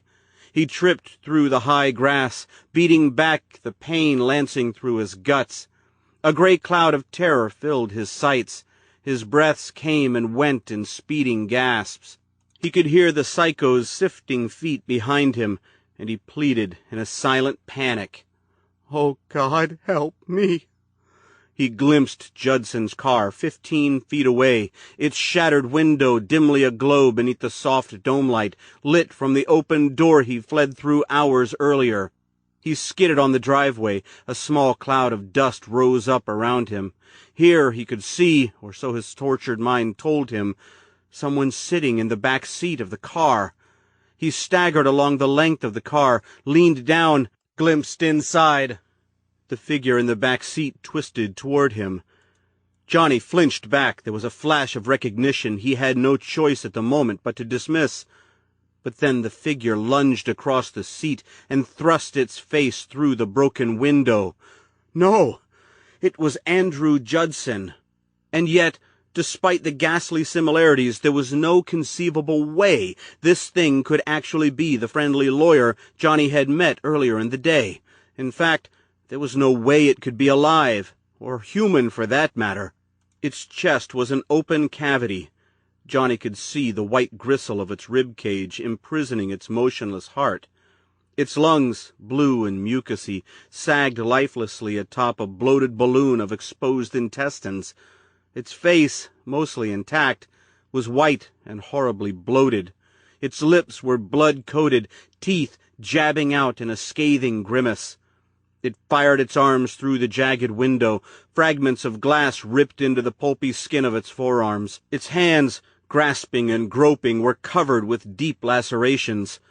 Panting and wheezing, Johnny lurched backwards against the house. Pain riddled him like a blast from a gun. His breath was knocked out of him. He clutched his chest, his scar burning with pain as though a razor were tracing its shape. The Judson thing peered at him with cloudy yellow-brown eyes. "Brother," it groaned, reaching both hands out like a baby aiming to be picked up. Johnny shambled along the length of the house, his heart a chugging locomotive in his chest. The Judson thing was halfway out the car's window now, shards of glass ripped into its exposed guts. Johnny could see its blood, welling down the car door in dark, glistening stripes. Johnny backpedaled across the cracked walkway, watching with nightmare terror as the thing nosedived out the window, onto the ground. A rope of small intestine caught on a fragment of glass in the window frame, like a pull from a sweater. It gazed up at Johnny with its sunken eyes, arms and legs twisting and grasping for equilibrium as it tried to right itself. It opened its mouth. "Brother!" Johnny reached the front of the house. He continued backing away on buckling legs, thinking, "This can't be happening. It just can't." For a moment, he considered this to be a hallucination, a harsh symptom of post-traumatic stress disorder that would guarantee him a lifelong stay in some cold, cinder-walled institute. It seemed a better alternative than to accept all of this as real. But Judson, and now the psycho, once dead human beings, now terribly alive, were very much real, moving crookedly in the weedy driveway, with their clutching hands and gaping mouths and injuries still fresh and gleaming in the bright moonlight. Johnny shrieked. The psycho thing tottered after him. The Judson thing fought with the intestinal rope still leashing him to the car. Johnny spun and dashed away into the night, head down, arms pumping back and forth as he pushed himself past the pain, trying to bring him down, past the imagined sensation of the psycho's rotting fingers grasping the back of his neck. The darkness of the country road welcomed him, and he embraced it as a wave of saving grace from the evils that shouted out in his wake, "Brother!" Chapter 30. September 8th, 2005. 9:46 p.m. 479 East 88th Street, apartment 3B. Yes, 10 p.m. A van with wheelchair access. Yes, with an automatic lift. I'm also going to need the driver to assist me with my luggage, so please tell him to double park with his hazards on. There's an elevator in the building, so it'll only take a few minutes to come back down. Thank you. Mary Petrie hung up the phone. She gazed at her wrinkled hand. How peculiar it looks in the bright light, she thought indifferently, then peered at the clock on the kitchen wall that read 9:47. Go to the house. While at the hospital, at the very moment she awoke from a fitful, sheet-twisting slumber, Mary had become overpowered with an unexplainable abandoned awareness. Conscious thought as she knew it was gone, and in its place bloomed an unthinking physical responsiveness that had compelled her to get out of bed, get dressed, and leave the hospital. It had consumed her like a wildfire, her brain feeling as though it had been injected with a serum composed of shrewdness and intellect.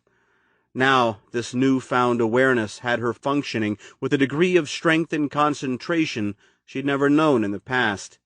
Suddenly, she felt no anxiety, no depression, no weakness dragging her down. She had become a new woman, unneeding of medication, unknowing of her previously destabilized state, brimming with the rigid will to comply with her husband's posthumous demand, "Save my dying soul." Upon leaving the hospital, she followed a straightforward path home, where she packed a small bag and located the collapsible, dust-coated wheelchair in the closet. The only thing that had mattered was her furious, undying need to save Johnny from the hand of evil. The bird on the sill convinced her of this. "Go to the house," and she'd followed its generous lead with unwavering enthusiasm, gently stroking the feather in her pocket as a periodic reminder of her duty. She would go to the house, deliver Johnny from the hand of evil, and save Ed's dying soul. And then afterwards, she would bring them both home, alive and sound, where they would live out the remainder of their lives as the happy family unit she always imagined them to be. She snapped open the wheelchair, locked up the safety arms, and rolled it over to Ed's hanging body. The leather belt he'd hung himself with had burrowed deeply into his neck, causing his dead weight to slump, the balls of his blackened feet now resting on the floor, his knees slightly buckled, head tilted at an owl-like angle, nearly upside down. She inched the chair forward and locked the wheels so it was positioned just below the rear of his blood-soaked jeans. The leather hammock brushed against his legs, and he swayed forward a few inches. The beam he hung from creaked like a rusty hinge. She retrieved the tailor scissors she kept in the top drawer of her bureau, big, heavy-duty stainless steel ones, the best of their kind, good for the woman who does all her sewing at home. Then stretched her right arm over Ed's head and cut the leather belt at a point halfway between the ceiling and his matted hair. The scissors went through about a third of the way. Ed's dead weight did all the rest. The belt tore in half, and he thumped down into the seat of the wheelchair. Mary dropped the scissors and secured her grip on the handles, shifting her weight against it so it wouldn't tip forward. Her heart drummed madly in her chest as she steadied the chair, and in this moment of startled response, her insecure, mentally ailing self broke through, striking her with a lightning bolt of perception, rampant with fear and uncertainty. She acknowledged the scene before her, instantly terrified, and she nearly fainted. But her newfound awareness, responsive to this flux, immediately returned to center stage, dousing her insecurities and fears before they could convince her mind and body to break down. She remained motionless for a moment, facing jabs of confusion as her mindset settled. Taking a few deep breaths, she peered blearily around the room. Despite the array, it appeared to her as normal, given the lofty task at hand. In the kitchen, the clock struck 10, the sound of the bell tolling in combination with the restitution of her newfound awareness set her back into action.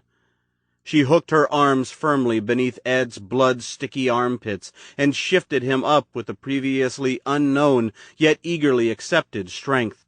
She rolled him out of the room, having to wedge and squeeze the chair through the threshold because the rubber wheels shoved too much against the protruding jambs.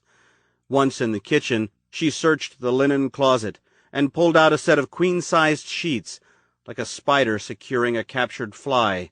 She swathed Ed's body, tucking the edges of the sheets firmly between his body and the wheelchair, touching only the belt which she draped over his shoulder. She made certain that he was fully covered, from neck to feet, then grabbed a pea-cap from the top shelf of the closet and fitted it on his head, which she had to keep readjusting on his neck because it kept tilting over. She dug out a pair of sunglasses from the junk drawer in the kitchen and covered Ed's hollow, milky eyes. It was a sad sight, but one that wouldn't raise the eyebrows of any passer-by. Manhattan's pedestrians came to witness much odder events on a daily basis. As long as there was no blood to be seen, and there wasn't any just yet, Mary would be able to transfer him into the van and get away. Of course, there was the driver to worry about. But Mary's newfound awareness had already formulated a plan to deal with that. On the counter, next to the microwave, sat the butcher block set of stainless steel knives. She stepped over to it, and with a quick jerk, removed the largest one in the upper left-hand corner of the block. It made a sleek sound, and somewhere in her subconscious she saw a shadow of a man's bloody hand performing the very same deed in preparation to commit the very same offense she intended to carry out. A driven offense that seemed so right, so acceptable in her duty to save Johnny's life and save Ed's dying soul. The intercom buzzed. She answered it. Yes? "You'll ride," a man's voice came from the tiny speaker. Come in, She answered blankly, pressing the release button to let him in, and waited. Waited just to the right of the threshold, the knife poised in her sweating hand, listening for his footsteps that emerged from the elevator 2 minutes later. 6 steps. Then a knock. come in. She answered, holding the knife up like a spear, its polished point aimed squarely at the opening door. The driver entered the apartment, and with a thin, trilling cry, Mary plunged the knife into his waist. "Ah!"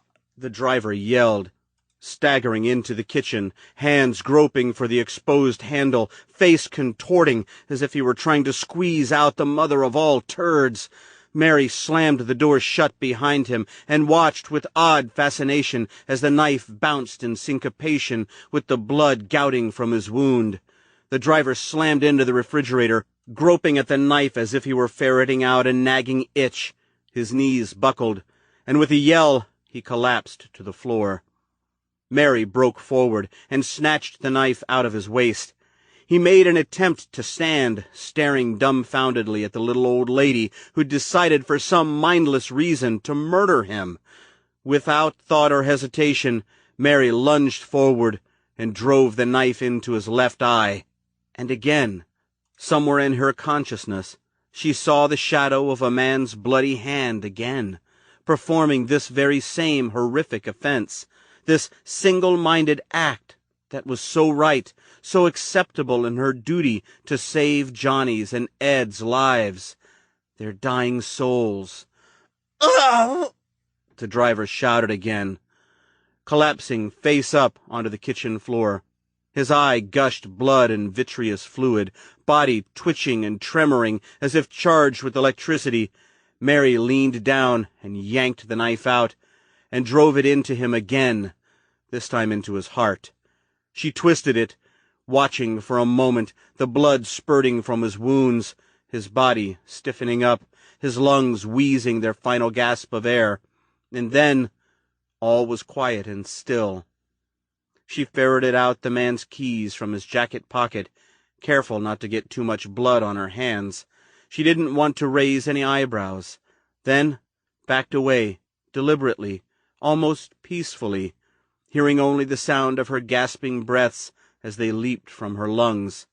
She turned, leaned down, and with a smile, kissed Ed on his cold, stinking cheek. That was for you, dear, and for Johnny. Then, as if nothing at all happened, she placed her bag on Ed's lap and wheeled him out into the hallway, stopping only once to feel out the soft, ephemeral comfort of the feather in her pocket. Chapter 31. September 8th, 2005. 10:04 p.m. Guided only by the moonlight, Johnny sought refuge in the night's unfamiliar embrace. His legs moved and his arms pumped. A giddiness roiled in his head, that of exhaustion, fatigue, and pain.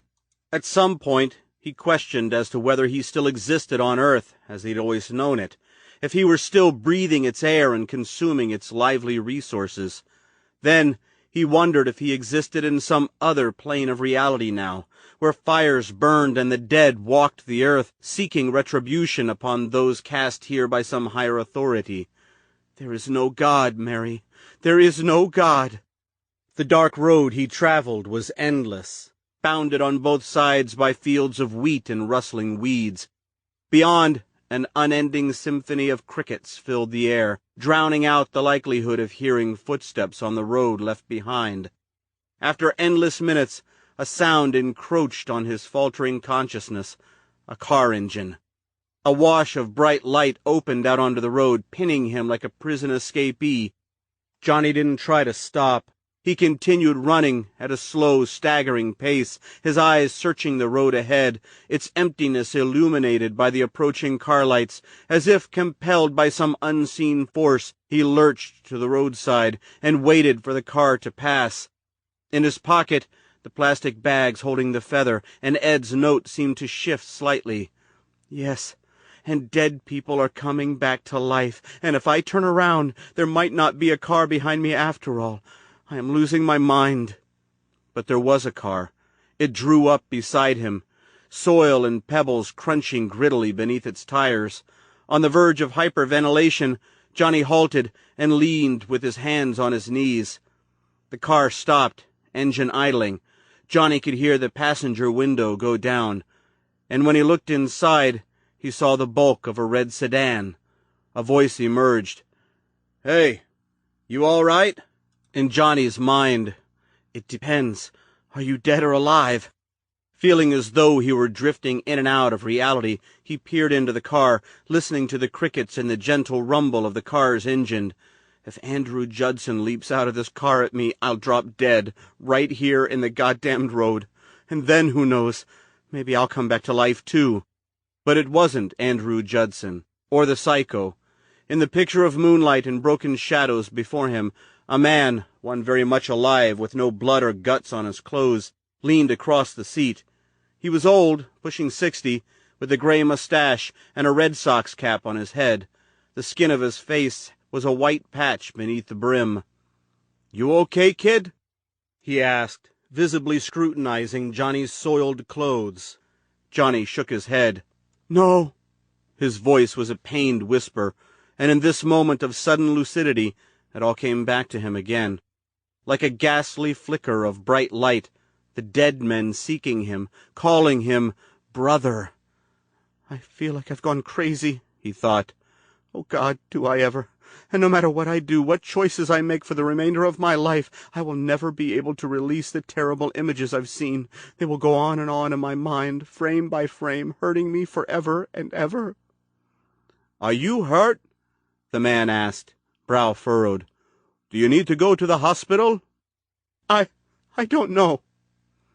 More than likely, the man was well aware that Johnny was a stranger in these parts, and despite Johnny's victimized condition, was probably assuming him guilty of some major wrongdoing.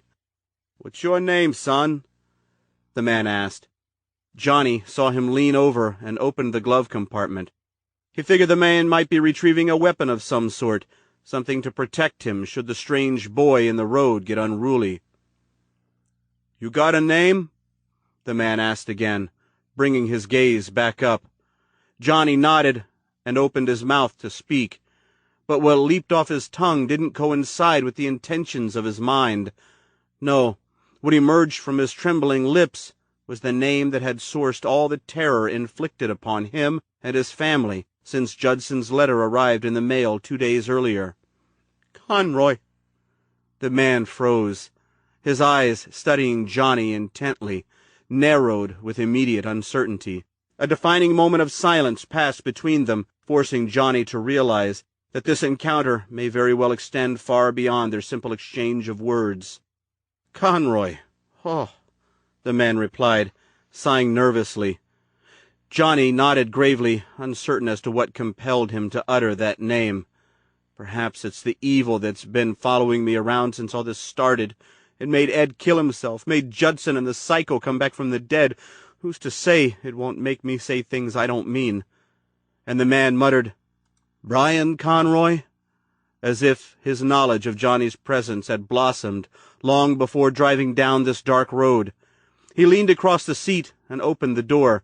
The dome light came on, igniting the man's elderly features. "Get in." Johnny hesitated, at once uncertain if he should get into the car or flee into the tall growths off the side of the road. It didn't take long for him to realize that, despite his injured mind, there'd be no murdered people back from the dead inside the car, and only heaven knew what waited for him deep in the darkness of Wellfield's farms. Grabbing the window frame, he slid into the car and pulled the door shut, then brought his gaze around and faced the man. Indeed, the man had retrieved a weapon from the glove compartment, a large hunting knife. It lay across his lap, sheathed in leather, but he didn't seem all that concerned with using it. Instead, he regarded Johnny for a moment and plucked a cell phone from his waist. "Give me a minute, okay?" Johnny nodded. His scar itched and throbbed as if warning him of some future horror. The man dialed the phone and placed it to his ear. With his free hand, he shifted the car into drive and started down the road. In a true northeastern inflection, he spoke. "Henry. Phil. Evening. Don't mean to be bothering you at this late hour, but, well, we have a young man here in my car. Found him wandering around about on Brunswick Road, about half a mile from the old Conroy place. Yep, that's right. Looks like he's been through the war, too. And Henry, he's telling me his name is Conroy. Yep, Brian Conroy. I'd say about 18, 19 tops. So I figured I'd call you first, before bringing him down to Sheriff Stevens." The man nodded, then added, "Okay then, we'll be there in 5 minutes." He clipped the phone back onto his belt, shifting his girth as he did so. "I'm going to bring you over to see someone." "Who?" Johnny asked. A wave of lightheadedness struck him out of nowhere. His breaths quickened, and he had to clutch his chest. "Anxiety attack. Inherited from Mary. No, wait. Mary is not my mother. Some other woman named Conroy is my mother. Oh, God." "Someone who's going to help you." "Help me." "Someone who's expecting you." His heart started pounding furiously. Huge goosebumps formed on his arms. Now his lightheadedness grew into a stupor. Numbness gripped his body, an equal combination of shock and lethargy racing in. His head bobbed forward as it tethered with strings, and a fibery grayness seeped into his sights. He drifted toward it, and in his swoon saw himself back in the barn, at the bottom of the broken steps, staring up into the darkness, and seeing 5 makeshift crucifixes jutting crookedly from the hard ground. Nailed upon them were the bodies of a man, a woman, a young girl, a boy, and something else on the smallest one. Not a human, and they were all alive, staring at him with their bulging eyes and bloody faces, calling for him to join in their quest. He tried to pull away, but all of a sudden a gray shadow limb oozed out of the darkness and latched onto his arm. He screamed, jolted up, looked around. The car was stopped, and his door was open. Another man, about the same age as the one who picked him up, was gripping him gently by the arm. It's okay. I'm here to help." Johnny gasped, his mind rolling crazily. "Dead men coming after me." He licked his cracked lips with his dry tongue. The fibery grayness that had taken him down squirmed in and out of his sights. His shirt was torn, bunched up around his neck. "My name is Henry Deptford, and I'm here to help you." Johnny nodded, unable to wrestle the images from his mind. Dead men walking, coming after me. He took a few deep breaths in an effort to beat back the stupor, then struggled to his feet and followed the man's lead. Nausea filled his gut, which he instinctively pulled his shirt back down over, and he thought he was going to throw up, but it quickly passed. Both men helped him along a short walkway toward a house with a bright yellow porch light. Bugs flitted up about the light in droves. "You just come with me," the man said, leading Johnny up the porch steps. "You'll be safe here." Safe from the dead men coming after me. "Brother." The man, Henry, showed Johnny into a living room with 2 blue plaid sofas and a planked wood floor that glowed richly. The cool, clean air inside was refreshing, making him feel a little more connected to the world, a world where only kind, living people existed. He gazed forward and noticed a woman standing in the entrance to a kitchen. She had auburn hair and bright blue eyes that gazed at Johnny from behind a pair of wire-frame glasses. She wore a bathrobe with an embroidery of a rose on it. In her hands was a wooden rolling pin, the lack of an appetizing aroma leading Johnny to assume it as a prospective tool for defense. Indeed, she didn't look all too pleased to have a filthy stranger invading the privacy of her home. "Don't just stand there, Teresa," Henry said. "Get him some water." The woman grimaced and disappeared into the kitchen. The 2 men eased Johnny down into a chair alongside a small round table. Johnny gazed up at the 2 men, both of them pacing and fidgeting, seemingly impatient for the woman to return with a glass of water. Soon enough she did, and she handed it to her husband, who then gave it to Johnny. "Drink up, my boy. Mrs. D will fix you something to eat. You must be hungry." Johnny drank the glass of water, and Teresa, Mrs. D, was there to refill it, albeit tentatively. He looked around the room. Straight ahead, a needlepoint tapestry of a barn, hung on the wall above an antique hi-fi stereo. On the right stood a break front overflowing with ceramic farm animals. "Please, what's going on here?" he asked. "We were fixing to ask you the same thing," Henry said, regarding Johnny with what appeared to be deep fascination. "Are you hurt?" "Dead men coming after me." Johnny shook his head. "A few bumps and bruises." He took another sip of water, wondering if he should compromise this moment of security with the story of men coming back from the dead. Instead, in a decision to maintain a pretense of sanity, said, "Something terrible is happening." Henry nodded grimly. "I know." Johnny gazed up at Henry, realizing now in dismay that whatever in God's name was going on, it was far from over. In fact, it was probably just beginning, and that scared him in a way that was both perplexing and certain, as if he were in a dream, standing naked in the center of a busy intersection, conscious of what to do, but incapable of doing it. Henry added, "We'll get you washed up, get some food in you, and then we'll talk about everything that's been going on, okay, Brian?" Johnny sipped the water, then responded, "Johnny. My name's Johnny Petrie." Henry hesitated. For a moment he looked at the man who drove Johnny over, then back at Johnny. "But," Johnny added, "I am Brian Conroy." Henry nodded insightfully, lips pursed. "You look just like your father." "So I've been told." Henry kneeled down on one knee and placed a gentle hand on the boy's thigh. At once, Johnny felt a cautionary tightness in his chest, which he countered with a long, deep breath. "Johnny," Henry said, "I'm going to need to hear everything that's happened to you.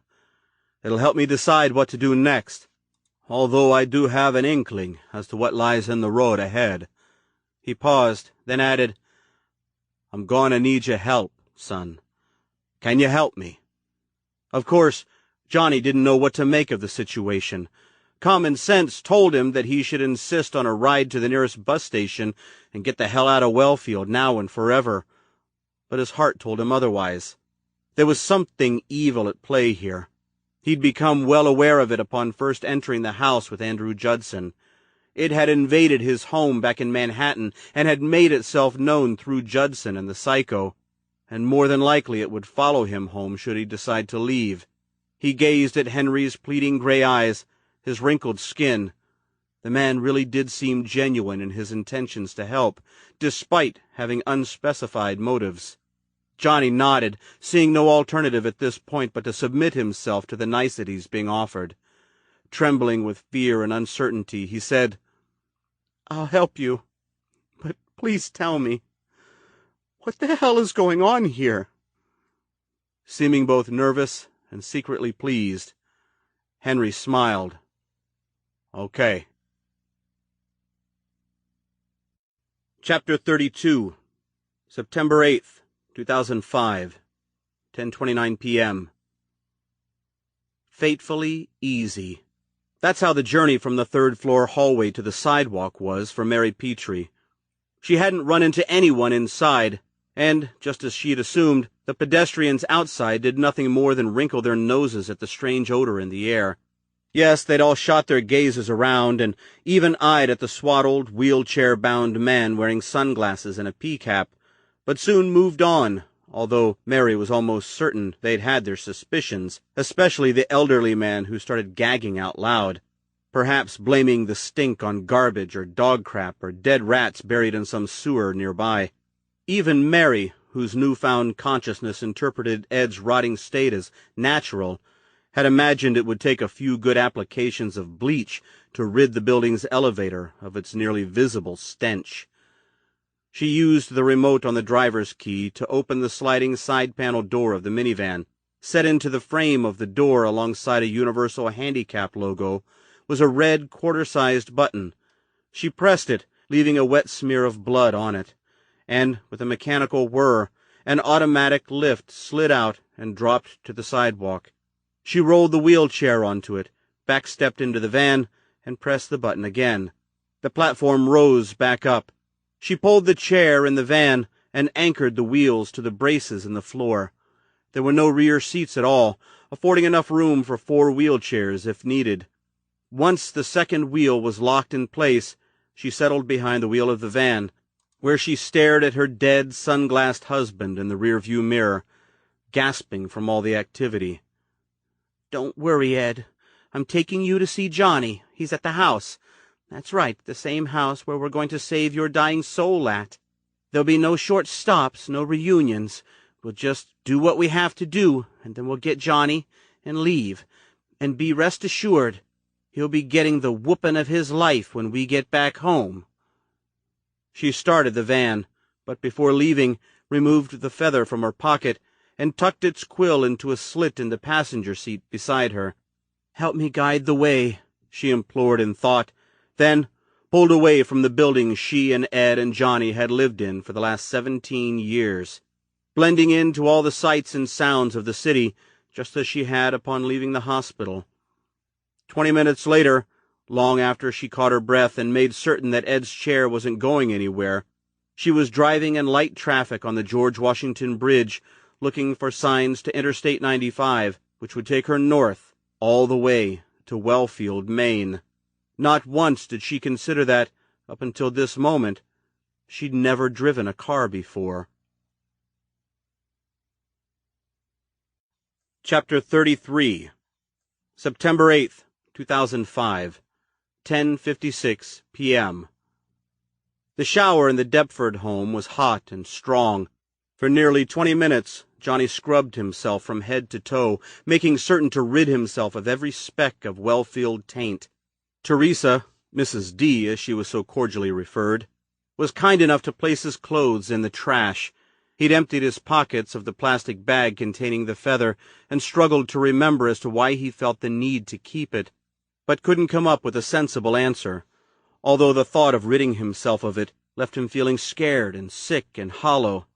And Ed's final note, Osiris, plus the now infamous letter from Andrew Judson, which, having gone through a war of sorts, looked much older than its date indicated. While toweling off and quickly dressing himself in Henry Deptford's clothes, the pants given to him were a bit too big, but Johnny still had his belt and was able to fasten them around his waist. He shuddered at the cruel fact that Judson had essentially waited around for 18 years to get murdered and, as it would turn out, come back from the dead. Come back from the dead? That couldn't be. It just isn't possible. Yet I saw them die with my very own eyes. Judson, the psycho, both of them. I killed the psycho myself. But wouldn't Mary have argued that Jesus rose from the dead? So then, why not these men? Dead men, coming after me. Brother. Massaging his head with a towel, Johnny shook the harrowing thought from his mind. He tucked the plastic bags and Judson's letter in his pocket and exited the bathroom. At once he smelled the aroma of fresh coffee brewing, and upon reaching the dining room, found Henry Deptford sitting at the small round table sipping from a small mug. Johnny sat at the table across from Henry, and Mrs. D appeared from the kitchen with a sandwich and a mug filled with black coffee. Henry said glumly, "Better get some food and caffeine in ya. Gonna need your energy." Feeling exhausted and fatigued, these weren't the words Johnny was hoping for, but didn't argue the point. He was suddenly starved, and given the events of the day, didn't think he'd be able to sleep at all. He attacked the sandwich in silence, peering at Henry once through the tops of his eyes, and seeing a man who seemed to have aged quite a bit in the last half hour. And rightly so. I caught a glimpse of myself in a bathroom mirror, and beheld a stranger of 18 going on 50. A moment later, when Johnny finished the sandwich, he inquired about the man that had picked him up. "Carl Davies." "Why'd he bring me here?" because he knows me better than anyone else in the world, Mrs. D included. Henry took a sip of coffee, then added, used to be my deputy, but like myself, he's retired now. Your deputy? Johnny's voice was slightly louder than a whisper. Henry nodded. Used to be the sheriff here in Wellfield. Retired almost 17 years, though. You're not old enough to be retired that long. Henry rubbed a thumb along the handle of the mug. I was 38 at the time. Had been sheriff for 5 years. He cleared his throat, then added, something happened right here in Wellfield that had not only made me step down from my sheriff's post, but also forced me to devote my life to a new field of study. Johnny took a sip of coffee, his gaze fixed questioningly on Henry Deptford. Henry stood from the table. Come with me, Johnny. I've got something to show you. Johnny rose and followed Henry through a short hall to a set of carpeted steps that creaked as they climbed to the second floor. Once in the top foyer, Henry made a left. Johnny kept close behind, noticing a closed-paneled door about 4 feet away. Across the foyer was an open door, and Johnny could see another bathroom, the synthetic stench of cherries leaching out. Henry stopped at the closed door. He gripped the knob, then turned toward Johnny. Face was solemn, icy, and pale. Here's where I've spent much of the last 17 years. Here's my life's work. He opened the door and ushered Johnny into a study room roughly 12 by 15 feet. Perched in the far right corner was a studiously neat pine-wood desk that held a computer, a small wrought-iron lamp, and a steel mesh document tray piled with notebooks. Against the walls were a series of rolling corkboards. Johnny counted 7 in all, each and every one jam-packed with a wide variety of neatly arranged documents, newspaper clippings, photographs, and scribbled notes. A floor-to-ceiling bookshelf alongside the room's only window was clogged with hard and soft-cover books. A cursory glance revealed a few titles relating to religion and the occult. Johnny couldn't help but marvel at the meticulous amount of work Henry Deptford had carried out here. Henry shut the door behind them. What is all of this? Johnny asked, and was about to add, and what does it have to do with me, when he noticed an eerie black-and-white photograph on one of the display boards. He walked over to it and placed a gentle finger upon it, stomach roiling with apprehension. My God! It was a photo of him, and one from not too long ago either. It appeared to have been taken from a distance. Johnny had been looking to his left, and the photographer, screened on a street somewhere in Manhattan, had snapped the photo at the perfect moment, capturing his face. Johnny struck Henry Deptford with a questioning glare. There's many more where that came from, Johnny. I've got some so old that you were just a toddler, holding Mary Petrie's hand. Johnny was stunned, and yet at the same time not entirely surprised, given the situation, which had now achieved an all-new level of complexity. He blew out a deep breath, thinking, Ed and Mary really pulled the wool over my eyes on this one. This, coming from a God-fearing woman who would bring me to the doctor when I was a kid and say, Yes, Johnny, it will hurt more than a pinprick, plenty more, in fact, but it is God's will, so be it. And I thought Andrew Judson was the only one keeping tabs on me. Henry grinned knowingly, obviously aware of Judson's interest in Johnny. He paced over to the bookshelf and pulled down what appeared to be a spiral-bound photo album. He handed it to Johnny. Andrew Judson couldn't hold a flame to what I know about you. His motivations are purely financial. Mine run much deeper than that. He motioned to the photo album. Go ahead, take a look. Johnny opened the album and saw a picture of himself at about 10 or 11 years old. He'd been standing in a crowd outside St. Michael's Church alongside Mary. It had been the summertime because he was wearing blue slacks and a white short-sleeved school shirt. Taped below the picture was a corresponding note indicating time, date, and place the photo had been taken. July 20th, 1997, 10 a.m.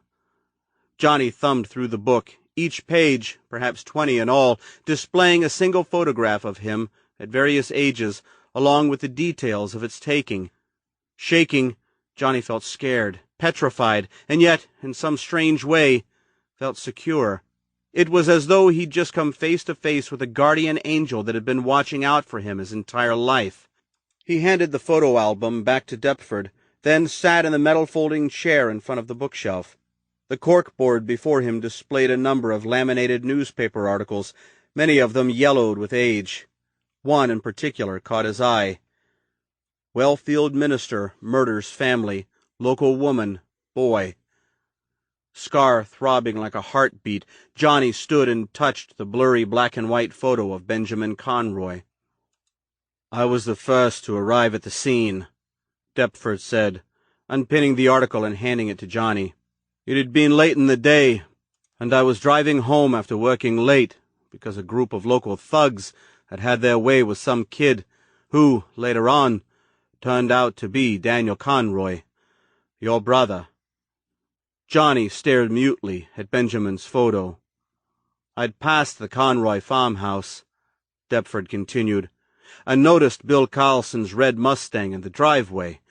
Now, it wasn't all that odd for Bill to loan out the car to his son Eddie, who, at the time, was heading into his senior year. But I did think it odd to see the car there. You see, the Conroys kept mostly to themselves, and, of course, to the more generous members of Benjamin's church. And let me tell you, Bill Carlson was no advocate of Conroy's preachings." Gazing no farther than Benjamin's photo, "My family was murdered. My father murdered them. My father." Johnny absorbed every last word of Deptford's story. "I'd had it in my mind to ring up Bill Carlson, but didn't want to cause him any alarm. If he'd been keeping an eye out for Eddie to come home, then the entire town would have been ringing my office, and I didn't want to set anyone into any sort of panic. So I'd pulled into the driveway, and for a moment considered the possibility that young Eddie Carlson had been making nice with the Conroy girl, despite the improbable odds, given all the roadblocks and drawbacks of such a tryst. That didn't seem all too likely. So I pulled in behind the Mustang, got out, and at once knew I was going to be in for a long night." "What did you find?" he asked, handing the article back to Henry. Henry hesitated, then took a deep breath and said, "Your family, Johnny, and Eddie Carlson. They'd all been brutally murdered." Eddie felt a sudden, sharp pain in his head. Again the feather in his pocket seemed to grow warm, and his scar itched furiously. "Is this a warning?" He sat back down and ran a hand through his hair, then touched the sudden comfort of the feather through his jeans, which eased the burning in his scar. God, he was scared. Scared of Henry Deptford, scared of the truth held within him, the truth that upon being divulged would grip him like a dreadful fever and never let him go. He wanted to avoid the pain knowing would cause, and considered for a moment fleeing the room. But he didn't. He couldn't. He had to know. "I was there when it happened, wasn't I?" Henry nodded. "How, Henry? How did he do it? And why not me?" Henry hesitated, then licked his lips and said, "First, Johnny, what did you see up at the Conroy house today?" Chapter 34, September 9th, 2005, 12:03 a.m. Mary Petrie was driving north on I-95 at 85 miles per hour. Traffic continued to be light. She avoided being noticed by highway patrol, a stroke of good fortune credited to her lucky feather. Every minute or so she would gaze over at it, with its quill tucked firmly into the tear in the seat beside her, its glossy surface wavering gently beneath the cool breeze of the air conditioner. While on the GW Bridge, she discovered that the van's radio didn't work. This little quirk of fate didn't bother her at all. God wants me to think about the task at hand. Save Johnny, saving Ed's dying soul. The bird was sent to me, and I have heeded its word. Yes, Mary was quite certain that God was close by, guiding her, guiding me to Wellfield, And when I get there, God will tell me what to do. Tell me how to save Johnny, how to save Ed's dying soul." The van shot its way through the night, chasing its headlights through Connecticut and Rhode Island. A bit of traffic built up on the interstate around Boston, but thinned out once she headed north away from the city, where she was able to get the van moving even faster, pressing past 90 at times. "Gonna save my family," she thought, as the van crossed the Maine border, running between blurred queues of blue spruce and pine. "Gonna save my family. Gonna save my—" And it was here, for the first time since leaving Manhattan, that Mary's newfound consciousness began to wane, leaving her feeling confused and unsure. She reached over to her right and grabbed the feather, trembling with sudden fear. To Mary, this was her only hope of hanging on to the false perception that had guided her this far, the false perception now struggling against the harsh surge of reality rearing its ugly head. Chapter 35, September 9th, 2005, 1:05 a.m. It had taken Johnny nearly an hour and a half to relay his entire experience to Henry Deptford. Henry had sat riveted as Johnny spoke, taking vigorous notes and asking frequent questions, sometimes getting up and pacing nervously about the room. As anticipated, Henry had been particularly interested in Johnny's after-death confrontations with the psycho and Judson. Twice, Henry had asked if Johnny was undeniably firm of his certainty, but Johnny vehemently reassured Henry of his conviction. Henry had nodded both times, fully trusting in a piece of evidence that anyone else in their right mind would interpret as some screwball delusion. "You're lucky to have found me, Johnny." "You found me, Henry." Henry leaned forward, then, whispering as though trying to hide their conversation from Mrs. D., said, "Here in Wellfield, like any place else, most things run as nature intends them to. But, and I've spent the last 17 years studying Benjamin Conroy, his history, his studies, and I can say with the very same conviction as you, that all things surrounding Benjamin Conroy's legacy do not run with any sort of natural guidance. There's another force at play here, one we cannot see or feel or hear, but it is powerful, it is there, strongly influencing all those with a hand in its doing. Johnny, it is influencing us right now. Yes, we may have found each other, and it may very well have been by accident, but it knows we're in this together, at the moment." For a second, Henry appeared to Johnny like a raving madman, and if not for the detailed presentation in the room, Johnny might have thought him a victim of a sick and injured mind. But Johnny, despite the mass of confusion besetting him, was able to see beyond the surface. Henry Deptford was in fact a brilliant, albeit obsessive, man who knew more about him than anyone, more than Andrew Judson, even more than Mary Petrie, and to Johnny, madman or not, that was all that mattered right now. Nodding, Johnny stated, "I've told you everything. Now it's your turn. What did you find when you got to the house?" "Blood," Henry answered without hesitation. "A trail of it, leading from the house all the way to the barn out back." "The barn?" Johnny uttered, a cold shudder marching along his spine. Nausea pitted his stomach. He closed his eyes, remembering. A gust of hot, stinking air bounded up from below, a chorus of whispering voices ascending from the whirlpool of darkness, touching me, penetrating me, tasting my soul. Their souls, now free of the ghostly wooden crosses doused in blood, free of the 4 bodies crucified upon them, free of the pleading eyes chasing me as I drifted into the gloom. "What is it, Johnny?" Johnny shook his head. He pinched his cheeks and gazed at Henry. "Nothing. Please go on." Henry eyed Johnny suspiciously, then continued, "I'd thought I'd heard some voices coming from the barn, and given the blood, well, I ran over to it like a bat out of hell. When I reached the barn, I allowed myself a few seconds to say a prayer, then drew my gun and spun inside. The first thing I saw was an odd occult-like painting on the ground. There were some charred remains in the middle of it, plus a shattered full-length mirror on a pivot stand. I saw the bloody trail which continued to the rear of the barn. Slowly, I walked alongside it, and that was when I heard a groan. It was that of a woman. There'd been a wall of hay bales stacked up beneath the loft that had concealed the back portion of the barn. One row had been pulled down.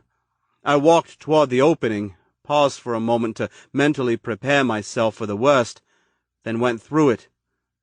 Henry hesitated. "Henry," Johnny said, "what did you find?" But Johnny already knew. 4 human bodies crucified upon wooden crosses. Hell. It's the entire family. All of them. Benjamin Conroy, Faith Conroy, and their kids, Daniel and Elizabeth. They've been crucified. Oh, God! There are 4 wooden crosses, each one crudely sized to fit each family member's body. There's a 5th cross. It's maybe 2 feet tall, just the perfect size to fit a baby. But there's no baby on this cross. It's, oh, God! My heart is slamming, my head is spinning, the air is thick, and there's an acrid stench assaulting my nose. Dear Jesus, what's going on here? "That tiny cross," Johnny said. "It was meant for me, wasn't it?" Henry nodded. "But Benjamin couldn't get to you, so he crucified the family dog instead." Sickened, Johnny blew out a gush of air. Henry stared at Johnny, eyes welling with tears, and continued, "I can't move. My legs are paralyzed with fear, and it takes my tortured mind a few moments to realize that they're all still alive.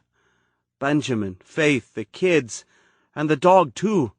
I can't possibly see how they've sustained injuries that no human could ever live through.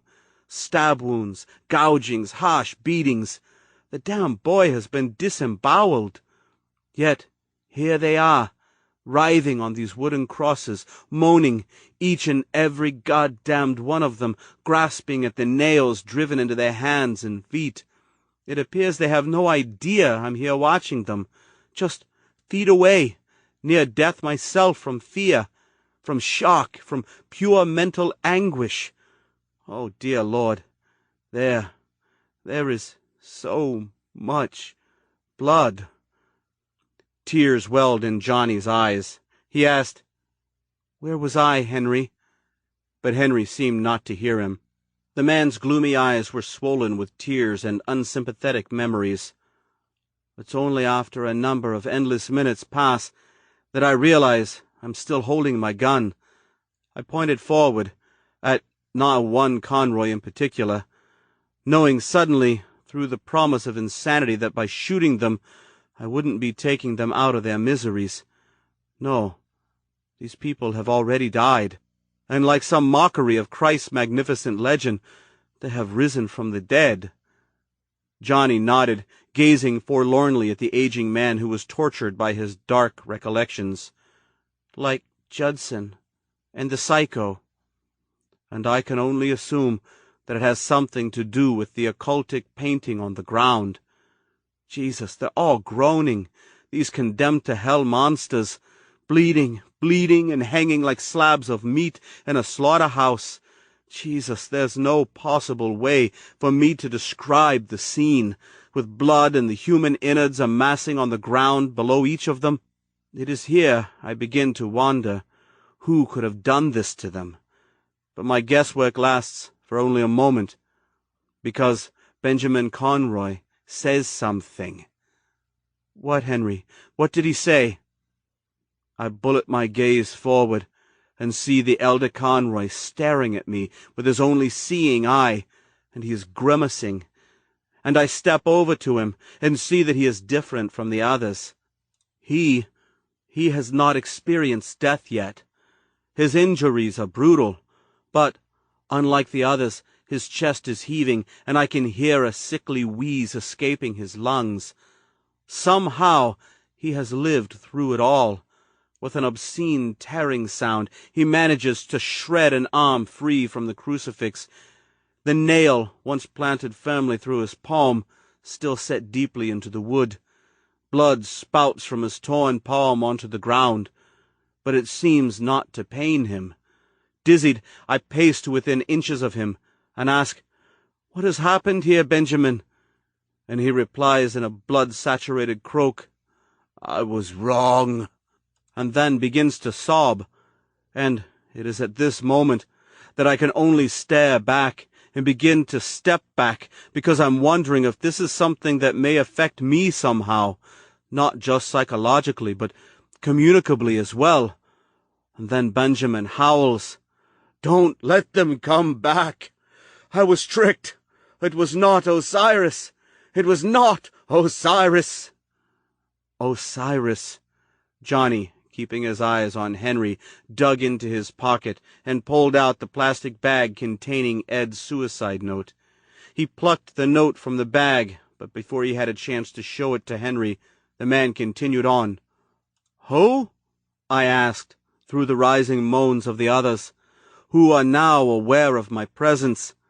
Benjamin Conroy looks over at his family, Faith, Elizabeth, and Daniel, all of them moaning like mad, and he appears stricken with unfathomable grief, his free arm reaching toward them, but unable to gather their attention. "Benjamin, who is this Osiris you're referring to?" I ask again. But the man is quickly dying.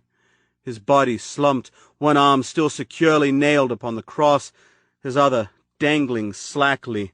I lean in and hear him croak, "I was wrong. Evil had me. Don't let them come back." But it appears there's no way to heed his command. Or is there? Instinctually, I take aim with my gun, 12 inches from Faith Conroy's head. "Is this what you want, Conroy?" I shout, and with every last bit of strength left in his dying body he nods. So without hesitation, or the wits to consider the gravity of my actions, I pull the trigger. The woman's head explodes. There's a screech like no sound I've ever heard before, like the howl of a jackal with its leg ensnared in a steel-jawed trap. And then a gush of foul air springs up and hits me like a tangible force, nearly knocks me over. I stagger back, bulleting my gaze over at dying Benjamin, who again nods weakly, informing me to carry out the dreadful deed upon his children. His children, with their slit throats and their gutted midsections and skins of glistening blood. His children, who in their living deaths can see and somehow understand their demises are close, and are now jerking and bucking crazily upon their crucifixes, screaming monstrously, trying to get down. In a quick, no-thought succession, I plant bullets into each of their heads, and what follows is a storm of ghostly howls and blackened winds that stink of burning sulphur and rotting vegetables. It grabs me and throws me to the ground. I crawl to my knees and wait amid the storm till it fades, leaving Benjamin and I gasping in the dreadful silence, shivering in sudden coldness. I struggle to my feet and move to unfetter Benjamin, but he resists by saying, "The baby, in the basement." "The baby," Johnny said, trembling. "Me." So I tear away from Benjamin Conroy and race out of the barn, across the backyard, and into the house where the bloody trail is at its thickest. I find the basement door and pull the tiny ball chain in the foyer leading downstairs. It ignites the tight staircase, and there I behold the sprawled body of Eddie Carlson, laying at the bottom of the steps in a pool of blood. I race down, but immediately see that Eddie is dead. Not once do I assume him to be the victim of any supernatural afterlife. He is not of Conroy blood. He has not been crucified. Perhaps my assumptions are fraught with denial, but my sole purpose now, as it has been since stepping foot into the barn, is to save those under any threat of danger. Here in the basement, there should be a baby, but the silence mocks me, and I consider for a moment that Benjamin has tricked me into entering some damp, dark trap. I stop in my tracks amid a maze of cardboard boxes, listen, and nearly abandon my search, but then I hear something. It is a baby whimpering, and not far away. In a mad rush, I follow its timid call toward a crawl space in the cement wall. Inside I see a bundle of burlap and rags. I reach for it, pull it out, and find baby Brian Conroy. "Me," Johnny said. I unwrap the baby boy. His face is swollen with tears, but appears to be unharmed, making certain to step over poor Eddie Carlson's body, who I can only assume had entered unwittingly into this massacre and process, and had consequently become part of it himself, perhaps even giving his own life in a courageous effort to save the baby. Holding the baby close, I stagger up the stairs and follow the bloody trail back outside, realizing only now that Benjamin Conroy, devoted father and husband, revealed minister of the organization of God, is guilty of perpetrating these brutal slayings upon his family and Eddie Carlson. And it is only upon reaching the bottom step of the porch that I wonder, who crucified Benjamin? Henry paused, and Johnny asked pryingly, "Who was it, Henry? Who crucified Benjamin?" Henry's eyes, glistening with wetness, sprouted their first tears. No sooner do I ask myself this question than it is answered for me. Benjamin appears at the doorway of the barn. He is on his knees, hands and feet shredded and gored red from his extricating of them from the crucifix. I can see a nail still planted firmly in his right hand. Clutching the baby tightly, I take a few steps forward, but Benjamin Conroy yells, "Stop!" and I see no option but to heed his demand. I move my mouth to speak, but my misplaced questions are immediately countered. He yells, "It was not my doing. It was the darkness, the bird who carries its soul. I was tricked. It was not Osiris. It was the darkness." At first, I do not understand him. His somewhat nonsensical words are further obstructed by his impeding pain and anguish, but then I see it. This darkness he speaks of, it grasps him, a shadow of a thing with black morphing appendages and withered feathers floating down from its roiling bulk. It appears from within the depths of the barn and swallows Benjamin as he attempts to crawl free. It saves his face for last. His face, with its one eye bulging in terror, and bleeding mouth that shuts. "Don't let it have Brian! Take him away!" And I make an attempt to step back, but there is something holding me, drawing me closer to the barn, and suddenly I see a bird perched up on the roof of the barn, and it is whispering to me, saying, "Henry, save our dying souls. Bring us our blood. Bring us our blood." And I watch as Benjamin Conroy disappears into the blackness that fills the doorway to the barn and summons me with its strange dark power. Johnny swallowed past the dry lump forming in his throat and said, "You saved my life, Henry. It was you." Henry, finally pulling himself away from his memories, gazed at Johnny and shook his head. "It was the boy, Eddie Carlson, who saved your life." Johnny needed a moment to soak it all in.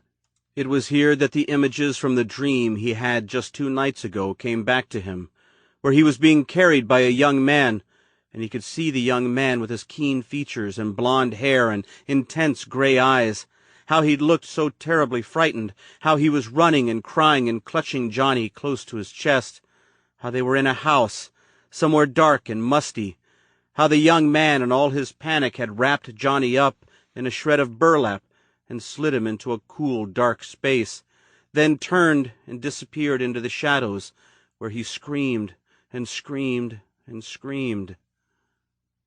"I remember him, Henry. I remember Eddie Carlson. I don't understand how, but it's as clear as day to me now."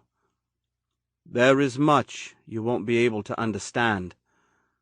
I've spent the last 17 years trying to understand, Johnny, and still many facts elude me." He paused, then added, "But I believe things are about to change."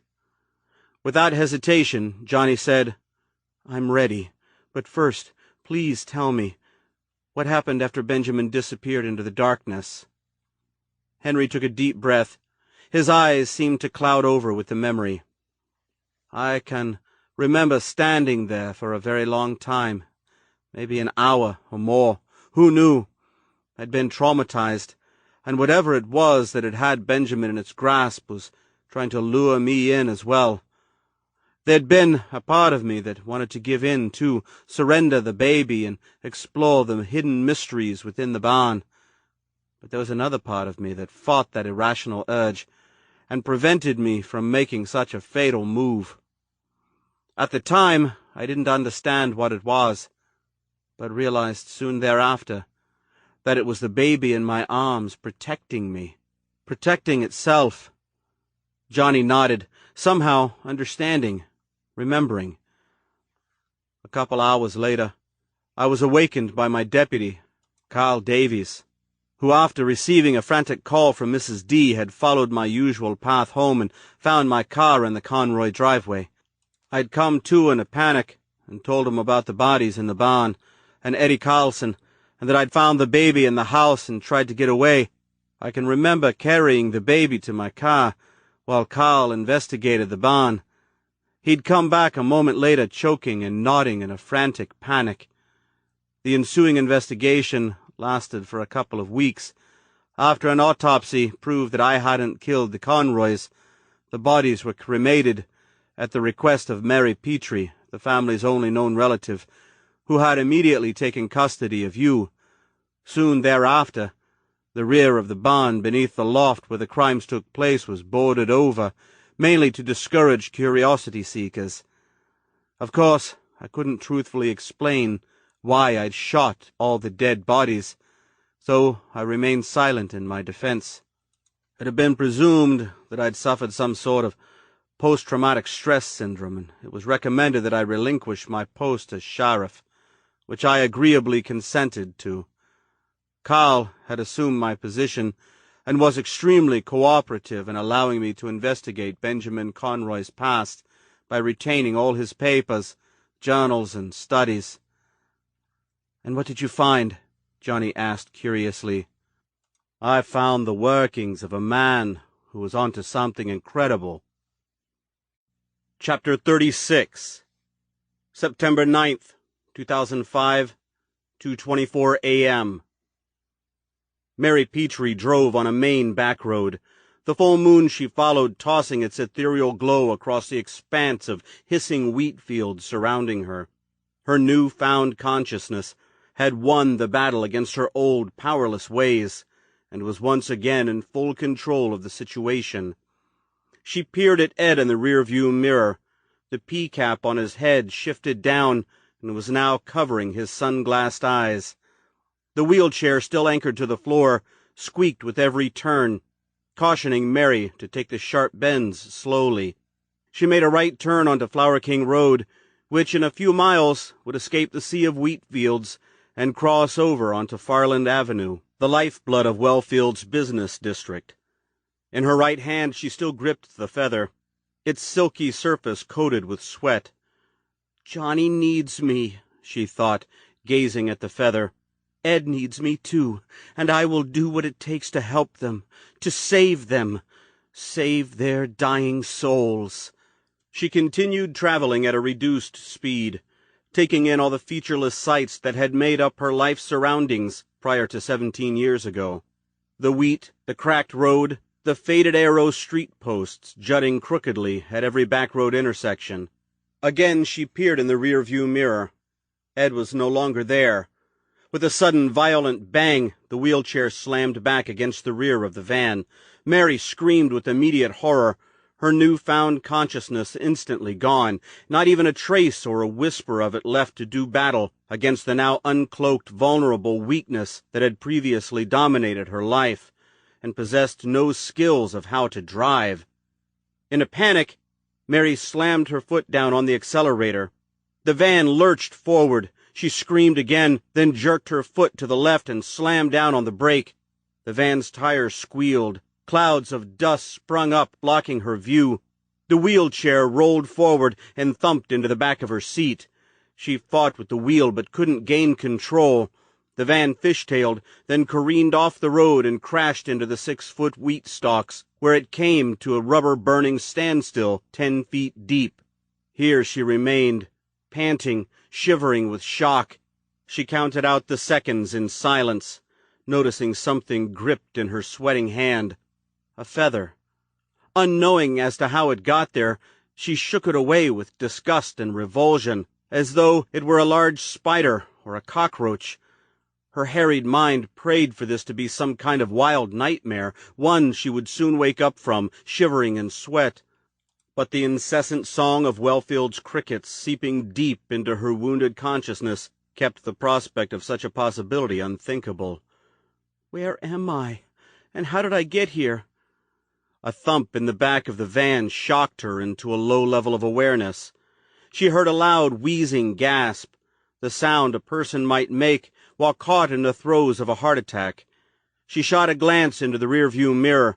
A set of hands, bloated, black and bloody, reached up over the back of the seat. She broke her inaction and clawed at the door handle. It popped, but the door wouldn't budge against the confining wall of wheat. She peered over her shoulder, saw the horribly mottled death hands, their groping fingers creaking like soil-caked hinges as they attempted to grip the headrest of the seat behind her. She screamed again, her heart thumping, not just with anxiety, but for the first time in her life, authentic fear. She sprawled across the seat toward the passenger door, again peering up at the hands which were advancing over the seat, now visible to the forearms. They were too spongy and black with death, covered with dense brown hair that stood out like bristles. Mary looked up at the passenger side window. Here, the swaying wheat was partially crushed, affording her some room to open the door. She seized the door's handle, yanked it, but it was locked. She shot up an arm and latched 2 fingers onto the release, pulled it. The demented wheeze grew behind her, and for a moment it seemed as if there was an attempt to speak in it. She gazed up at the gripping, flexing death hands, the words, "Save my dying soul," filling her head. Something shifted, and then a head surfaced over the back of the seat. "My dear Mary, Jesus, Mother of God!" It was Ed.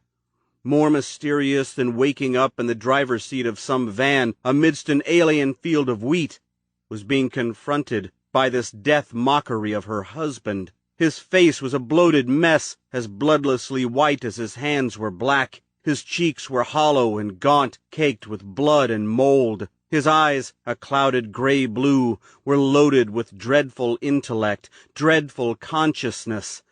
His lips split open and produced a Velcro-like tearing sound.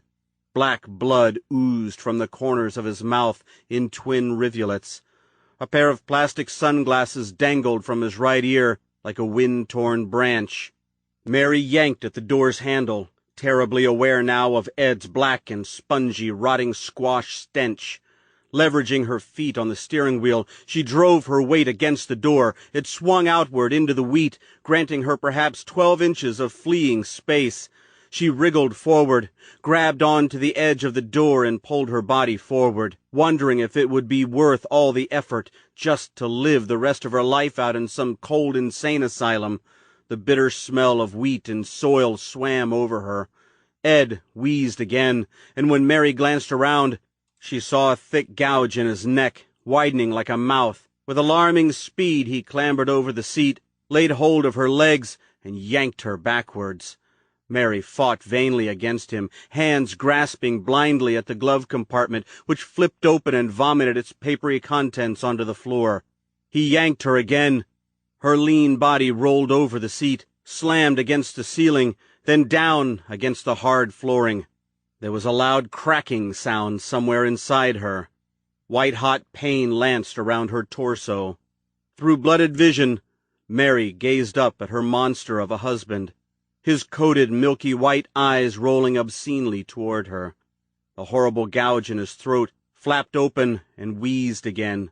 Spatters of coagulated blood flew out from it and sprayed Mary's face. Black clots of snot exploded from his nose as he regarded Mary with no prior familiarity, only purposeful anger and intent. Mary sputtered, "Ed, what is this?" Ed wheezed. Again it sounded as if he were trying to speak. Mary heard, "Dying souls." He then sprung at Mary, incredibly fast and incredibly powerful. Chapter 37. September 9th, 2005, 2:48 a.m. Johnny held a Bible in his hands. It had seen better days, tattered and torn and frayed at every corner. On nearly every page a vast array of fanatical lines crisscrossed back and forth between circles of letters and words. "If you'll notice," Henry said instructively, "and the spaces made between the bisecting lines are bold black letters, which, if written down alongside one another, spell out a phrase. It's in the same pattern on every page. It's a code." A code. A sense of wonder washed over Johnny, and despite feeling tired and achy and scared, he wanted to hear more of Benjamin Conroy's, his father's, mysterious past. Appearing fidgety and nervous, Henry leaned forward and began telling Johnny about the rituals that Benjamin had performed on himself and his family. It was Benjamin's assumption, based on the code he found in the Bible, that Jesus' rise from the dead had occurred because Jesus himself had explored the magical rituals as demonstrated in the Egyptian Book of the Dead. Henry reached over and retrieved a notebook on his desk. He opened it and showed it to Johnny. It was filled with scrawled text. This phrase repeats itself in the same pattern in 17 different places in the New Testament. "I, Jesus Christ, Son of God, beseech thee, O Spirit Osiris from the underworld, by the supreme majesty of God, so that I may benefit from your empowering gift." Henry turned the page. "And then here, this phrase is present in 15 places. Grant thyself with everlasting afterlife by sacrificing thy skin with life's symbol." At once, upon hearing the second phrase, Johnny's scar began to itch and burn. He unbuttoned his shirt and displayed it to Henry. "An ankh," Johnny said. "Life's symbol." Henry stared at the gnarled piece of skin, and Johnny could see him shuddering with even more apprehension. "I saw it. When I came out to get you from Carl's car, you were cold and twitching, having a bad dream, perhaps." 5 makeshift crucifixes, jutting crookedly up from the hard ground. Nailed upon them were bodies of a man, a woman, a young girl, a boy. And your shirt was torn. It was rolled up around your neck, and I saw the scar. I knew it was you. Johnny buttoned his shirt back up, thinking of his mother and how she'd always told him that the scar on his chest was a birthmark, a will of God. And I believed her, he thought incredulously. He felt sick to his stomach. "Henry, are these code phrases for real?" Henry nodded methodically, his gaze seemingly trying to penetrate Johnny's scar through his shirt. He leaned back in his chair and hurriedly returned the notebook to his desk. Benjamin Conroy was wholly convinced that Jesus had known all along he would be crucified, and had performed a spell from the Book of the Dead prior to his death, with the intention of returning as a savior. Henry grabbed another tattered notebook, opened it, and flipped to a page somewhere in the middle. In a tone deeper than his own, he read Benjamin's words. "I have proof of this. I have cracked a code in the Bible that reveals Jesus' use of Osiris' name in the New Testament. It is proof that Jesus himself had studied portions of the Egyptian Book of the Dead prior to his fall. Jesus rose from the dead because he evoked the spirit of Osiris. It is my opinion that these rituals can be utilized to allow me to repent for my sins in life and allow me to bring my family with me into the afterlife, where we may remain together for an eternity in peace." Johnny swallowed nervously. All this talk of Jesus and dead men and Benjamin Conroy overwhelming him. He started to feel a little light-headed again. "So, was he right? Do you think the codes are for real?" "Yes, Johnny. The codes are there. According to their interpretations, Jesus did indeed evoke a spirit to assist him with his quest to return from the dead a Savior, but it might not have been Osiris." Johnny's head thudded and whirled. His breathing turned shallow. "Who was it, then?" Henry grimaced and shrugged his shoulders. He pulled his gaze away from Johnny toward some nondescript place on his desk. "That is exactly what we need to find out." Abruptly, Henry stood, and from his desk he picked up Ed's suicide note and stared at the single word intently, as if it might contain some secret code. According to the Book of the Dead, Osiris was a benevolent god, and upon being summoned from the underworld, or astral plane, would grant the deserving conjurer his wish. If there had been any disruption in the ritual, then the spirit would depart, leaving the conjurer with nothing more than assoring memories and the will to try again. Benjamin had written in his journal that during his end-all ritual his son Daniel had instigated a disturbance that had subsequently caused everything to go wrong. Johnny remembered. "I dreamed of the golden pain, of lying prone to the elements as the hooded witnesses crowded around me, grabbing me. One of the shrouded figures let go of me and made a vain attempt to free me from the pain soon to be delivered. A sharp, burning agony seared upon my chest." He'd blamed this single instance, Daniel's noncompliance, upon all the evils that had taken over the family that fateful afternoon. But his final written ramblings show otherwise. He'd had numerous affairs with local women, and had sought for a way to repent for his sins. He felt God would never forgive him for what he'd done, that he and his family would burn in hell for his transgressions, so he turned to another God in a quest for forgiveness. Ultimately, he'd come to fear that it was something else that had ruined his lifelong efforts, something foul, that in his occultic conjurings had unwittingly become a demonologist of some sort, had summoned not Osiris, but a demon.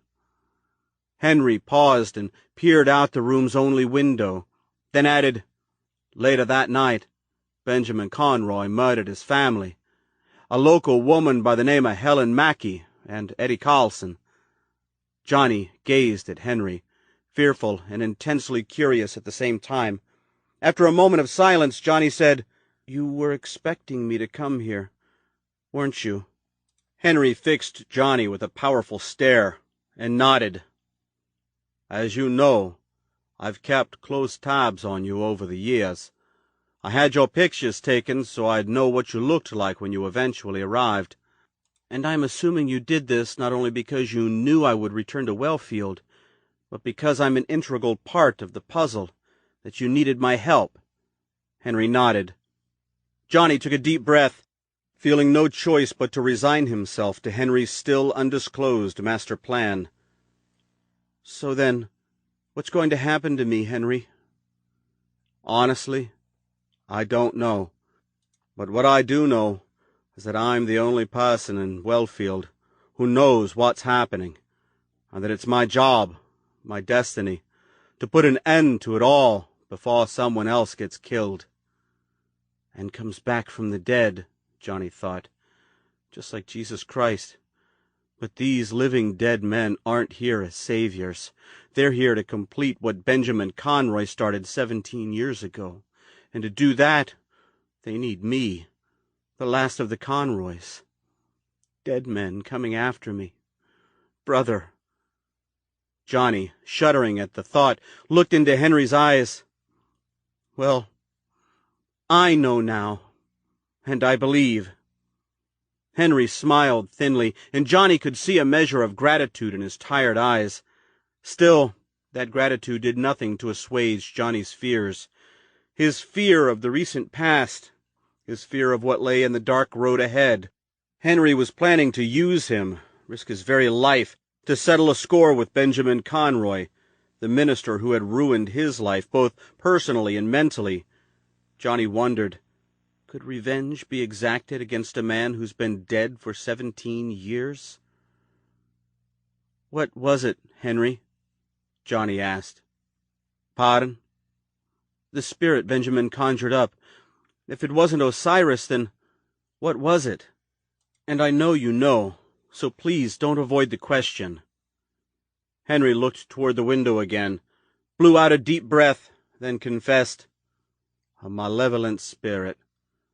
It is my opinion that it had appeared to Benjamin that fateful day as the spirit Osiris, but it was in disguise." Looking suddenly nervous, Henry stood and paced back and forth, tossing his gaze about the room as if the evil spirit he spoke of might suddenly appear. Once the spirit was evoked, it began to work its evils upon those present, upon the Conroy family. I was there, Johnny thought. What evils did it impart upon me? It used Benjamin to kill his family. As soon as they were dead, it corralled all their souls and sealed them in its domain, the place where it was evoked. "The barn," Johnny uttered, thinking again of the trap door in the loft, and how a gust of hot, stinking air geysered up from below when he opened it, how the door thumped loudly against the wall and remained perched open, how a chorus of whispering voices ascended up from the whirlpool of darkness below him, like animals bounding from a cage. "Our dying souls are free." "Correct. But, because you were never crucified, it had been unable to follow through with its intentions to deliver all their souls into hell. It's been holding them all these years, awaiting for you to return to Wellfield, so that it may gather up your soul and complete what Benjamin started. I've spent years studying the ritual, the very one hidden in the Bible and many interrelated others, and although I cannot be certain of the spirit Jesus himself had conjured, I do know that somewhere along the line Benjamin had failed in his intentions, and that the spirit he conjured was anything but benevolent. Johnny, the souls of the Conroys have returned. They believe that once your soul is gathered, they will be released by the evil spirit to commence onward toward ancestral afterlife in the astral plane. But this is not the truth. They are being misguided by the evil that possesses them. Once they retain your soul, you and the rest of the Conroys will be ushered into hell." "And this is how you knew I would eventually return here?" Johnny said. All of a sudden, the feather in his pocket grew warm. Henry nodded fearfully. "We have to stop them, Johnny. Stop it." Johnny clapped his hands over his face and rubbed his cheeks nervously. "So this wasn't about revenge after all. It was about stopping evil from carrying out its wicked deed, about protecting me. So, just how do we stop them?" he asked, his voice whimpering, scared. Henry stood. "We need to ask the only person who knows." "Who's that?" "Eddie Carlson." Chapter 38, September 9th, 2005, 3:11 a.m. Beneath the cool blue light of the moon, two bodies emerged from the back doors of a still-running van that sat in a wheat field 10 feet from the edge of Flower King Road. They staggered down the road, the ethereal glow of the van's taillights pointing the way. There wasn't a soul nor a vehicle within miles of them, as they moved steadily, purposefully, toward the outskirts of Wellfield, toward their home, the Conroy house. Chapter 39, September 9th, 2005, 3:17 a.m. "Eddie Carlson? The dead kid? Henry, I don't understand." "Soon you will." "But he's dead. Been dead for 17 years. Henry looked at Johnny, eyes dull and dry. He grinned. "If I told you the lawyer promising you a small fortune would be murdered by an escapee from an insane asylum, only to come back to life in an attempt to kill you, would you believe me?" Johnny stared expressionlessly at Henry, then shook his head. "Which leads me to another important factor. The psycho, the man who murdered Judson, is in fact David Mackey. His mother, Helen Mackey, was having an affair with Benjamin Conroy. The bodies of Helen Mackey and her husband were found murdered at Benjamin's church on the same day the Conroy family was killed. Their boy, David, who was 14 at the time, was there as well. Somehow, he survived the attack, but had come out of it severely injured, partially blinded and brain damaged. He fell into a coma for 3 years, and, up until his escape a few days ago, had lived out his days at the Pine Oak Institute for the mentally insane about 10 miles from here." Johnny shuddered. "I suppose it's no coincidence that he escaped upon my return to Wellfield." Henry nodded. "And it's no coincidence that both he and Judson were killed." He paused for a moment, seemingly trying to collect his thoughts. "It is my belief that the souls of the Conroys need the bodies of those close to their blood in order to walk the earth. And walk the earth is the only way they can come to gather your soul, to murder you." Johnny's jaw dropped. "So what you're saying is that the bodies of the psycho and Judson contain the souls of 2 dead Conroys." The words came out impassively, without a doubt or question in them. Henry nodded. "Brother." Johnny shook his head. He was tired, confused. His eyesight blurred and his stomach turned. Henry moved to the room's only closet and opened the door. "Since the animated bodies of Judson and Mackey called you brother, we can rightly assume that the souls within them are of Daniel and Elizabeth Conroy, the souls of Benjamin and Faith. They are out there as well, and at this moment are seeking recently deceased people who have held some association with you."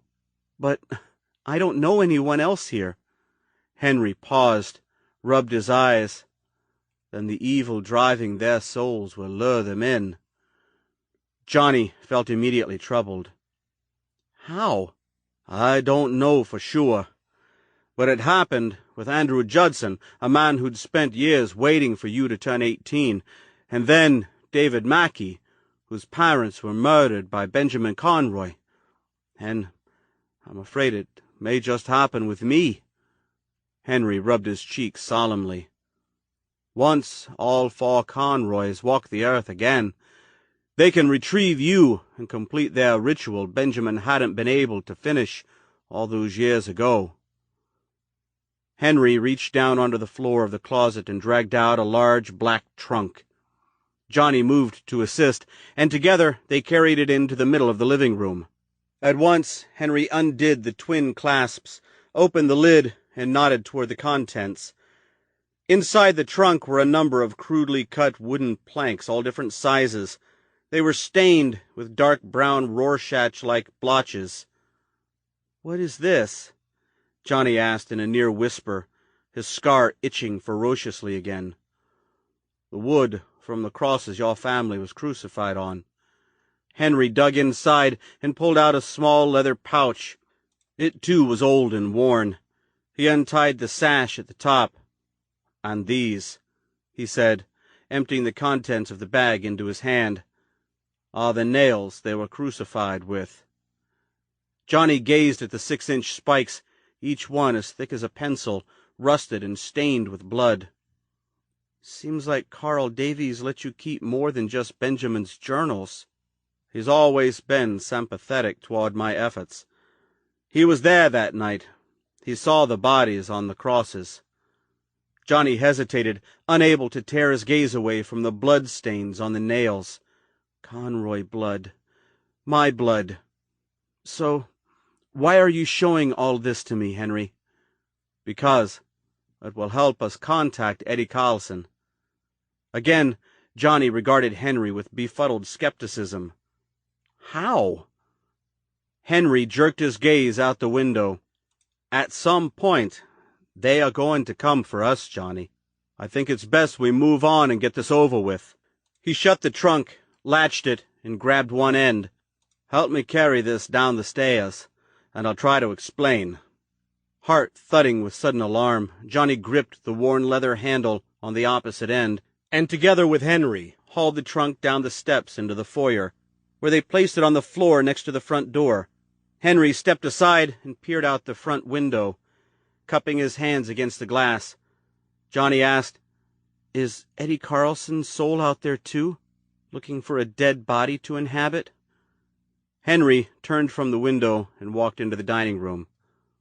"No, he was never crucified," he responded absently. "His soul is at peace." "So then, how are we supposed to contact him?" Johnny did his best to keep close to the pacing Henry, who was now peering anxiously down the hall. "A seance," Henry said, eyebrows arched with sudden concern. "Eddie Carlson saved your life once before, and I'm afraid we'll need him to save it again." He moved into the kitchen, where he stopped dead in his tracks, his face a sudden, sweaty white. Johnny, trailing Henry in footsteps, nearly slammed into him. He leaned to his left and peered around Henry's trembling body. The back door was wide open. He could see a wash of blood on the exposed jamb. And then the wind gusted in from outside and brought with it a horrible decay-like stench that was instantly familiar. Johnny peered up and saw mosquitoes the size of small birds dancing across the kitchen ceiling. "Oh, my God!" Henry shouted, bounding forward.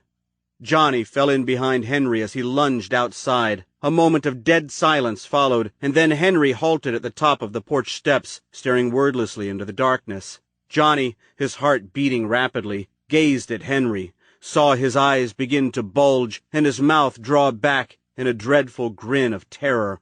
And then Henry Deptford screamed. And that was when Johnny followed Henry's line of sight and realized that the inconceivable horrors of the day had started again. There were two bodies sprawled in the moonlit grass just feet from the porch steps. One of them was the psycho, David Mackey. His body was motionless, arms and legs outstretched, from a torso bent back into a hideous C shape.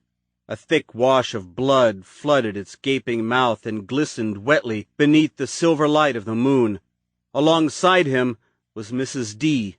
She, too, was laying in the grass, her head skewed at an impossible right angle, cheek to shoulder, a huge gaping wound in her exposed neck, gushing redly where the psycho had gnawed at her flesh. Henry stepped forward. So did Johnny, and it was here he saw Mrs. D.'s body twitching. "She's still alive, Johnny," Henry cried out. "Alive!" For a moment Johnny was prepared to agree with Henry, until her head creaked sideways, and he saw her eyes, bright and bulging and glistening malevolently beneath the moonlight, her mouth opening and closing, teeth gnashing against lips purling with blood and foam. She croaked, "Brother!" Seized with horror, tottering with insanity, Johnny gripped Henry's bicep and uttered with yoga-like calm, "We need to get out of here." He yanked on Henry's arm, and the two of them quickly staggered back into the house. Once inside, Henry released his fear. He walked unsteadily into the front foyer, and without delay grabbed one end of the chest. "Johnny, come on," he uttered weakly, eyes doused with tears.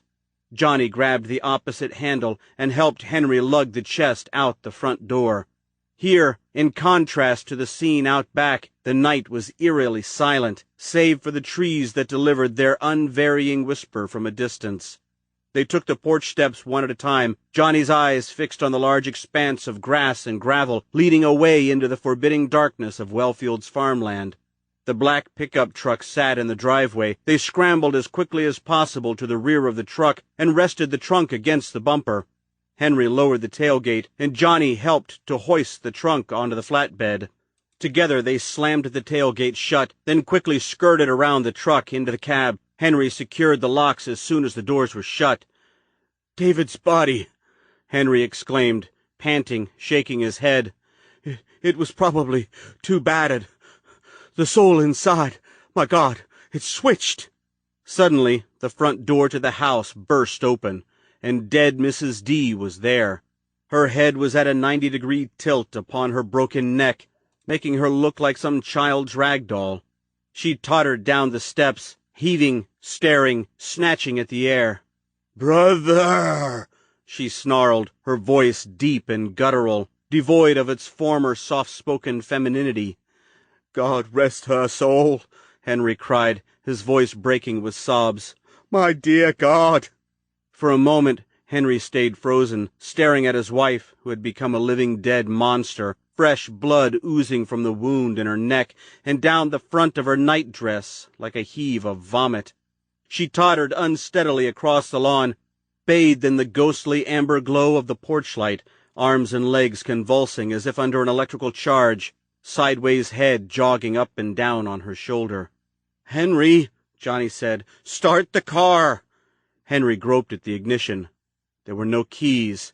"Jesus, Henry!" Johnny shouted, his mind rat-racing with panic. "Please, tell me you have the damn keys!"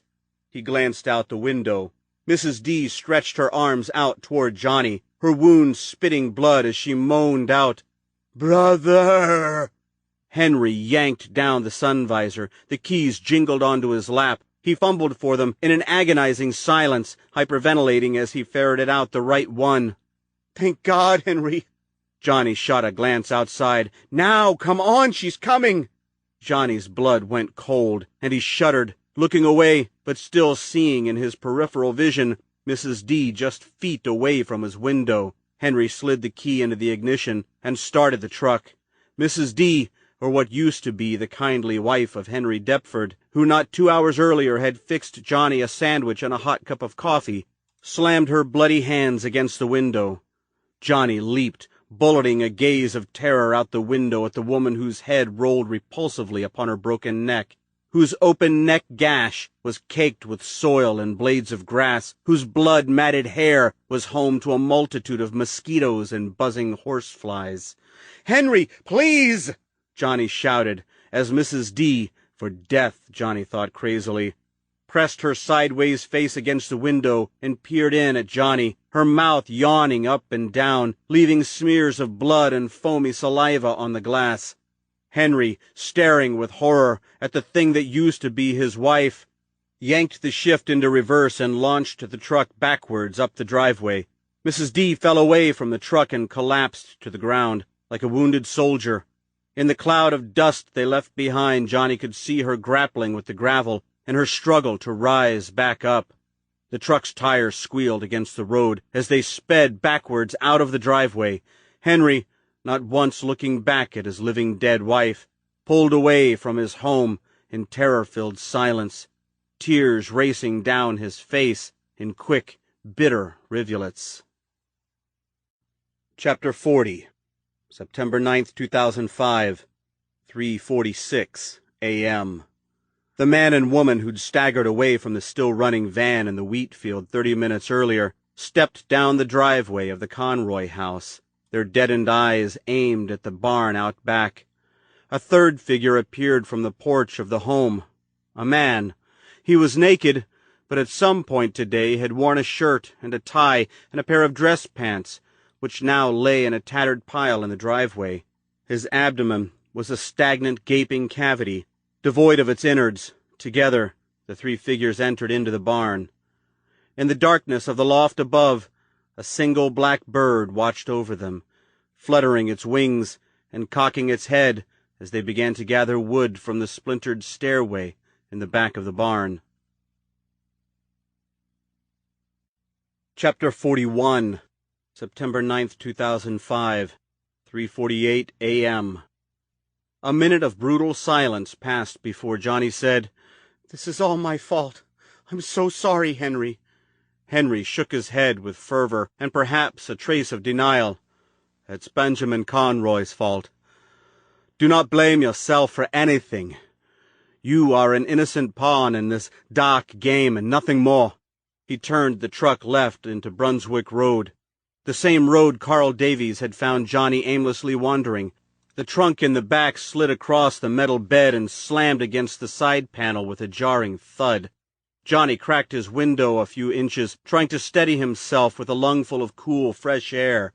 What are we going to do now? Where are we going? We have a very little time, Henry replied, his voice cracking. He sounded suddenly disoriented, lost in mind and thought. When Johnny gazed over at him, he saw a pale, wandering expression painted on his face. Seeing your wife get killed and then coming back from the dead will do that to a man, Johnny thought matter-of-factly. Henry continued, I never imagined it would happen this way, this quickly. I mean, how could they have known to find you at my home? Unless what? He coughed loudly, eyes tearing, then said, It states in the Book of the Dead that evil's messenger will leave behind an object, a homing device, if you will, to help keep its target in sight. Something must have drawn them to us, Johnny. It's the only explanation. At that moment, the feather grew warm in Johnny's pocket. Another wave of fear mounted in his stomach like an icy weight. Oh, my God. He dug out the plastic bag, tweezing it between his thumb and index finger, gazing speechlessly at the long black quill within. What's that? A feather. I found it on the fire escape of my apartment the night Ed killed himself. I think it may be what attracted them to us. To me. Get rid of it, Johnny, Henry said uncomfortably, not looking over at it. Now! Johnny hesitated, his hands trembling at the mere thought of ridding himself of it. Whatever this feather was, what it represented, it was still working its sinful magic on him, endeavoring to maintain its hold on him. Johnny knew it, but he couldn't do anything about it. Now! Henry shouted. Johnny beat back his lying instincts, and in a quick, fluid motion let the bag fly out the cracked window. As soon as the bag and its feather vanished into the night, a tidal wave of weakness, both mental and physical, washed over him. The grayness that had pulled him away from reality earlier in the evening threatened to bury him again. His head bobbed forward, his breathing suddenly ragged and whistling. "Stay with me, Johnny," Henry pleaded, slowing down the truck so he could focus on Johnny's wavering state of mind. "That feather carried with it a false illusion of strength. It was pinned upon you by the evil's compelling spirit, furnishing you with a false sense of energy to continue on. But now it's lost its grasp on you. You now have the ability to shun its dark command. You have the strength and the will to carry on. You've come this far. Don't give up now." Henry's words filtered into Johnny's consciousness like a hypnotist's closing dialogue. He felt himself being pulled away from the invading blackness, back toward the living world. He opened his eyes, and despite feeling weak and nervous and out of control, the grayness in his sights melted, and he came back around again. He opened his eyes, took a deep breath, then looked over at Henry. "You okay?" Henry asked. Johnny shook his head. "I don't think so. I feel weak, confused, scared, and understandably so. The evil influence that has bestowed upon you the strength to carry out its deed is now gone. It's your own resolve and your desire now that will drive you to defeat it. You have control of your destiny. Be strong, Johnny." Johnny's mind's eye glimpsed back over the last 12 hours, and at once couldn't comprehend the wealth of evils he'd encountered. Everything that had happened to him didn't seem believable now.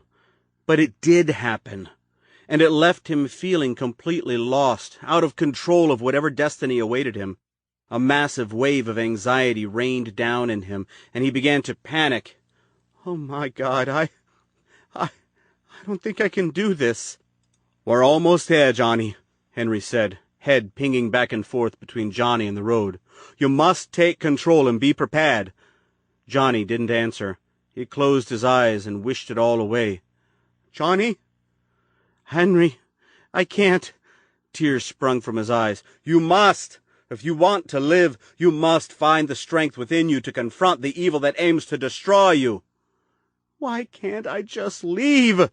he shouted amidst the downfall of cries, in spite of knowing the answer.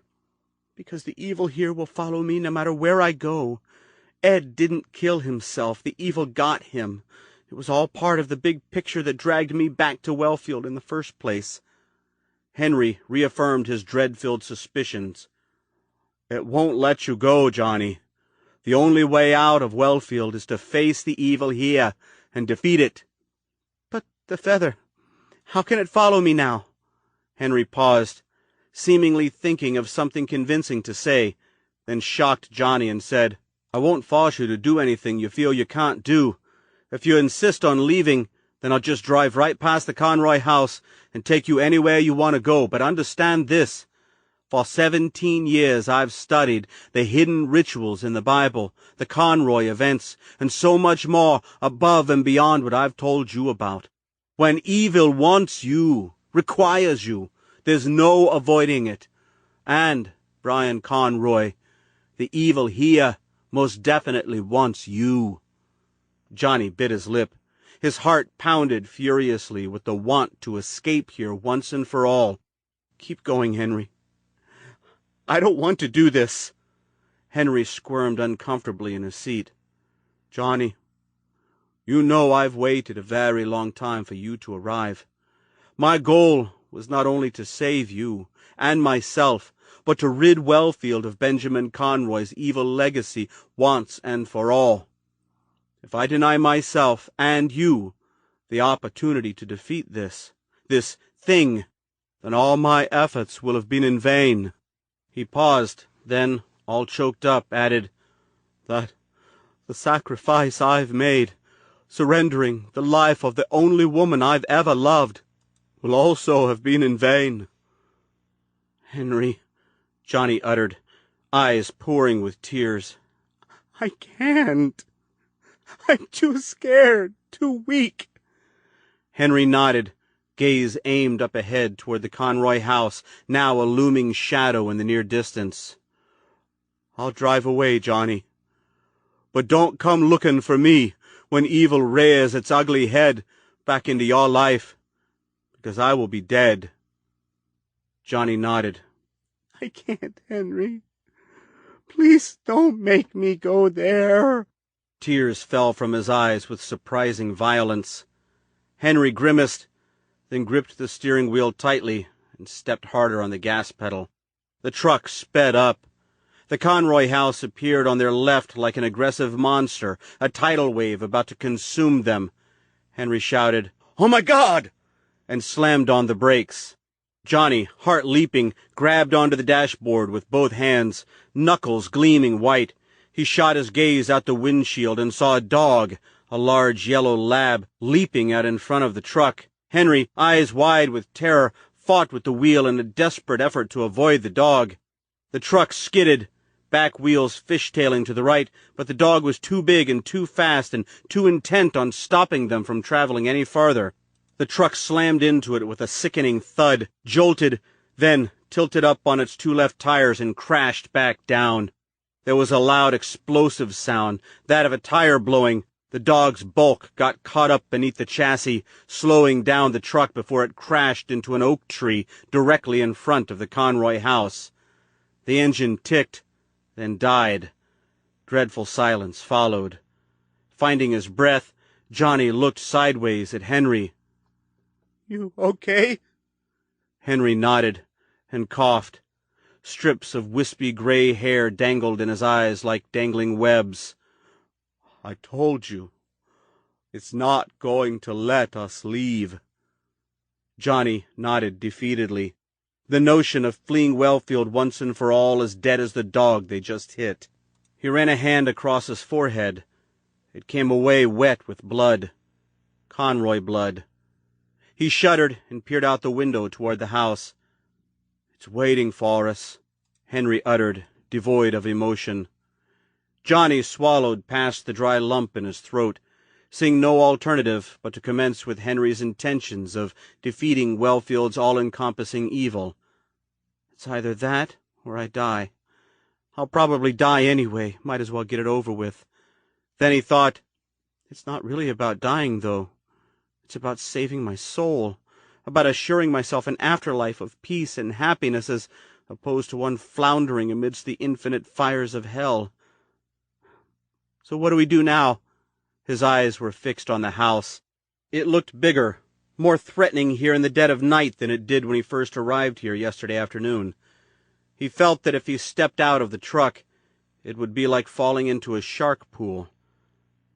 We need Eddie Carlson.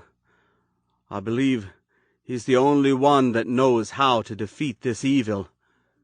Johnny wiped his bleeding forehead with the bottom of his shirt, Henry's shirt. With a sudden unexpected surge of vigor, he said, "Is this a realistic move? I mean, the goddamn ghouls out there that want to kill us. I really don't think we have time to light candles and burn incense and call out for some dead teenager." Henry, also gazing at the house, said, "This isn't the movies." He leaned over and opened up the glove compartment. From inside, he retrieved a large utility flashlight and a handgun. He checked the chamber of the gun to make certain it was loaded, then spun it closed. This former sheriff wasn't going to give up all his privileges. He opened the door and slid out of the truck. "Come on, help me with the trunk." Chapter 42, September 9th, 2005, 3:59 a.m. The two men and the woman dragged the wood from the broken staircase into the center of the barn. They moved slowly, their foam-coated eyes not aimed at the task at hand, but upwards toward the blackbird that watched them from the edge of the loft. They used 4 of the steps to leverage one of the side beams into a vertical position, with nearly 12 inches of its base buried firmly into the hard soil.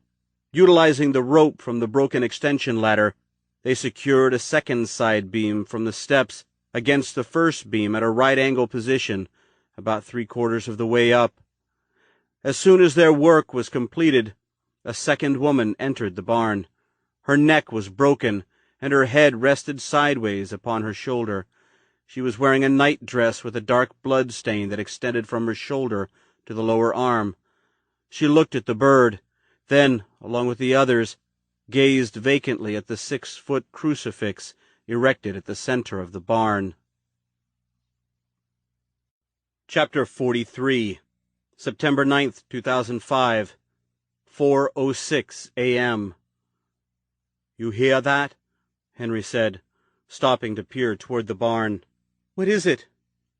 "It's them." Johnny eyed the barn nervously. It sat beneath the moonlit gloom, amidst the tall grasses, like a huge spider priming to leap across its web. The lone window frame beneath its peak stared down at them like a reproachful cyclopean eye. "I can smell it," Johnny thought, "and it reeks of death."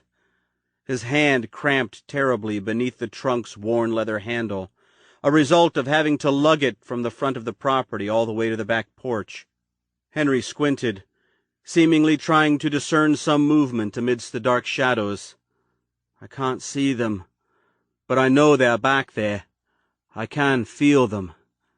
He stood stiff and motionless, staring, listening. A few tense moments passed, and Johnny saw something in Henry's face that triggered a flood of discomfort in him. Perhaps it was the man's eyes, all wide and glassy and glued unwaveringly to the darkness, a darkness that revealed nothing to Johnny's jaded gaze. Or maybe it was his lips, flat and wet, grinning slightly as though he were unsoundly amused. Finally, Johnny whispered, "Henry?" Henry remained still, oblivious to Johnny's voice and the urgency of the task at hand. "Henry?" Johnny uttered again, now using his free hand to nudge Henry's arm.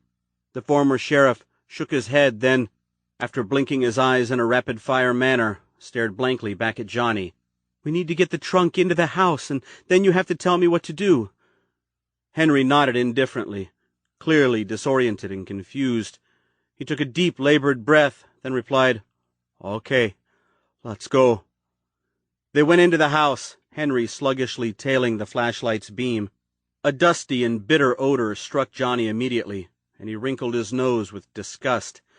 It didn't smell like this earlier today. It smells like dead things now, he thought. Ancient dead things. After Johnny locked the door behind them, he followed Henry's lead through the kitchen, moving down the hallway into the living room. When they reached the bottom of the steps, Johnny peered up into the pitch darkness of the second floor and wondered with dismay what kind of evils lurked up there. Henry continued into the dining room, and Johnny followed, shuddering as he crossed the threshold. "Haven't been here since the day it all happened," Henry whispered, eyeballing the moldy mattress leaning up against the wall. "I remember it like it was yesterday." Johnny had heard Henry's words, but his understanding of them was hindered by the sheer mental force of seeing Andrew Judson's blood on the floor. Feeling suddenly panicked and in a wealth of hand-cramping pain, he stopped and released his end of the trunk. It thumped loudly on the floor, rattling the windows and shaking the dusty light fixtures. Here he remained, unmoving, staring at the dimly lit puddle, still damp and tacky and glistening, peppered with mosquitoes and moths that had met their fates in the mess like birds in a prehistoric tar pit. "Dying souls," Johnny gasped. His hand went to his mouth, his eyes wide with horror. Had he just heard a voice from the blood? No, it couldn't be. He was instantly aware of the hair on the back of his neck standing on end, as though a charge of static electricity filled the air. He tore his gaze away from the black pool, thinking for a split moment that he had seen a slight ripple of movement in its reflection. No, I did not see it move. I couldn't have.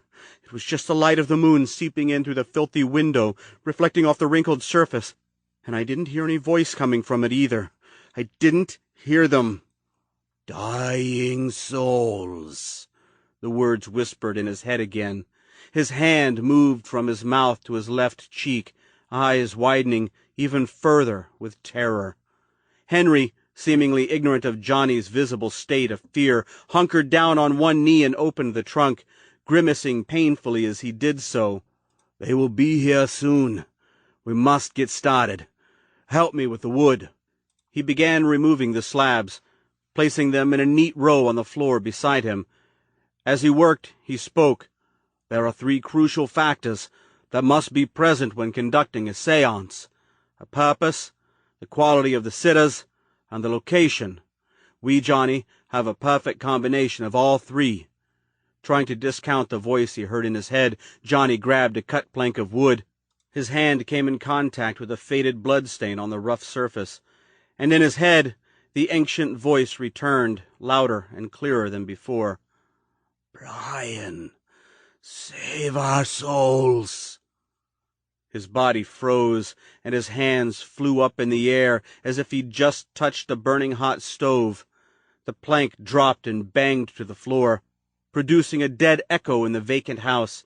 Dust sprung up in a gray cloud around him. His eyes bulged. His chest crawled with fear and loathe and icy coldness. His eyes shifted to the pool of blood, and this time he did see a shadowy ripple in it, as though a ghostly finger were painting out a line on its surface. "What's wrong?" Henry asked worriedly, brows drawing together, wet lips still grinning oddly, crazily. "They're here," he uttered, softly but hysterically. His throat felt as if it had been coated with tar. His heart hurtled in his chest. "Then we must begin now." Henry lassoed the tie-top from the pouch of nails around his left wrist, then squatted down on the floor alongside the row of wood. He looked somehow different, pale and sickly, cheeks and lips trembling like a man in mid-heart attack. "The wood and the nails and the house will all serve as a symbolic connection to our purpose." He set the flashlight down between them, facing across the room, so that its beam provided enough light for the both of them to see one another. He then removed the gun from his belt and placed it between his legs. Johnny, paralyzed with fear and uncertainty, remained standing. He kept looking back at the moving blood puddle, at the filth-encrusted window, then at the sitting-room doors which were still opened from when the psycho leaped out and stabbed Andrew Judson with the garden spade. "Johnny, please," Henry said urgently. Come sit before me, and take my hands. Henry held out his hands, palms facing up, the pouch of nails hanging from his wrist like a carcass from a tree limb. In the dim light, Johnny could see a queue of thick, bleeding calluses just below his flexing fingers. Johnny shook his head and drew back, afraid to come any closer. Tears ran from his eyes, cutting across the thin layer of dust that settled on his cheeks. From the kitchen came a rattling sound at the back door. Henry pinned Johnny with a severe glance, lips and eyes now drawn with anxiety and fear. "Now, Johnny, come here now!" Outside, the breeze picked up and shook the cloudy panes of the room's only window. Johnny bulleted a glance toward the window and glimpsed a pallid shadow stirring just beyond the grimy surface. Interchanging swells of coldness and warmth swept through him. He ran his hands through his hair, suddenly sick to his stomach. He tried to step away, but his legs and feet were numb with fear. Without notice, Henry leaped up and grabbed hold of Johnny's wrists. The man's fierce, abrupt hold startled Johnny. They locked gazes for a split moment, and then Henry, face strained and pale, collapsed back down, pulling Johnny down with him, right on top of the wooden crucifix planks. "Brian Conroy, save our dying souls." Johnny whimpered in pain, in shock. He made a weak attempt to pull away, but Henry had him good and tight. The sick feeling in Johnny's stomach turned to nausea, and there was a thought in his mind that he might throw up right in Henry's lap. The door in the kitchen rattled louder. The moving shadow at the window began clawing against the panes. Somewhere outside, Johnny heard a muffled banging, like an incessant fist against an impassable door. Thump, thump, thump. Henry closed his eyes, and in near silence began to pray. He was still gripping Johnny's wrists with both hands, pulling them now into his chest. All the noises just beyond the walls of the house grew louder, closer, setting a violent fear into Johnny more potent than the fear he'd experienced upon confronting the living dead men. The living dead men, he thought madly. They're coming after me again. And it came to him suddenly that there'd be 4 of them now, that if all 4 of the Conroy souls had finally tracked down recently deceased bodies to inhabit, then 2 more people he knew, had had some association with, had been killed. Johnny made another attempt to pull away from Henry, but the man had him fettered in an unforgiving grasp. At that moment Henry began to utter a wheezing sound. It carried in it some foreign language, one Johnny didn't recognize at all. Henry's eyelids shot open, divulging wet, bloodshot eyes.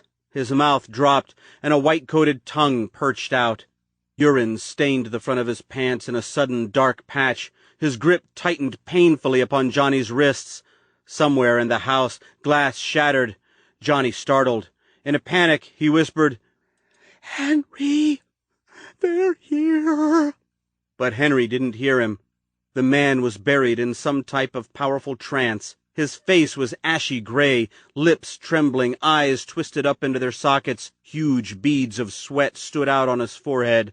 There was a banging sound in the room, and Johnny twisted his head toward the window, where the looming shadow was striking against the grimy panes. One of the panes shattered, and a bloody, wasted hand clawed through, the fingers swollen and creaky, flexing blindly into the air.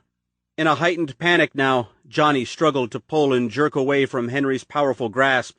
Henry, responding with a tighter grip that rattled the nails in the pouch, continued producing incoherent mumbling sounds, until suddenly one intelligible word whispered out amid all the garblings. "Eddie." Somewhere in the house, another window shattered. The clawing hand at the dining-room window hacked away at the rotted frame, causing the paned glass to collapse inward. It dangled over the sill, scraping against the water-stained wall like a wind-torn branch. Strangled moans leached in from outside and assaulted Johnny's ears like a fatal virus. A second, deadly, festering hand bludgeoned its way inside.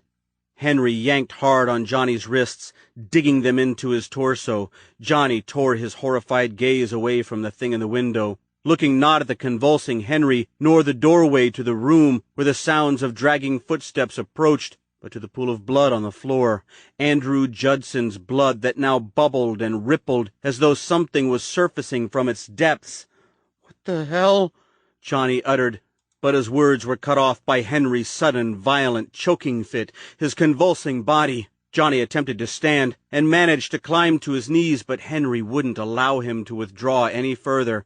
Johnny shot a gaze back to the blood on the floor and watched with gross fascination as the undulations began to branch out from the jagged periphery like meandering trickles of water along the surface of a windshield.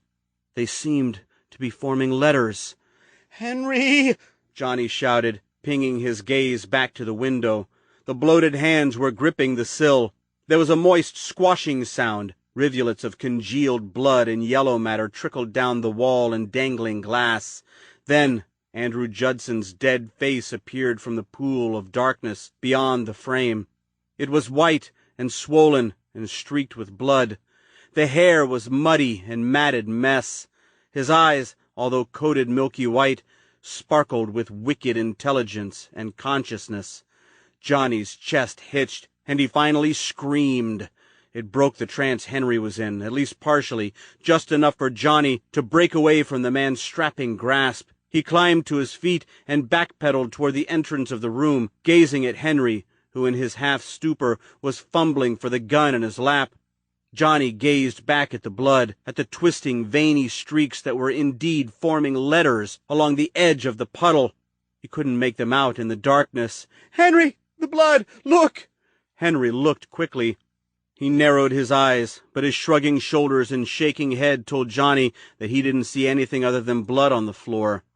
In his peripheral vision, Johnny saw a flicker of movement to his left. He whirled and saw them, standing in the entrance to the room. His parents, his dead parents, Ed and Mary Petrie. Stunned into a new level of fear and disbelief, Johnny staggered back. He tripped over his own feet and thudded down on his rear. An explosive jolt of pain burst across his lower back, and his breath corkscrewed in his lungs. The familiar invading grayness that had assaulted him earlier seeping into his sights, reacquainting him with semi-consciousness. Yet, in spite of everything, he was still able to clamber back against the moldy mattress, all the while gawking incredulously across the blurring vista toward the two monsters that had once been his parents. He wondered with shock and dismay as to how they managed to get to Wellfield, and what had happened to them in the process. Ed killed himself, but Mary? Mary, as she stepped into the flashlight's beam, Johnny could tell that she hadn't died that long ago. Unlike Ed and Judson, she still retained most of her facial features, despite having turned a pale blue color. Her hair was Einstein wild, infused with bits of hay and dead grass. Her mud-spattered dress was torn open, and her pale, flattened breasts pendulated as she shuffled into the room. Both she and Ed carried with them an unbearable stench. Ed more so, Johnny thought absurdly, like a heap of dead fish turned to chum sludge beneath a hot summer sun. Mary's mouth dropped open. Thick black fluid oozed jelly-like from it as she croaked, "Son." So there was the soul of either Faith Conroy or Benjamin Conroy himself, free after 17 years of otherworldly confinement to retrieve its son's soul, so the family could commence toward their goal of ancestral afterlife. Johnny remembered what Henry had said.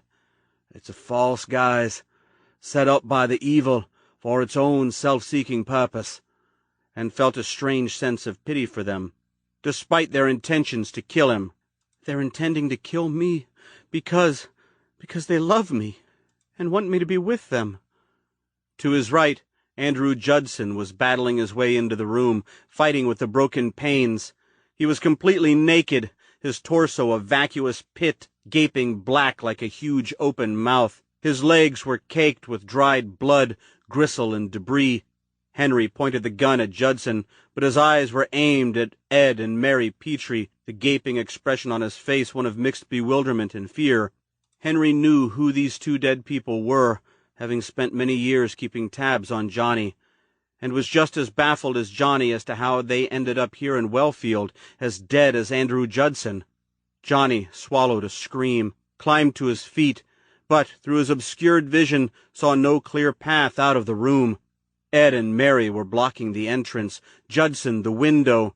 He fixed his sights upon the sitting-room doors 20 feet away, but all too late now. Mrs. D was there, clawing mindlessly at the jamb with her sideways head and vertical mouth chomping back and forth, whispering, "Brother!" Andrew Judson twisted his neck toward Johnny. It made a rusty hinge-like sound. He moaned, "Brother!"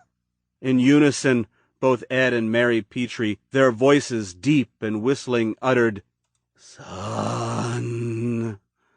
Johnny took a shaky step forward, keeping himself at a fair distance from all the living dead Conroys. He fixed his eyes for a split moment on the blood puddle. He could see the meandering lines now, branching out from the jagged circumference to form 2 words, and they read, "Fifth nail." "Henry!" Johnny shouted, pointing. "Look! The blood! Look!" His heart was pounding so fast now that he couldn't discern the individual beats, and he thought for certain that it would explode any moment. Henry, trying to look everywhere at once, fired the gun at Andrew Judson. The bullet entered into his gouged midsection and exited out his back, punching a hole in the wall behind him. Plaster and dust flew everywhere, but it didn't stop him. "Jesus Christ!" Henry shouted in a panic, firing the gun again, this time tearing out a hole in Judson's neck. Judson collapsed down on the ground, flailing like an upturned cockroach. A gush of ichor, as black as oil, oozed out from his neck onto the floor. Johnny shouted, "Fifth nail! It says fifth nail!" His skin seemed to ripple beneath his clothes upon uttering the words. Henry made a gagging noise, his eyes locking with Johnny's. "Where, Johnny? Where does it say that?" Johnny felt a clear and unmistakable frustration rise in him. He turned, and his eyes locked with Ed and Mary's eyes. Almost instantly he sensed the true feelings of the souls within the rotting husks of the couple who had raised him. He sensed that they were hurting, had suffered terribly all these years, trapped amid the domain of some terrible evil force that had come to them with promises of blissful eternity. They'd been taken for fools even after death, and despite having obtained their just deserts for playing with evil's fire, had in truth wished for nothing more than to bring their final blood with them into the afterlife.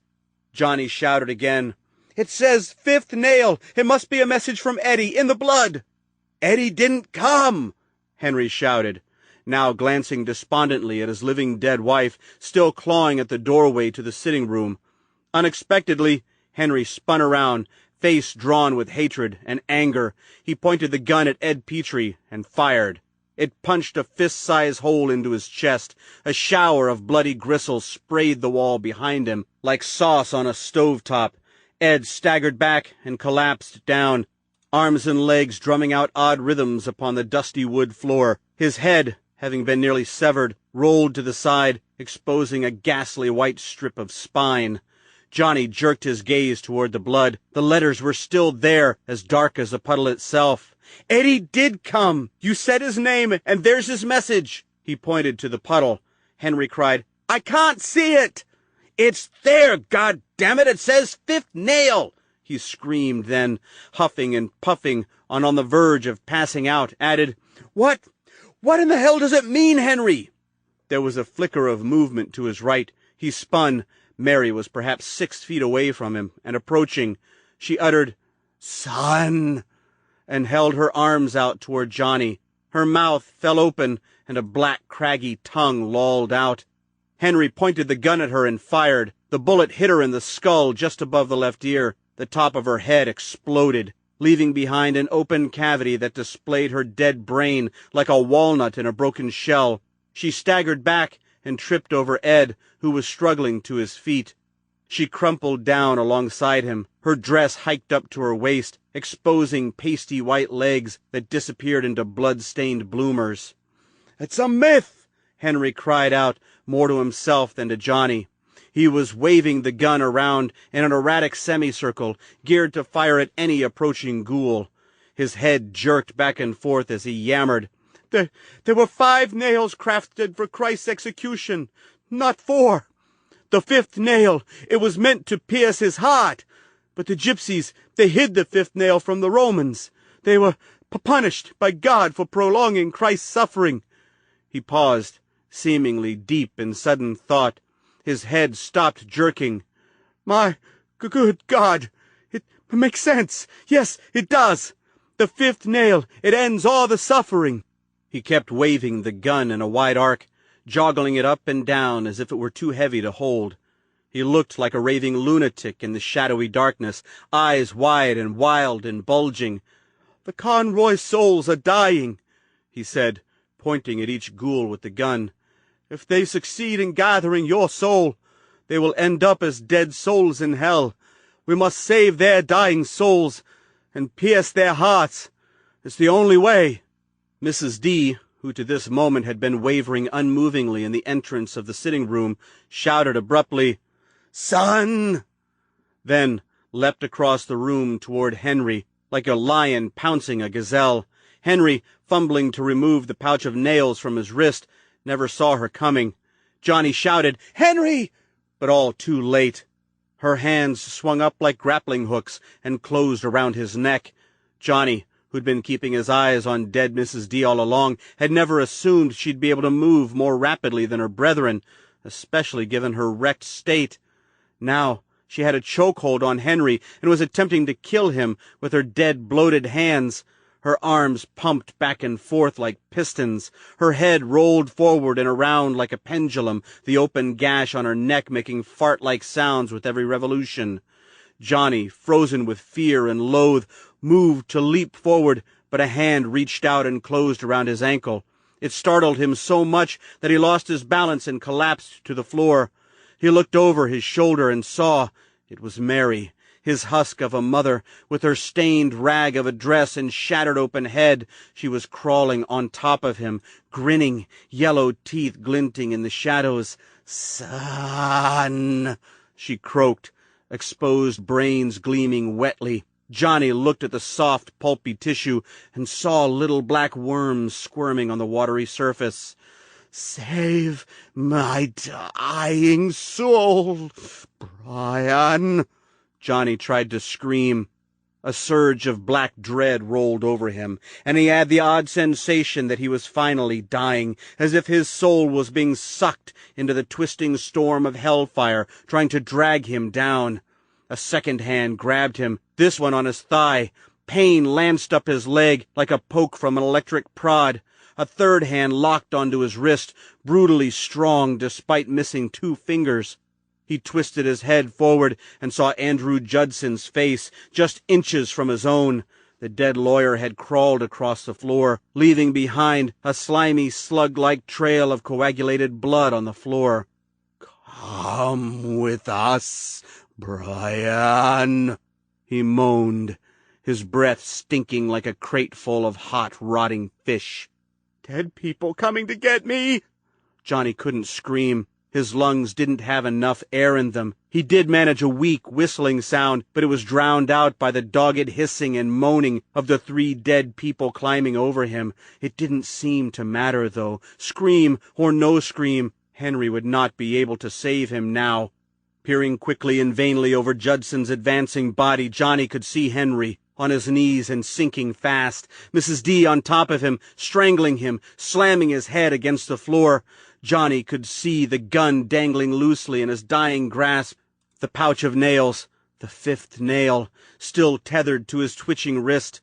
The dead, pallid hands clawed furiously at Johnny's clothing. His skin, he twisted and bucked, but it did him no good. His mind, flirting with insanity, clicked and snapped, and the grayness in his sights, that familiar grayness, returned full force, like a sudden surge of water filling his head. His chest finally disengaged, and he managed to scream, but no one alive or conscious was around to hear it.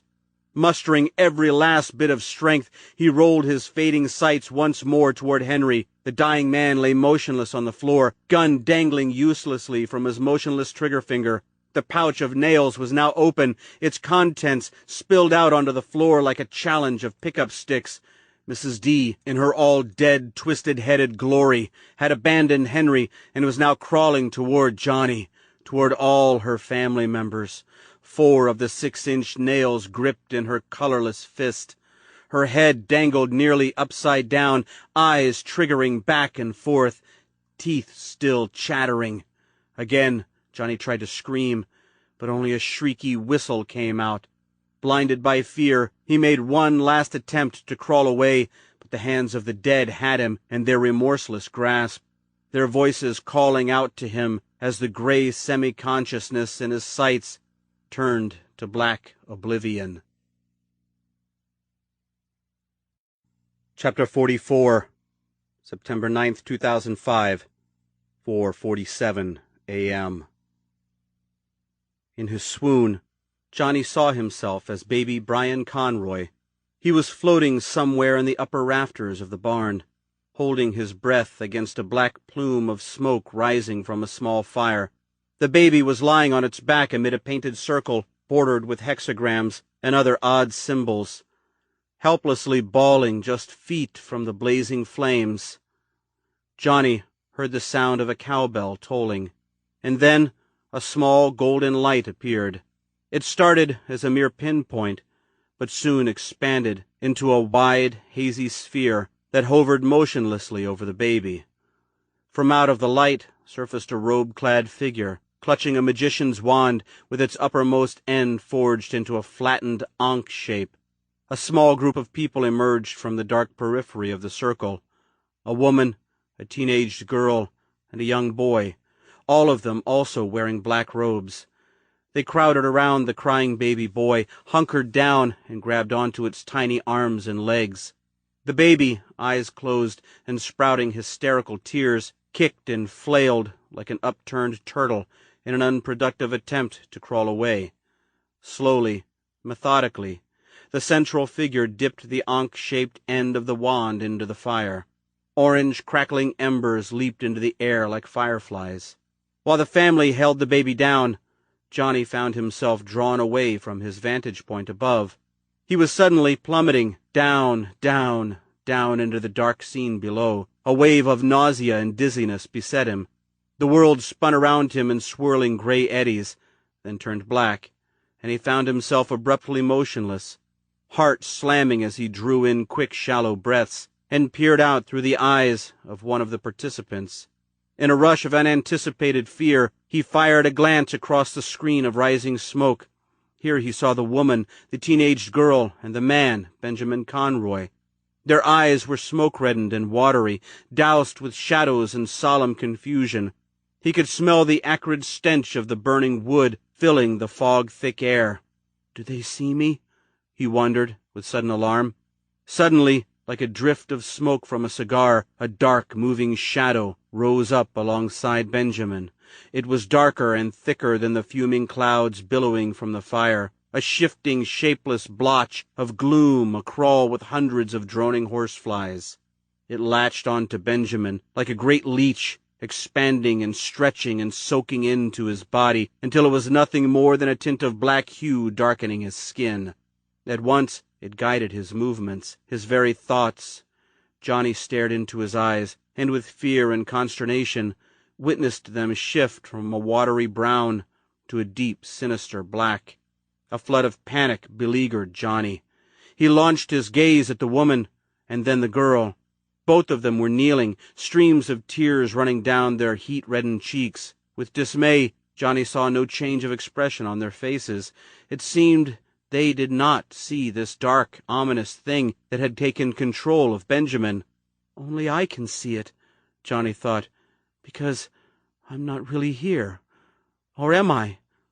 Benjamin pulled the red-hot Ankh out of the fire, and with 2 hands held it up over baby Brian.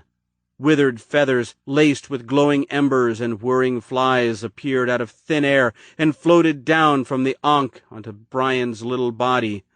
The baby wailed, and Johnny glimpsed around again. The panic within him surged, and when he flinched from it, he recognized with unforeseeable alarm that he had gained control of the body whose eyes he looked out from. Benjamin Conroy's son, his very own brother, Daniel Conroy.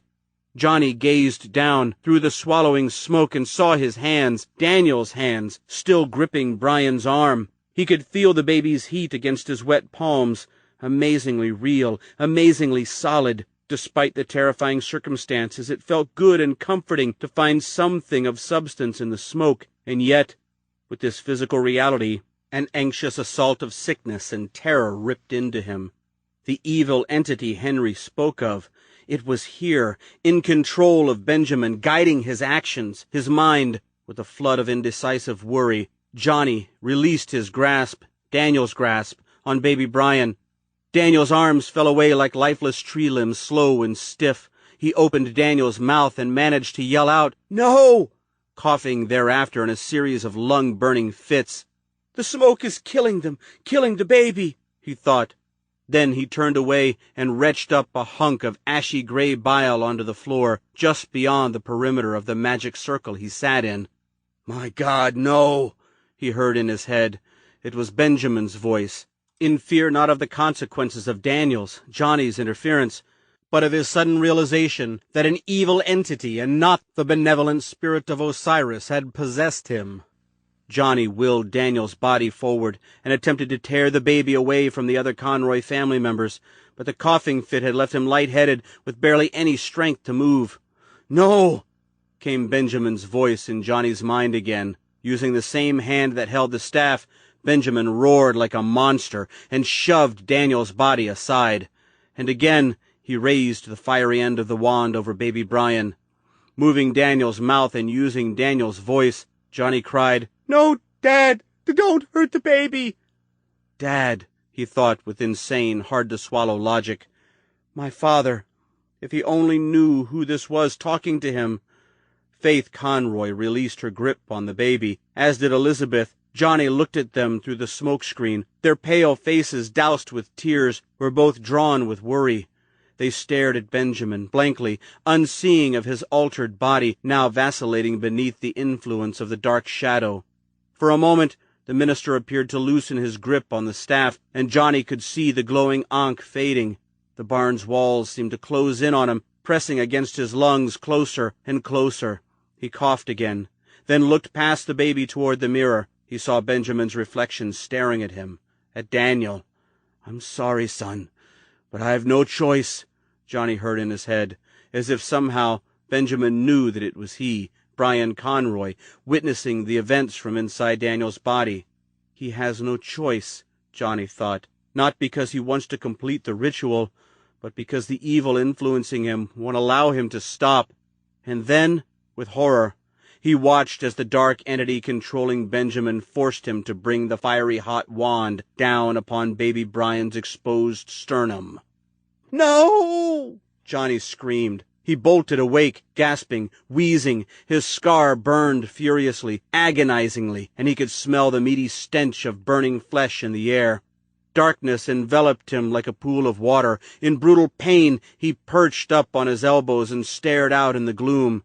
He was about to shout when a large blackbird landed on his bare chest, its taloned feet piercing his burning scar. He screamed and fell back, wincing in pain as the bird pecked him, and a warm trickle of blood jeweled from his chest. The bird, beak smeared with Johnny's blood, contemplated Johnny with beady black eyes that brimmed with cunning and intelligence. It flapped its wings once and took off, leaving behind a sole feather upon his scar, like a gift. Johnny pressed his right palm down in the cool, hard soil. With a groan passing his lips, he pushed himself up. He reached for the feather. Like a shot from a gun, they were on him, groping hands, putrescent and filth-slimed, pulling and squeezing his arms, his legs, his neck. He fought hard against them, as much as his fatigued body would permit, but they were too great and too strong, utterly determined to complete the ritual their patriarch had initiated 17 years earlier. With a single upright thrust, they hauled him to his feet, securing him in place as he slumped from madness, pain, and fatigue. The barn doors creaked open. "Son," crooned a voice. Cool blue moonlight and early morning mist pooled in, igniting the chilling scene, and Johnny realized with a giddy sort of horror that the voice belonged to his mother, Mary Petrie. She entered the barn, a crooked looming silhouette against the moon's splaying backlight. She lurched toward him in stagger steps, managing not to fall. In her right hand was a ball-peen hammer, its heavy-headed weightiness arcing to and fro, parting the mist at her sides like a clock's pendulum.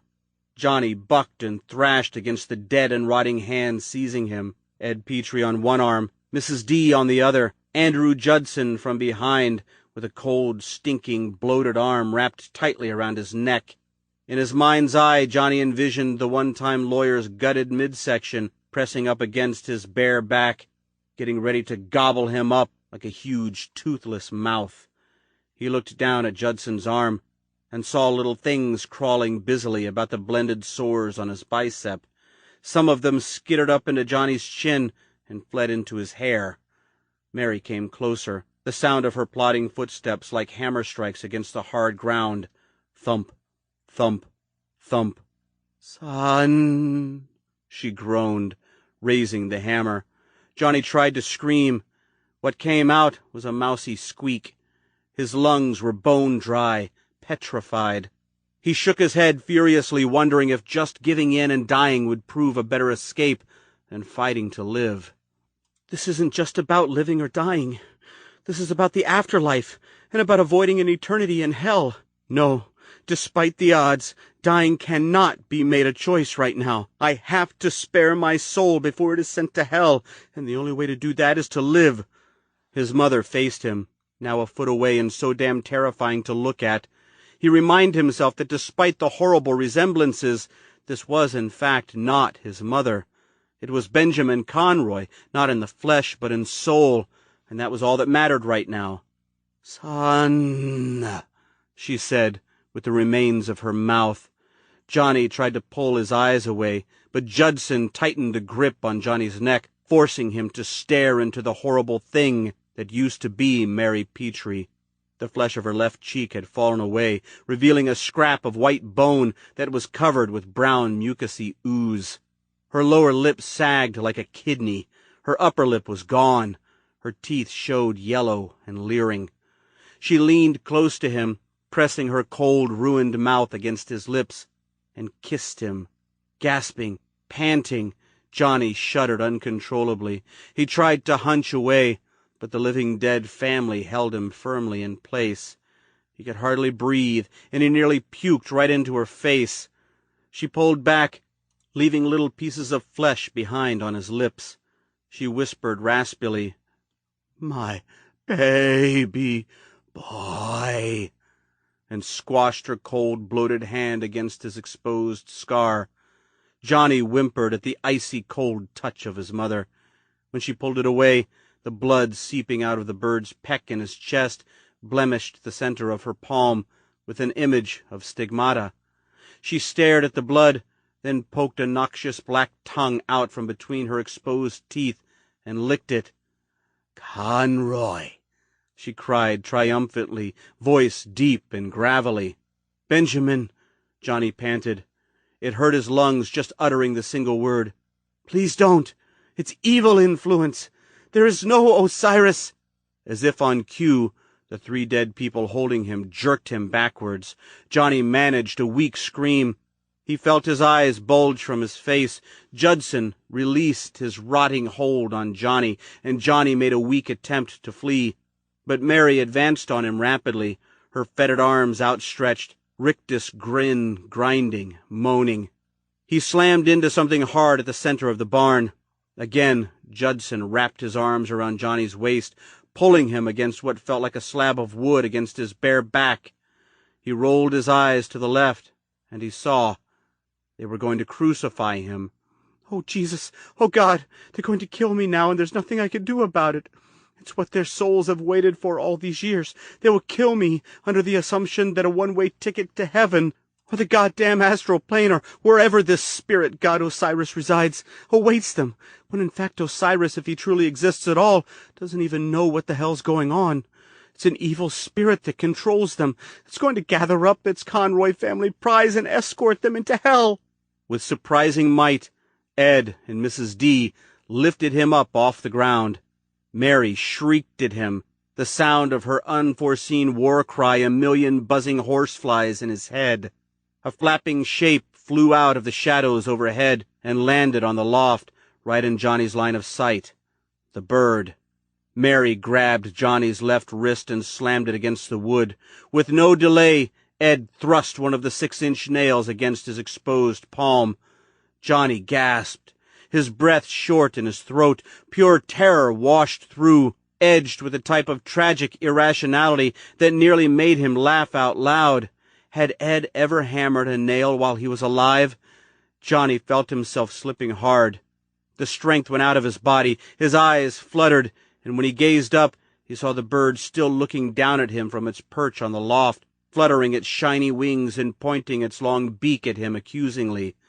For a brief and utterly definitive moment, and the time it took him to suck in a breath and blink his eyes, the bird changed.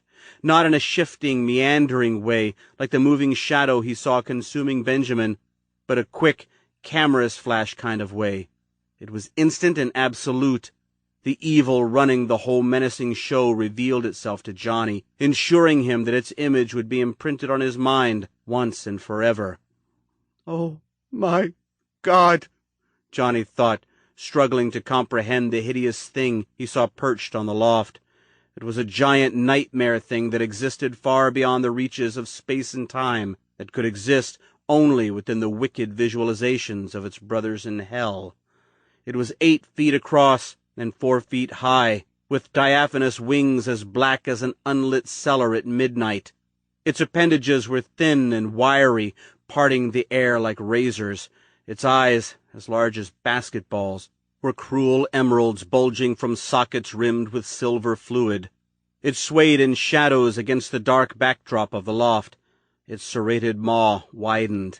A sucker-like proboscis rolled out and lapped against its bristly skin. Is this its true shape, or is it just playing with me, distracting me? Does it really matter anyway? This hideous display is evil's surefire way of preventing me from interrupting the task at hand. Then, as quickly as it revealed itself to Johnny, it was gone. Here 1 second, gone the next, back to being an ordinary-looking blackbird. It squawked once, mission accomplished. Johnny tried to buck against the holding hands, but before he could even budge, Mary swung the hammer over her shoulder and drove the nail Ed held right through his palm, securing it to the wood crucifix. It felt as if a charge of dynamite went off in his hand. Bright flashes of light fired and whirled in his brain. He slumped down, pure dead weight now, treading in a pool of semi-consciousness as the hot seep of his blood pooled against the brutal, unbearable cold of his hand. The dead people fixed his right hand against the wood of the crucifix. Johnny managed to come back around, engulfed in yet another wave of hysterical panic. Through distorted vision, he shot a gaze back up at the loft. The bird was gone. In its place was another apparition now, that of a young man wearing a football jersey. He was holding what appeared to be a gallon can of paint in his hands. His skull had a large gaping hole in it. A jellyfish-like swell of brains welled from the jagged crevice. Eddie Carlson, Johnny thought, and the apparition nodded slightly. Seemingly the dead people holding the souls of the Conroy family didn't sense Eddie's ghostly presence. They continued to carry on, unknowingly, with the deadly task at hand. Johnny, despite his agony and looming demise, remembered what Henry had said back in his office. "Eddie Carlson saved your life once before, and I'm afraid we'll need him to save it again." Has Eddie come back to save me? He gazed up at Eddie's ghost. It immediately vanished, winking out of existence just like that. Johnny heard a whooshing sound and felt a cold rush of wind. "Oh, God, did I really see him? Or was it my tortured mind teasing me with hopeful games? Damn it, please help me, please!" As Ed and Judson held his other hand against the wood, Mrs. D, her neck wound gaping and seeping like a bloody maw, pressed a nail against his exposed palm. Mary raised the hammer. And then something incredible happened. Mary froze, her hand still perched in the air, poised to strike. Her partially missing mouth chattered, and then she wailed the agonized shrieks of 1,000 hellhound voices. A bloody, seeping patch appeared between her filthy, sagging breasts. Punching out from the center of the spreading wound came the point of a thick nail. Twisting, rotating, jerking up and down like a hatching beast, the hammer fell from her grasp and clunked on the hard ground, kicking up puffs of dust and grit. A pitch-black shadow, as dark as a flood of crude oil, shot out from her mouth and settled up in the hidden recesses of the loft. Her body collapsed to the ground like a dropped burlap sack, dead and useless. Behind her stood Henry Deptford, one hand doused with gore, the other gripping the pouch of nails. His eyes were dark, empty orbs, devoid of conscious thought and reason, working solely on instinct and the will to complete his own lifelong task, not unlike the Conroy's. In the pallid light, Johnny could see a ring of violet bruises around his neck, deep and purple where his former wife had burrowed her cold, dead thumbs. Moaning incoherently, Ed staggered away from the crucifix across Johnny's line of sight, his rot-blackened arms raised toward Henry, the soul within his disintegrating body primed to murder him for his sudden aggression perpetrated against his family. Henry stepped back. Quickly, he rifled through the pouch and yanked out a nail, and in a continuous swooping motion drove it home, right into Ed's unbeating heart. Ed froze, eyes bulging, arms sticking out like dead tree branches. He opened his mouth hideously wide, and in deadly silence vomited a black, writhing ectoplasmic cloud that leaped up into the rafters of the loft. Like a grotesque slug, his body writhed for a moment, then collapsed to the ground in a cold, motionless heap, alongside his wife of 30 years. Somehow, calmly and quietly, Henry gazed to Johnny's right, and like an archer prepping to fire another arrow, removed another nail from the pouch. Johnny thumped and shrieked, shuddering beneath the cold, bloody hand still gripping his body. Pain darted from his hand through his chest like a charge of volts. Like earlier, Mrs. D had proved herself the quickest of all the dead people. With a rage-filled shriek, she lunged forward and went for Henry, hands at once grasping his neck. Henry shrank back.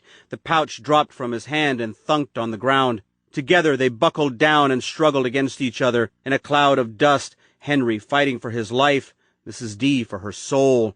Andrew Judson, now holding Johnny from behind, released him and slowly staggered around the crucifix, seemingly aiming to assist Mrs. D. There was a sudden wail of anguish from the bloody battle, followed by a revolting ripping sound. Johnny, sucking in a cloud of putrid dust, closed his fingers over the bloody head of the nail and twisted his piercing hand back and forth in an effort to loosen it from the crucifix. Through tearing, agonized eyes, he watched as Mrs. D rolled off Henry, her midsection oozing sloppy blood over his hand as he continued twisting and grinding a nail deep into her heart. Her body twitched, shook, and flailed. Her throat swelled out like a balloon, then her mouth ripped open and vomited a black shadow soul up into the dark loft. Her body went immediately motionless, her open wound glistening in the seep of misty dawn light filtering in through the open doors. In eerie silence, Henry, lying on his side, reached for the pouch. Johnny screamed in agony and pulled furiously against the nail. It budged slightly, but not so easily. The gushing blood from his hand caused his fingers to slip against his grasp. From above, the bird squawed loudly and often. Henry crawled forward, his fingers brushing against the leather sash of the pouch. The pouch opened, a single nail slipped out. Judson leaned down and grabbed the hammer that Mary had dropped. The bloated fingers of his right hand curled around the bloody handle. Henry rolled onto his back, unnaturally silent despite the looming threat. He isn't panting, Johnny thought with horror. Oh, God, no! Johnny bucked and thrashed, digging deep down into the darkness of his fortitude and unearthing a final burst of energy to scream and wrench his blood-soaked hand against the nail driven through it. The nail loosened from the wound. Judson, the hammer now gripped in his hand, swung it over his head and down.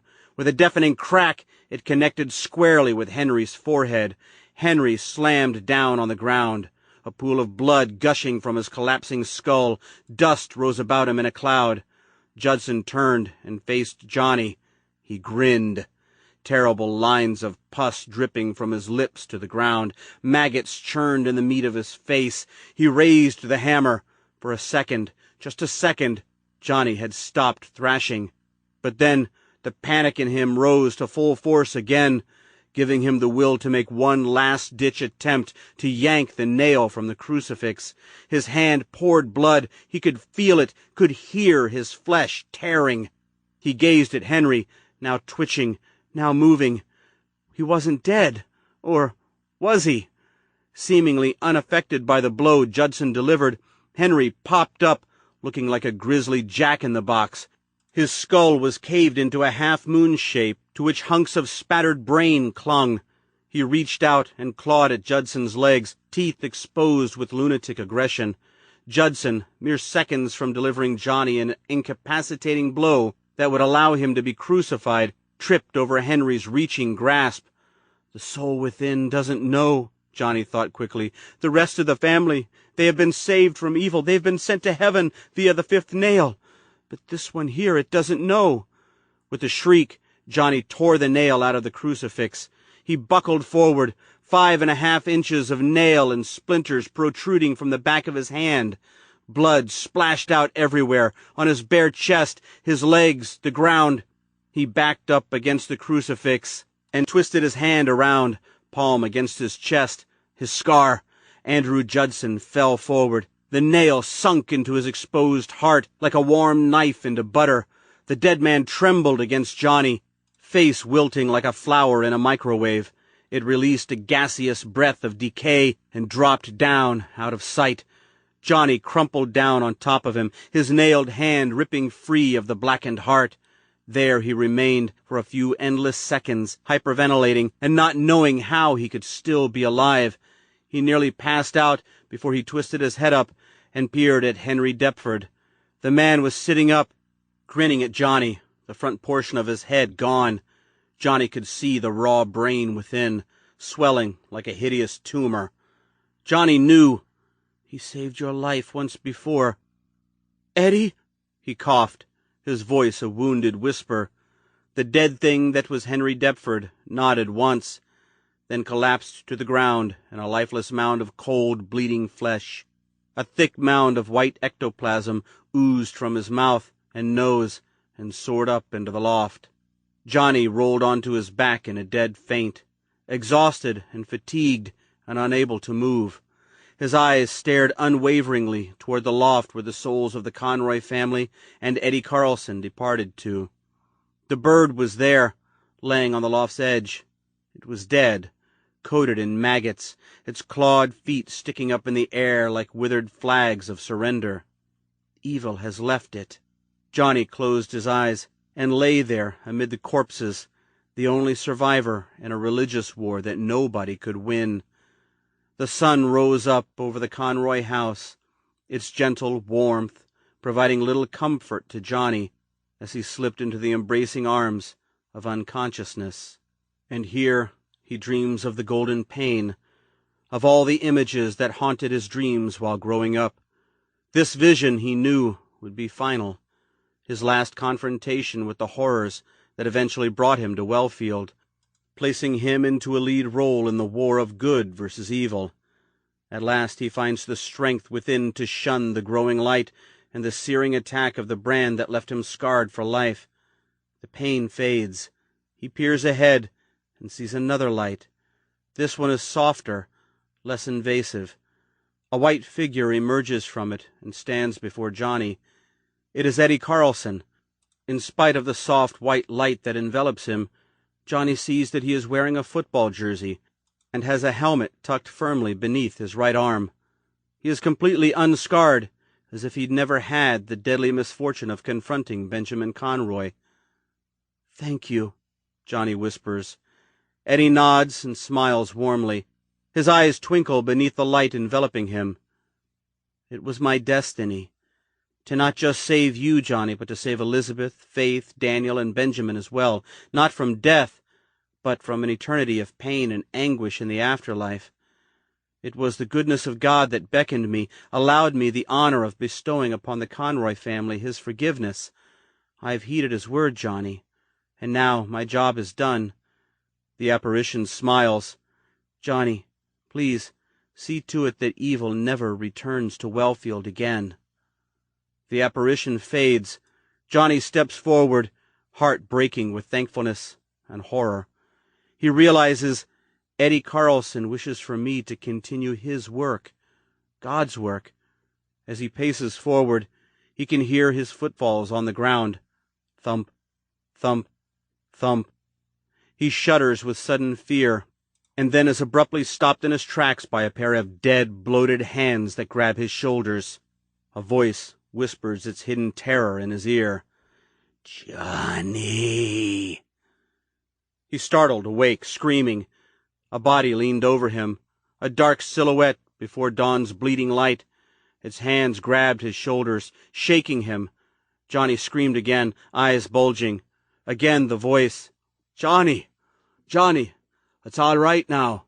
I'm going to help you." Still in a panic, Johnny squinted. The person above him came into view, like an angel from a dream. Carl Davies, Henry Deptford's former deputy, the man who'd picked him up and brought him to Henry's home. He was hunched, as pale as parchment, his hands warm wax against Johnny's bare shoulders. "What in God's name happened here?" He was surveying the carnage with wide, vacant, unbelieving eyes. The pain filtered back into Johnny, and he groaned, unable to utter a single word. "You be quiet," Carl said. Then, without another word, just as Henry Deptford did to baby Brian Conroy, to him 17 years earlier, Carl Davies scooped Johnny up in his arms and carried him away from the Conroy house, once and forever. Epilogue. Evil leaves Wellfield. October 18th, 2005, 10:30 a.m. At 10:30 a.m. on October 4th, Wellfield experienced its first flurries in a winter that was forecasted to be one of the worst in the last 25 years. The winds whipped about Main Street, stealing away the last of the leaves still clinging to the elms lining this sidewalk outside the courthouse. Inside the brick walls of the courthouse, Johnny sat in a room with the mayor, the current sheriff, a man named Tibbs that looked remarkably like Henry Deptford, his deputy, and 5 serious-faced men that were introduced as lawyers. "And one more right here," the balding, middle-aged man to his right instructed. His hand cramped and itched painfully beneath the bandage, but Johnny signed his name anyway. How many dotted lines had there been? 100? 2? This was promised to be the last one. He dropped the pen on the cherry wood desk and gazed at Mr. Balding, middle-aged. What was his name again? Baker? Barker? He'd been introduced to all of them, some of them more than once, but couldn't remember any of their names. Loss of short-term memory seemed to be an ongoing problem. After a 3-week stay at the Glendale Hospital 2 towns over, Johnny returned to Wellfield.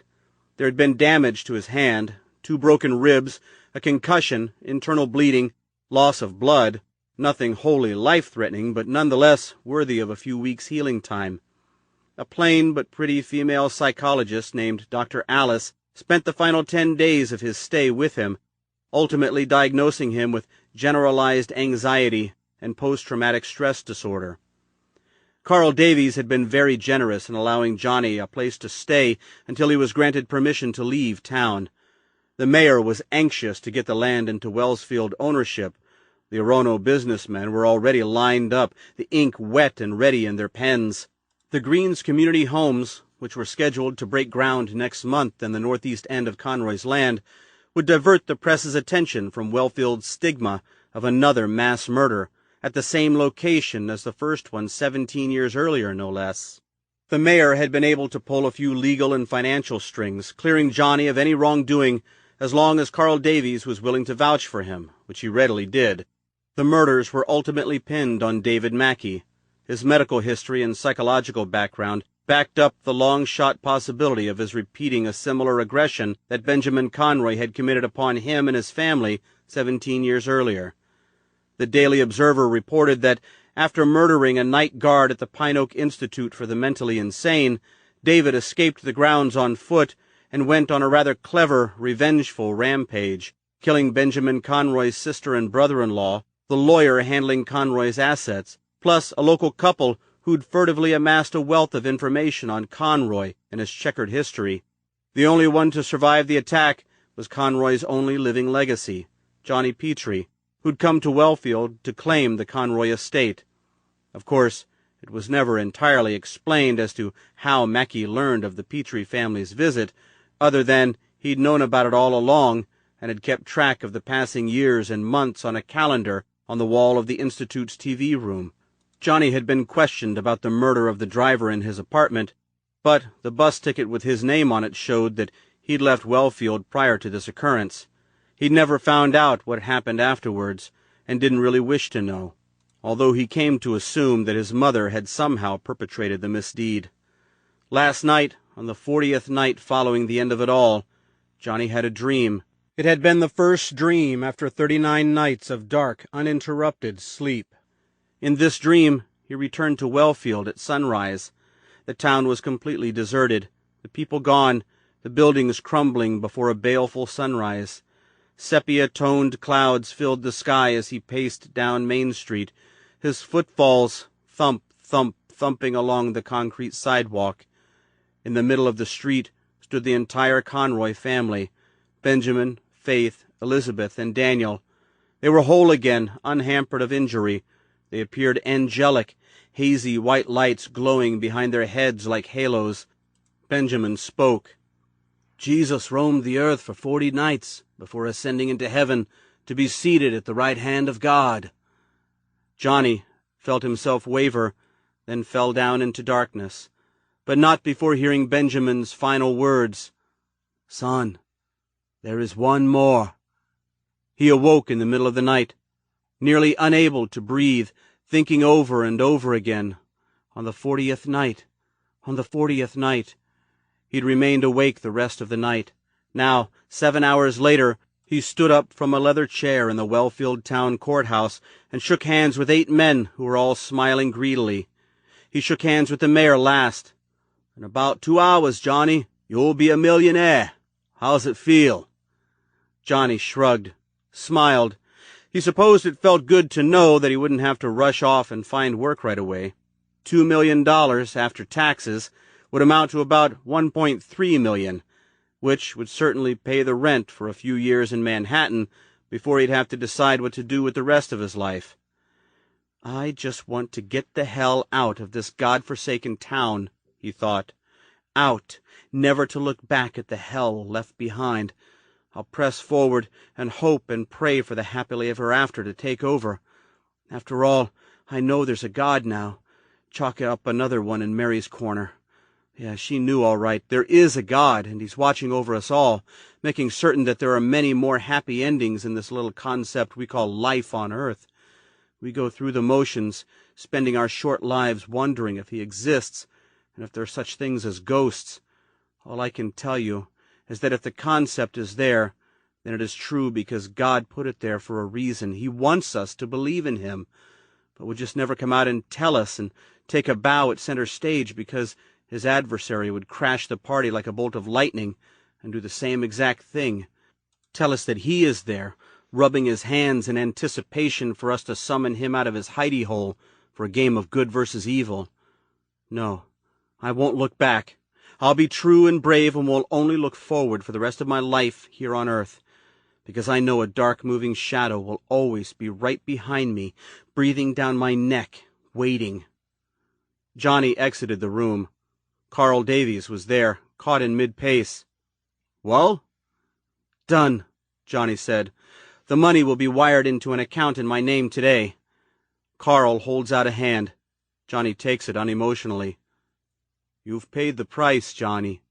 Enjoy your reward. It's the very least you deserve. Thank you, Carl. I truly appreciate your kindness and generosity." They left the courthouse and walked in silence down the sidewalk to Carl's car, parked 100 feet away. Johnny pinched the top of his coat up around his mouth.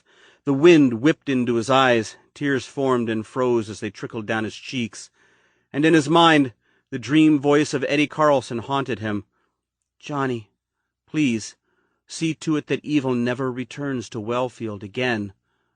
And then the voice of Benjamin Conroy. "Son, there is one more."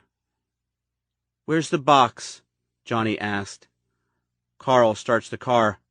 "In the trunk." Johnny took a deep breath, then said, "There's one last thing I need to do."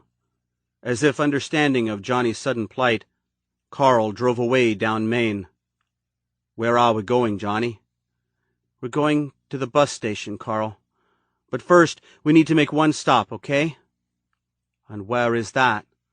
Johnny hesitated, then answered, "The Conroy house." In less than 10 minutes, they were there.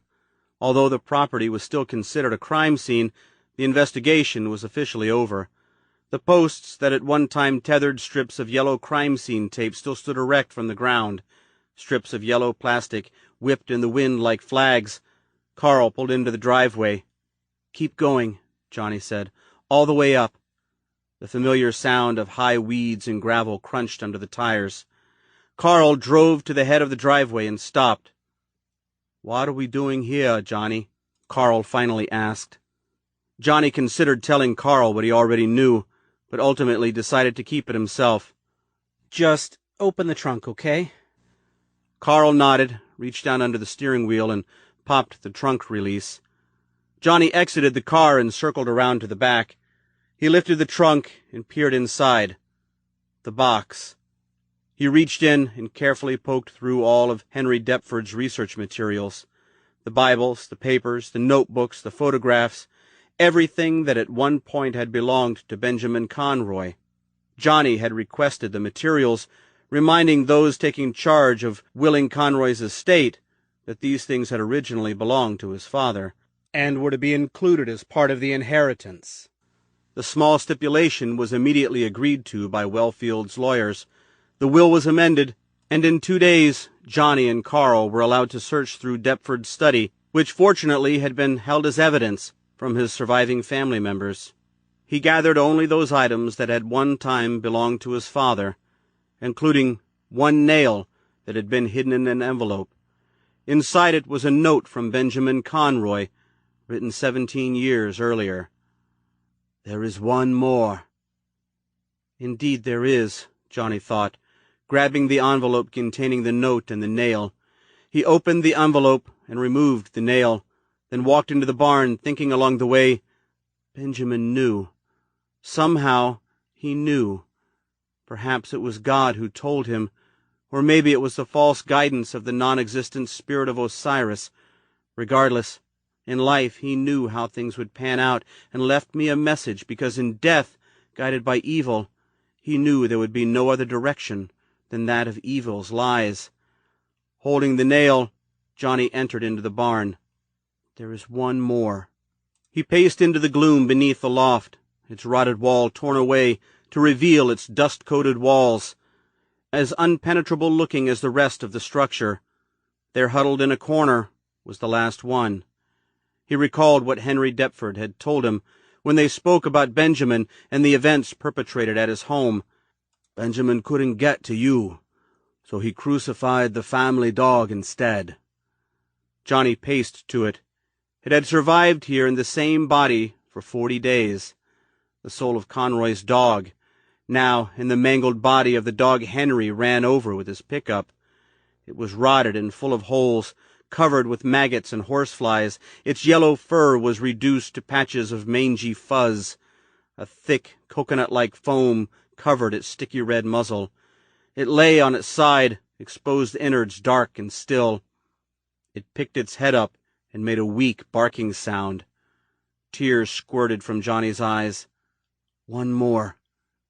He took a deep, nausea-filled breath, then slammed the nail deep into the bare heart of the dog. "Enjoy the afterlife," he uttered, then paced out of the barn into the welcoming warmth of Wellfield's morning daylight. He dreams of light, white light, and it is good. It shows him the future, and in it there is a family. He, the patriarch, his wife, and his son and daughter. They attend church every Sunday, spending all their times together, both good and bad. Sunshine rains down on the Petrie family, and goodness abounds. All of them look ahead to a bright future under God's watchful eye. But there is a growing shadow in that white light. It represents the temptation to look back. It becomes a secret, one that he keeps from his family. It exists as a cardboard box that sits in the attic of his home. The temptation grows stronger and stronger, and quite soon it begins to eat at him and begs him to explore the mysteries within, the mysteries of his past that will never leave him, because no matter how long he denies the want to look back, it will remain with him, always and forever, growing stronger and stronger. This has been Dead Souls by Michael Laimo, narrated by Basil Sands. Copyright 2007 by Michael Laimo. Production copyright 2012 by Crossroad Press. This has been a Crossroad Press and Springbrook Audio production. If you have enjoyed this program, we invite you to visit our websites to peruse our other titles, ranging from science fiction to horror to inspirational and nonfiction. You can find us at springbrookaudio.com and crossroadpress.com. Thank you for listening. This has been Dead Souls, written by Michael Laimo, narrated by Basil Sands. Copyright 2007 by Michael Laimo. Production copyright 2012 by David N. Wilson. This has been Dead Souls by Michael Laimo, narrated by Basil Sands. Copyright 2007 by Michael Laimo. Production copyright 2012 by Crossroad Press. This has been a Crossroad Press and Springbrook Audio production. If you have enjoyed this program, we invite you to visit our websites to peruse our other titles, ranging from science fiction to horror to inspirational and nonfiction. You can find us at springbrookaudio.com and crossroadpress.com. Thank you for listening.